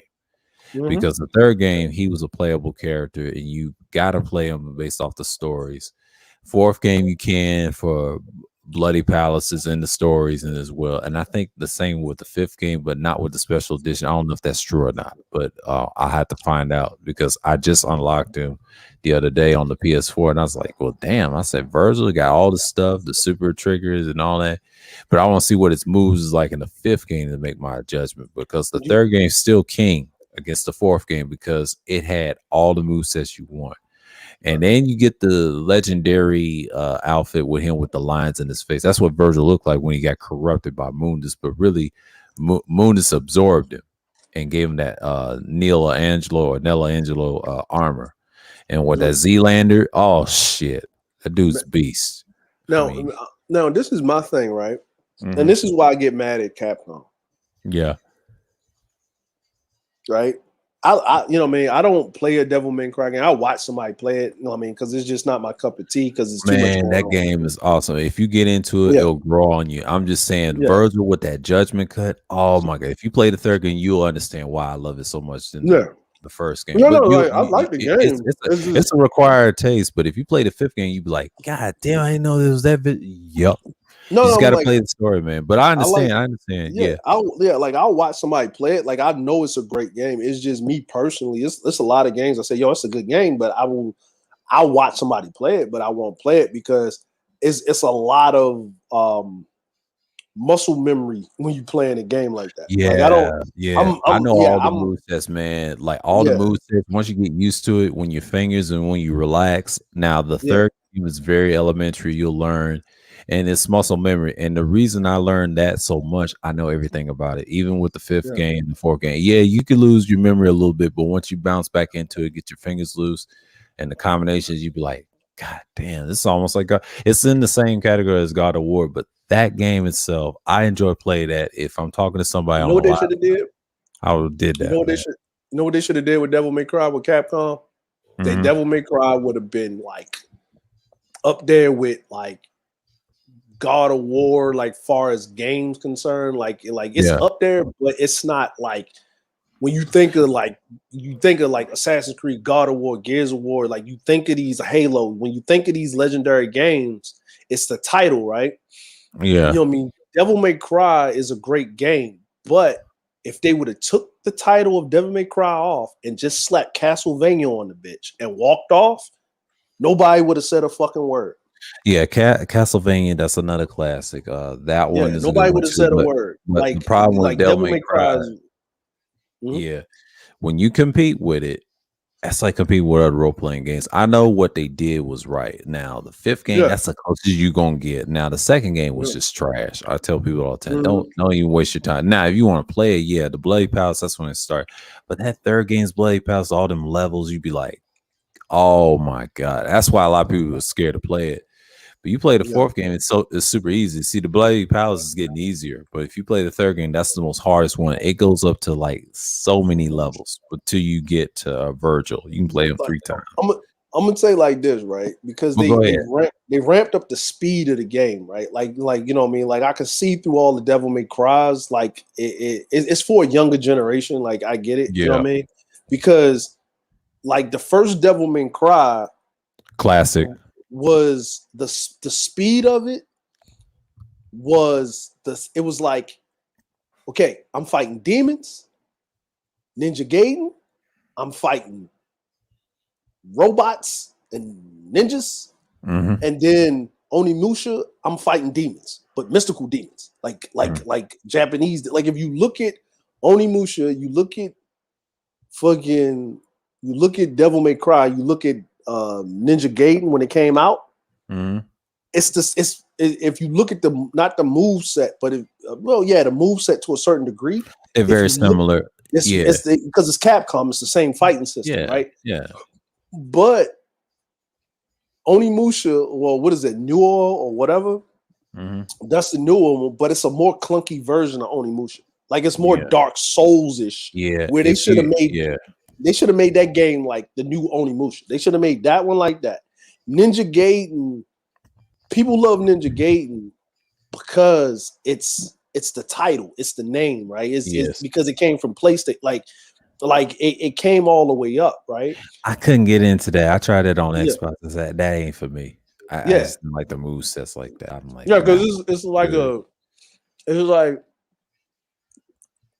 Ninja Gaiden, like Devil May Cry should be like gear second, like a second gear of Ninja Gaiden, and Ninja Gaiden should be full blast Devil May Cry. If you got a ninja, he got to move, right? Yeah, Devil May Cry should have been more like they should have took the Gears of War route. The problem I had with the second game, they overemphasized everything. The Devil Triggers was on point, but the best Devil Trigger when he gets to the end of it, that's his true power. He starts killing those demons. That's when I was turned off by it. But I did love the first game because you learn how to get that trigger later on and the stinger and the things like that. But when you play the third game, you'd be like, that's a backstory to the first game. That's when you know how great his brother was. It taught me something in that game. I'll never forget. I was in my teen years at the time, around 2007, when I got that game on PS2. When I saw that, I said, God damn, this is a classic.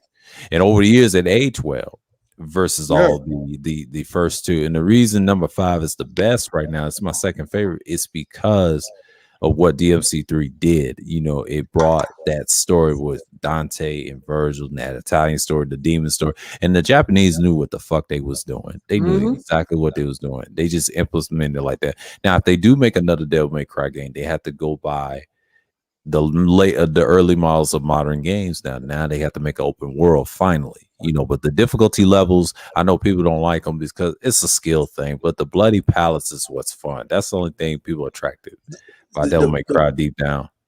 The problem, here's my problem with, so here's the thing about Japanese, man. Yeah. Right, here's the problem with Japanese, man. The problem with Japanese is that, like, it's a good thing and it's a bad thing. It's a good thing is they don't give a fuck. And it's a bad thing, they don't give a fuck. Right? And what I mean by that is the games that they release in the States and the games that are only in Japan, the Capcom games they got in the States are trash compared to the ones they only release in Japan. Trash. When I mean trash, I mean trash.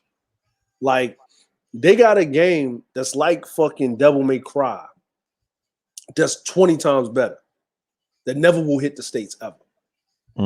Because they won't do something, and it's not like the translation, it's just they won't go through and edit certain things out. Because, you know, they go... I seen a lot of those old Neo Geo blue and Neo Geo greens, Capcom SNK got a lot of them too. And I was playing one of those fighters, bro. I can't remember the name, but man, it's got some crazy fighting games, bro. Like I ain't never seen before. Like Capcom with Street Fighter, that's one of their games too. Street Fighter is a little overrated, and the one thing I hate about Street Fighter, that series is trash. That's why I like Devil May Cry, because they did that age well, because you got the sword play, you get the double arms. A lot of people don't understand Dante's known for getting every demon's devil arms, and then you can use it in Bloody Palace and have fun with just combinations. It's fun, and he transformed as a devil, as a creature. They're devil knights.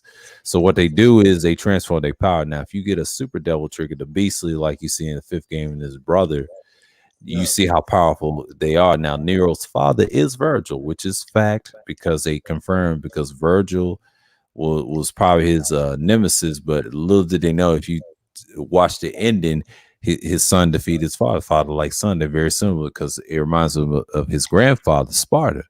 That was the spirit that he had, even though he's known for his arm. Now, he is my third favorite. The only drawback with Nero I had with him was that goddamn arm. That's the only drawback, because he's more prone to that versus his dad. The reason I give his dad a slight edge, because he had that Yamato.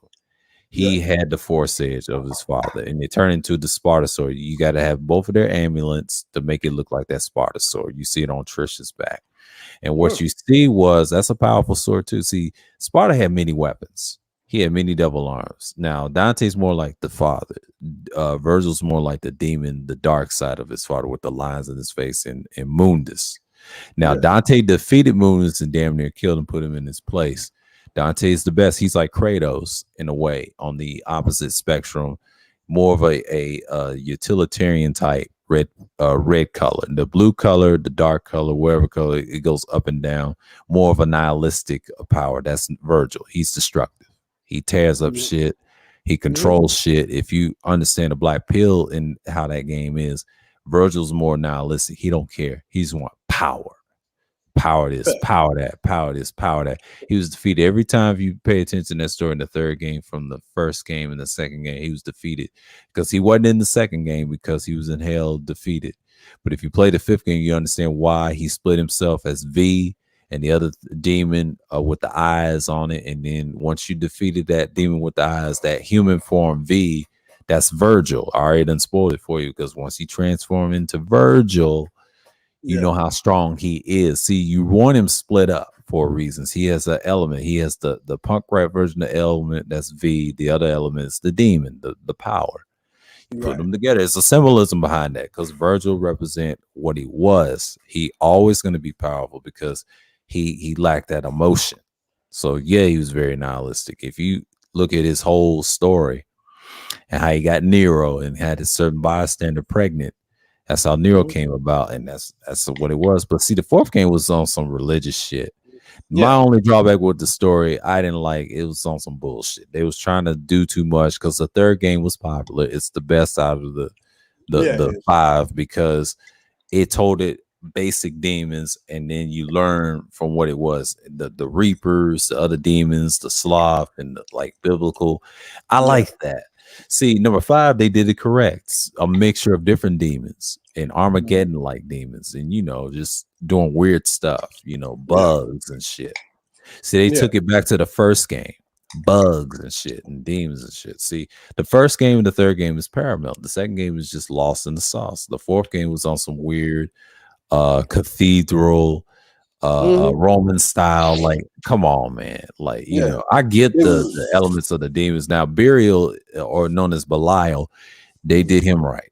I give them that. Outside of that, not so much. I mean, they was trying to, because with the one character I think they fucked up on, man, that I just really think could have had a better treatment, man, is my boy Bishop, man. I think Marvel fucked him over, man. I ain't really seen him on screen like he's supposed to be, man. Well, the thing is, they wanted old dude to play Bishop. Michael Jai White. Oh, okay, that makes sense. Yeah, they want him to play. They want him to play Bishop. The problem is that it's not a problem that he's playing Bishop. The issue is his schedule. The second problem is that they trying to figure out which Bishop to go with. I was thinking about the cartoon original animated series Bishop. That nigga was cold, man. But that nigga had a jerry curl, man. Man, the hair, the hair shit, different, man. In the future, it was the future. Yeah. Maybe Jerry Curl said came back, man. Soul Glow. You feel me? In the future, like on some idiocracy shit. You feel me? Terry Crews is president and shit. Yeah. Listen, my man came with the plush. My man came with the plush locks, right? Like, but look, he was killing, man. That boy was back and forth through time. And shit, like that nigga was holding it down after the world had already got blowed up. Holding it down, shit. Cable without Bishop, Cable would have been dead. You know what I'm saying? Well, remember Bishop was after Cable ass. Like, you know what I'm saying? Yeah. Like, cause but the going back and through time and shit, and then you find out that Apocalypse was the one that was orchestrating all the shit. Right, the arc of the shit. That's why I say him and Cable story, the original, that on film. If they was to lock it right, if Michael Jai White would have played, it'd be perfect. If they would just go through that, because man, them boys were going back and forth. Man, Bishop had them guns, man. Cable had some guns, but Bishop had them guns, man. But see, my thing is, man, I want a proper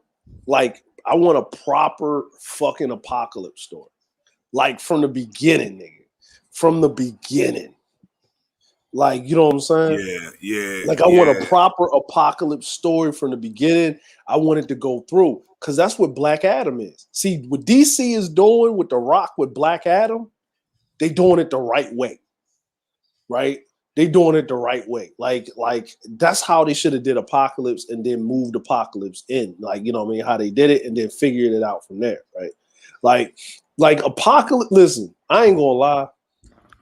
Like the Batman animated series in the 90s, the motherfucking series was so cold. Harley Quinn wasn't even an original character in DC, and they had to put it in the comics because the fucking animated series was so hard. Then X-Men used to come on Saturday and shit.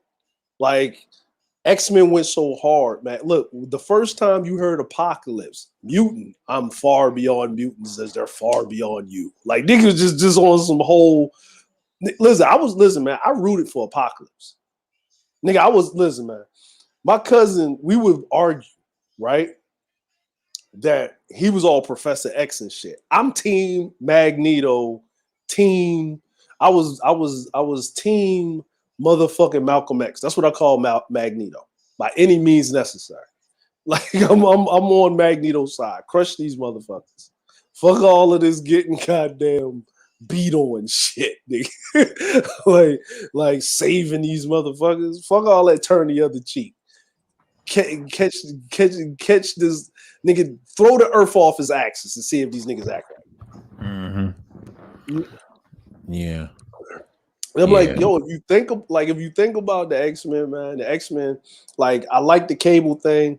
They haven't done the Gambit thing right yet. Because if you do the Gambit, then you got to go through the backstory of Gambit and actually do it right. Because then you got to get into a lot of history and lore in Louisiana.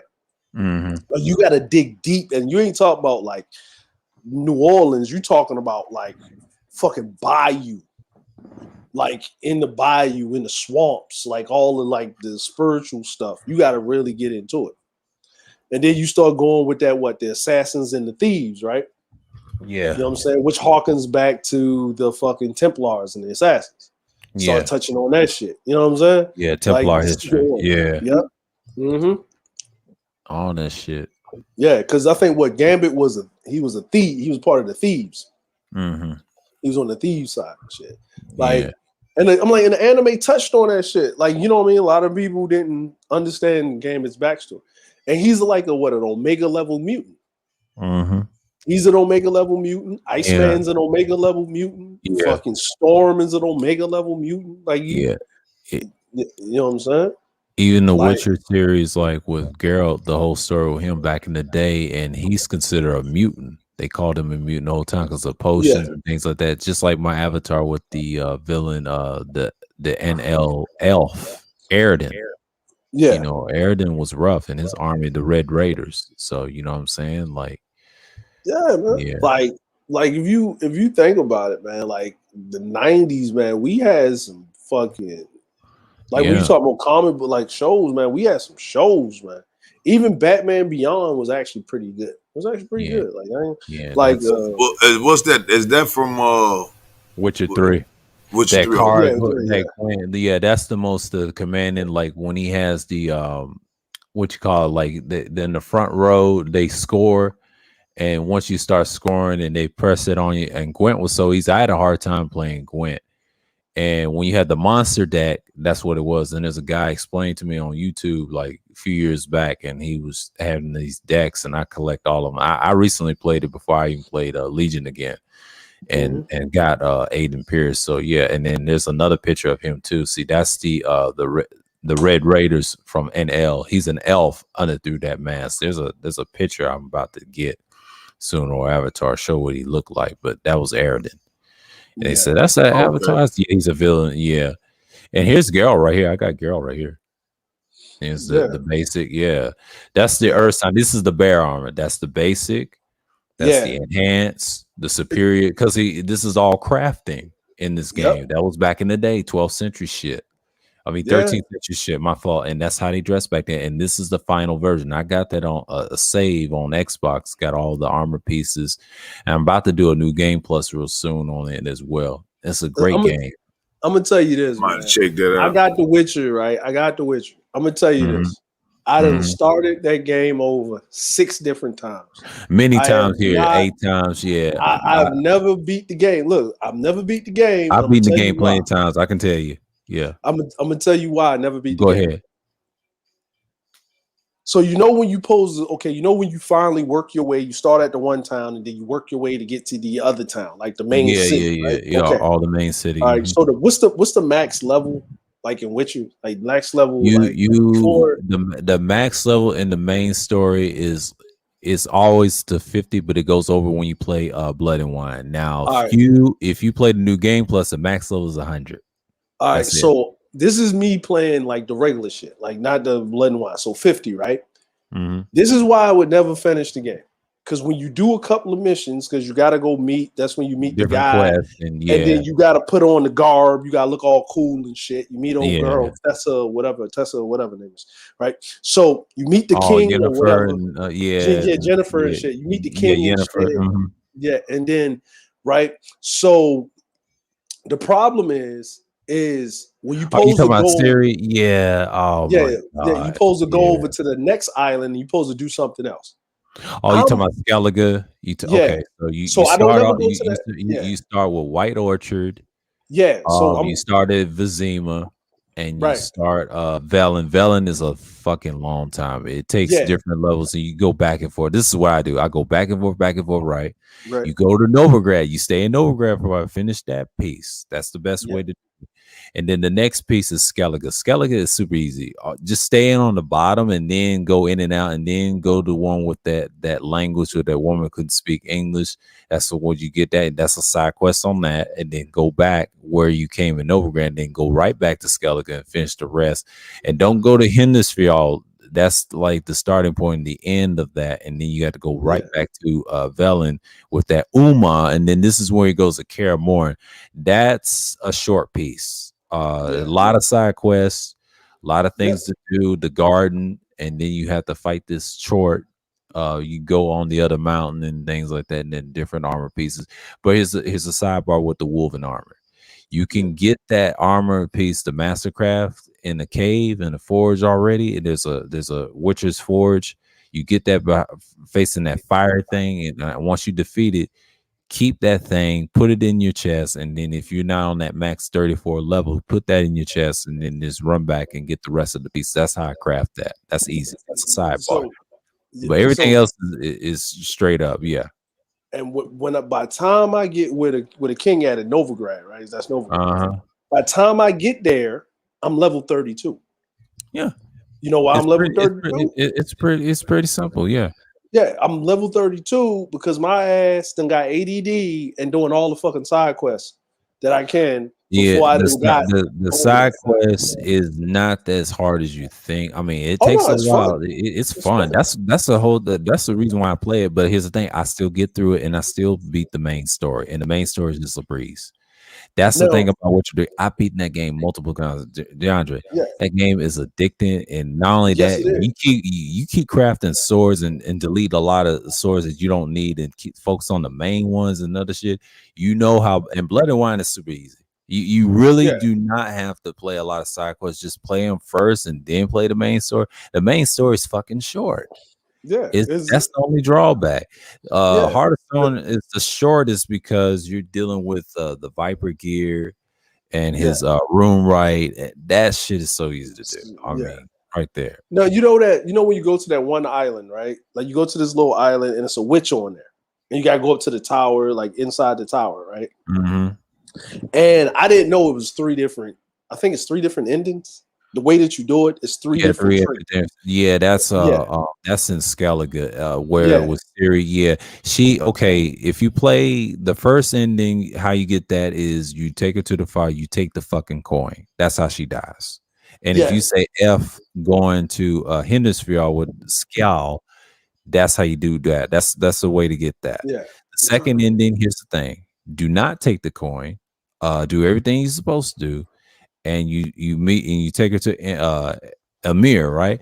Amir will give you a black horse. And here's the secret, though: like you get that ending with the snow and everything. She starts crying and wailing and stuff, and you'll figure, I've done this before. This is how you know she's gonna be a queen. But if you play Blood and Wine, she'll tell you by her empress. Or if you choose her to be a hunter, here's the secret with that: do not take her to the king.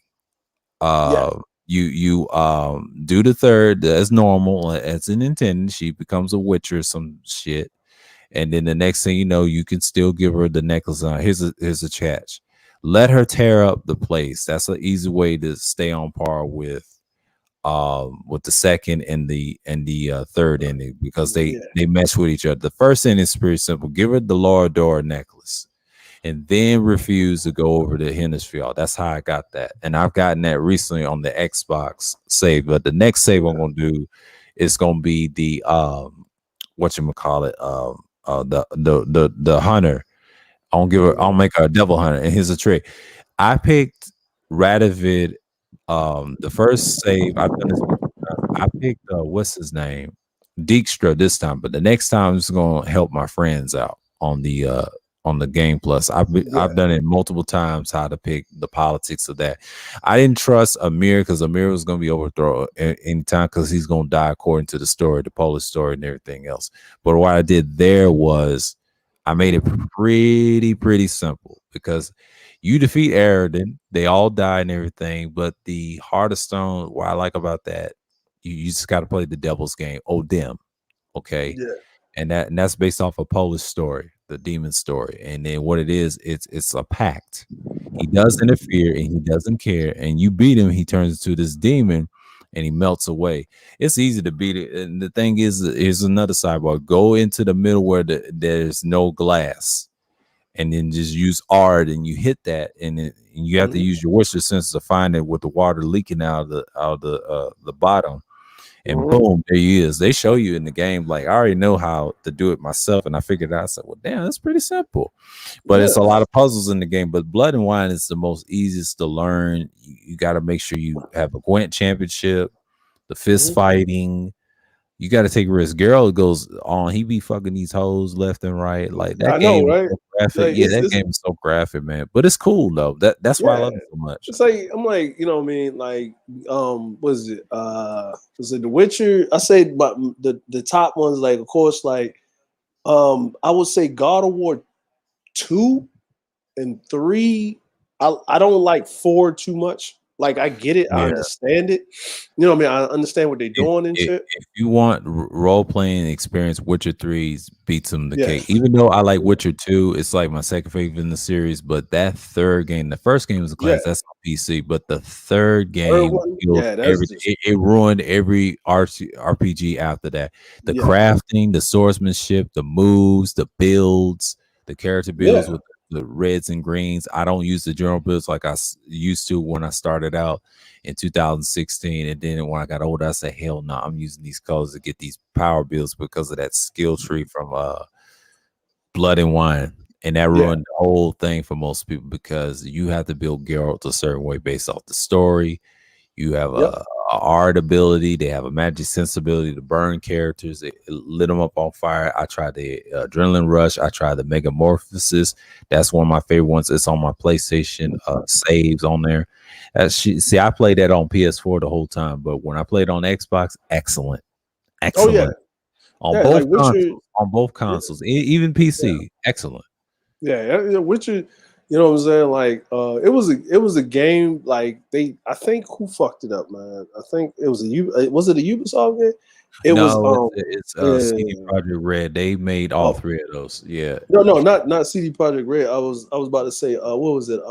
Prince of Persia. Right? Oh yeah, that's Ubisoft. Yeah. They fucked that up. They like the Sands in Time was like, okay, this is kind of. They was bringing it in, and I was like, all right, this is cool, right? Because everybody remember Prince of Persia on the PC. So I was like, yo, this is good, right? And you had to me and my wife was dating, right? And I literally kicked her out the house. Right? Okay, so you know, if you play Sands in Time, you have to pay attention to the cutscenes. Because that's the only way you're really going to get the puzzle. You know what I'm saying? And you have to pay attention. So I'm paying attention and she's talking to me. I'm like, yo, shut up. And she's like, what you like, you know, I was like, I'm looking at, she's like, what are you looking? Why? And she stood in front of, I said, yo, get the fuck out. She's like, what? I was like, she's like, you serious? No, I say, no, get the fuck out. Like I said, because I gotta go back to the board before, like from the save, finish that and go back because I can't go back to the cutscene. Because I can't see what's going on because you stood in the fucking way. It's not like I can pause it in the middle of the cutscene. Like it's like because you know they ain't had that. What was that PlayStation 2, right? No, and I was playing it on GameCube. Yeah, I was playing it on GameCube. Yeah, so and they fucked it up. I'll tell you this: Prince of Persia. They fucked up. Because 2 was the shit. 2 was the fucking shit where you could take their weapons and cut them in half and. You could fucking you putting all these combos in it. Then you had to run from the Dahaka and shit. The Assassin's Creed when it first came out in 07 on both consoles and I think PC. Man, I got that. It replaced Prince of Persia. And they used the same moves, and the reason they did that, they got tired of the series, and I guess the fans want something different. They gave them Assassin's Creed from. I believe it was in Syria. I didn't realize Altair was Syrian. And then when I realized he was, I said, God damn it, because of Desmond Miles, that story and the Templar stories and the apple and the symbolism of the scriptures and things like that. Now, Ezio was a ripoff of Altair. And I hate to say that because of the Renaissance period, they use him for importance of the Templars. And I think it's because the rough part of with France, and then if you notice that France was trying to take over Italy in the second game, and the Brotherhood, and Brotherhood is my second favorite. My number one is Revelations because of that hook blade. That hook blade is beast. In Istanbul, aka formerly known as Constantinople, and that's somewhere in between the two lands and where Turkey is and all that. And I was like, and talks about a lot of stuff and a lot of Turkish Islam and the Carpets, the Sultans, Mazayid II, and then what's his name? His grandson, Suleiman, and they showed those figures, and that lets you know Revelation's like my number one favorite out of that series. But the second game, the third, it's like my third favorite because Ezio, you learn how to be an assassin. His dad was about to be hanged and lynched. That's why a lot of people like the second game because it's too graphic and it was beautiful. Well, it was a lot. It was a lot of history. It's like I liked this. Like if someone asked me what are my top Assassin's Creed games, right? Like if I were to say, I'll say number 5 would be the first one, right? Number 5 would be the first one. The fourth, my number 4 would be Black Flag. Number 3 would be Freedom Cry, like Black Flag Freedom Cry, right? Because I just like that. Look, that was my stress relief. I just get home, run around with with old dude and catch a white person in the chest with a machete. I'm just being honest. Yeah, that's what it was, right? Oh, you talking about Freedom Cry? Yeah. I never beat the game. I was just running around freeing slaves. I played that game. I beat that game. I couldn't because I could every 5 seconds there was a slave needing rescue, and I felt like I wasn't black if I just let it ride. I got tired of it. I got tired of that, and I still beat it, and I couldn't stand the shit, and I had to learn. But I'll give you my top 3. AC3. I'll say Rogue, and I said why Rogue? Because of the Templar history, the French Indian War, because of the conquest. Use the Templar, used to be assassin, because I cannot stand fucking Achilles. Black Flag is my 3rd favorite, and the reason being is because of the Buccaneer story, how he treated Adewale, and then learning about the Taino Indians and things like that, basic stuff. And my 4th favorite is Syndicate. Syndicate was cool because you build your upgrades a lot faster. You had the twins and things like that. Now my 5th favorite is number 1. I'm gonna tell you why I like the first game. I apologize to myself. I'm like, man, I was wrong about the first game. How great it was, the richness of the first game was. And then number 6 will be Origins with Bayek, and Bayek was a fool, man. When I played that, I enjoyed the hell out of that Egypt shit. I'm sorry. It was. I enjoyed it. To me, number one for me would be actually Ezio, and number 2 would actually be Origins. And the reason why Ezio's number 1 for me is because the historical accuracy of I respect that. But it's not even the historical accuracy. It's actually the game accuracy of it. Like I was like, yo, that's that. I'll tell you this. He's in my role playing. He's in my top 5, but in all Assassin's Creed, he's in my top 10. I put him number 7 behind Origins because I felt like number 2 they overdid it too much. But I did love Revelations and Witchguard Brotherhood, and the reason that stopped me from putting him so low. He's a strong number 7. Now I would put him number 5. I said no. I'll tell you, it's the best. It's a classic, and you got to align with the 2. And then my number 8 will be Unity. Unity is a great stealth game, but that combat is fucking terrible. I mean, they did a. I hate that shit. They did my boy, what's his name, Arnold dirty. They did him dirty. I'm like, oh man, come on, Ubisoft. Look, I'm gonna say, what was the game where old dude went to the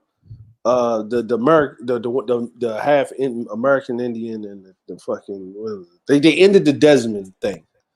The 3rd game. Yeah, that's my number 1 favorite. The reason I like that one, it was a lot of bloodshed. I like the game up until after the opening credits. Right? Because after that it was trash. And the reason why I say it was trash is that it was like 3 was like a test platform for 4. Yeah. Like everything that you wanted 4 to be, the 3 to be, which they should have did 4 as 3, and then they should have took the 3 as 4 because it would have made sense. Like you're skipping history. I get what you're saying. I will say it like this. The reason they did that is because Desmond, I would say the first 2 was his ancestry, right? The Native American ancestry had to come in because at the time, AC3, they redid it and everything. But I will tell you this. It's a good stealth game if you understand the movements back then. See, they had guns, so it was semi-stealth. It was like it was really a role-playing stealth in between 1 and 2. You had to learn to move around and jump on top of buildings and shit. But the hatchet and bow and arrow did it for me. It's different than any other assassin. I like the Kenway Saga better, but the Rogue, oh man, that took it to a whole nother level. The Battleship, that's why I put it number 2. That's why. What they should have did? What they should have did was this, and this is just me. America during the colonies wasn't developed enough for you to do all that jumping back and forth on the buildings that you were used to doing with Altair and Enzi, right? Couldn't do it like you wanted to, right? Ezio, Ezio, right? You couldn't do it like you wanted to because everything was built up. What they should have did, if they wanted to do the story right, is they should have did it in America. Then you jump your ass into England, right? They should have showed. Don't bring Washington into play now, right? Do the build up, like basically. What's happening on the French side where you're fucking assassinate motherfuckers that actually helped cause the revolutionaries, the fucking forefathers, and then the war kicked off, and then because motherfuckers in England was getting assassinated before they was even jumping on the boat, right? Yeah. So then you got this half Indian, right? Because then you play with the whole Pocahontas tragedy, right? Yeah. His mom and all that. Yeah. You play with the Pocahontas I hated tragedy. that. I understand it though. But remember, Pocahontas went to England. You know what I'm saying? So you play with the thing, and then he comes. You know what I mean? You play with that a little bit. You play with that whole trope because if you're gonna play with it, you got to play with it all the way. You can't halfway play with it. You can't quarter way play with it. Or what they could have did is they could have did it the other way, where they could have did the Desmond thing without doing the American Indian thing, but they could have did the Desmond thing going down in the island of Hispaniola with the French and then going with the whole fucking Alexander Dumas with the Three Musketeers trope. Mm-hmm. They could have went that way. They could have went like how France was like, keeping the Templars out and the British was the Templars, and then the French had the assassin order helping the fucking British get overthrown. You know what I'm saying? Like get overthrown by the colonists and shit. They could have worded it a whole bunch of different ways on the Desmond thing, because actually it's still a story at the end of the day. Mm-hmm. But they dropped the ball. Cause I was like, when I first saw it, when you had the double, I think was it, you had the tomahawk, and then you was doing the tracking, you had to hunt with the the animals and shit. And then, you got a ship, but then you just sent it out there to do whatever the fuck it was going to do to bring back some resources and all of that. Then when Black Flag came out, man, it was the Navy battles, nigga. I'm out here. Yeah, the naval ships, Black Flag, Rogue. Why do you think I put Rogue before Black Flag? Because it was swifter, because of the Templar story. Now, the reason his father, Hayden, that's why they did it. And the reason they did it, because they show you the British side and he murdered the guys that did it. Now, Black Flag is a backstory to the third game. And the reason they did that's the build up Rogue. Now, Rogue, the French Indian War, makes sense because they showed you Hayden. Because the Hayden story makes sense 9 out of 10. And that's what built it on. I mean, Charles just came in the building. Salute to him coming through. He ended his stream for 2 hours. Yeah, man. But man, it's just one of those things.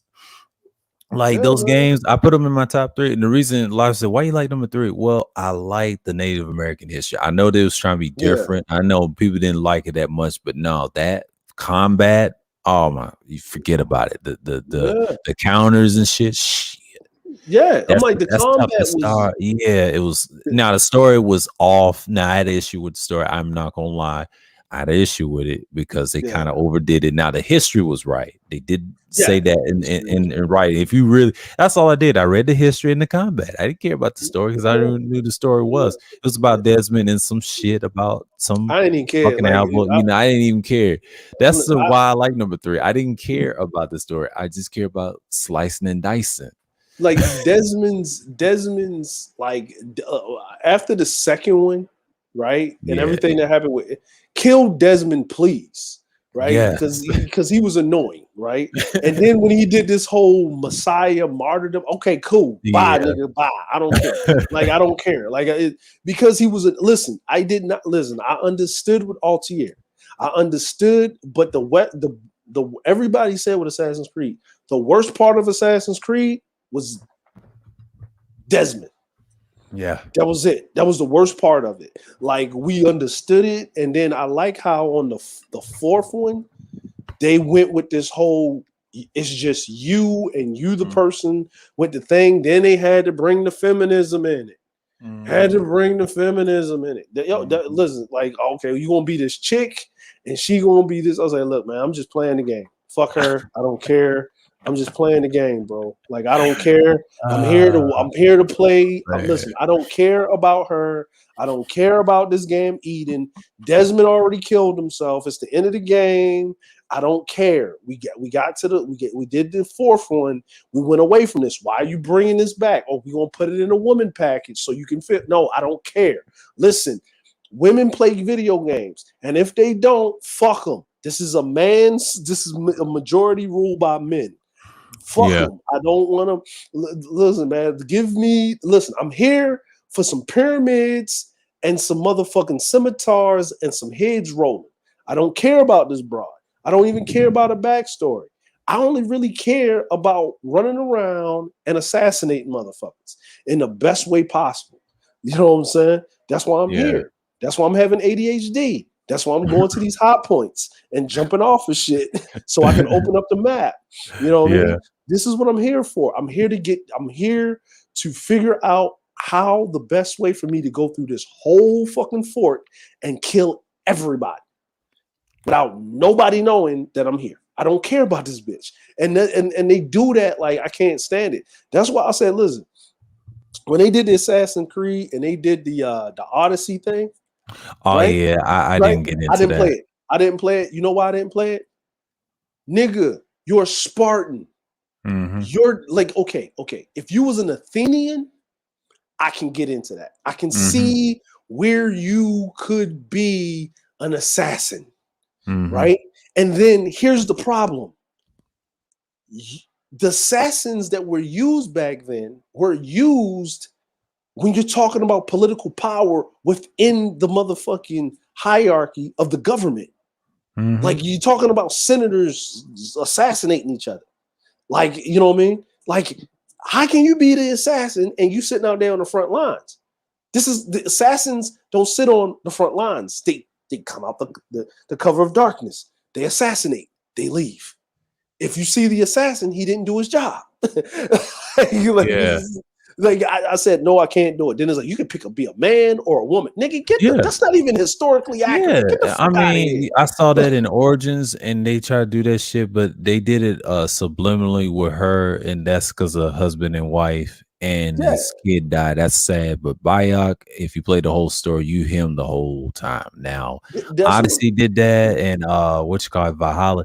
I said, hell no. Yeah, no, nigga, Vikings look down on assassins. Yeah, you don't get to go to Valhalla and get to be drunk and punch each other in the fucking nuts and fight forever. They want to use the Viking story, and they was trying to tie it into Altair, and I understand why, the British shit, and but it'd be nice to put the Chinese and Japanese assassins. They fucked up. You know what? They fucked up because I'm gonna tell you what they had their chance. They had their fucking chance. When they came out with that Odyssey trash. I'm like, people like Odyssey. I don't like it. That's just me. But when they came out with the Odyssey trash, that was their time. But since Ghost of Tsushima came out, it was over. Now they got pressure on them. They got pressure. They got motherfucking massive pressure. And they can't fuck up. And you know what? And I think the reason they didn't want to do the Japanese one, because if they didn't do it right, they would have pretty much stomped on the franchise, because in white people's mind, like the reason why they were able to accomplish what they was able to accomplish, right, with the Assassin's Creed franchise is they went so long from going against the obvious, right? No one was thinking about Altair being from Syria, but then it made sense, right? Okay, Middle Eastern. Okay, yeah. If you go historic, yeah. Okay, we can get with that, right? Okay, Victorian period. Yeah. They had assassins all the time. Motherfuckers used to, okay, we can get that. Okay, cool. Then, okay, the Native American. Okay, you can see, with the tomahawk, with the Indians. It's still colonial period. I got that. Pirates. You can do that. Okay, we get that, right? That's a great one. You can still do it. You can the French-Indian War with the frontier. That's the best one, because that showed you how it was back then. The way they carried guns and the blades and the swords. because you still I had would to say Black Flag Light, yeah. Yeah, and Rogue is underrated because that guy used to be an assassin. He was brutal. He hunted, and once he joined the other side, I was like, "Whoa, this guy's a beast." Yeah, like so. Yeah. So when you was in the you know what I mean, the Brotherhood or whatever with the French Revolution, you still within the same, you know what I mean, Victorian, like after Victorian, all that. You know what I'm saying? During those times, Napoleon. Now Napoleon, they did him well. And if you play Fratricide, what I just did a couple of days ago, I finished that game on Xbox and I finished it on PlayStation last year. I memorized that whole thing in Fratricide, and I did very well on that game. And especially, I still got the outfit and Napoleon stuff. You had to collect his little hats to get that outfit, and I got a little bit of everything except for that Altair robe with the helix. I got to work on that. And that Nostradamus had that Zodiac. That's how you get those too, and learn the symbolism in that. And I said, you know what? Unity had a lot of symbolism in that game. What hurt it was too much of a stealth game, but it didn't have great combat. That's the only thing. But I get it though. But see, even in there with the Nostradamus and the stuff like that, right? Yeah. The problem is that they was still like they didn't have the canon yet, right?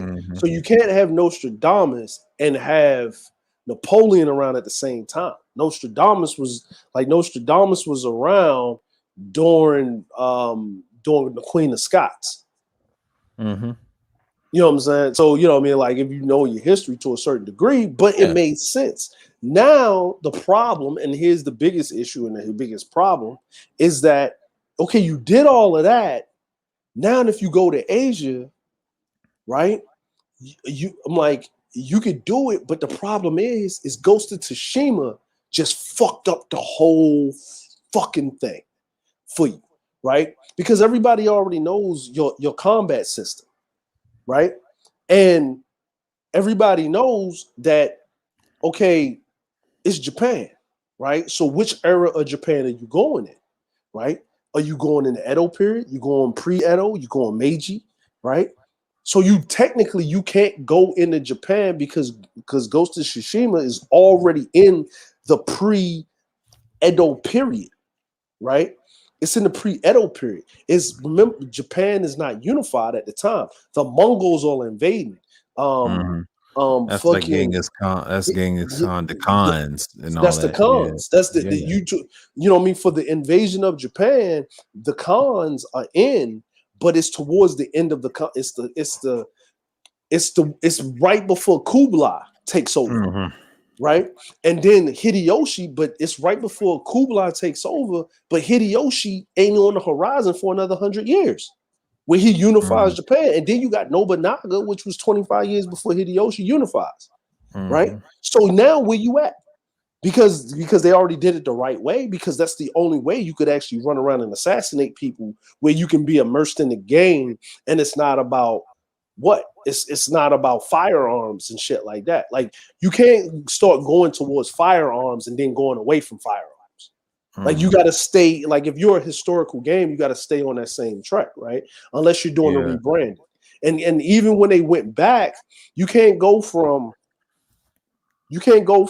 Sparta, Vikings, and then jump over. The reason they rebrand, they want to go back to the roots of Altair. That's a little too late now. They should focus on American history at this point, with hoods and blades and things like that. Now they added that in Watch Dogs Legion. I just played it a couple of minutes, a couple of hours ago, and they had to be in the gangs in New York, because you were basically what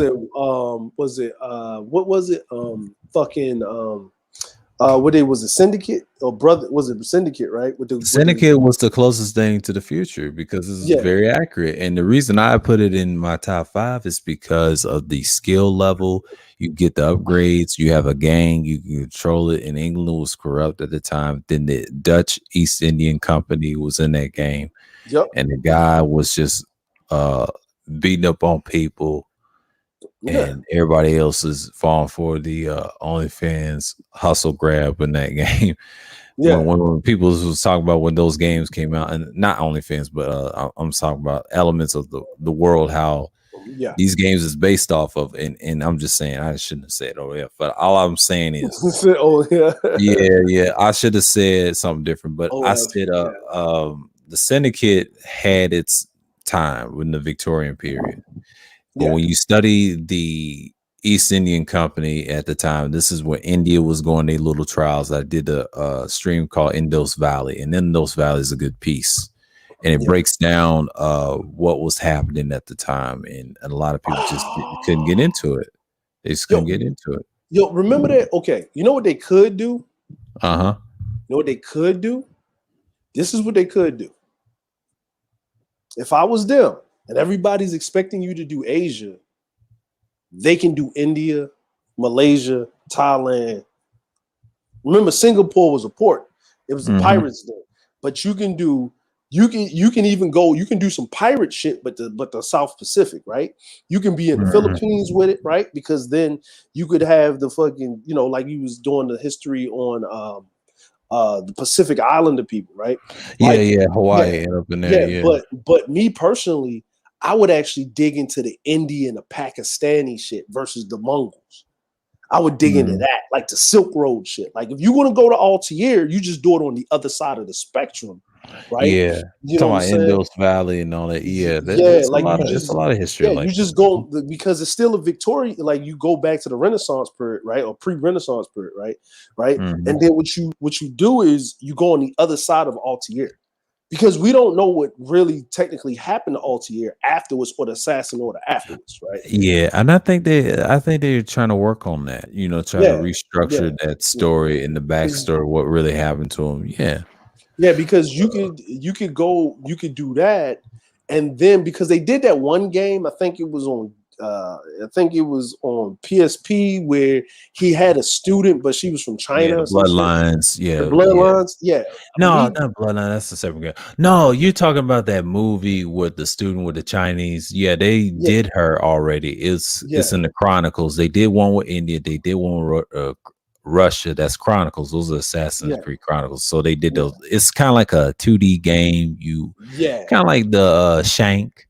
You bounce around and you assassinate, do the hidden blades. Now, I wish they would put that in a open form like they do a normal Assassin's Creed. I think they are going to invest in that. Now they will. Yeah, I think they were saying American. They're going to do the same about it. Yeah, and I think they're going to try to do American history too. Probably World War II, like they did one in Britain with the Syndicate. Like World War, like World War II, you can do it. Like, you know what I'm saying? If you do the West, like me personally, they can. This is just me.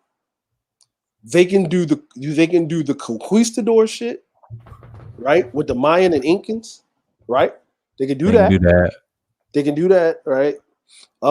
They can do the South Pacific, right? They can do India. And this is like when India basically, with Pakistan, Afghanistan belonged to India. It wasn't split. It was. And you know what I'm saying?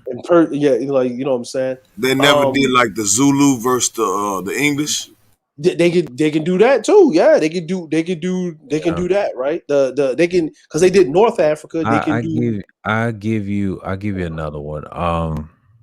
What's that one with I'll say the Vietnam War. They can do that. Just structure it right with it asymmetrical earlier in the stream of the other day Friday with Mike V talking about. Yeah, they can do something like that. That right there. Yeah, that is true. They can pull that too, man.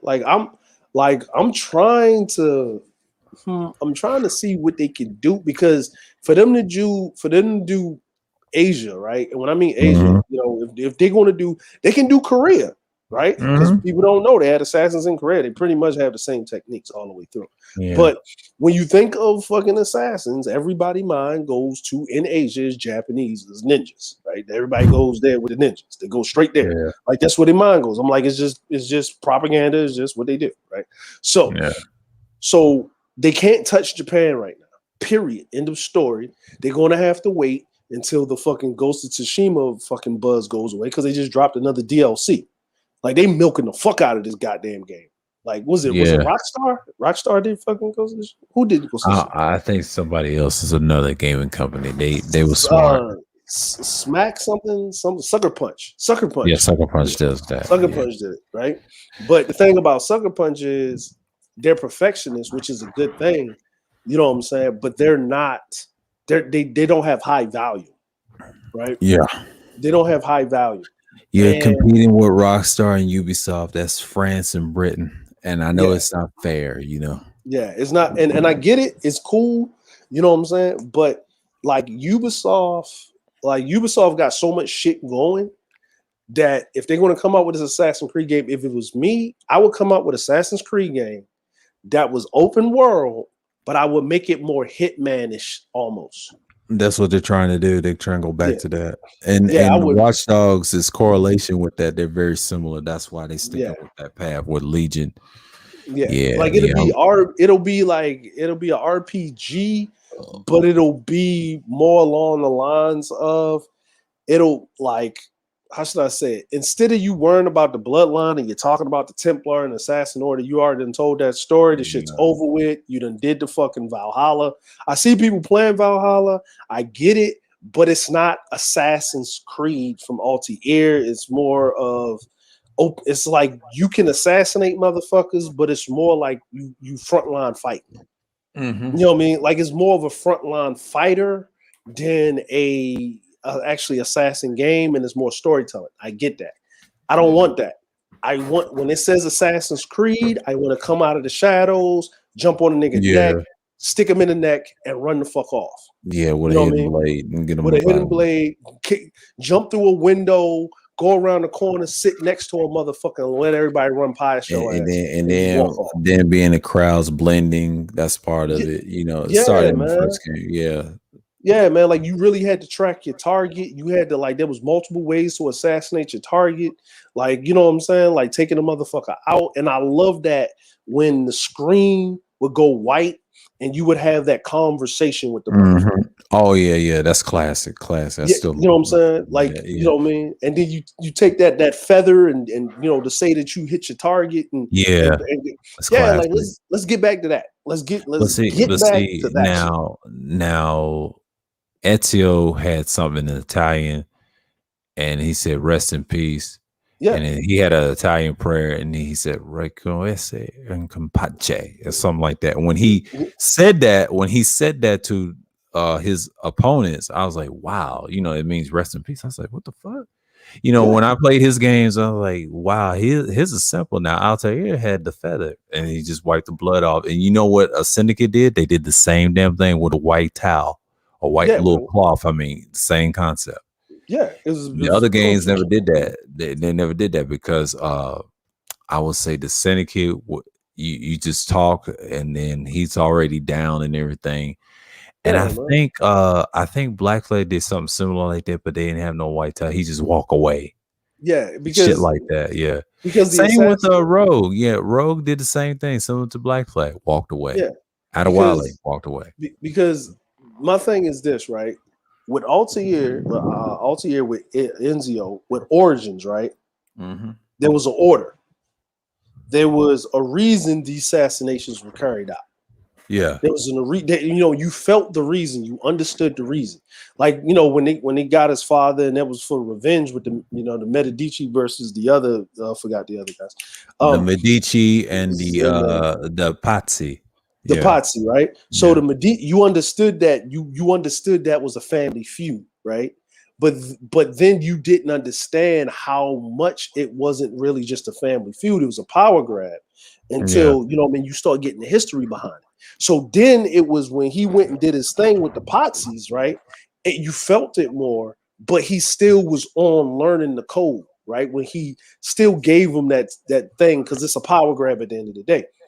When you start getting into these other guys, it was killing to be killing, the practice killing to be killing. There was no code, there was no order to be kept, right? Like Altair basically got, he got busted down because he was killing because he broke the code. Like he was angry, like he did too much. You know what I'm saying?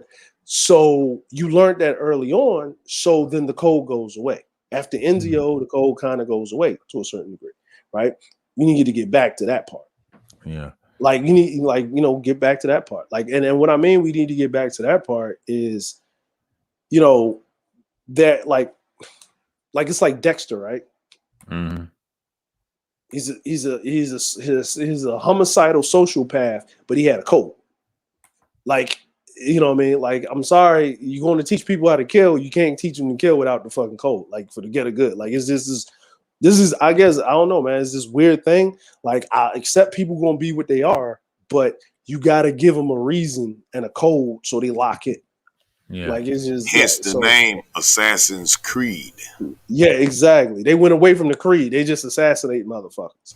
Yeah, you know, they just went. They made it more role playing, and that's why the series is kind of damn near one left field. But yeah, it's been 8 hours, man. God damn, another record.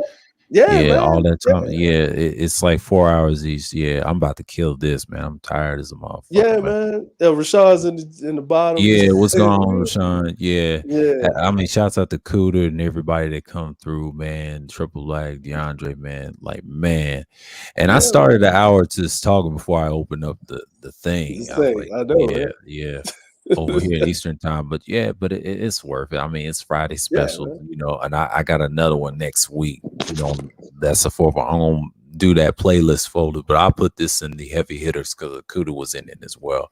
Oh yeah. So I had to. Yeah, I'm about to go down here to the store, get me some of these beverages. You know, these tasty beverages. No, I got a rule. You know, man, we got a rule. You know, since I'm getting older. I only drink on the weekends. That's just my personal rule.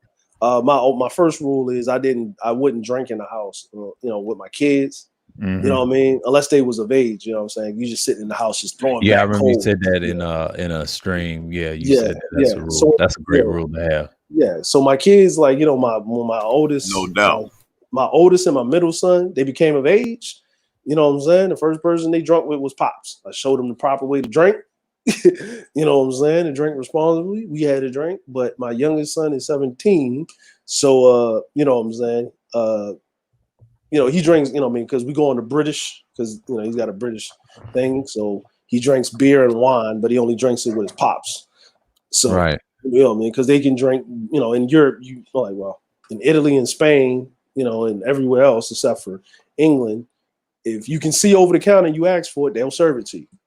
Yeah, you know what I'm saying? No, for real. The water is bad, according to Mike B. Said they living by the old 19th century shit after the war. We talked about it in the stream, so we ain't gonna go back to that conversation. Yeah. But, you know. So, but I do have a rule. Like we had this. Have y'all ever heard this rule? Like somebody say this shit. Like you say, man, ain't it too early to be drinking? And motherfucker say it's 5 o'clock somewhere in the world. It's 5 o'clock in the afternoon somewhere in the world. I'm straight. Like, you know what I'm saying? So I have a rule that if I drink, I don't drink until after 5 p.m. in the afternoon. Like I got a rule. Like I don't drink. Man. Yeah, I don't drink until it's after 5 p.m. in the afternoon, and I drink my shit straight. And if I don't drink it straight, I drink it with a splash, just a splash. Like I don't, you know, splash. Yeah, I'm too grown for that juice. Like, you know what I'm saying? I need to taste my alcohol. Best to drink it straight. Yeah, you can taste it. Man. My dad's the same way with Crown Royal. He used to drink. It's like a little whiskey when he was younger, but he don't do that no more. He quit drinking. He drinking wine because he's getting to be 70 real soon. He did it this year. I'm proud of him. Despite the blood clots he had on his right leg, and he's walking for his health, so he's smart dude. Yeah, that wine, man. I'll tell you, man, that wine. Yo, you know what you should do, man? I don't know what type of wine your pops like, man, but he likes the red. He does Pinot. He does them all. He knows all the. He's the wine connoisseur. Yeah, he's a wine connoisseur. He don't do it no more. He's good. He's good on that. Yeah, if he's like, you know, he's drinking a glass of wine because drinking 2 glasses of wine helps your blood flow and keeps your blood clots. Yeah, he knows about that. He knows about that. He knows. He don't do it no more because the white wine got him. in those blood clots in a way. Yeah. It's certain ones, those American. He's staying away, but he's doing water and everything else. So he's trying to stay away from drinking, period, because he's at that age that he's trying to get rid of the diabetes, which he did. So he's walking for himself. So he's doing the intermittent fasting every day. So he's in good shape. So he's fine. Yeah. He doesn't had his days of drinking, so he ain't even thinking about that. Yeah. So you know what I mean. But I would suggest anybody, if they're going to get into any wines, Pinot Noir is pretty much anybody can drink it. Like, you know what I mean, good, but make sure it's from Argentina, Chile, or like Southern Italy. If you fucking with a Pinot Noir, Marlettes, Bordeaux, Cavier Chavignons, those right there. Watch out for the French ones. You got to make sure exactly where you know where they at from, and you got to know what year the grapes are. And actually, the year with the most fucked up harvest or the most inclement weather is always the best year for grapes. Like this year, like if you wait 3 years from now and you get a bottle from 2021, it's going to be the best year out of all the years because of all the fucked up weather they done had. For some reason, the way grapes work, the year with the worst weather, like hurricanes and flooding and shit, for some reason, they got the best fucking grapes. I guess it's like the environment being so fucked up that those grapes, you know what I'm saying, like it's the best comes out of them. But wine from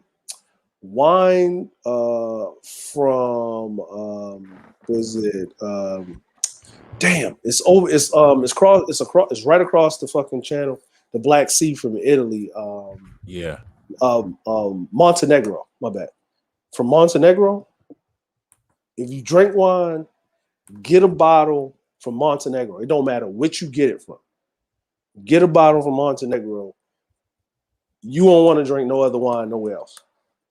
Yeah, get a wine from Montenegro, because those wine grapes, you know where they come from? That's some old school biblical Turkish fucking Syrian grapes. Yeah, that's that. Oh, I know about that. Yeah, that's The wine from Montenegro is that we call it that Jesus wine. Keep the party going. Yeah, that's what it is, man. Yeah, keep the party going. All right, man. I'm gonna get off here. Let me get my ass down, man. Appreciate y'all, man. Not a problem. You're always welcome, man. And shouts out to you, Shatter Star Gang. It's your first time playing. You always welcome, man. Like, you know, I do these a lot. So, you know. Yeah, man, no doubt, bro. I appreciate y'all, bro. Let me on, man. We're gonna have to do something on that arc, man. We're gonna have to get together, man, and man. Do some motherfucking spec outs, man. Blow some of them motherfuckers up. I mean, I got another Friday Special Madness next week. You can come through, so you know everybody's not talking about nothing, you know. But I gotta shut this down. It's about 9 hours, man. I done broke a record. God damn. All right, now. All right, bro. Be easy, man. All right, peace. Everybody, hold on.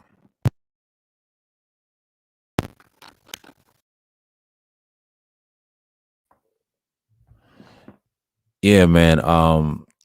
I just want to thank everybody that came through. Rashawn, everybody, Charles, woo, War Ready Mindset, Just DeAndre for coming through, Raining Woman, from Sexy Red to China White, Fireman. Yeah, Shatter Star Games always come through, man. And man, I'm just like Tone Malone. All these guys came through. Tampa, I'll do the 1-on-1 with your Third Ward, UD, Underrated Darkness, Toya. Yeah, shout out to everybody, man. Triple Black, Legendary Wacky World, Mike V from earlier. Shouts out to everybody that came through. So with that, I want to say peace and shalom.